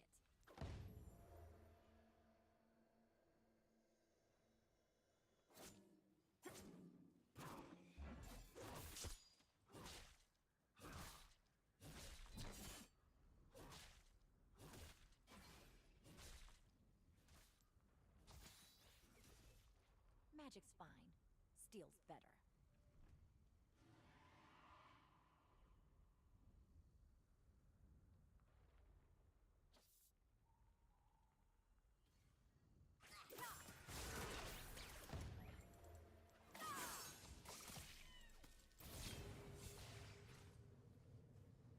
You have slain an enemy. Enemy killing spree. You don't get back what I take.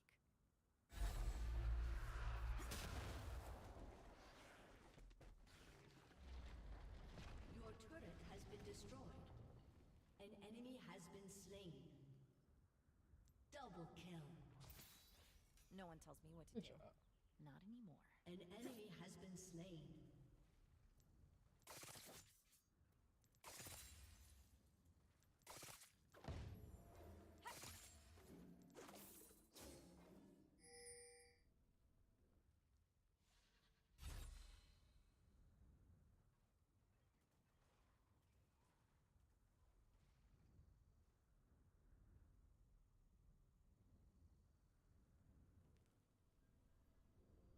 I am my own master.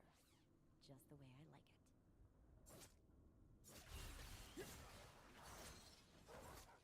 Your team has destroyed an inhibitor.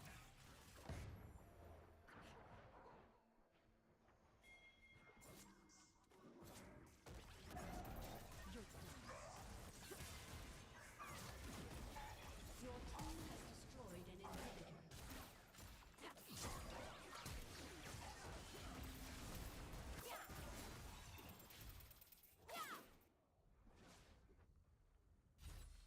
Shut down. Rampage.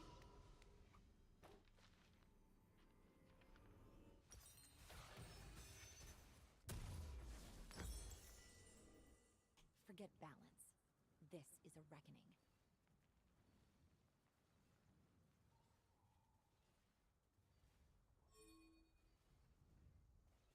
An ally has been slain.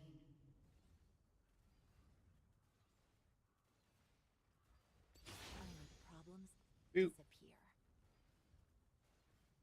An Oop. ally has been slain.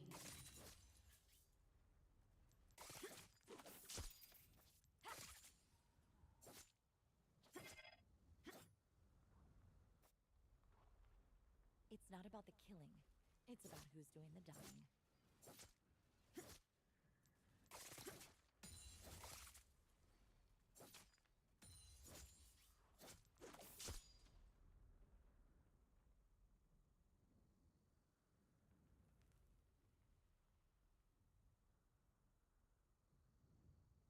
This won't take long.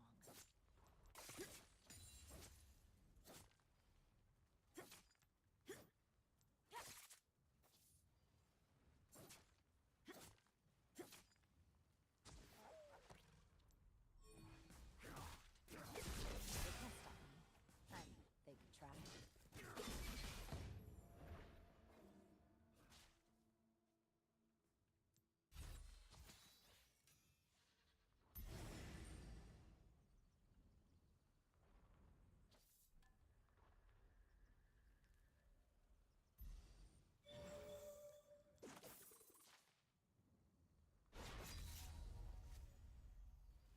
Let's have some fun.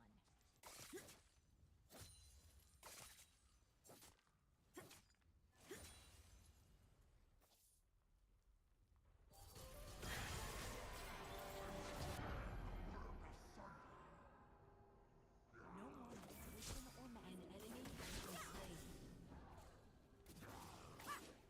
Double kill.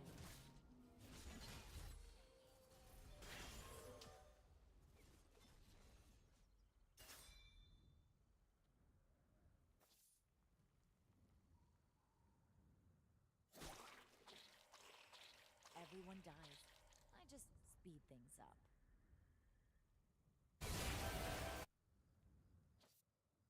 Enemy killing spree.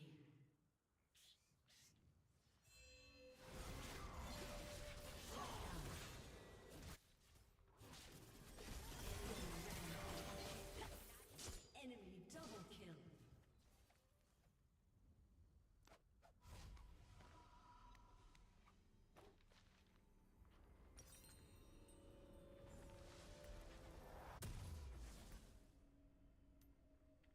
Playtime's over.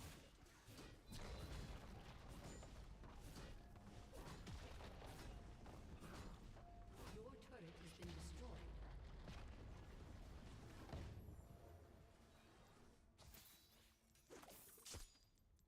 I'm right here. Why are you running from me? Your turret has been destroyed. That's fine. There you go. You beat me in a fight. Come on now. You know that. You have slain an enemy. Mark acquired and eliminated.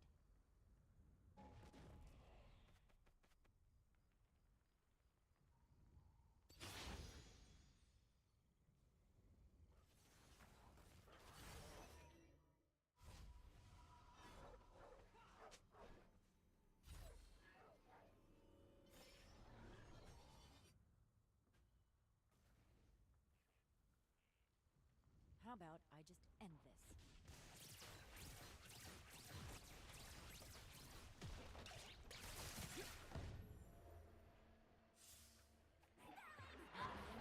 Unstoppable.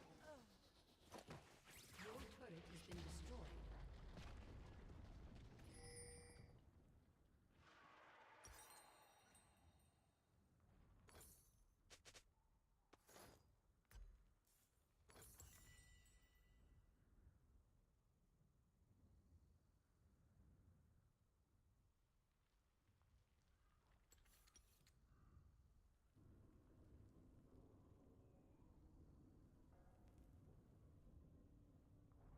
Ooh.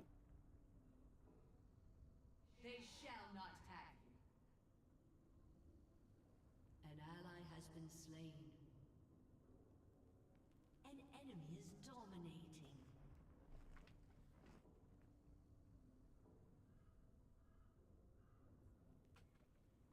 Don't waste the anger.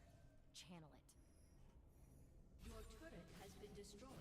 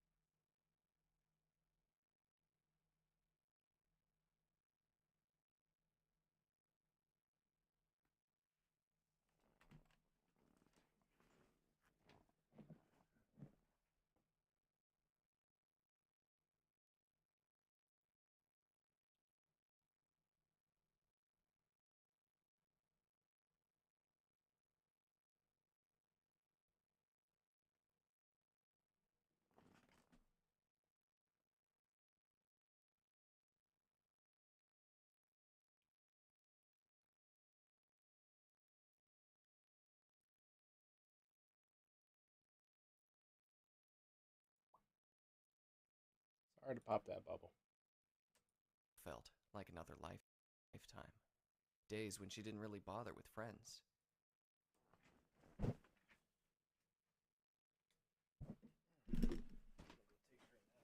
Quick, probably grab something to eat.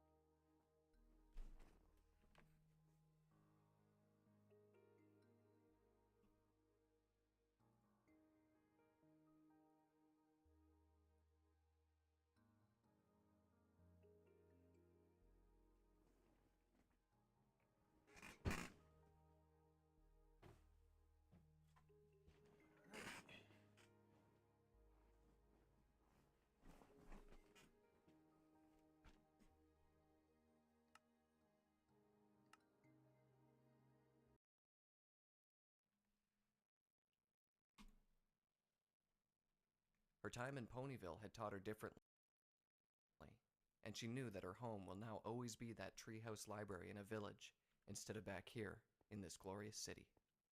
Today, however, there was something different about the city. Ponies went about their business on the streets as usual, but there was an unusual air about the place.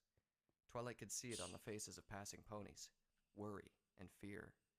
There was also a large presence of royal guards out today. Normally they would remain at the palace and send out a few patrols to maintain order, mostly settling quarrels that had gotten out of hand. A pony who would commit a crime was a rare pony indeed. "Excuse me," Twilight said as she approached one of the golden barded ponies. "Has something happened?" "Oh, Miss Twilight Sparkle," the guard answered with marked respect. Most of the guards recognized her as Princess Celestia's protege. "We're on a realm-wide search. Princess Luna has gone missing." "What?" Twilight gasped. "When did this happen?" "Around yesterday evening, as soon as the moon was out," the guard explained. "The princess was on a tour of Equestria when her escorts lost sight of her." "How is Princess Celestia taking it?" "Rather badly, it seems. She hasn't left her chambers since it happened. I should be going myself. Ponies might think I'm slacking off.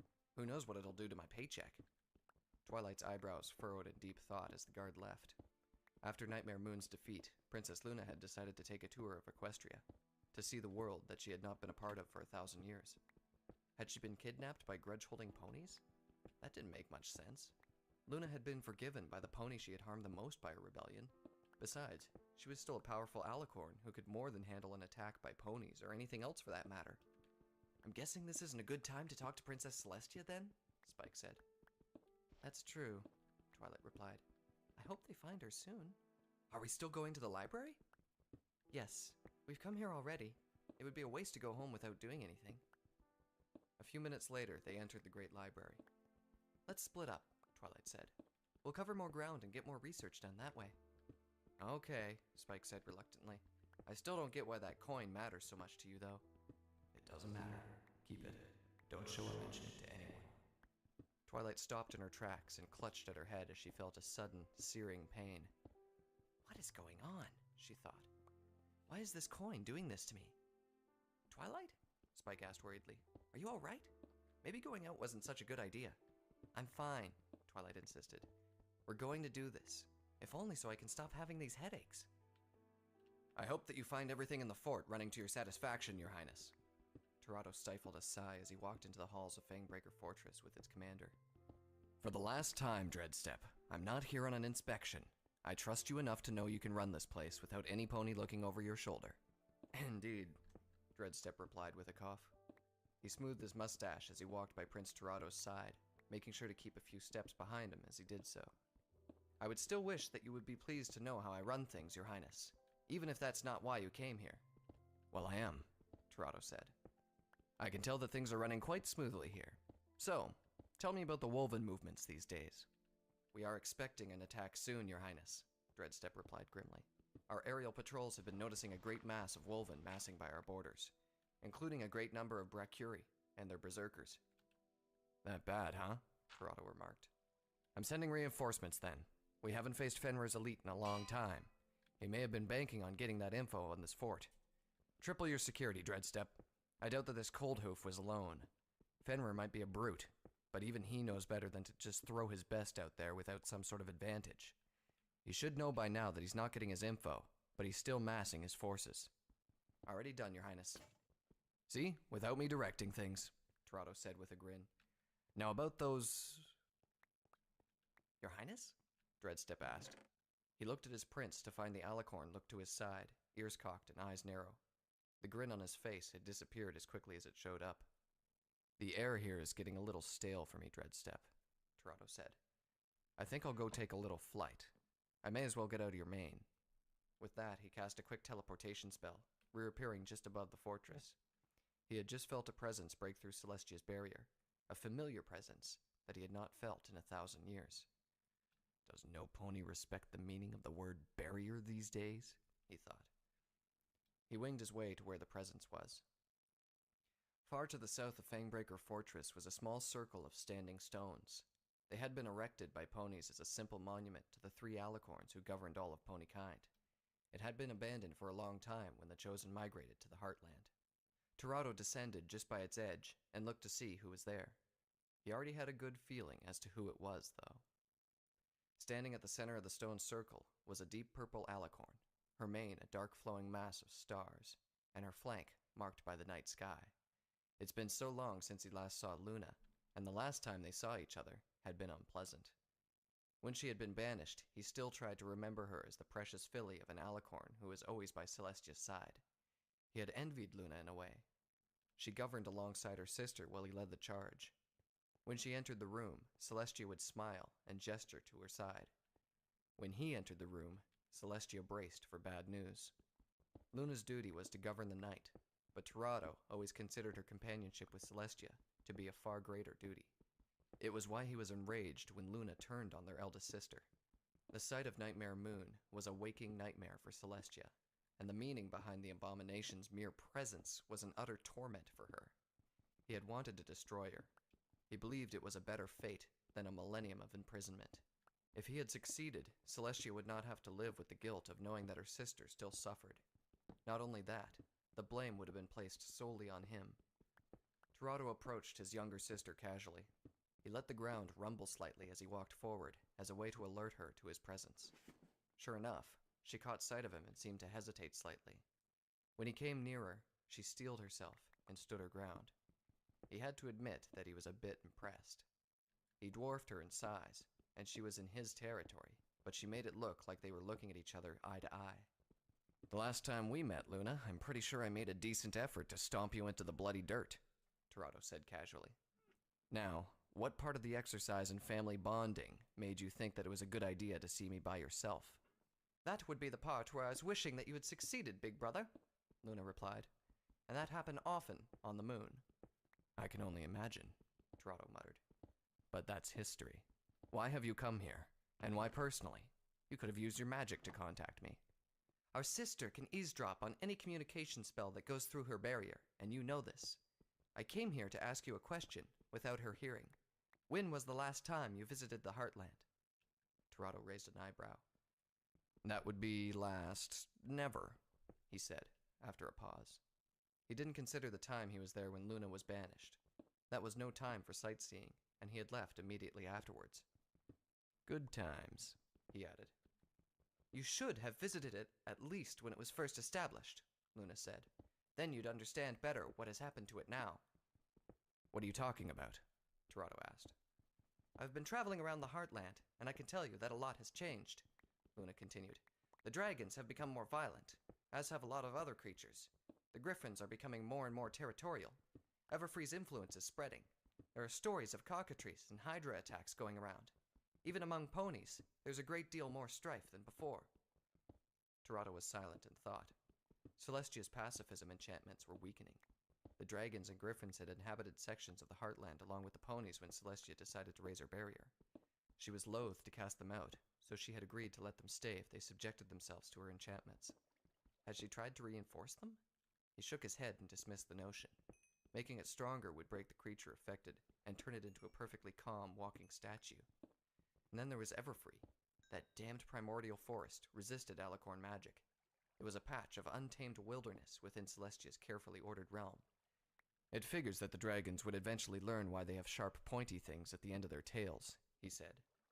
"Celestia can manage her realm, Luna. These things are not my concern." "It's her managing that's making me worry," Luna insisted. "Big Sister won't say it, but I can tell that she's considering banishing the creatures that are becoming too unruly for the Heartland. Banishing them here." "Good," Torado said offhandedly. "I could use more soldiers. A squadron of griffins would be especially nice down south." "Be serious, big brother. Our sister is slowly losing control of her realm. Who is going to be next in line for banishment? Ponies who throw their pies a little too hard?" "And what do you expect me to do about it, Luna?" Torado asked harshly. "Go over there and take her place?"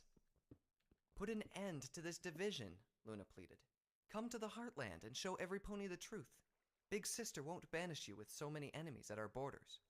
"That is not my place," Torado growled. "Celestia is Equestria, and it is my duty to defend her, not to make her decisions for her. And why should I trust you, baby sister? I can still smell Nightmare Moon on you." He sniffed the air and wrinkled his nose. "It may have been 1,000 years, but there's no forgetting that cheap soy sauce smell. If the Heartland turns violent, what do you think this will do to her? Luna asked. She needs to let go of this ideal. If not, its collapse will be too much for her. If you really are Equestria's defender, then this is your duty. I don't need an abomination-infested rebel of a sister to lecture me about duty, Torado said menacingly. Go home, Luna. Celestia will know that you came here. I'll tell her that you snuck here to visit me. You know, to mend things between us and show me that you're completely free of Nightmare Moon, which I don't think you are. She'll scold you for acting rashly, and that's it. Now go. You should be supporting our eldest sister, not plotting behind her back. You cannot hide out here forever, big brother, Luna said. Her hurt expression was painful for Torado to look at. He had gone too far, and he knew it. The changes will force you to act. With that, her horn flashed a deep purple light. In a blink of an eye, she was gone, on the wings of a powerful teleportation spell. Torado looked southward, to Equestria proper's direction. You are the eldest, and it is your will that must be followed. That's just how things go. He remembered telling Celestia.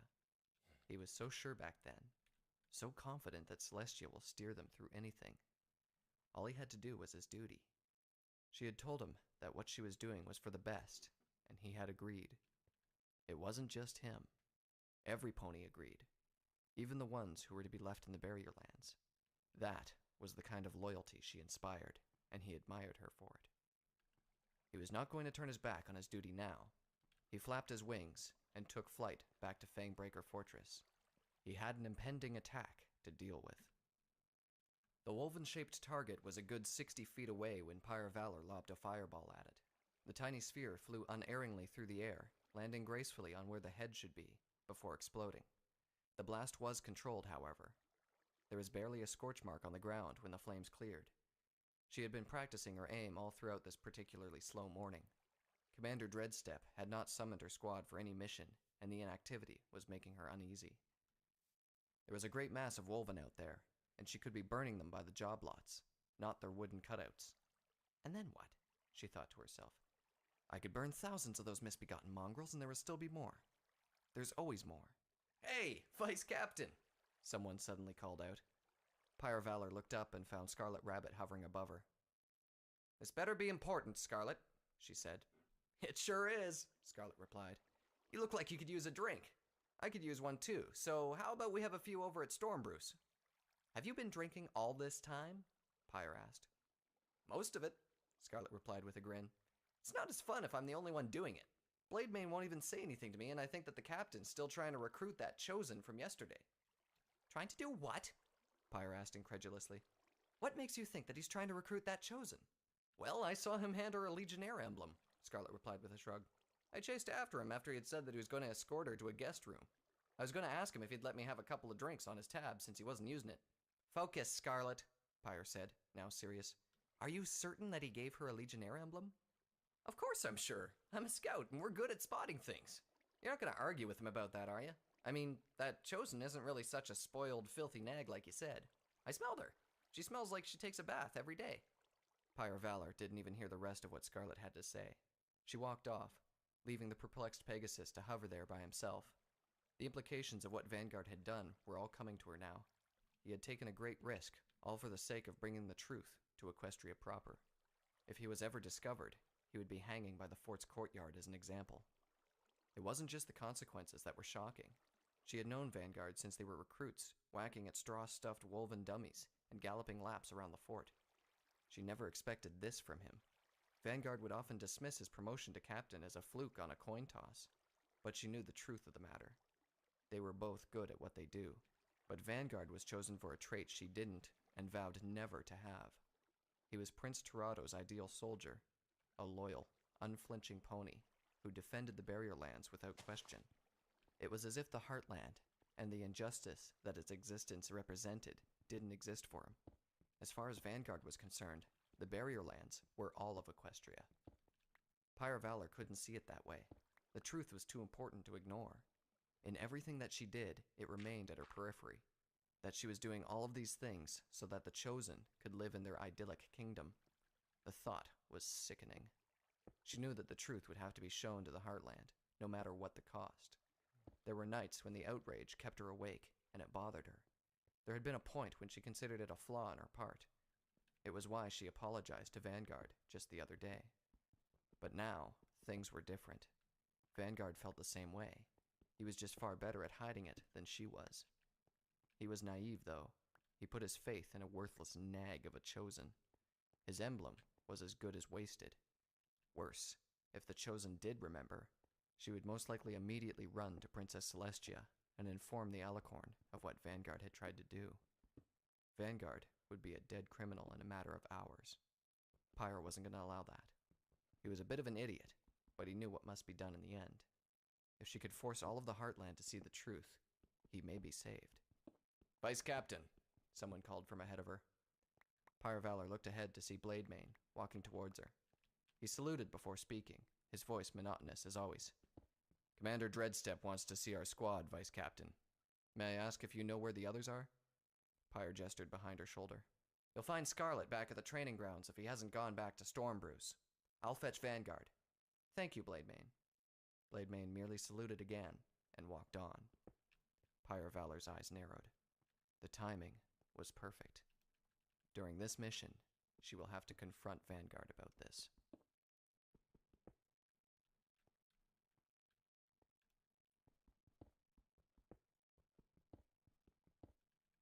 Upheaval. Breaking Point. Chapter 6. Where Faith Lies. Fangbreaker Fortress had always been a renowned place throughout the Barrier Lands. Standing proudly on a lone hill far to the north of Equestria proper, it was the Northern Equestrian Legion's primary bastion against the enemies of Wolvengard. Its walls had witnessed countless waves of vicious Wolven soldiers try and fail to take over the Barrier Lands, grand showdowns between King Fenrir and Prince Torado, and the rise and fall of many pony heroes. To be stationed at Fangbreaker was an honor among the ponies of the Barrier Lands. It was to stand at the very tip of Equestria's north and to stare down the Wolven King's gaping maw, to fight side by side with the most stalwart of ponies. There were stories of high-ranking officers willing to be demoted if a low-ranking position within the fortress opened. Despite the structure's austere design, something that Prince Torado had insisted on during its construction, the ponies of Fangbreaker Fortress continued to look upon it with a reverent sense of awe. Everything about it just seemed proud and defiant against the forces that continually assaulted it, from its compound walls to its multiple barracks and courtyards capable of holding a large army. Not every area in Fangbreaker Fortress was glorious and awe-inspiring, however. Within the fort's inner courtyards was a row of buildings marked by their multiple, perpetually smoking chimneys. They housed the fort's great kitchens, where ponies worked constantly to keep the garrison fed. They were supplied by the farms to the south, where the land was more fertile. Most of the garrison often avoided the kitchens. It was swelteringly warm, and the cooks were often violently short-tempered when someone got under hoof. Culinary experiments also often occurred there. The fort's cooks were constantly trying to create the perfect rations for long-range patrols. It had to be easily portable, long-lasting, filling, and nutritious. The smells from the many failed results have been known to knock unsuspecting passers-by unconscious. Despite the risks, Vanguard Clash often visited the kitchens. It was something that he made sure he did, at least once a week. This morning, just after the day he had encountered the Chosen, he had decided that it was time for another visit. He had arrived just as every pony was finishing clearing up breakfast preparations. The staff already recognized him, and quickly passed the word to the pony he wanted to see that he was around. "Sharpfangs!" one of the cooks called out. "Your son's here to see ya!" Vanguard watched as his father looked up. Even while surrounded by so much bustling activity, he could spot his father. Sharpfangs stood out in many ways. The name alone puzzled anyone who had never encountered him before. His appearance, however, often left ponies staring in bewilderment. He had a gray coat, something that Vanguard inherited from him, but his coat had notably longer hairs, which feathered by his hoofs. His mane was a wild, feral mess of wiry hair, and his eyes were slit and bright red. The most peculiar thing about him was his namesake, a pair of fangs that protruded slightly from his upper lip. "Vanguard," Sharpfangs exclaimed. "About time you showed up. How did the new concentrate work for you?" "It tastes like cardboard." Vanguard let himself smile slightly. "A major improvement. he answered. Excellent, Sharpfangs said. looks like the commissary did manage to get better supplies this month. Are you here for more then? Don't tell me the concentrate's so good that you've been snacking on it.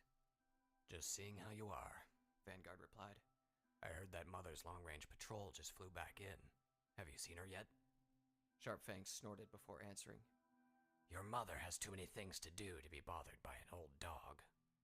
So you haven't seen her, Vanguard said with a sigh. This constant self-deprecation isn't going to help either of you, Father. Your mother and I will do just fine, boy, Sharpfangs reassured his son. We're not going to fall apart over an argument, no matter how much equipment ends up broken afterwards. He suddenly looked past Vanguard and smiled. Besides, you have your own relationships to deal with. Vanguard looked behind him and saw Pyre Valor from a distance. She was walking towards him, her face completely serious. He guessed that their squad was up for another mission. I'm doing fine with my relationships, he answered. Which means you haven't proposed to her, right? Sharpfangs said with a toothy grin. Move quickly, boy. You may not have noticed, but neither of us are studs. Pass up a filly like that, and you may as well cut them off and use them for woven bait. I think I'll keep them for a while longer, Father, Vanguard replied. It looks like I'm needed, though. I'll see you soon. Vanguard left the kitchens and went over to meet up with Pyre Valor. She saluted him as he approached, a sure sign that they had work ahead of them. Captain, Commander Dreadstep has sent for our squad, she said. Blademane should be on his way with Scarlet Rabbit as we speak. Understood, Vanguard replied. Let's go then. A few minutes later, and Vanguard was already standing inside Dreadstep's office with the rest of his squad. They saluted their commander with respect. Dreadstep had been in charge of Fangbreaker since even before they were foals, and he had never led the defense wrong. The Earth Pony weathered his age well. Despite the lines around his face and salt and pepper mustache, he moved about with ease, and his eyes remained bright with vigor. Good that you've arrived, Captain Vanguard Clash, Dreadstep spoke. Yesterday was a hectic one, what with our prince's sudden arrival and the matter of the Chosen. You've yet to be properly congratulated for successfully slaying Coldhoof and bringing back the information he stole. The Northern Legion's Special Operations Division should be proud to have you and your squad as part of them. Thank you, Commander, Vanguard replied. We have merely done our duties in service to the Legion. Indeed, and you're about to serve the Legion some more, Dreadstep said. I have a new task for your squad. Our long-range patrols just reported that the Wolven are transporting some kind of large device towards our border. We need a closer look as to what it is, and your squad will be our eyes. Sabotage it if you can. Here's its last location. With that, Dreadstep handed Vanguard a rolled-up map. Scarlet, I have a different task for you. We need an important message sent to Bastion City down south. Our last messenger ran afoul of a squad of Wolven bolters. You're our fastest flyer, and this message can't wait. Understood, sir, Scarlet Rabbit replied. To Vanguard and the others, Dreadstep gave a salute as he spoke. Take care. This will take you right up to our borders. The Wolven army is on the march over there. You mean to say that they are transporting this device ahead of their army? Vanguard asked. Indeed, Dreadstep replied. It's a curious object, a small structure carried around by Wolven. It can't be good news. We are going then, Vanguard said. He saluted and left, his squad right behind him. It was already close to evening when Fangbreaker Fortress faded completely into the distance for Vanguard's squad. They had been walking silently across the plain for hours now, and Vanguard could not help but feel the steadily rising tension between him and Pyre Valor. The unicorn walked directly behind him, and he could feel her eyes on his rear. Something was going on, and he didn't like the feel of it. He checked the map that he had been provided with. They had made good time so far, but the Wolven detachment's last location was still a good distance away, and it was likely that it had moved on. Wouldn't a detachment of Pegasi be more adequate for this mission? Pyre asked once Scarlet was gone. They could swoop in and take out that structure, while we trek down here looking for it. Our patrols are going out as soon as they're coming in, Vanguard replied. We haven't recovered from that disastrous ambush from 2 weeks ago, so we're short on Pegasi. The fortress just doesn't have any spare for an aerial raid. The low number of Pegasi recruits from this year's draft doesn't help either. And they even have to pull our Pegasus for deliveries. What about reinforcements? Pyre asked. I heard that we've got a few squadrons coming in from the southwest. It's going to take them some time to get up here, however. They'd arrive sooner if they flew directly instead of skirting around the heartland. There's No point in complaining about something that's been going on for 1,000 years. And that's how it gets to keep happening for another 1,000 years. Vanguard didn't bother replying. Pyre Valor had been railing against the Heartland for as long as he had known her, and will likely continue forever. We'll set up camp here and wait for Scarlet to report. You know the drill, Vice Captain, he said. Camp was easy enough to set up. Despite the difficulty in gathering things to use for a fire, they were ready in a matter of minutes. For once, Vanguard wished that they had taken some more time in preparing. The silence between him and Pyre Valor was becoming exhausting. Blademane had gone off to gather more material for the fire, leaving the two of them alone. If you have something to get off your chest, Pyre, now's the time, he finally said. He sat by one spot near the fire, while Pyre Valor sat opposite of him. I was about to say the same thing, Vanguard, Pyre replied. I've been speaking my mind often enough. I want to hear what you have to say this time. What are you talking about? You know the injustice that the Heartland stands for. Even now it's affecting us. Reinforcements taking too long to arrive, an untapped population of Pegasi, unicorns, and earth ponies that could aid the war not being used while we have our backs driven against the wall? The Legion has overcome crises like this before, Pyre, Vanguard replied. We stand strong on our own, without involving the Heartland. That we stand on our own is the problem, Pyre insisted. You're right, Vanguard. The Legion has overcome crises like these before, but it has always been at a cost, and the ones paying have always been us. It's time to put an end to how things are going. Even you believe this. I believe in no such thing, Vanguard replied angrily. He didn't appreciate anyone putting words in his mouth. You don't think the truth should be brought to the Heartland? Pyre asked. I don't care a mule's bit for the Heartland, Vanguard snapped. It may as well be a myth. I fight for my home, the Barrier Lands. It's about time you did the same too, Pyre Valor. Then why did you give your Legionnaire emblem to that Chosen? Pyre asked. Isn't it so that she would remember the truth once she reached the Heartland? Isn't it so that it would spread from her to the rest of the Chosen? Vanguard stared silently at Pyre Valor in surprise. How she managed to find out about what he had done, he didn't know. He recovered swiftly, however. Is that what this is about? He asked. You've put your faith in that Chosen. Do you really think she's going to spread the truth once she's home? She's going to repay your trust by sending you off to die for treason. I don't expect Twilight Sparkle to spread the truth or some such thing, Vanguard answered calmly. That's not why I gave her my Legionnaire emblem. However, I do trust her enough to not try to kill me. Then why did you give her the emblem? She wanted to know about this place, Vanguard answered.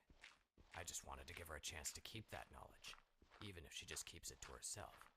You're going to die, Vanguard Clash. And now you're telling me that you're going to die over a triviality? Call it what you will. It's done.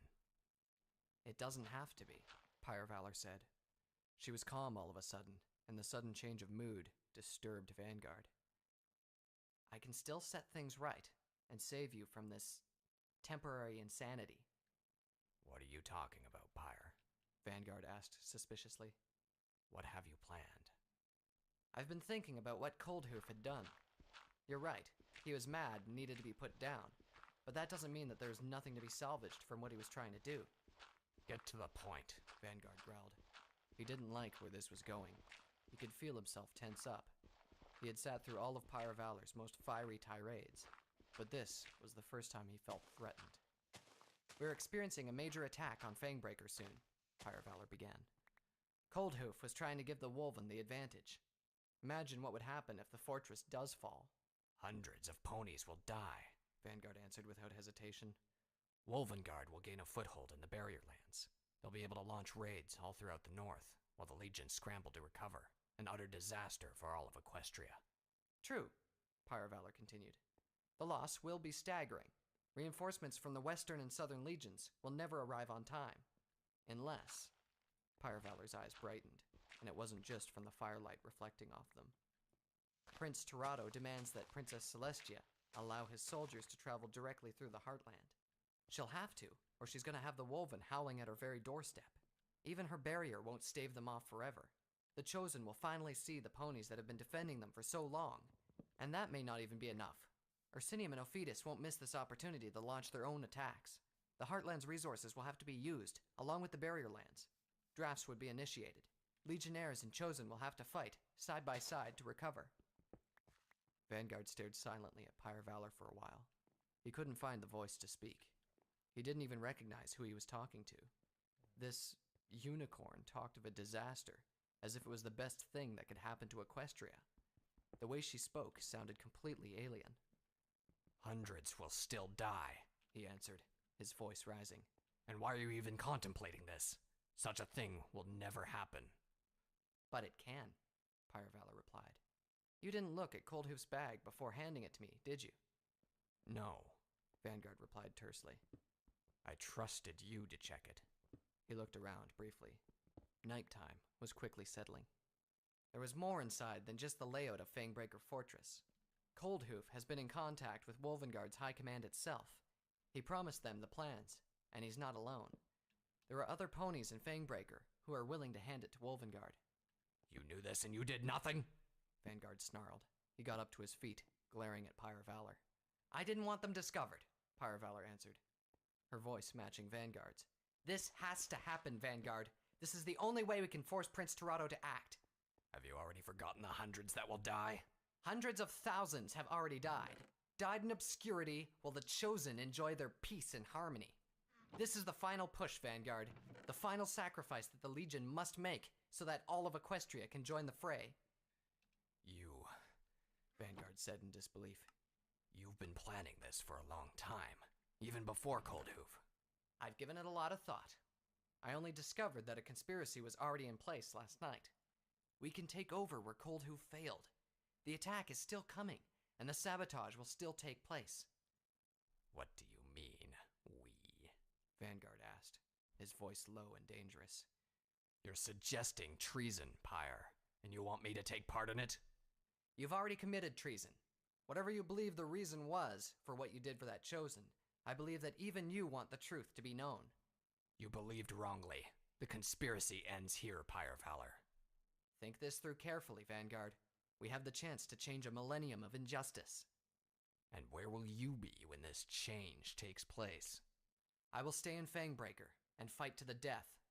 No running away from what I started. How very noble, Vanguard growled. That's not enough. Nothing I do will ever be enough for the sacrifice that must be made. Then you have no right to make it. Don't do this, Vanguard. I believed in you. I trusted you to see what needs to be done. Don't talk to me about trust, traitor. With both of them on their feet, Vanguard rushed Pyre Valor, hoping to catch her by surprise and knock her down before she could get a spell off. She had anticipated the move, however, and had run off to gain some distance. He was about to follow when some pony charged against his side. It took him a great amount of effort, but he managed to stay on his hooves. With a grunt, he pushed back at whatever was pushing him. He found himself struggling against the larger Blademane. What are you doing, Blademane? Don't you know what she's planning? Irrelevant, Blademane replied without emotion. I side with Pyre Valor, right or wrong. Before he could reply, Vanguard cried out as he felt a horrible, searing pain to his right side. He looked to where he was struck and saw that a portion of his barding was smoking. His right side felt like it was ablaze. Pyre Valor had struck him with a bolt of flame. It wouldn't be long before a barrage of them followed. He broke off from Blademane and made a run for it. He knew that he could not take on the two at once, and he needed to survive to warn Fangbreaker. Pyre Valor was a good distance away when she saw Vanguard make a break for it. She concentrated on a spell and aimed it at the fleeing pony. Vanguard's injury had slowed him down. Despite the darkness, she could see him just enough to make her aim perfect. The fireball flew unerringly, as it always did. It alighted gently on Vanguard's shoulder, and then exploded. There was no dying cry, but to Pyre Valor's surprise, Vanguard staggered out of the blast. His smoking body fell to the ground and did not move. That he had not burned to nothing surprised her. Did she weaken the spell? There he is. Where you been at?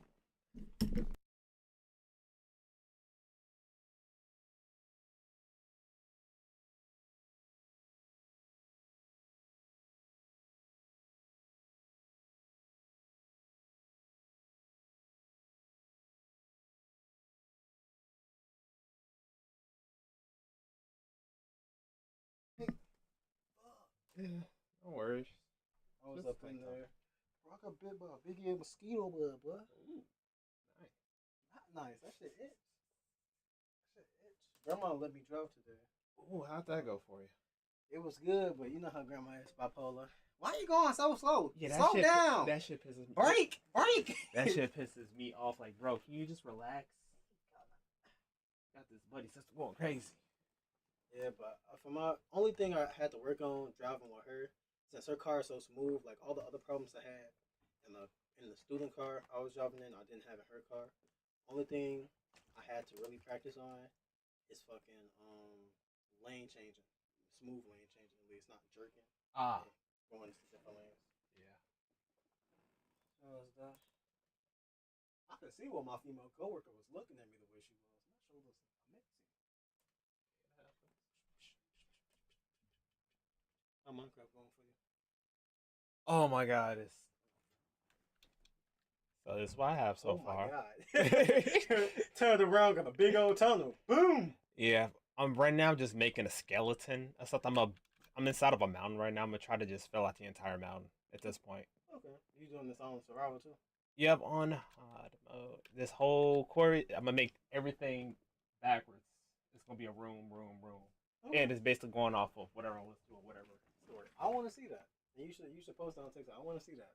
Doing it now. Alright, for sure. I'm finna go try to wind down. What flavor is this? It's empty. Mango dragon fruit lemonade. You wasn't chilling, big dog. Mango. I mean, you could try it as a little in there, but Nah, that's cool. What have you been using to get your juice? oh, this the cherry Kool-Aid packets upstairs in the cabinet. You have some? Yes. Oh, get. I'm gonna go get some down. All right. Now, time to zone back in, and the cat's in the window.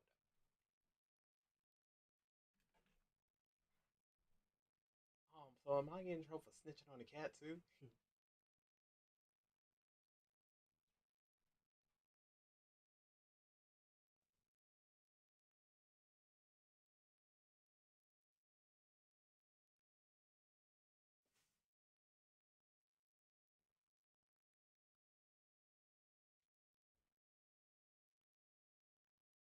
All right. Here.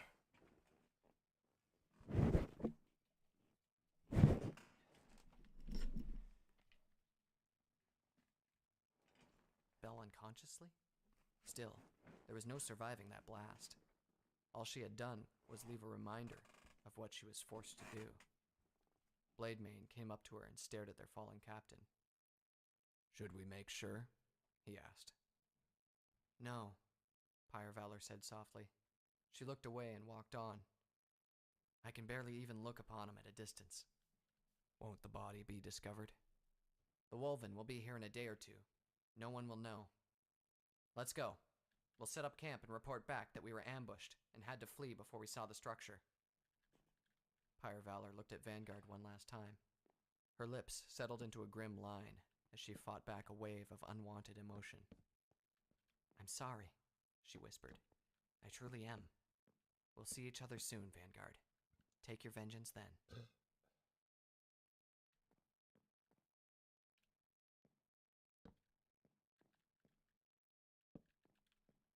Upheaval. Breaking Point. Chapter 7. Necessary Crimes. "Twilight, I think we should give up." For his entire life, this would be the first time Spike would ever say those words to his friend. He had never asked her to give up on anything she wanted to learn about, not even back then when he felt that she could use a bit more socializing. Whenever Twilight studied, she was serious and focused, even relentless at times. Her dedication to magical knowledge was the best proof of why she received her cutie mark, and why the ruler of all Equestria wanted to be her teacher. But this was too much. They had been in the Great Library all afternoon, and they had yet to get even a sliver of a lead. What bothered him was that she hadn't even taken the time to talk with their friends. Get the cat back. All of them had been extremely worried when they heard that Twilight was missing. He was becoming more and more afraid that she was reverting to that time before she went to Ponyville, when all she could think about was magical study, and she had to be ordered to go out there and make friends. "Spike, I need to find out about this," was Twilight's answer. Minutes had actually passed between his question and her answer. She was still going through books at a frenetic pace. We haven't found anything since we got here, Spike insisted. Not even a clue. I really think that some pony just engraved a random picture on a coin which randomly ended up inside your bag. You know I don't accept random as a reason for anything, Twilight answered. There's no other explanation for something that has absolutely no information about it anywhere. We've tried, Twilight. We've got nothing to go on after all this time. Twilight put the book she was holding down and sighed. Spike was right. She had absolutely nothing to go on despite all the time she had spent on this coin. Even a sentence worth of reference would have been enough to spur her on, but absolutely nothing was disheartening. Maybe this was just a wild goose chase in the end. Perhaps the headaches would go away on their own after some time had passed, and that missing time she had wouldn't really matter. You're right, Spike, she said glumly. Perhaps it's time to admit defeat on this. Spike fought down a grin that was about to show up on his face. He shouldn't look happy at the prospect of Twilight losing to a mystery she couldn't solve through her research, but he was relieved that she was finally going to move on. Let's go home, Twilight said with a smile. Spike didn't take a lot of pride in his empathy, but he knew a forced smile when he saw one. Sure, he said. The two of them walked out of the great library to find that the sun was already starting to set. Despite the day almost coming to an end, there were still a lot of ponies out on the streets, including members of the Royal Guard. Curious, Twilight walked over to one of them. What's going on now? She asked. Haven't you heard? The guard replied. They've found Princess Luna. Good timing, too. It's almost night. I heard that she just walked over to her panicking escorts like nothing was wrong. Well, that's good news, Spike said. Indeed, Twilight remarked. But what's all the commotion out here for? Princess Luna is coming back to the palace, the guard answered. Every pony wants to see if she's all right. True enough, a crowd began to gather around the street. Twilight joined them to get a closer look. She hadn't seen Princess Luna since the defeat of Nightmare Moon. She couldn't help but be a little curious as to how the younger princess was doing. With Spike on her back, she slipped through the crowd to improve her view, making sure that she didn't push rudely against any pony. She managed to get to the front of the crowd in time to see the princess show up. Princess Luna's appearance was strangely simple. She had walked up the street quietly with a pair of royal guards at either side. The crowd murmured as she passed by. The atmosphere was a mixture of relief and curiosity, with traces of suspicion. Not every pony was willing to forget Nightmare Moon and the threat of eternal night. Luna seemed to bear it all with quiet dignity. She looked straight ahead, her face completely calm. That's weird, Spike commented, making sure no one else heard him. I thought she'd be the sort to ride around in a carriage. Why is she even walking? She spent the last 1,000 years in isolation, Twilight guessed. She may prefer to take in as much of Equestria as possible. Maybe she's just taking her time. Before Spike could reply, a pony suddenly jostled against Twilight. She recovered in time to avoid getting knocked down, but her bag had been knocked about by the bump. She heard the distinct sound of something metallic hitting the pavement, and immediately feared the worst. Sure enough, the coin that had brought her all the way to Canterlot on a wild goose chase had fallen out of her bag, and was now rolling its way to the princess. Though she was already walking the streets of Canterlot, Luna's thoughts were still about the barrier lands. Her meeting with her brother had gone rather badly. Better than what she had expected, but still badly. Despite 1,000 years of being confined outside the realm he was defending, Tirado was still fiercely dedicated to Celestia.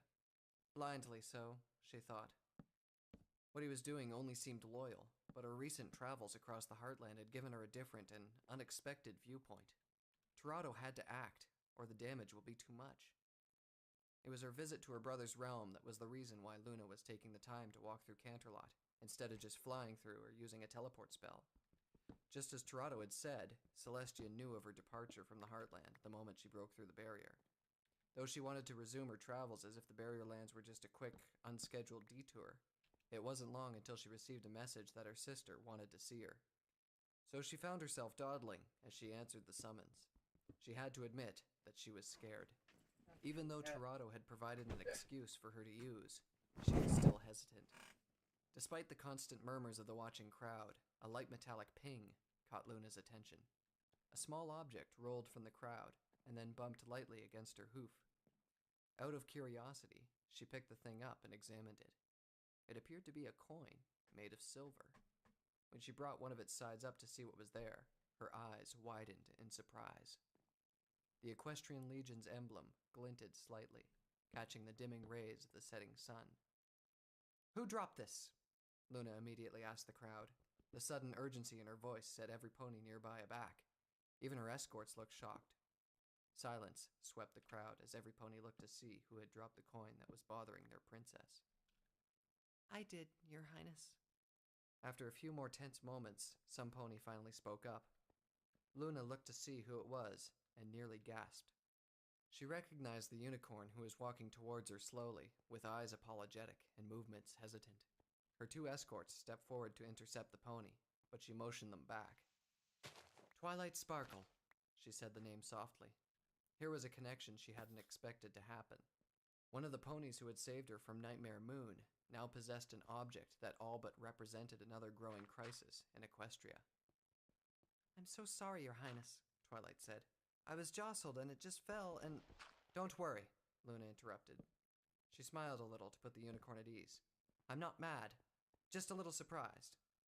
Where did you get this?" Twilight looked at the coin and winced slightly, something that Luna quickly took note of. I'm not sure, Your Highness. I've been trying to find out more about it, but..." Luna handed the coin back. When Twilight reached out to take it, she suddenly leaned closer and whispered, "Meet me by the palace gardens after moonrise. Come alone, and don't tell any pony. And whatever you do, don't show that coin to any pony else." Puzzled, Twilight was about to ask what was going on, but the sudden, serious look on the princess's face stopped her short.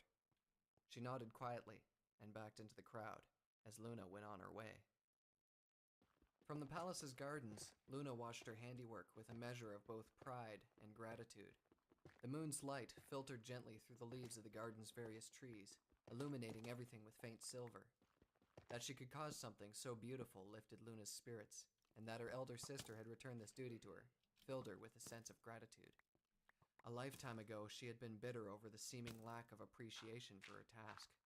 She was only beginning to discover now that the night was beautiful because of the peace that it covered Equestria with, and the sight of the ponies being able to rest at the end of the day was just as much tribute as the sight of them enjoying the sun.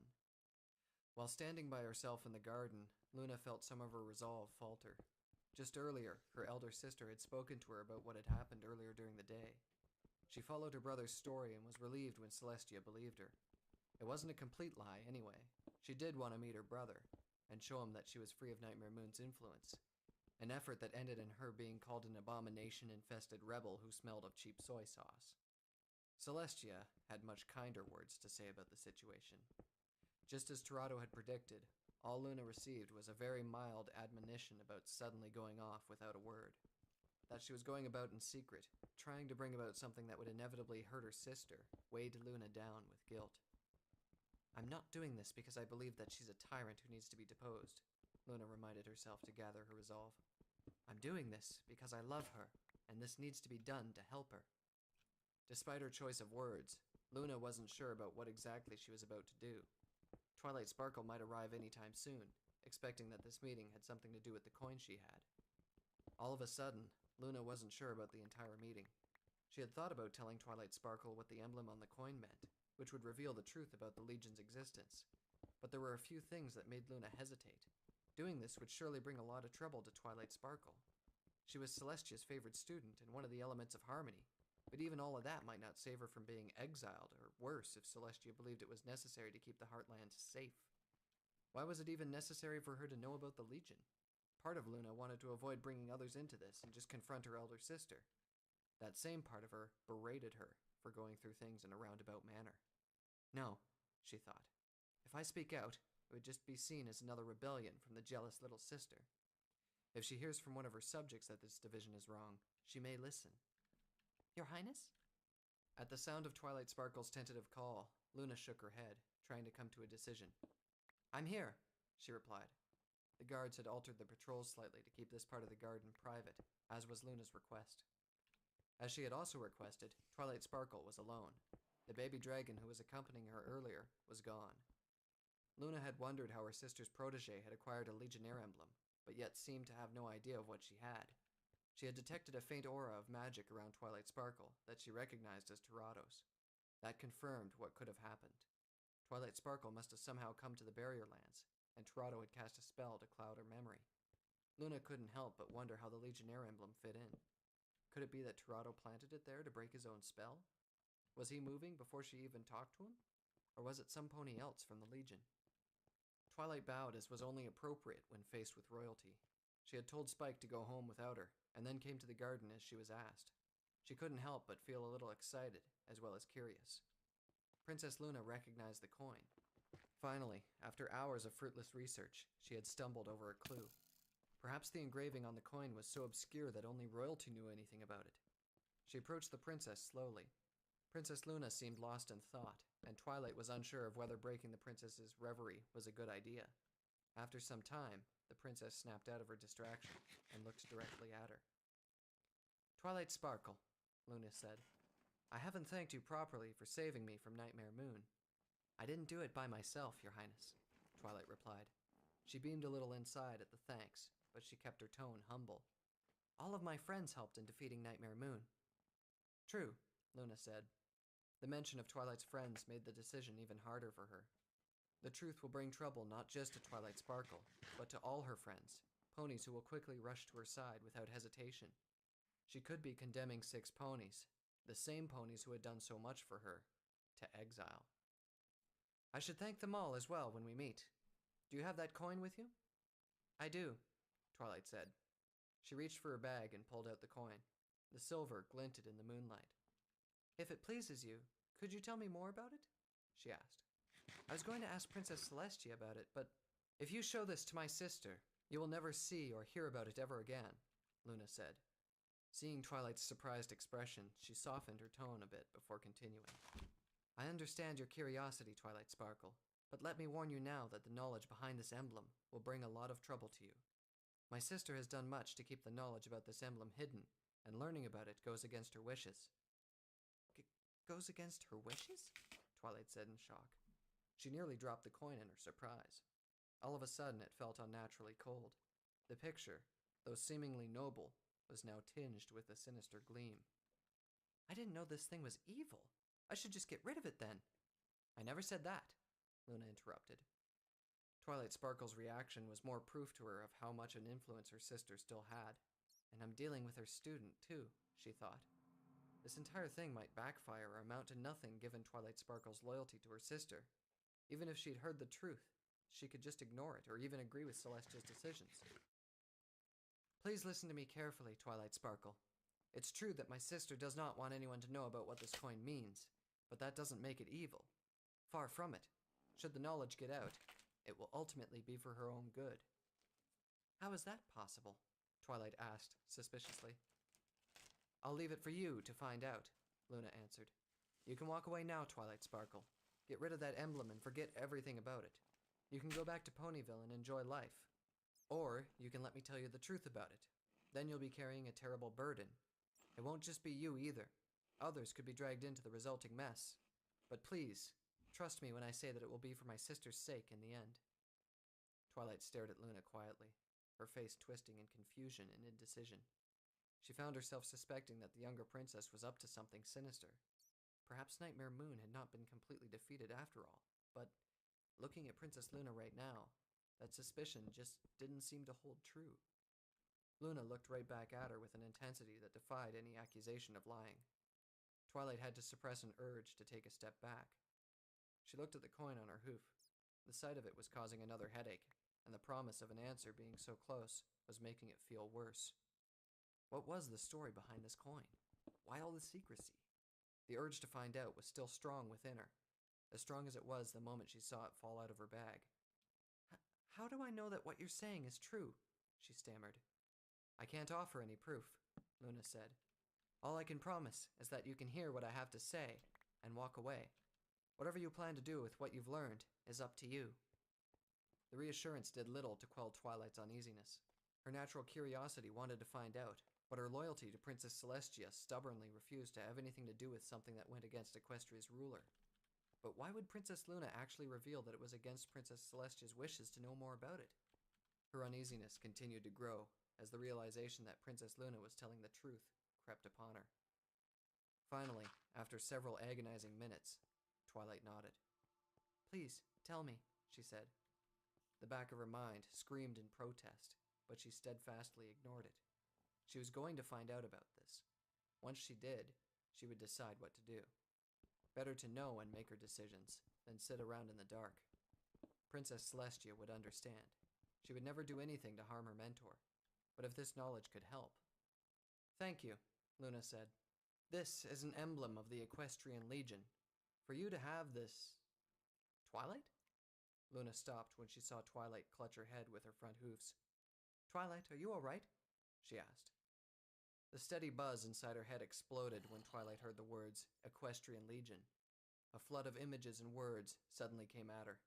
Captain Vanguard Clash of the Northern Equestrian Legion. Twilight's mind focused on the image of a dark-barded pony standing on a vast plain, a plain that was both Equestria and not. The Legion does things out here that would only cause disruptions if it became common knowledge. The image shifted to an angry white unicorn whose fierce glare seemed to pin Twilight to the spot, despite being only a memory. Your mighty and wonderful Princess Celestia likes to pretend that her realm of peace and rainbows doesn't need us. The image shifted again. Enormous wolf-like monsters leapt from the darkness, red eyes glowing menacingly and fangs dripping saliva.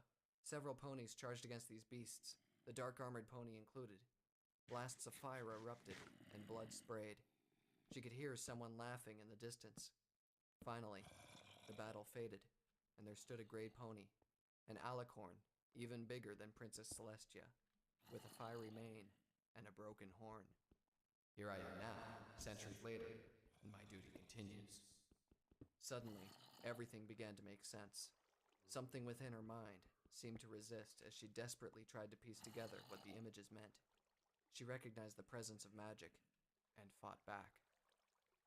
I remember, Twilight gasped. The block within her memories shattered, and everything came flooding back. The Legion, Prince Tirado, the war at Equestria's borders. Luna looked at the unicorn with a mixture of shock and admiration. Amazing, she thought. All it took was a few words and she broke the memory lock on her own. Just how much potential does your student have, big sister? That was when she realized that she had done it. She had allowed knowledge of the Legion's existence to seep into the heartland. Despite Celestia forgiving her for her rebellion and giving her back her duties, she had once again gone against her elder sister. But this time, it was different. 1,000 years ago, she had rebelled out of selfishness and petty jealousy. This time, her rebellion will be for Celestia. And I was just beginning to enjoy Equestria, she thought wryly. To Twilight, she could only say, "And what you do with that knowledge is up to you, Twilight Sparkle."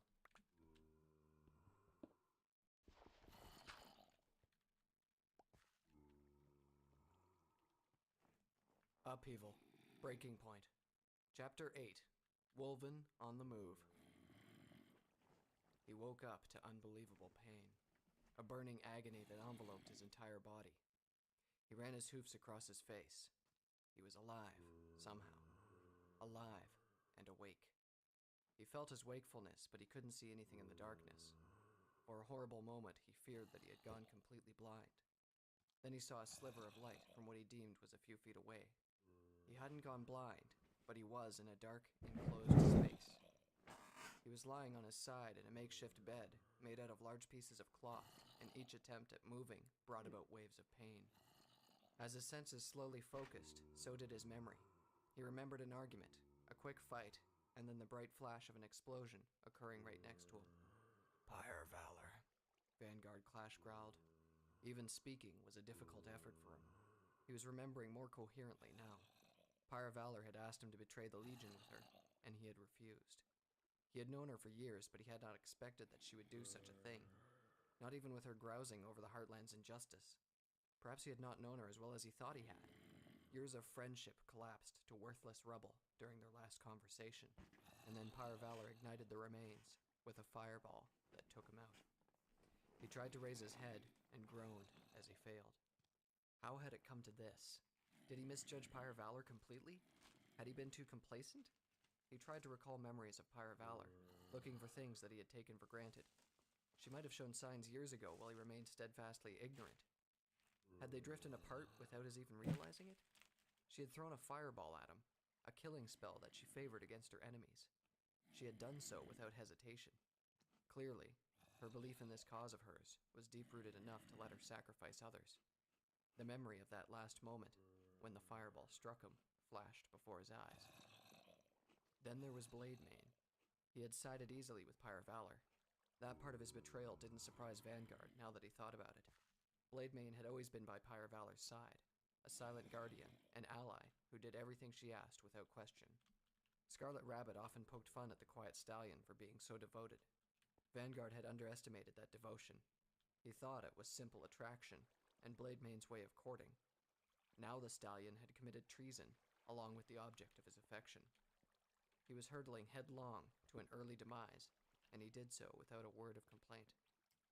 Vanguard didn't know how he had survived. Pyre Valor was notorious for her fire spells. A direct hit from her fireballs left nothing but scorch marks. There were no burned bodies, piles of ash, and certainly no survivors. Perhaps his armor had saved him, but it would have also melted into red-hot goo that would have fused with his coat. His burns were painful, but the pain meant that the damage was skin deep. A deeper burn would not have hurt at all.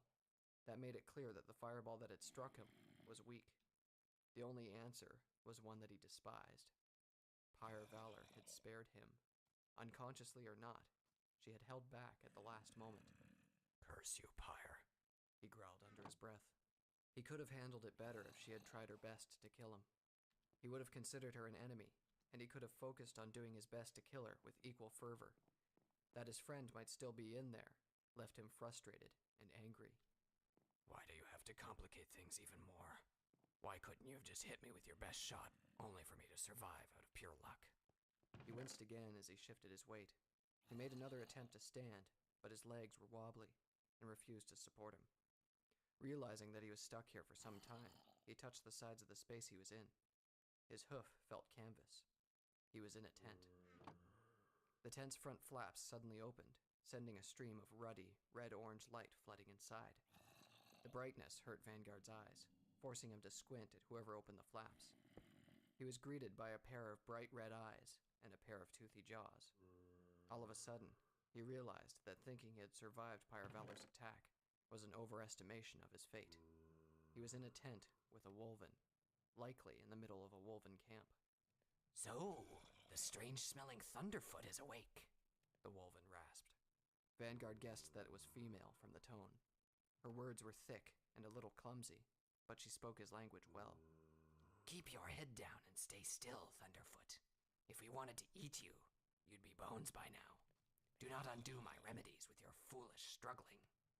At remedies, Vanguard checked his body.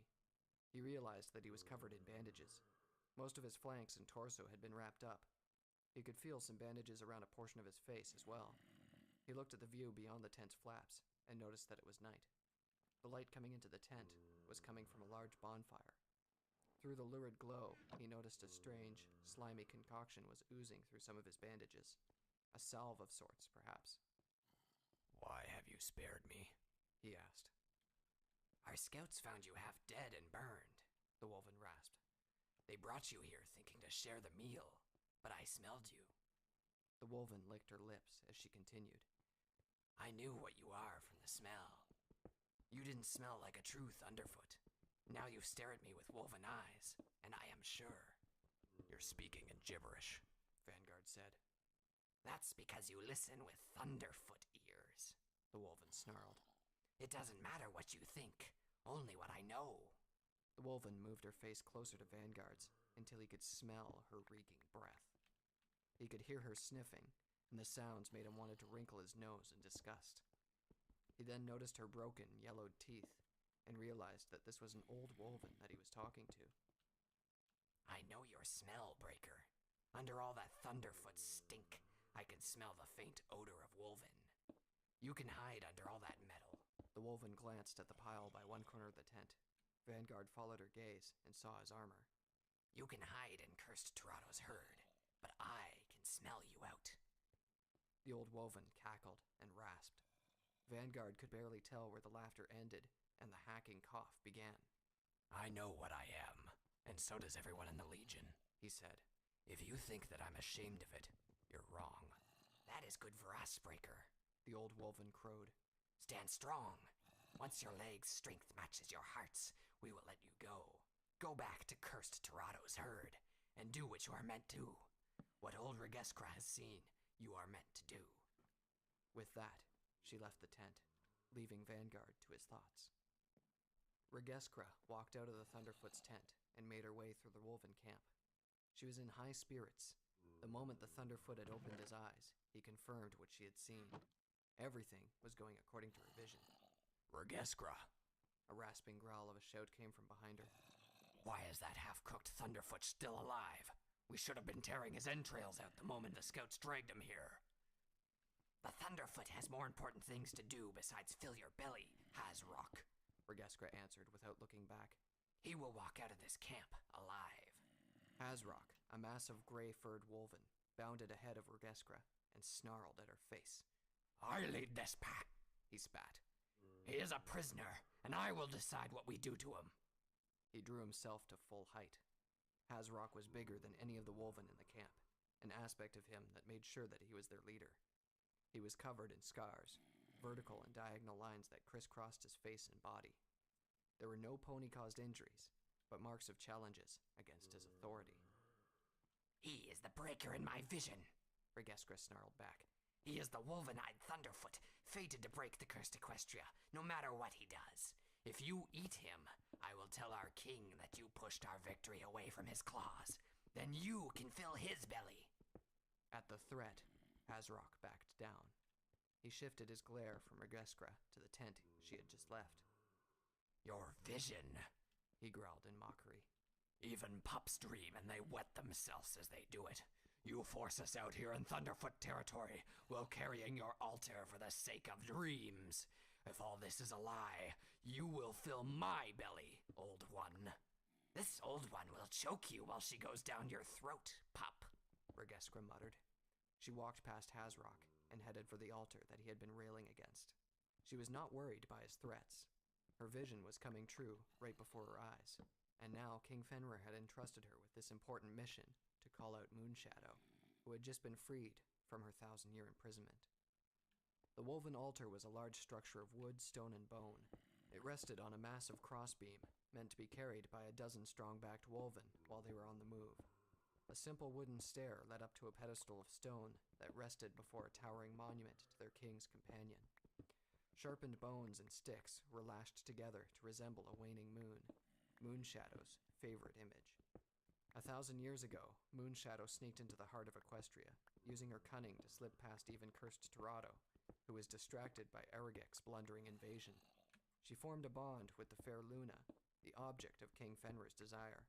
She attempted to cause a rebellion among the Thunderfoots and cause eternal night, but cursed Celestia had her own sister thrown to the moon, dragging Moonshadow along in imprisonment. Only recently had Moonshadow managed to return, but she was defeated yet again, forced out of Fair Luna's body by the Thunderfoots. Now, King Fenrir wanted her back by his side.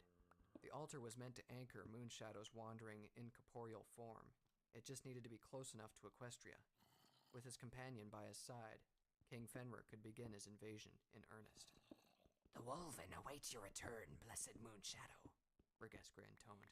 Let our howls guide you back to our pack, so that you may lend your might to our king. She let out a long, dolorous howl, one which was immediately followed by the rest of the camp. The altar began to glow in ominous purple light as their howls spread across the plain. Then their howls ceased as a deep purple haze streaked across the sky from the south. The woven around the camp whimpered and cowered with their tails between their legs as the haze descended upon the altar.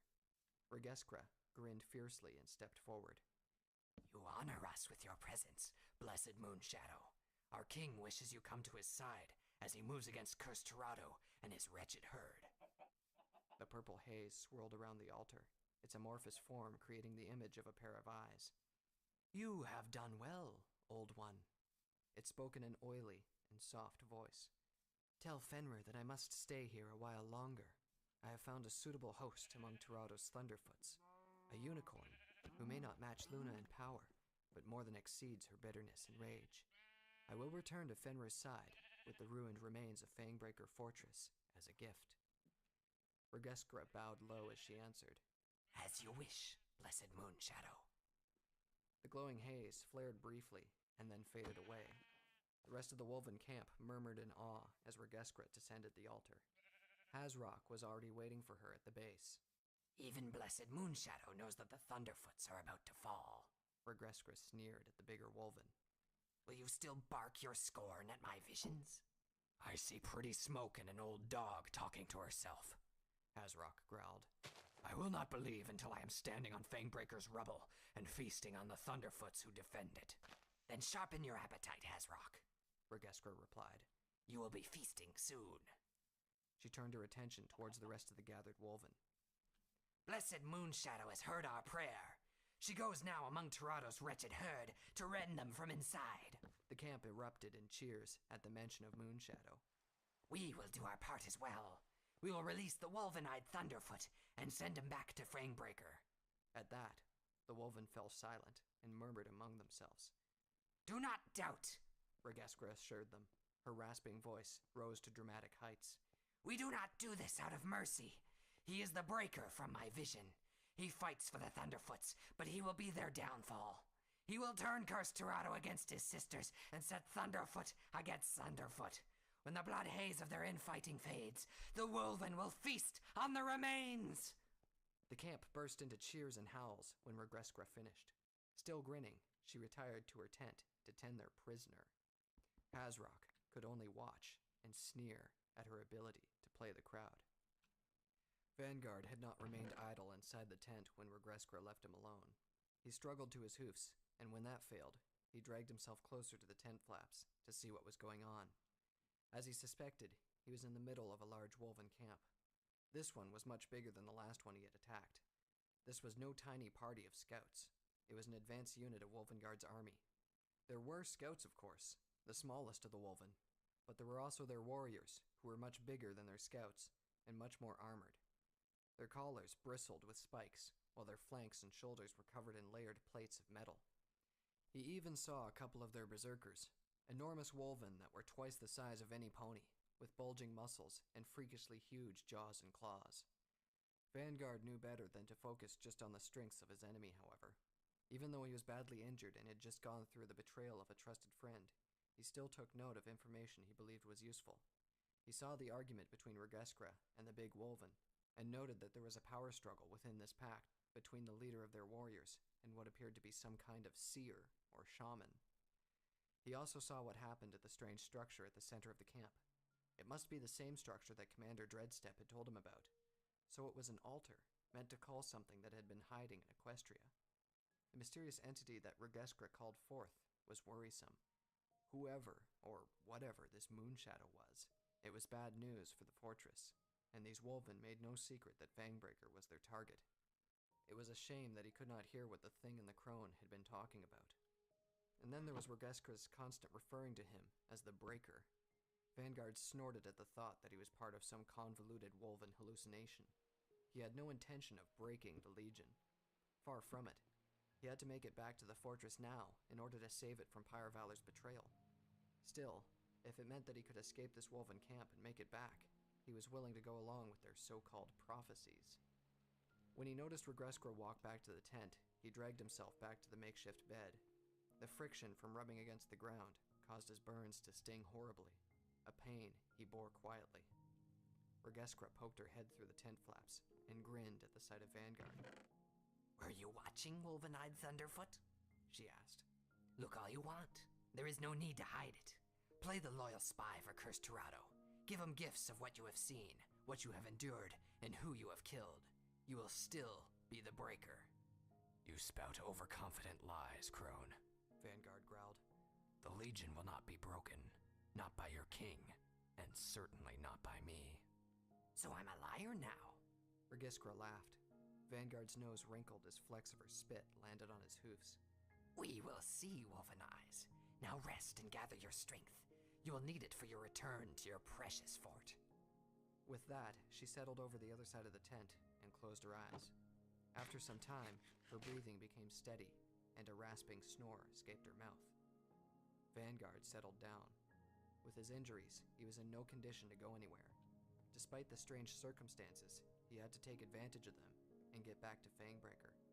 Still, though he scorned at the so-called visions of this crone, he felt a great uneasiness.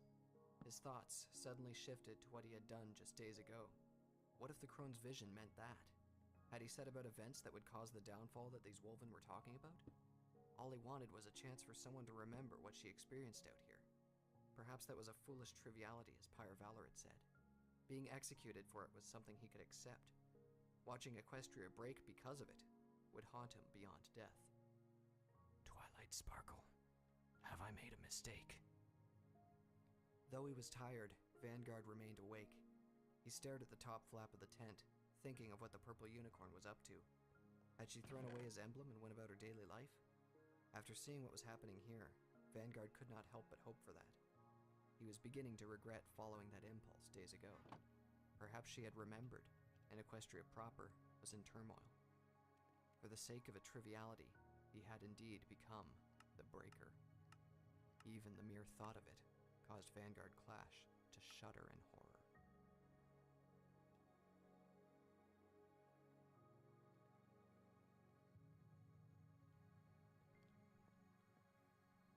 Upheaval. Breaking Point. Chapter 9. Rage and Resolve. The loud music that came from Pinkie Pie's house surprised and disturbed no pony in Ponyville. Every passing pony could guess that there was another party inside the strange hybrid of a house and cake, but that would be as noteworthy as saying that the noon sun currently shining in the skies was hot. Inside, 5 ponies and a baby dragon enjoyed themselves with dancing and food. There was a 6th pony in the house as well, one who wasn't enjoying the festivities laid out before her. Of all ponies, it was the celebrant. Try as she might, Twilight Sparkle could not bring herself to go along and have fun with everyone. The enormous Welcome Back Twilight banner made her feel a little guilty. This party was for her, and so far she's been acting like a stick in the mud. It wasn't a subtle act either. It wasn't long before her friends began to notice. Sure enough, a certain orange-coated pony walked up to her with a look of concern. "You okay there, partner?" Applejack asked. "Can't help but notice that you've been under the weather all day." "I'm fine, Applejack," Twilight answered. "I'm just not really in a celebrating mood right now." "I told Pinkie we should give it a few days before throwing anything," Applejack continued. "That filly had to insist that this was just what you needed after whatever it is that happened to you. Can you believe that she threw a welcome back party yesterday? And when you didn't show up, she turned it into a Hope Twilight finds whatever she's looking for in Canterlot party?" "Oh, I can believe that," Twilight said with a giggle. 2 parties in a row is actually a remarkable show of restraint for Pinkie. "Well, you're smiling a bit. That's an improvement. Cheer up, Twilight. Whatever happened, you've gone past it, and that's worth celebrating." "I guess it is. Thank you, Applejack." Applejack grinned and nodded before heading over to join Rainbow Dash over at the apple bobbing tub. Twilight shook her head in an attempt to clear it and made her way towards the buffet table. Applejack was right. She had gone past the experience. Her friends were here, and they were happy. She should be happy too. As Princess Luna said, I can just walk away. Give it a few months, and I will forget everything about the Equestrian Legion. She looked ahead and noticed that she wasn't alone. Rarity was sampling the punch, after a quick look at the bowl to check for stray alligators. Upon seeing Twilight, the white unicorn approached with an apologetic expression. "Twilight, dear, I must apologize most sincerely for the trouble I brought to you," Rarity said. "What are you talking about, Rarity?" Twilight asked in surprise. "You've never brought me any trouble." "If I hadn't found that wretched gem, you and Spike wouldn't have had to go through all that trouble." "That wasn't your fault at all," Twilight insisted. "You had no idea what the gem was capable of, and I was the one who was careless with it. Still, I should have just let it be. I've thought about it, and I realized I was looting a corpse. A truly horrible thing to do." "A corpse. That's right." Twilight's voice trailed off. Spike had mentioned the dead pony inside the caves with the gem. Prince Torado had called it a mana battery, a tool of war that shouldn't exist in Equestria proper. For the mana battery to have found its way here would mean that the dead pony was probably a legionnaire. What had happened to him, and why had he come here? Twilight shook her head once more. How was she supposed to walk away when she kept digging for answers about the Legion? Are you all right, dear? Rarity asked with concern. Yes, I am. Spike told me that you don't even remember what happened after you used your magic with that gem. Is that what's bothering you? Twilight hesitated before answering. The answer was the opposite. She had remembered, and that was what was bothering her. Yes, she replied. Should she tell them? Part of her, the intuitive part, wanted to. It would ease the burden somehow. They were her friends. It seemed only right that she be honest with them. But the stern lecturer side of her disagreed vehemently. It was against Princess Celestia's wishes, for one thing. The more ponies in on a secret, the less likely it would remain as such. And would she really involve them, knowing that they could be punished for knowing what she knew? I'm sure that everything will be all right, whether you remember or not, Rarity said reassuringly. Twilight nodded in response. Rarity, would you mind if I asked you a question? She asked. Well, you're already asking one, Rarity replied. But of course, dear. If Equestria was under attack and you were needed to defend it, would you go? Why, of course. Far be it from me to avoid doing my part if all of Equestria was in danger. What if the danger never went away? What if you had to keep defending Equestria? You'd have no time for running a boutique or for any kind of fashion. Would you still go? The mention of having no more time for fashion caused Rarity's eyes to widen. Twilight could tell that the white unicorn was picturing such a life, so she waited a moment. Rarity grit her eyes briefly and shuddered before answering. That would be horrible, she replied. Absolutely horrible. Then you wouldn't go? Twilight asked. Of course I'd still go. Even though that would be absolutely horrible? Rarity smiled wistfully. Even if it would be absolutely horrible. That's what it means to give, am I right? The answer left Twilight a little stunned. When she recovered, she could only nod quietly in agreement. That's right, she thought. Now, why such a serious question, Twilight? Something on your mind? No, not really. Just doing a little speculating. Oh, I see. Perhaps next time you can speculate about something a bit brighter. I mean, a life without fashion. Ugh, what could possibly be more terrible than that? How about if no one even knew what you were doing? That you'd be out there fighting while life went on normally for every pony? Twilight asked. Almost immediately, she regretted the question. She was still at it, hammering away at a topic she should be trying to forget. Why she even started asking Rarity all these questions eluded her. Now, that's just impossible, Rarity replied with certainty. The answer surprised Twilight, prompting her to ask again despite every attempt to just be quiet. Why is that? She asked. Well, you said that Equestria was being attacked, Rarity continued. I'm sure that every pony would be doing his or her share. There is no way you could do your part and not have anyone notice. You're right, Twilight said. Every pony would be doing their part. This is Equestria we're talking about. Her voice rose with conviction. Every pony's Equestria. The sudden determination in Twilight's face threw Rarity into confusion. Were they even talking about the same thing? You're certainly getting worked up about this, Twilight, she commented. I am, aren't I? Twilight answered. Thank you, Rarity. She left the even more confused unicorn by the buffet table and made her way towards the party's host. Pinkie Pie was dancing at the center of the room with her pet alligator and Fluttershy. Pinkie, she called out. Pinkie looked over at Twilight's direction and gave an excited wave, all without missing a beat with her dancing. Having a great time, Twilight? She asked loudly. I am, Twilight answered. She was sincere when she said that this time. Despite the strangeness of the past few days, her friends proved to be an unfailing source of support. Thank you for the party, Pinkie, but I have to leave early. Pinkie's mood dropped from bubbly to depressed.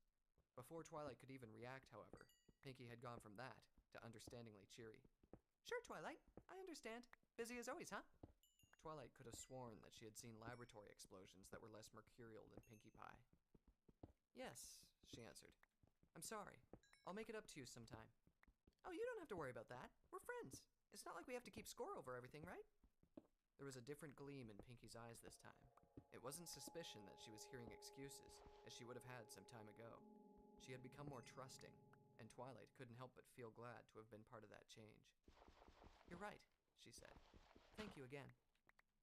Twilight left the house with Spike on her back. The baby dragon was a little annoyed at having to leave early. What's this all about now, Twilight? He asked. I was only halfway through that bucket of gems. I'm going back to Canterlot, Twilight answered. She made her way back to her house to get some things ready. Take a letter for me, would you? Fine, Spike answered. He pulled a piece of paper from somewhere. Twilight never quite found out how he did that, and he wouldn't tell. Whenever you're ready, he said. Dear Princess Celestia, Twilight began. She paused briefly. This was the same beginning she used with all her letters. Given the difference with what she wanted to write about this time, it felt a little inappropriate. Well? Spike asked impatiently. Yesterday I discovered something a little different from what I learned here in Ponyville, Twilight continued. And today I've learned something just as valuable. Because of these things, I would like to get a chance to talk to you in person. Twilight paused again. The implications of what she was planning to do were frightening. Even with the resolve she got from her friends, she couldn't help but hesitate. Would Princess Celestia even listen to what she had to say? Her teacher had been following this course of action for hundreds of years. Would she still be able to change it? Trust me when I say that it will be for my sister's sake in the end. Luna's words were still fresh within Twilight's mind. The rational part of her wanted proof, but she couldn't help but feel that the younger princess was telling the truth. She shut her eyes momentarily, trying to keep it together until she sent the letter. She could feel Spike waiting patiently on her back, with his pen and paper at the ready. Which is why I'm going to Canterlot to get a private audience with you. I understand that you are very busy, so I will wait there until you find the time to see me. Your faithful student, Twilight Sparkle. The letter vanished in a fiery cloud of dragon breath, and Twilight felt her fate seal. She was now committed to this course. The two of them reached Twilight's home by the time the letter was sent. Spike got off Twilight's back and watched his friend in concern. Are you okay, Twilight? He asked. You're shaking. Spike. Twilight swallowed as she stared at her home. When she first arrived at Ponyville, she had considered its library to be a temporary stay. It was her home now, and the thought of not seeing it again left her feeling cold and afraid. The vast plains surrounding Fangbreaker Fortress out in the Barrier Lands suddenly seemed like a void that would suck her out there and leave her adrift. I think I might end up being banished at this rate. What? Banished? To where? Why? What is going on, Twilight? If that happens, you're going to have to stay with another pony. She tried to muster a smile. Maybe you can be a full-time assistant for Rarity. Like, hey, I will! If you're banished, I'll still be hauling books for you and wherever you're being banished, Spike said angrily. He sighed and calmed himself down before continuing. Tell me what's going on, Twilight. At least let me know why we're getting banished. He put a hard emphasis on we. Twilight looked at her companion, both fondly and sadly. He had always been around to help her, no matter how small or large the task. And here she was about to get him exiled for his efforts. There would be no convincing him to change his mind, however. With that look of determination on his face, even trying would be an insult. She did owe him the truth, especially after what she put him through when she disappeared, and what she was about to put him through now. Would her friends give her this sort of look if they knew what she was up to? She dreaded the thought of sharing what she knew with them as well. She didn't want to uproot them and force them to live in exile for something she did. Better to keep this a secret from them. I'll tell you then, Spike, she said. Then it's off to Canterlot once more. What do you mean he's dead? Scarlet Rabbit's cry of surprise and disbelief turned several heads from passing Legionnaires. Even Pyre Valor couldn't help but be a little startled, even though she had been expecting this kind of reaction. A day had passed since she left Vanguard's body in the middle of what would be a wolven-infested area by now. She made a report as soon as she had returned to Fangbreaker.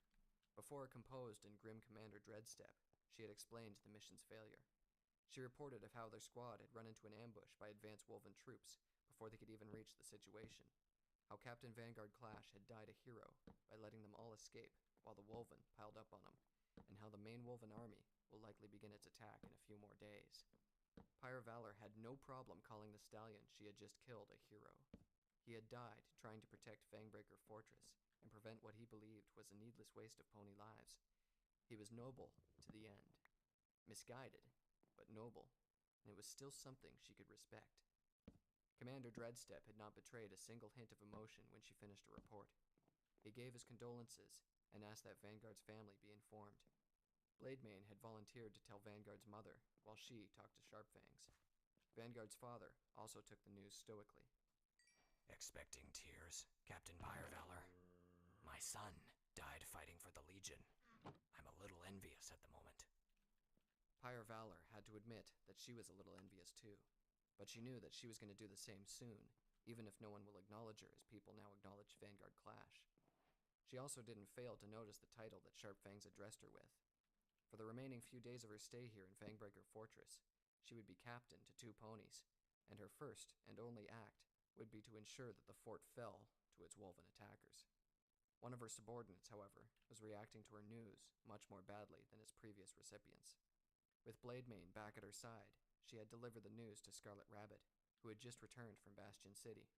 The Pegasus had just taken a 2-day flight journey in a single day, and he still had enough energy to react like this. "That's impossible!" Scarlet cried out. "He's the captain! The captain doesn't die in a random encounter! You've made a mistake, and I'm gonna check it out myself!" Blademane rushed forward and held on to Scarlet before he could fly off. "The Wolven have already overrun that place," Pyre said. "You'll have bolters on your flank the second you got anywhere near it.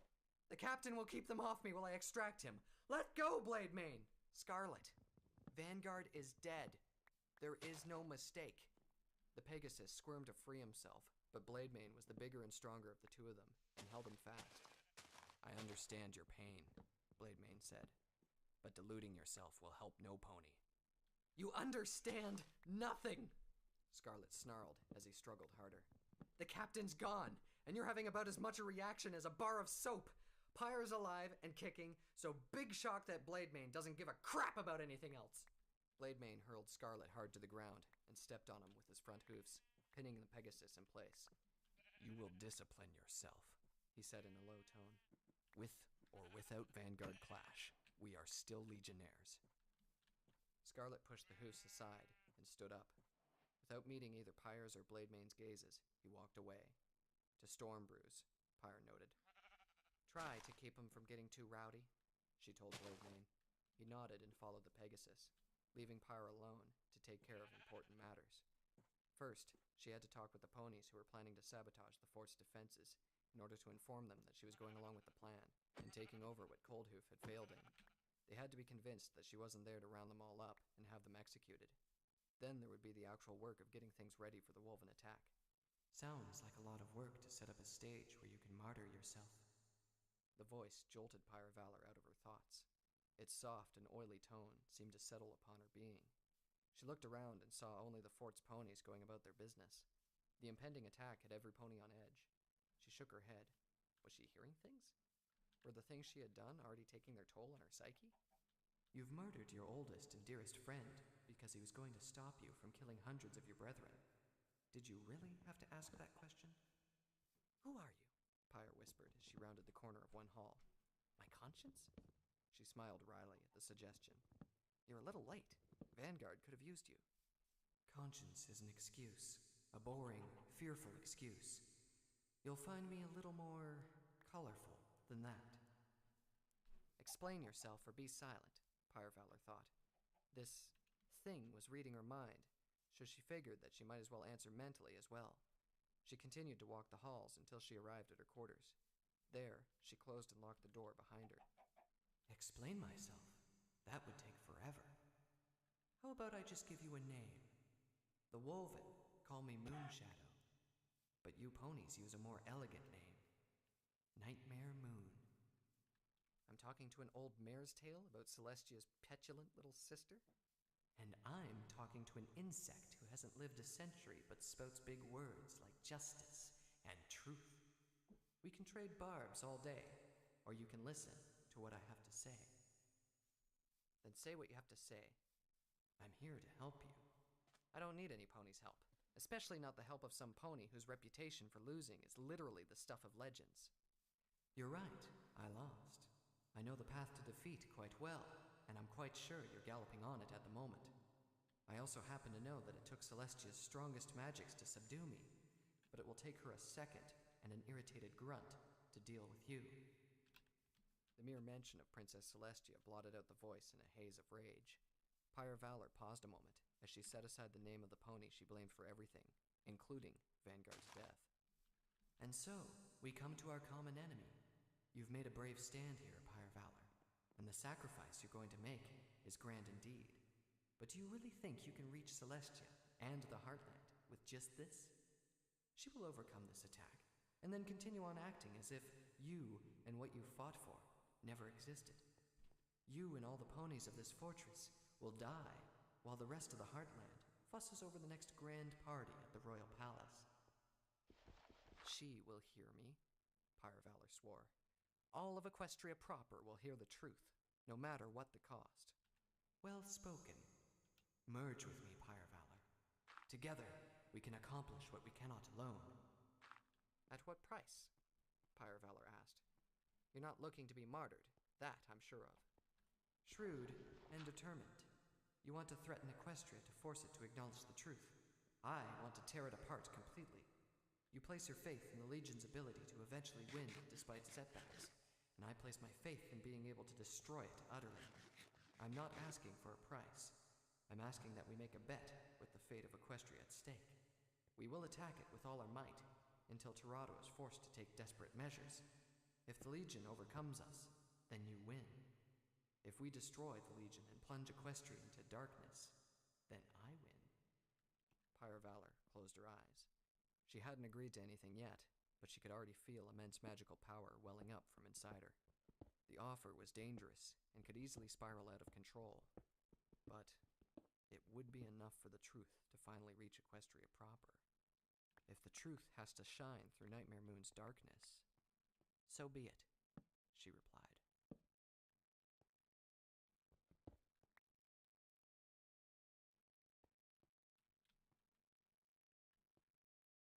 Upheaval. Breaking Point. Chapter 10. Defiant Stand. My dearest and most faithful student, Twilight Sparkle. Of course I have time to see you, especially since your letter sounds so urgent. Come to the palace as soon as you're able to, and I will be waiting. Princess Celestia's reply had come swiftly, something that Twilight had come to expect given Spike's abilities. Dearest and most faithful student was a point of pride of her, but it suddenly felt like a very heavy title. For all of Princess Celestia's faith in her, here she was, carrying knowledge that she shouldn't be. And I have just as much faith in her as she does in me, she thought, which is why I'm going to talk to her about this instead of sneaking around. The threat of punishment loomed over her ominously once more. Even if I'm afraid of what she might do.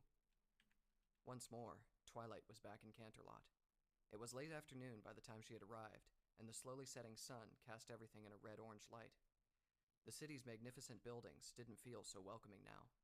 Today, Canterlot was not her old home, where she spent many wonderful years studying under her beloved teacher.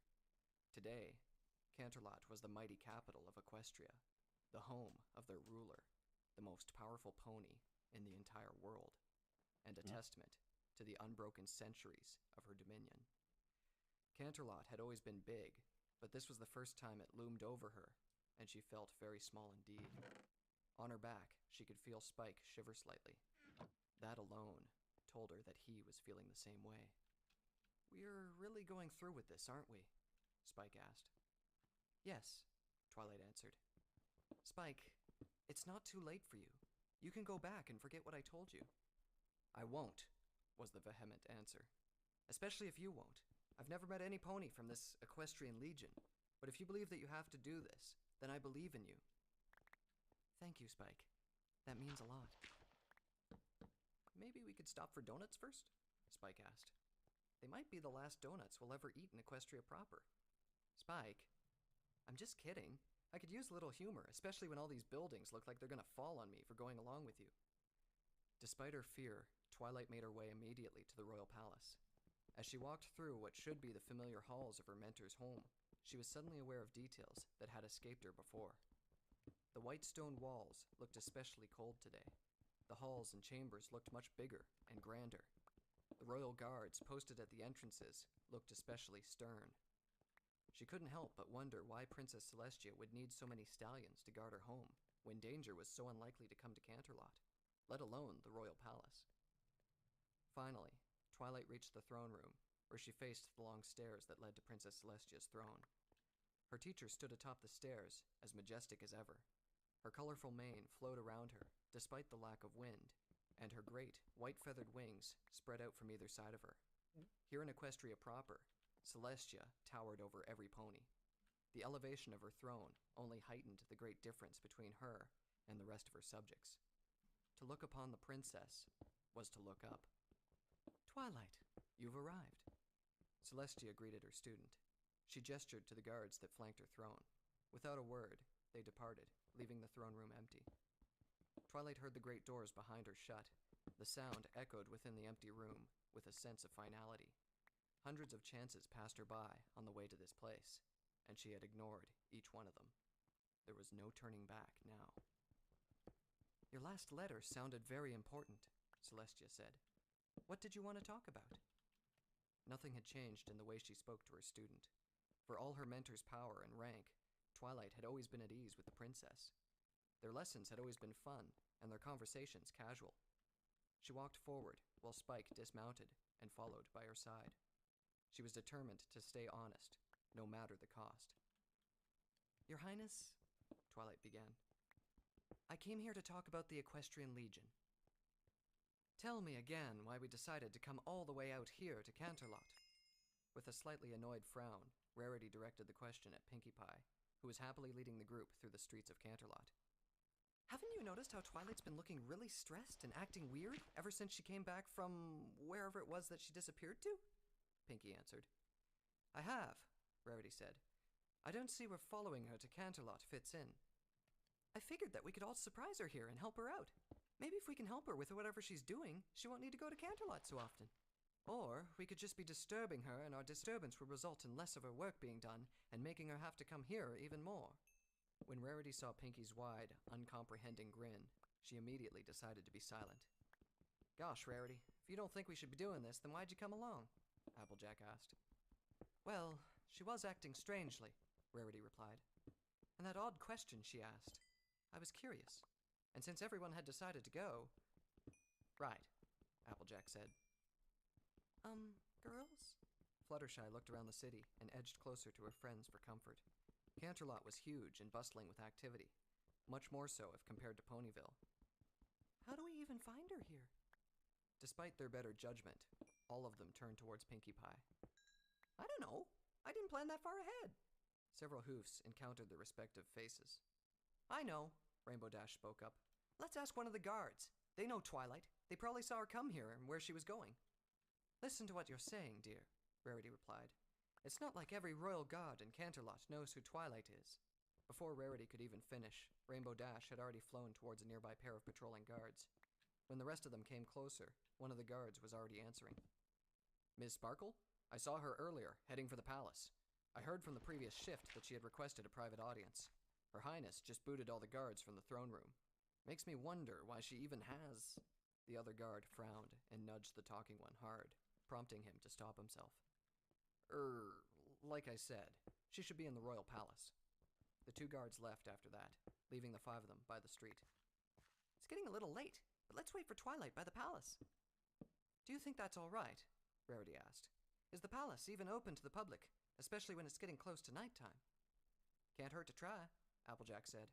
We'll wait outside if they won't let us in. With that, the five of them made their way to the royal palace. Despite the palace's precarious position by the side of a sheer cliff, it didn't take them long to get there. They had been there before, after all. The palace was bustling with activity when they got there, with the royal guards in the middle of changing shifts and preparing for Princess Luna's moon raising. To their relief, they were allowed to enter the palace, so long as they didn't get under hoof. Ms. Sparkle is still in the throne room, another guard said when they asked him for directions. Don't cause trouble while you wait. The next shift is getting antsy while they have to stand outside and wait for her to finish. She hasn't caused this much of a commotion with the guard since that cloud conjuration incident. The guard shuddered before moving on. I take it back, Rarity muttered. Every royal guard does know who Twilight is. What a surprisingly well-informed garrison. They reached the hall outside the throne room, where a squad of royal guards was indeed waiting. Wonder what they could be talking about in there, Rainbow Dash mused out loud. Rainbow, put a damper on that train of thought, Applejack warned. Next thing you know, you'll be... Halt! One of the guards cried out. What do you think you're doing? The warning came too late already. Rainbow Dash had flown past the guards and put her ear to the double doors that led to the throne room. How How do you know about that? When Twilight had asked the question, she had expected a range of emotions from Princess Celestia. Anger, surprise, disappointment. She hadn't expected a withering, despairing look that made her cringe on the spot. For a moment, the princess looked as if she was watching a nightmare come into reality before her eyes. The urge to run nearly overpowered Twilight. She swallowed hard and steeled herself once more. I broke the memory lock spell that was placed on me. It was as if something had descended upon Princess Celestia and sucked away all her emotions. Twilight blinked and looked closer. Her mentor appeared less vibrant. Even her colorful, flowing mane seemed to fall still. Her silence was unbearable. It made the throne room, which had always been a majestic sight, feel like the inside of a dreary dungeon. Finally, Celestia spoke once more. My brother never liked using his magic, she said. That is why the ponies who serve under him call him names like Trampler Tirado or Bloody Hoofed Tirado. Twilight remained silent. Celestia's voice was completely devoid of emotion. It was impossible to tell how our mentor was now feeling. But that doesn't mean that his magic is weak, Celestia continued. As strong as you are, you would have needed help. A trigger of some sort. What is it? Do you still have it? It was... Twilight started to answer, but she stopped herself. Captain Vanguard Clash would surely get into a lot of trouble if she showed the princess his emblem. Celestia would ask her brother to find out whom it belonged to, and it wouldn't be long before he faced punishment. As a soldier, he may come out of it worse than her. Celestia continued to stare at her. She had to give some answer. I can't tell you, she finally said. A hint of emotion crossed the princess's face. Disappointment. Twilight practically felt herself shrink on the spot. You are protecting someone, Celestia said. I understand, Twilight. I cannot allow knowledge about the Equestrian Legion spread here in Equestria proper. I won't ask you how you came upon it, but please, give me the trigger and submit yourself to another memory lock. It's for the best. Why? The question put a puzzled look on Celestia's face. What do you mean? She asked. Why would it be for the best? Twilight asked again. This is why I came here today, Your Highness. Why must no pony in the Heartland know about the Equestrian Legion? The puzzlement on Celestia's face turned to resignation. If it will convince you to submit to a memory lock, then I will tell you. She descended the stairs to her throne so that she was on the same level as Twilight. As rulers of pony kind, Tirado, Luna, and I took it upon us to protect all ponies. We founded Equestria for that purpose, to create a home for ponies everywhere. A frown furrowed Celestia's eyebrows as she continued. Twilight shivered. She had never seen such an expression on her mentor's face, not even during her worst miscasting during their lessons. We were attacked almost immediately. We never provoked anyone. All we wanted was to live in peace. Why would they attack? Twilight asked quietly. Fenrir wanted Luna to be his bride. Disgust crept into Celestia's tone. When she refused, he declared that he will tear into Equestria to take her. Erigek hates anything that isn't an Ursan, while the Ophidites consider ponies to be a delicacy. Sasith doesn't want neighbors. He wants a farm. We kept all of them at bay. The disgust disappeared from Celestia's voice and was replaced by sadness. But we were losing. Tirado led the Legion to one victory after another, but it wasn't enough to stop the loss. I don't understand, Twilight said. You were protecting Equestria. I was protecting our territory, Celestia replied. I was protecting every pony's body, but I must also protect who we are. The constant fighting was an assault on our very identity. Ponies are creatures of harmony, of honesty, loyalty, kindness, generosity, laughter, and magic. But the war was destroying that identity, and I could do nothing to stop it. You have been to the Barrier Lands. Have you seen what the Wolven are like? Twilight nodded. A shiver ran through her as she remembered the savage, lupine creatures that lunged at her. Terrifying creatures, Celestia continued. Fenrir wants his subjects to be as vicious as possible, and they are eager to please him, but they are not what I fear most. The stuff of my nightmares is seeing my subjects become more and more like them. Walking past a group of ponies while they talk about the best way to crush a wolven, listening to two captains boast about and compare how many Ursans they have killed, and then having them look to you for praise. Watching a pony get shot to death with poison arrows, while the pony next to him just shrugs and goes on fighting. Celestia paused slightly, as if remembering something truly awful. Watching your own little sister clap excitedly while your brother tells her about how he stabbed out the eye of the king of Wolvengard. These are the things that we were losing Equestria to. These things kept me up at night. Sometimes they still do. Something had to be done. Through the throne room's great windows, Twilight noticed that nighttime had completely settled. Princess Luna's magic was already at work as a stream of moonlight filled the room. I am not all-powerful, Celestia continued. I had to accept that. I cannot wave a hoof and make all our enemies disappear. The Legion is needed, and there must always be ponies who must join it. I cannot save every pony, so I did what I could. I took as many as I could with me and created the Heartland. It was a hard decision, but it had to be made. Even those who were to be left outside believed that it had to be done. Celestia looked at Twilight earnestly, pleadingly. Do you understand now? She asked. Sacrifices were made to protect Equestria. If you spread the knowledge of what the Legion is, they will all be for naught. Please, Twilight, give me the trigger and subject yourself to a memory lock once more. Twilight found herself frozen in place. It wasn't fear, but hesitation that kept her paralyzed. Next to her, Spike looked completely lost. He looked up to her, trustingly, wordlessly reminding her that he would go along with whatever decision she made. Twilight couldn't ignore the part of her that wanted to agree with Princess Celestia, that she'd be better off just forgetting and trusting in her mentor's decisions. But try as she might, she couldn't listen to that part. I can't, she finally answered.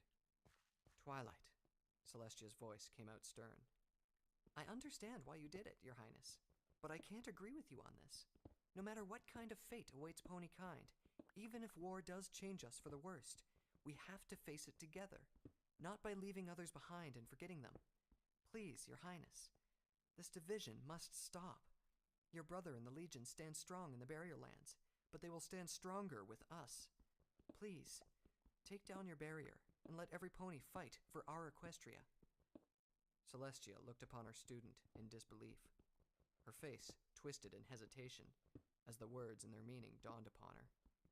For a while, she was silent, as if fighting a battle with herself. Then she closed her eyes briefly before speaking, her face resolved as she did so. I won't, she answered. This is how things should be. You must understand, Twilight. Understand and go through the memory lock. Otherwise, I will be forced to banish you.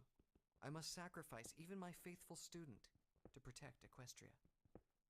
And there it was. Twilight had come to Canterlot, knowing how real the threat of banishment was, and to hear it actually come from the princess left her breathless. The throne room was silent, save for the hammering of her heart in her ears. Her life in Equestria proper seemed to flash before her, her days being with her parents, her days studying in Canterlot, her days in Ponyville. I'm gonna miss this place, Twilight said softly. She looked at Princess Celestia, her mentor and dear friend, and tried to muster a weak smile. And I'm gonna miss you, but I can't just turn a blind eye and walk away. I just can't. A trickle of tears flowed from Celestia's face, dropping forlornly onto the cold white stone floor. They were mirrored by Twilight's own tears. Beside the purple unicorn, Spike looked away, sniffling and burying his face in his claws. For some time, they remained silently weeping.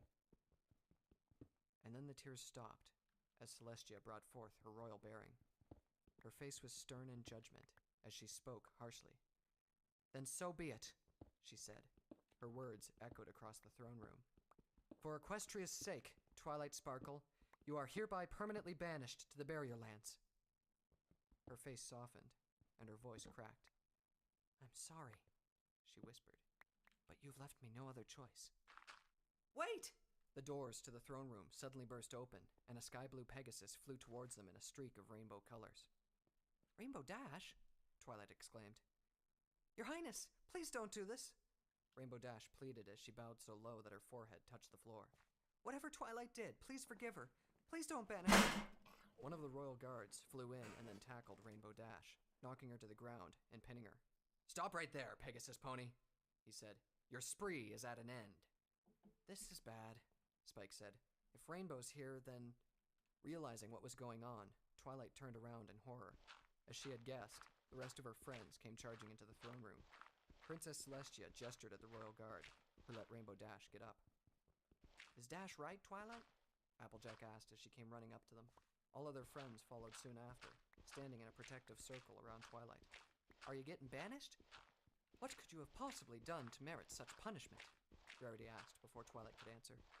I also respectfully ask for reconsideration, Your Highness, she said as she bowed before Celestia. I do not wish to do this, Celestia replied. It is Twilight who has chosen this fate. The other ponies looked to Twilight, eyes quietly asking for an explanation. I can't tell you, Twilight answered, or you'll be dragged into this too. I'm not getting dragged anywhere, Applejack replied fiercely. I'm jumping right in, so spill the beans already, Twilight. When Twilight refused to answer, Rainbow Dash stepped in. Who cares what she's done? She asked. If Twilight's getting banished, then I'm going with her. Rainbow, no! Twilight gasped in horror. Of all the times Rainbow Dash's impulsiveness caused trouble, this would be the worst possible occasion. I'm going too, Applejack added, not wanting to be outdone. And I as well, Rarity said. If nothing else can be done, that is, she added hopefully. I'm going if my friends are, Fluttershy said. Count me in, Pinkie chimed in. Can we throw a farewell party first? Banishment party? Upon seeing Twilight's horrified expression, Celestia decided to try and convince her once more. Now you have a taste of the kind of decisions I must make, she said. Are you still so willing to stand your ground in this, when your friends must share your fate? Twilight quailed at the thought of involving all her friends in her banishment. Could she do this? How could she even live in banishment with all the guilt? She looked at them pleadingly. Don't do this, she implored. We'll go through this together, Applejack said reassuringly. But you have family. They'll miss you, Twilight insisted. They still have each other. I'm not letting you go on alone. But you don't even know why I'm getting banished, or where I'm being banished to. Doesn't matter, Rainbow Dash said. If you believe in it, that's good enough for me. I'm with you, Twilight. Twilight looked around her, trying desperately to keep what was happening from continuing. And don't you go back on your decision either, Rarity said. This is a sacrifice we're willing to make. Don't turn it around and give up on what you believe in because we held you back. Everyone, Twilight sniffled and choked as she tried to speak. Everyone, please. One more look at their determined faces, and she gave up. Her voice quivering, she stood at the center of her friends and faced her mentor. I won't change my mind. Just as I said, no matter what fate we face it together. This is how ponies should be. At the sight of them, Celestia looked away. Already, her horn glowed a brilliant white light as she gathered magical energy around them. The royal guards stepped back, fearful of the punishment their princess was about to inflict. Is there anywhere in the barrier lands you wish to go? Celestia asked. Twilight knew her answer right away. It was the only place she knew anyway, and she wanted to do something over there as well. Fangbreaker Fortress, she replied. With a curt nod, Princess Celestia waved her horn above them, surrounding them in a nimbus of brilliant white light. Well, at least Rarity's coming, Spike muttered. Barrier lands, here we come. There was a flash of magic, and then the group was gone. Once more, Twilight found herself on the wings of a powerful teleportation spell. There was no confusion this time. She knew exactly where she was going, and why. She didn't fall on anything this time as well. Her mentor's spell was perfectly precise. She was standing on a stone floor as soon as she felt the spell recede. It was only a matter of time now before the glare gave way and let her see where she was. Where are we? Spike asked as he rubbed his eyes. With her vision cleared, Twilight looked around. Her friends were having more difficulty adjusting their eyes, likely because they weren't used to even short teleports, let alone a long-distance one. They were in the same audience chamber where she met Prince Torado. There were no ponies besides them around, though. Fangbreaker Fortress, she answered. Fangbreaking what? Applejack asked groggily. She looked like she was about to throw up. I can't believe we actually went through that, Rarity said. She was adjusting much better than the others thanks to her affinity with magic.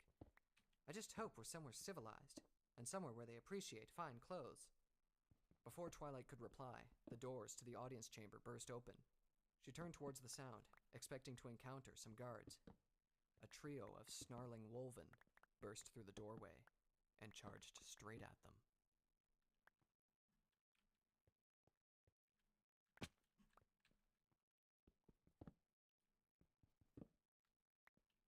Upheaval. Breaking point. Chapter 11. A Violent Welcome. The wolven were a good 30 feet away or so when they spotted Twilight and her friends. She blinked once and they had already closed 3/4 of that distance. Around her, her friends were still recovering from the powerful teleportation spell that had taken them to the barrier lands. Only Rarity seemed coherent enough to react to the attack. The rest were still groggy and dazed. There wasn't a single moment to spare. Her mind racing, Twilight cast the first available spell that came to mind. The lead wolven suddenly sprouted a bushy mustache. Twilight's heart nearly stopped at the botched spell. Fortunately for her, the sudden growth of hair around its nose startled the lead wolven enough to slow its pace slightly. The two behind it nearly crashed into it, allowing Twilight to get another spell off. This time, the lead wolven levitated from the floor, surrounded by a purple nimbus of light. Twilight hurled it towards the two behind it, sending all 3 of them tumbling to the ground. "Run!" Twilight shouted at her friends. Already she could see the wolven rising and snarling from the corner of her eye. They would be upon her and her friends in a matter of seconds. The urgency in Twilight's voice helped the rest of them snap out of their daze. Rarity had but to take a single look at the enormous lupine creatures coming at them to immediately try to get the others moving. "You can vomit later, Applejack," Rarity told her friend urgently as she tried to get Applejack on her hoofs. "Right now, we need to run." Applejack tried to run, only to lurch to her left. Rarity caught her before she fell over, and then proceeded to half drag and half carry her to the doors. Behind her, both Rainbow Dash and Fluttershy had recovered enough to follow suit, while supporting Pinkie Pie, who was doing her best to run in the opposite direction. Realizing that her friends needed more time, Twilight continued to face the trio of wolven. Once more, she was already feeling the strain of using her magic outside Celestia's realm. One of the wolven jumped at her directly, while the two circled around, trying to either surround her or get to her vulnerable friends. Twilight caught the charging wolven in her telekinetic grip. She hesitated for a second, realizing that she couldn't repeat the same tactic over and over. The wolven were already learning. They had separated to avoid being knocked down as a group, and their persistence would mean that she would tire long before they did. "What are you waiting for? Beat it against the ground until it's dead." The memory spurred Twilight to smash the floating wolven against the stone floor, head first. The impact was strong enough to stun it, and she hurled it towards one of the circling wolven, knocking it over. When the third jumped at her from her side, she ducked and hoped for the best. Sure enough, the wolven jumped past her. She had successfully avoided its vicious jaws, but not without a cost. As she saw the wolven's shadow on the floor near her, Twilight suddenly felt as if her back had caught fire. The agonizing pain jolted her train of thought and sapped the strength from her knees. Something wet and sticky ran down her sides and dripped to the floor. She didn't need to look to know what it was. Despite the pain, she struggled to her hoofs and immediately looked to see where her friends were. Rarity and the others had made it to the doors at last. Panic and relief fought within her as she limped towards them as fast as she could. "Twilight, look out!" Rarity cried out. She let Applejack go and rushed forward to cover the limping unicorn. The wolven had recovered and were in hot pursuit. A faint white glow surrounded one of the wolven, but it ignored the spell and kept charging, grunting in annoyance as it found its pace slightly slowed. Beads of sweat formed around Rarity's forehead as she struggled to maintain the telekinesis, but she couldn't even lift a single paw from her target. "Run, Rarity!" Twilight tried to shout, but her warning came out weak and strained. "Our magic is weakened here. Just run!" Rainbow Dash left Pinkie with Fluttershy and ran towards Twilight to support her. They managed to get to the hallway, with the wolven just a few feet away. "What are you ponies still doing here?" some ponies shouted. "Get to the evacuation! Toronto's broken horn, they've made it this far already." A pair of heavily barded ponies charged into the fray. One of them crashed right into the mustache-sporting wolven, just as it was about to land on Twilight. Fangs and claws scraped against metal plating as the guard slammed the wolven against a wall. The other two wolven changed their focus from the seemingly helpless, fleeing prey to the armored threats that had arrived. The second guard followed after his comrade, positioning his back against the other guard and rearing up to keep the other two at bay. "Move, ponies!" he yelled. "Get to the evacuation area!" The 6 of them ran for it. The sudden fighting had jolted them out of their daze. A sense of panic began to build in their minds as they ran. Evacuation area? They didn't even know where they were. They were going to get lost in a place that's being attacked by giant lupine monsters.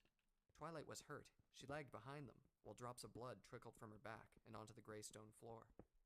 Atop Applejack, Spike watched Twilight with concern. 5 gashes marred her back, near her right shoulder. Each gash was about a couple of inches long and slowly seeped blood. They had to find a way to bandage the wounds before they got worse. "Twilight," he called out. "Do you know where we should go?" he asked. "I've only been here once," Twilight answered as they rounded one corner. "I think—" She looked around to get her bearings. Desperately, she beat back the panic and confusion and looked around. "I think I can get us to the courtyard from here. If the fort is under attack, there will be more wolven there, but we can also find some ponies who'll know." "Sounds like you know this place better than any of us," Applejack said. "We'll follow you." Realizing that every pony around her was looking to her for guidance, Twilight led the way. The wound on her shoulder ached whenever she put her weight on her right foreleg, but she gritted her teeth through the pain and ran ahead of everyone. They passed through one hallway after another. She looked around quickly, making snap decisions on where to turn to next, based on the one time she had been through the place. She also listened closely for the sounds of ongoing battles to determine if she was heading where she needed to go. There were no ponies in the hallways she passed through, and with each corner turned, she dreaded seeing more wolven. She was panting already when they descended a flight of stairs. That was when Fluttershy ran next to her. "Twilight," Fluttershy said, "we need to bandage your wound." "With what?" Twilight asked as she looked around. This hallway looked particularly familiar. They were getting close. The sounds of fighting were also getting louder. "We don't have anything to bandage it with, and we don't have time to stop." But it's all over the floor." Twilight looked behind her to find a thin trail of blood leading up to her. This was getting bad. She had left an obvious trail for anything to follow. She was also starting to feel a little lightheaded. Each step she took with her right foreleg sent bolts of pain running through her shoulder. If they didn't find help soon, they would be in even greater danger. "No time," she said curtly. "Now, this way." A few more hallways, and Twilight was beginning to limp badly. Her efforts had paid off, however. They finally came into the entrance hall of the fortress. They skidded to a stop, however, as soon as they saw what was going on. The main doors had been broken apart. There were splinters of wood scattered across the floor. All around them, an enormous battle raged. The sound of fearsome snarls and angry neighing, mixed with the scraping of claws against metal barding and the cries of the injured, turned into a deafening cacophony that pressed on them from all sides. Everywhere they looked, ponies and wolven were locked in fierce combat. One barded pony knocked down a wolven and reared up to bring his hoofs down on his opponent's skull, while a pair of wolven clamped their enormous jaws on another pony's neck and leg to drag him to the ground. "Where are we?" Rainbow Dash cried out over the din. "What's going on?" Her voice was barely audible with all the noise. The others could only stare in wide-eyed terror as they watched the fighting. Twilight looked around again. This was a losing battle. She could tell with a glance. More wolven were coming in from the main entrance. It wouldn't be long until the ponies were overwhelmed. She looked past the broken doors to see what had happened. To her shock, all 3 gates that led to the fortress had been blasted apart. It was night, but she could see what happened clearly as the gates were completely ablaze. Enormous gouts of flame lit up the night, bathing the scene of carnage in a red-orange glow. More wolven streamed into the fortress, while squads of ponies fought desperately to hold them back. Despite the ponies' efforts, groups of wolven managed to break through and run into the fort. "We can't go through this way," Twilight said weakly. She didn't know if her friends heard her. She barely had the strength to keep standing. There has to be some kind of back door." "Twilight, watch out!" Spike shouted. Twilight looked ahead in time to see a wolven jump at her. Its extended claws were a foot away and were about to gouge her face off. Frozen in surprise, she could only close her eyes and prepare for the pain. But the pain didn't come. When Twilight opened her eyes again, she found herself looking at a black-barded side of a pony. The wolven that had charged at her was dead on the ground, its gut sliced open by an enormous blade. She immediately looked at the weapon that had dealt the horrific wound and recognized the 2-bladed sword clamped between her rescuer's teeth. "Vanguard Clash," she said in relief. The black-barded pony turned to face her. She immediately noticed that something was wrong. His barding looked distorted in some places, as if some of the plates had been partly melted. He was panting heavily, and beads of sweat dripped from between the plates of his armor. "You're hurt," she said. Her vision started blurring as she fought to stay conscious. And you're bleeding. Vanguard mumbled through his weapon. For a moment, he was frozen in shock when he found himself looking at Twilight Sparkle once more. Even from a distance, the sight of her surprised him, but he had convinced himself that it was just another purple unicorn. However, to stand in front of her and listen to her speak, he was sure now. But now was not the time for extensive questions. Twilight was right. He was hurt, but the pain of his burns meant nothing compared to the sting of his failure. He had left the Wolven camp as soon as he could put one hoof in front of the other, donned his barding, and made his way desperately back to Fangbreaker Fortress. His injuries slowed him down, and he had arrived too late. He had to skirt around the gathered Wolven and then kill several of them just to get into the fort. Once inside, he had decided that he was going to defend the fortress to the death as penance for failing. Seeing Twilight changed that, however. Whatever the reason why she was back, his priority now was to get her to safety. Without another word, he put his head underneath her and lifted her up to his back. He only grew more concerned when she didn't protest. He had seen her wound and knew that she was getting weaker. He looked around and saw the group of ponies that had run up to him. He didn't recognize any of them. A quick look to their flanks told him everything, however. He replaced his weapon on his harness before talking to them. Are you her friends? He asked. Follow me. With that, he galloped towards the designated evacuation areas. He counted himself lucky for remembering where they were.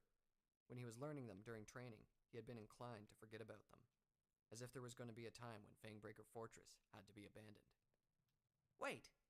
A rainbow-maned pony flew up to Vanguard as he ran. Who are you? How can we trust you? She asked. Forcing himself to ignore the bizarre coloration of the pony flying next to him, Vanguard answered quickly. Introductions later. I'm a soldier, and right now it's my job to get you all out of this fort. You can trust me, or you can trust the Wolven. Your choice. We need to bandage Twilight's wound, a yellow Pegasus said as she flew up to him as well. What's that creature on the orange one's back? Put him on mine, please. I'm Spike, the creature said as the yellow Pegasus placed him on Vanguard's back, next to Twilight. And I'm a baby dragon. Tear off strips of my caparison, and use those for bandaging, Vanguard replied. Capra, what? The cloth around my legs. Climb down my armor and tear off pieces of it. Go! The plan was shoddy at best. Vanguard's caparison was a tattered mess and badly burned in several places. He hoped that Spike could find enough of it to patch Twilight up temporarily while he got her to whatever remained of the fort's medics. He also hoped that the baby dragon would not fall off, or he might accidentally step on it while he continued to run. They galloped through one hall and then through several passages. On his back, Vanguard could feel the baby dragon doing what he could with the pieces of cloth. Finally, they emerged through the back of the fortress. Still atop the hill, they saw a long line of ponies fleeing southward. To Bastion City, Vanguard guessed. Squads of Pegasi flew above them. Even at a distance, Vanguard noticed that many of them were carrying wounded through stretchers. We made it! The rainbow-maned pony exclaimed in relief. Not yet, Vanguard said grimly. He turned towards the rainbow-maned pony and then pointed at the Pegasi. Think you can catch up with them? He asked. Is that a challenge? She replied. Sure I can. Good. Tell them we have wounded over here, and see if they have some spare wings to fly Twilight out of here. The rainbow-maned pony looked a little irked by the orders, but she took a single glance at Twilight, who was draped over Vanguard with her eyes barely open, and then nodded. In a blink, she was already soaring towards her target, leaving behind a prismatic streak. She's gonna give Scarlet a run for his bits, he thought in admiration. Then he focused on the rest of the ponies still with him. Let's go, he said. About half an hour had passed since Vanguard helped Twilight and her friends escape Fangbreaker Fortress.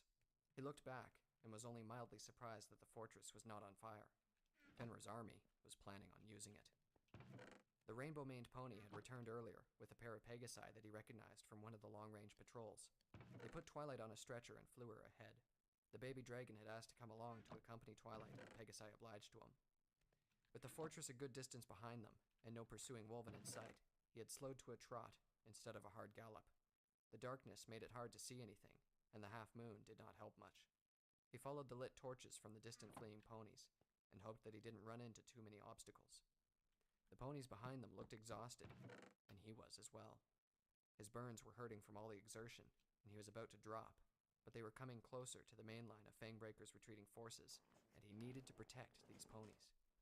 While he kept a calm exterior, he was fighting through each step. "Excuse me, good sir," some pony said. Vanguard looked back in time to see the white pony trotting towards him. Yes? He asked. "Now that we're a good distance from the danger, perhaps we can introduce ourselves. We would dearly like to know a lot of things." My name is Captain Vanguard Clash of the Northern Equestrian Legion, he replied. You are? The white pony looked at him blankly at first. He had expected that. Northern Equestrian Legion likely flew past her as surely as one of her Pegasi friends. She recovered swiftly from her puzzlement, however. "My name is Rarity," she said. "Pleased to meet you, Captain Clash." Vanguard raised an eyebrow. This pony had just found herself in a strange land and come under attack by strange creatures. Her friend had been badly injured and had to be flown off to be taken care of, but she spoke to him with an earnest formality. This must be a chosen noble, he thought. The carefully combed curls on her mane reinforced his guess. "The name's Applejack." The orange pony right behind Rarity followed suit. "Could you tell me where in the hay we are? It's bad enough that we've been banished, but banished to the middle of a giant scrap between ponies and... what did you call those monsters again? Wolven?" My sympathies for your banishment, Vanguard answered. He meant it as well. Applejack's words just confirmed what he had been fearing since he saw Twilight Sparkle back at Fangbreaker. You're in the Barrier Lands, the realm outside the Equestria, you know. He studied Applejack a little. Here was a direct contrast to Rarity, a pony who was a little rough at everything from appearance to manners. The other ponies began to introduce themselves as well.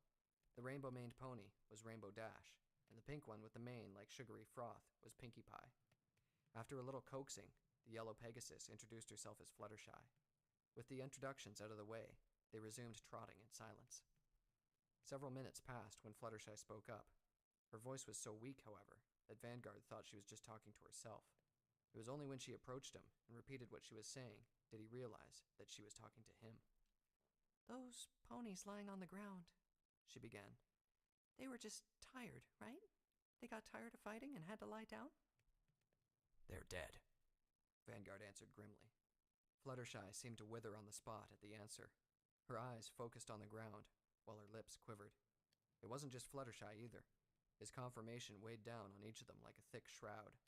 He softened his tone when he replied again, aware that the dog's growl of a voice served him poorly when dealing with ponies. He was a little thankful that Fluttershy had not seen what the Wolven did to ponies after killing them. We will mourn for them later, Fluttershy, he told her gently. For now, let's just be thankful that we're alive. Then we make sure that they didn't die for nothing. When all of that is done, then we mourn. "But why were they fighting anyway?" Pinkie Pie piped in. There was something in her voice that seemed incredibly subdued to Vanguard. He guessed that she was far more used to shouting with joy than talking like this. We fight to defend Equestria, Vanguard replied. That fortress has been protecting Equestria's north for more than 1,000 years. "But we just lost it," Pinkie pointed out. There's been a betrayal, Vanguard growled. The thought of how it happened angered him. The blazing gates were a clear sign of the culprit. The other ponies quickly noticed it and backed away slightly. Some pony will pay for this, he added. Vanguard looked on ahead, cutting off any more discussion among them. They had finally caught up with the rest of Fangbreaker's forces. There would be time to talk later. For now, they had to rest up and take stock. He had a report to make to Commander Dreadstep, if the pony was still alive. And then he would be off to the medics to have his burns treated, and to see how Twilight Sparkle was doing. And then there would be revenge.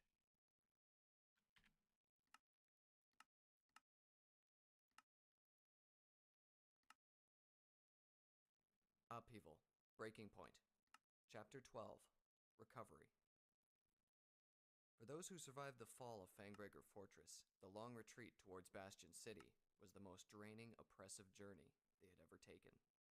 The distance itself was not great, neither was the speed that they were traversing it, as the Wolven had not given chase.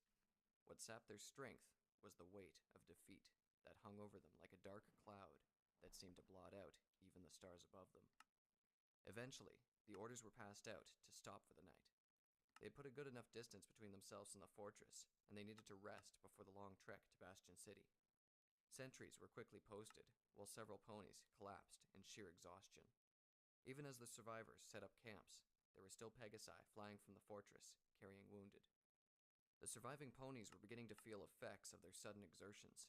Everything was a flurry of activity when they had been under attack. What had started out as a tense vigil as the fortress saw the great horde of Wolven assembling quickly turned into a confused and desperate battle to escape. It all started when a massive explosion shattered the innermost gates. When legionnaires came running to respond, all they saw was a thick bank of black smoke rolling from the courtyard towards the second gates. Another explosion followed, and then 2 pairs of gates had been reduced to blazing wreckage. That was when every pony flung what they could at the smoke. Spells, arrows, a few even charged in. Nothing had worked, and those who had run into the smoke never came out. When the outer gates collapsed into a burning ruin, the Wolven immediately charged in. What followed soon after was carnage that would haunt those who survived it for a long time. It was only when the survivors had distanced themselves from the fortress did the implications of what had just happened begun to sink in. They had lost the fortress. Who knew how many of them died trying to hold it long enough for them to retreat? With Fangbreaker in the possession, the Wolven had a foothold into Equestria itself. It could very well mean the slow splitting apart of the northern front at the seams, and it exposed Bastion City to a direct attack. It wasn't just the present situation that weighed heavily on the survivors. The Legion had defended Fangbreaker for more than 1,000 years. Generation after generation of their ancestors had proudly kept the Wolven at bay through its walls, and it was their generation that had failed. More than a few ponies were beginning to wonder if death in Fangbreaker's defense was a better fate than facing the shame of losing it. With all these things troubling the survivors, it was no surprise that no pony paid much heed to the group of ponies that had just joined them. If they had, it would have been a strange sight indeed. Among the legionnaires walked 5 chosen ponies, led by a soldier who had just recently been reported dead. Once they moved past the sentries, Vanguard looked behind him. Twilight Sparkle's friends looked completely exhausted, not just physically as well. The reality of the situation they had found themselves in was beginning to catch up with them. I'd advise you all to get some rest, but I doubt any of you will until you've seen how Twilight is doing, he told them. So let's get to the medics first. They nodded, obligingly, more out of necessity than anything else, Vanguard realized. They had just survived a battle against monsters that they had no idea existed. They were lost and surrounded by strangers in a land that was thousands of miles from anywhere they knew. He was the only pony around that they could remotely trust. They were holding up well, however. Perhaps concern for their injured friend managed to blot out their other worries. He was worried as well. He looked around to see where the medics had set up. All he had to look for was where the squads of Pegasi were carrying their stretchers to. Sure enough, he found the makeshift ward close to the center of the camp. When they got there, they found themselves staring at a veritable sea of stretchers and makeshift beds. Moans and cries of pain mixed with orders being shouted as a small group of ponies in white coats moved from one injured pony after another. The air smelled strongly of blood, burned flesh, and, strangely enough, brandy. Vanguard listened closely to the orders being shouted out, and then turned towards Twilight's friends. Looks like Redbrand made it out alive, he said. Try not to get under hoof, or he'll kick you out of the camp. They searched the ward for Twilight, while staying clear of the medics who were rushing about. Finally, they spotted her near the edge of the ward. Spike had also noticed them, and was waving both claws in the air. "About time you got here," Spike said as they came closer. "I was starting to think something bad happened to you on the way." "How's Twilight?" Vanguard asked. "I'll be fine," came a weak reply. Twilight lay on a makeshift bed, which was barely more than a thin piece of canvas spread over the ground. Her shoulder had been tightly wrapped in bandages. Her friends quickly surrounded her in concern. "You sure you're all right?" Applejack asked.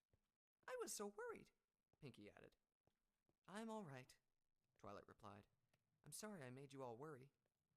"You're darn right you made us worry," Applejack said. "Just what were you thinking, jumping in front of those monsters, girl?" "You gotta admit, it was pretty cool," Rainbow Dash said. "Cool and stupid," Applejack retorted. "You better not be thinking of trying it out, Rainbow." "She can't," Pinky interrupted. "She can't make things float." While Twilight reunited with her friends, Vanguard turned his attention to Spike. How did things go when you got here? He asked. Did her cutie mark cause some trouble? No, Spike replied. The doctor yelled at Twilight for getting hurt, though. When he found out who bandaged her, he yelled at me. Then he yelled at one of his assistants for using too much bandages when they replaced the ones I put. He only yelled at you? Vanguard replied. He's in a surprisingly good mood after all this. Watching her friends brought a smile to Twilight's lips. Despite the guilt for having dragged them into exile with her, she was glad that they were here. She suddenly doubted her ability to endure the crushing loneliness of surviving in the Barrier Lands by herself. There was one more person she felt she could count on, though. She looked past her friends and looked directly at the black-barded stallion, who stayed at the edge of the circle they formed.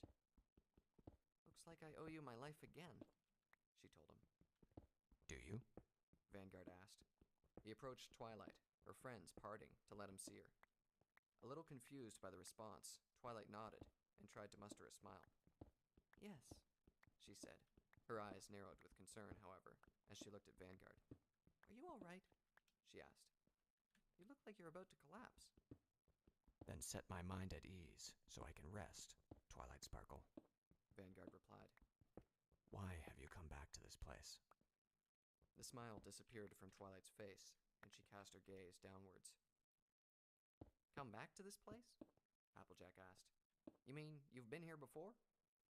When I disappeared the last time, I ended up in this place, Twilight said. She faced Vanguard as she continued. I broke Prince Dorado's memory lock spell. Once I remembered, I tried to talk to Princess Celestia about telling every pony the truth about the Barrier Lands. Her voice lowered as she remembered the painful encounter. She refused, and asked me to go through another memory lock. When I refused, she banished me. And then we went along with her, Rainbow Dash added. There was no way we were letting Twilight be banished by herself. The answer all but knocked the breath from Vanguard. Then his legs finally gave way, forcing him to fall to his knees. You idiot, he said softly. Why would you do such a thing? Concerned, Spike tried to support him as he fell, but the weight of a heavily barded pony was too much for a baby dragon. Twilight's eyes widened in surprise first, and then in indignation. What? She asked. It was the right thing to do. Isn't that why you gave me that emblem? So that's where it came from, Spike muttered. Thinking that Vanguard was having trouble breathing, he tried to undo some of the latches that kept the barding around the stallion's head in place. The piece of barding fell to the ground, revealing Vanguard's face. As Twilight had guessed, he had a gray coat and a black mane, with curls that fell just past his eyebrows. His eyes were a strange sight. They were slit and so brightly red that they seemed to glow in the dark. She couldn't help but notice the bandages wrapped around his head, which covered a portion of his lower jaw and neck. You're hurt, she said softly. I gave you that emblem so you, at least, would remember, Vanguard said. That was all. Princess Celestia has had more than 1,000 years to entrench herself in her position. Did you really think you could move her by talking? A little angry, Twilight raised her voice slightly. It wasn't a matter of whether I could make her change her mind, she said. Some ponies still had to say something. I thought that you'd appreciate that I still tried. Your life has been ruined, Twilight Sparkle, and I'm to blame. I missed the part where I should be jumping with joy. Don't martyr yourself, Twilight snapped. She refused to meet Vanguard's gaze. I had plenty of chances to walk away, but I didn't. I'm here because I choose to be here. With that, both of them became silent. After a few more awkward moments, Rarity cleared her throat to speak. Well, she said, there's really nothing to be done about that. What's done is done. Perhaps we should stop thinking about what's going to happen to us now. Vanguard gave Twilight one more look and sighed before turning his attention to her friends. The Barrier Lands are your home now, he told them. You might have noticed that it's under attack. I suggest that you help defend it. They were quiet once more. As if on cue, they heard the long, dolorous howls of the Wolven coming from the distant fortress, reminding them of things to be done. Has anyone seen Fluttershy? Pinkie suddenly asked. All of them looked around in alarm. The yellow Pegasus was indeed gone. Seeing that Twilight Sparkle was fine brought a great deal of much-needed relief to Fluttershy. Everything had been going so terribly today. Being banished, watching her friend get hurt, seeing ponies die. It was almost more than she could bear. Coming through! Some pony called out. Fluttershy edged closer to her friends as a pair of Pegasi carrying a stretcher between them flew past her. Another Pegasus was laying back first on the stretcher, moaning in agony while he raised a badly bent foreleg in the air. Oh my, she said, already sharing the injured pony's distress. She flew over to take a closer look. What happened to him? One of the Pegasi who were carrying the stretcher looked at her inquisitively, as if trying to recognize her. When he couldn't, he answered anyway. Wolven Bolter clipped one of his wings, ma'am. He just crashed outside the fort. He's lucky we found him. Moved by concern, Fluttershy moved over to the injured pony. His leg had been bent in an unnatural position, and the bone had snapped. It would have to be properly set, and then placed in a splint if he was ever going to use it again. She looked around her and spotted a roll of bandages that had fallen to the ground. No one seemed to notice it, just as no one seemed to notice the newly arrived patient. The ponies running the ward were clearly understaffed and swamped with work. If she didn't help this pony, he would probably have to wait for a while with his broken leg. Do you have something we can use for a splint? She asked the two Pegasi. You can use this leather sheath, one of them offered. I was going to have it replaced anyway. It's a bit worn. He unfastened a short blade from his harness and unsheathed it, offering the sheath to Fluttershy. The leather casing was just long and hard enough to be useful. Fluttershy went to work immediately. This is gonna hurt a little, okay? She told the injured Pegasus soothingly. He nodded in response and grit his teeth as she set the bone in place. Once that was done, she put the splint in place and wrapped the leg carefully. We'll just set him over there, one of the Pegasus carriers said. They flew the newly bandaged pony over to the long line of laid-out patients. Pleased with her success, Fluttershy was about to rejoin her friends when she heard someone shouting, "You there! Pink Mane! Get over here!" Fluttershy looked around to see who was yelling. One of the ponies working in the ward was looking straight at her and shouting. She pointed to herself and looked at him curiously, silently asking if he meant her. "Yes, you," the pony shouted. "Get your ridiculously flowery mane over here." Fluttershy flew over obediently. The pony who had been calling for her was a dark brown earth pony with a very dark blue mane that he kept slick and brushed up so that it stuck to his neck and out of his face. He was standing next to another Pegasus who was laid up on the ground. To Fluttershy's horror, what appeared to be a large piece of wood was sticking out of the Pegasus's flank. Blood oozed from the wound, even as she stared at it. She tore her eyes away from the injury and then faced the pony who had called for her. Yes? She asked. "I'm going to pull that bolt out," the pony said. "You see that piece of metal I've been heating over there?" He pointed to a small fire nearby. One end of a long rectangular bar of metal had been placed over it. "Take the heated end and cauterize the wound before he bleeds out." Cauterize? She asked. "Yes, cauterize. I'll need you to do it while I hold him down. The idiot's a real bucker, and he'll go nuts once he feels his flank is on fire. Take the brand and burn the wound shut before he fountains his life before you. Are you ready?" He put a hoof over the bolt and looked at her. No. Fluttershy squeaked as she tried to slowly back out. "That brand is gonna stick to his flank or it's going up yours, filly," the pony snarled. "He's gonna die while you stutter, so move it." Fluttershy nearly bolted at the threat. Blinking away tears, she went over to the brand and picked up the cold end with her mouth. Then she walked over towards the injured pony, while the brown pony held him down. As soon as she approached, the brown pony grabbed hold of the bolt and pulled it out. Blood immediately spurted from the wound, and the injured pony grunted in pain. Fluttershy could feel her stomach violently protest. The brand wobbled in her mouth while she desperately tried to keep it together. "Do it!" Fluttershy suppressed the urge to close her eyes and miss as she stuck the white-hot end to the wound. The blood around the wound immediately sizzled. The injured Pegasus began to struggle violently while the brown pony held him down. "Keep it in there until you smell him roasting, Pink Mane," the brown pony shouted. As soon as the awful stench of burned flesh hit Fluttershy's nostrils, she let the brand go. The piece of metal fell to the ground with a clatter. The brown pony let go of the Pegasus, who collapsed on his belly, to pick the brand up. "Don't waste the heated brand, Pink Mane," he said. "We might have more cauterizing to do. Bandages are almost gone." "I'm gonna get you for lighting my flank on fire, filly," the Pegasus grumbled. The brown pony smacked the Pegasus' head with a hoof. "Shut the hay up, Updraft," he shouted. "You wouldn't be here if you weren't parading your giant flank for the Wolven to shoot at." "Can I at least get a mouthful from that flask you got there?" Updraft asked weakly. You just threatened one of my assistants, Featherhead. I wouldn't give you my piss in a cup. Still grumbling, the Pegasus settled down. The brown pony turned his attention towards Fluttershy. Name's Redbrand, he said. I lead Fangbreaker's medical staff. Or what's left of it, anyway. Who in the hay are you? My name's Fluttershy. Speak up, you wildflower. I can't hear you over all the moaning. It's Fluttershy. Fluttershy tried more assertively. Take this kit then, Fluttershy, Redbrand said as he handed a small suitcase to her. We've got a long night ahead of us. As the night went on, the medical ward eventually settled down. The squads of Pegasi stopped flying in, and the injured stopped moaning and settled down to sleep. Amidst the injured, 2 ponies were laid up next to each other. With her bound-up shoulder, Twilight Sparkle stared up to the sky, studying the stars that she had just realized were the same as the ones in Equestria proper.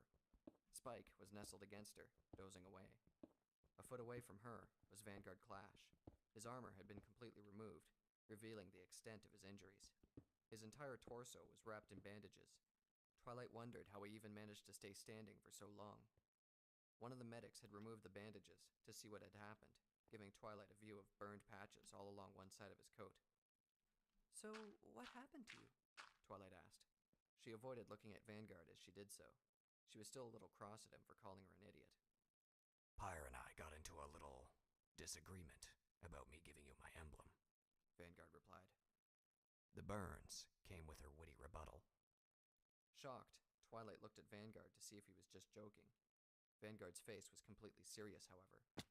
The image of an angry Pyre Valor hurling a fireball came to her mind. But would even the combative unicorn attack her own captain? It's my fault then, she said. I'm sorry. Don't martyr yourself. The 2 of them fell silent for some time. Twilight looked past the medical ward and saw her friends huddled together at a distance. They had found Fluttershy after some searching, and when they saw her helping out in the ward, they decided to leave her be, especially since the pony in charge was constantly yelling and looked like he would kick their faces off if they bothered anyone who was working in the ward. Twilight, Vanguard finally said. What is it? Twilight asked. I'm sorry that you and your friends have been banished, and that your return here is just in time to see the start of the worst crisis the Northern Legions faced for hundreds of years. I've already told you, that's... But I am glad to see you again. Twilight hid a smile and settled for stargazing once more. Let's just get some sleep, she said. The night would be over soon, she realized, and tomorrow would mark her first day as part of the Barrier Lands.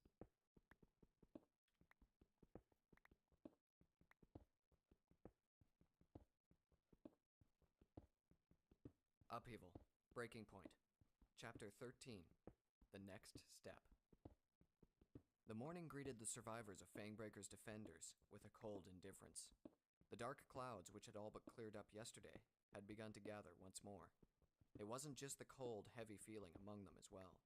The Northern Barrier Land's short summer was already over, and an icy chill was beginning to blow southward from Wolvengard. The first rays of dawn found the ponies on the move. There was an urgent need to get to Bastion City before the Wolven fell upon them. Despite his injuries, Vanguard was up with the dawn. Those in the ward who were strong enough to get moving were already doing so, lest Chief Medical Officer Redbrand catch them wasting time. Twilight Sparkle and Spike, however, were still dozing near him. He moved away quietly to let Twilight get a few more minutes of sleep. She had been through a lot in a short amount of time. Vanguard looked around to see how Twilight's friends were doing. He found them still sleeping together just outside the ward. Most of them, anyway.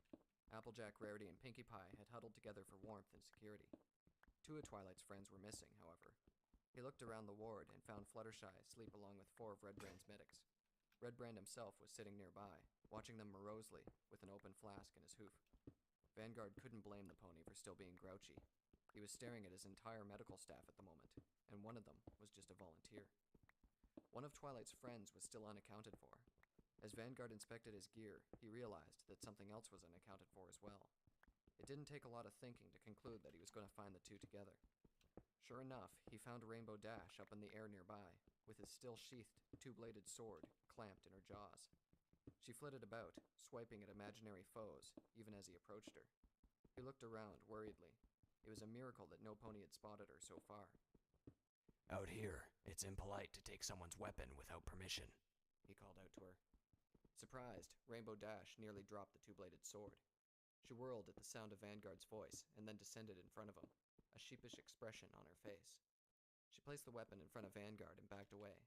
"Oh, sorry," she said with a grin. "I just wanted to try it out. You looked pretty cool with it when you were saving Twilight last night. It's really heavy, though. Don't you find it hard to fight with?"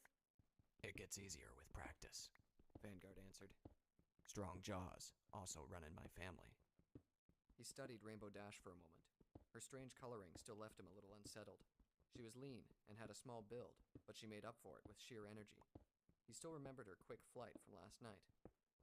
Does fighting interest you, Rainbow Dash? He asked. "Yeah," Rainbow answered. "If I wasn't going to join the Wonderbolts, I was thinking of joining the Princess's Royal Guard. Although, I've never seen the Royal Guard actually fight. Why'd you ask?" The Legion is always recruiting, Vanguard said. Especially now, given our losses. A look of confusion spread across Rainbow's face. "You mean I actually have to sign up?" she asked.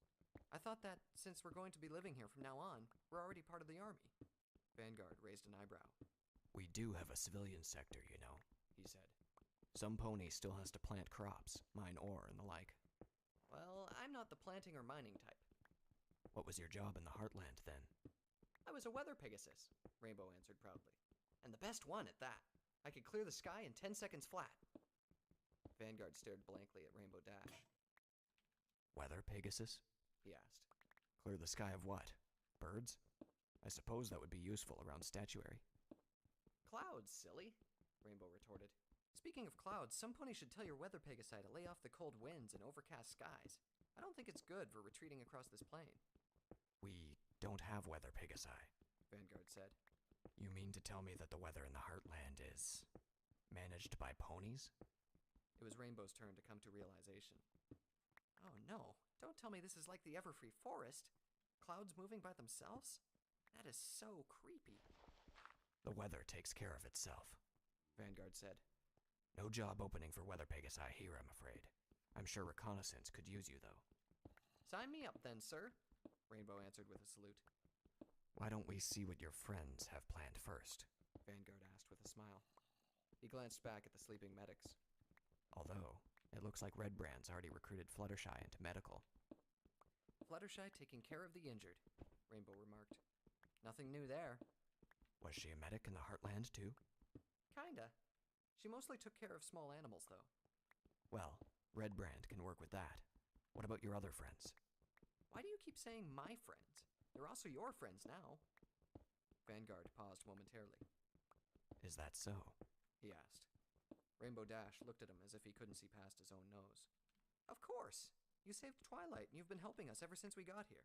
You can ask them yourself what they used to do." All right, then. Let's go see to our friends, shall we? With that, he picked up his weapon and motioned for Rainbow Dash to follow him. With a yawn, Fluttershy rubbed her eyes and sat up.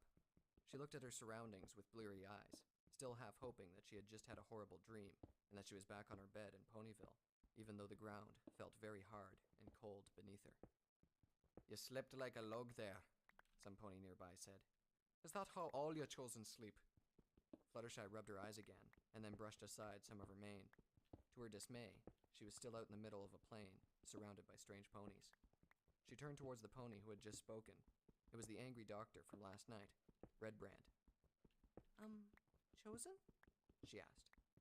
Redbrand pointed straight at her flank. "I thought you had some bugs biting your flank," he said. "Tried to shoo them off you, but they wouldn't budge." "Oh, you mean my cutie mark?" Fluttershy replied. "Why would you—" Her gaze focused on Redbrand's markless flank. "Oh dear, you don't have one?"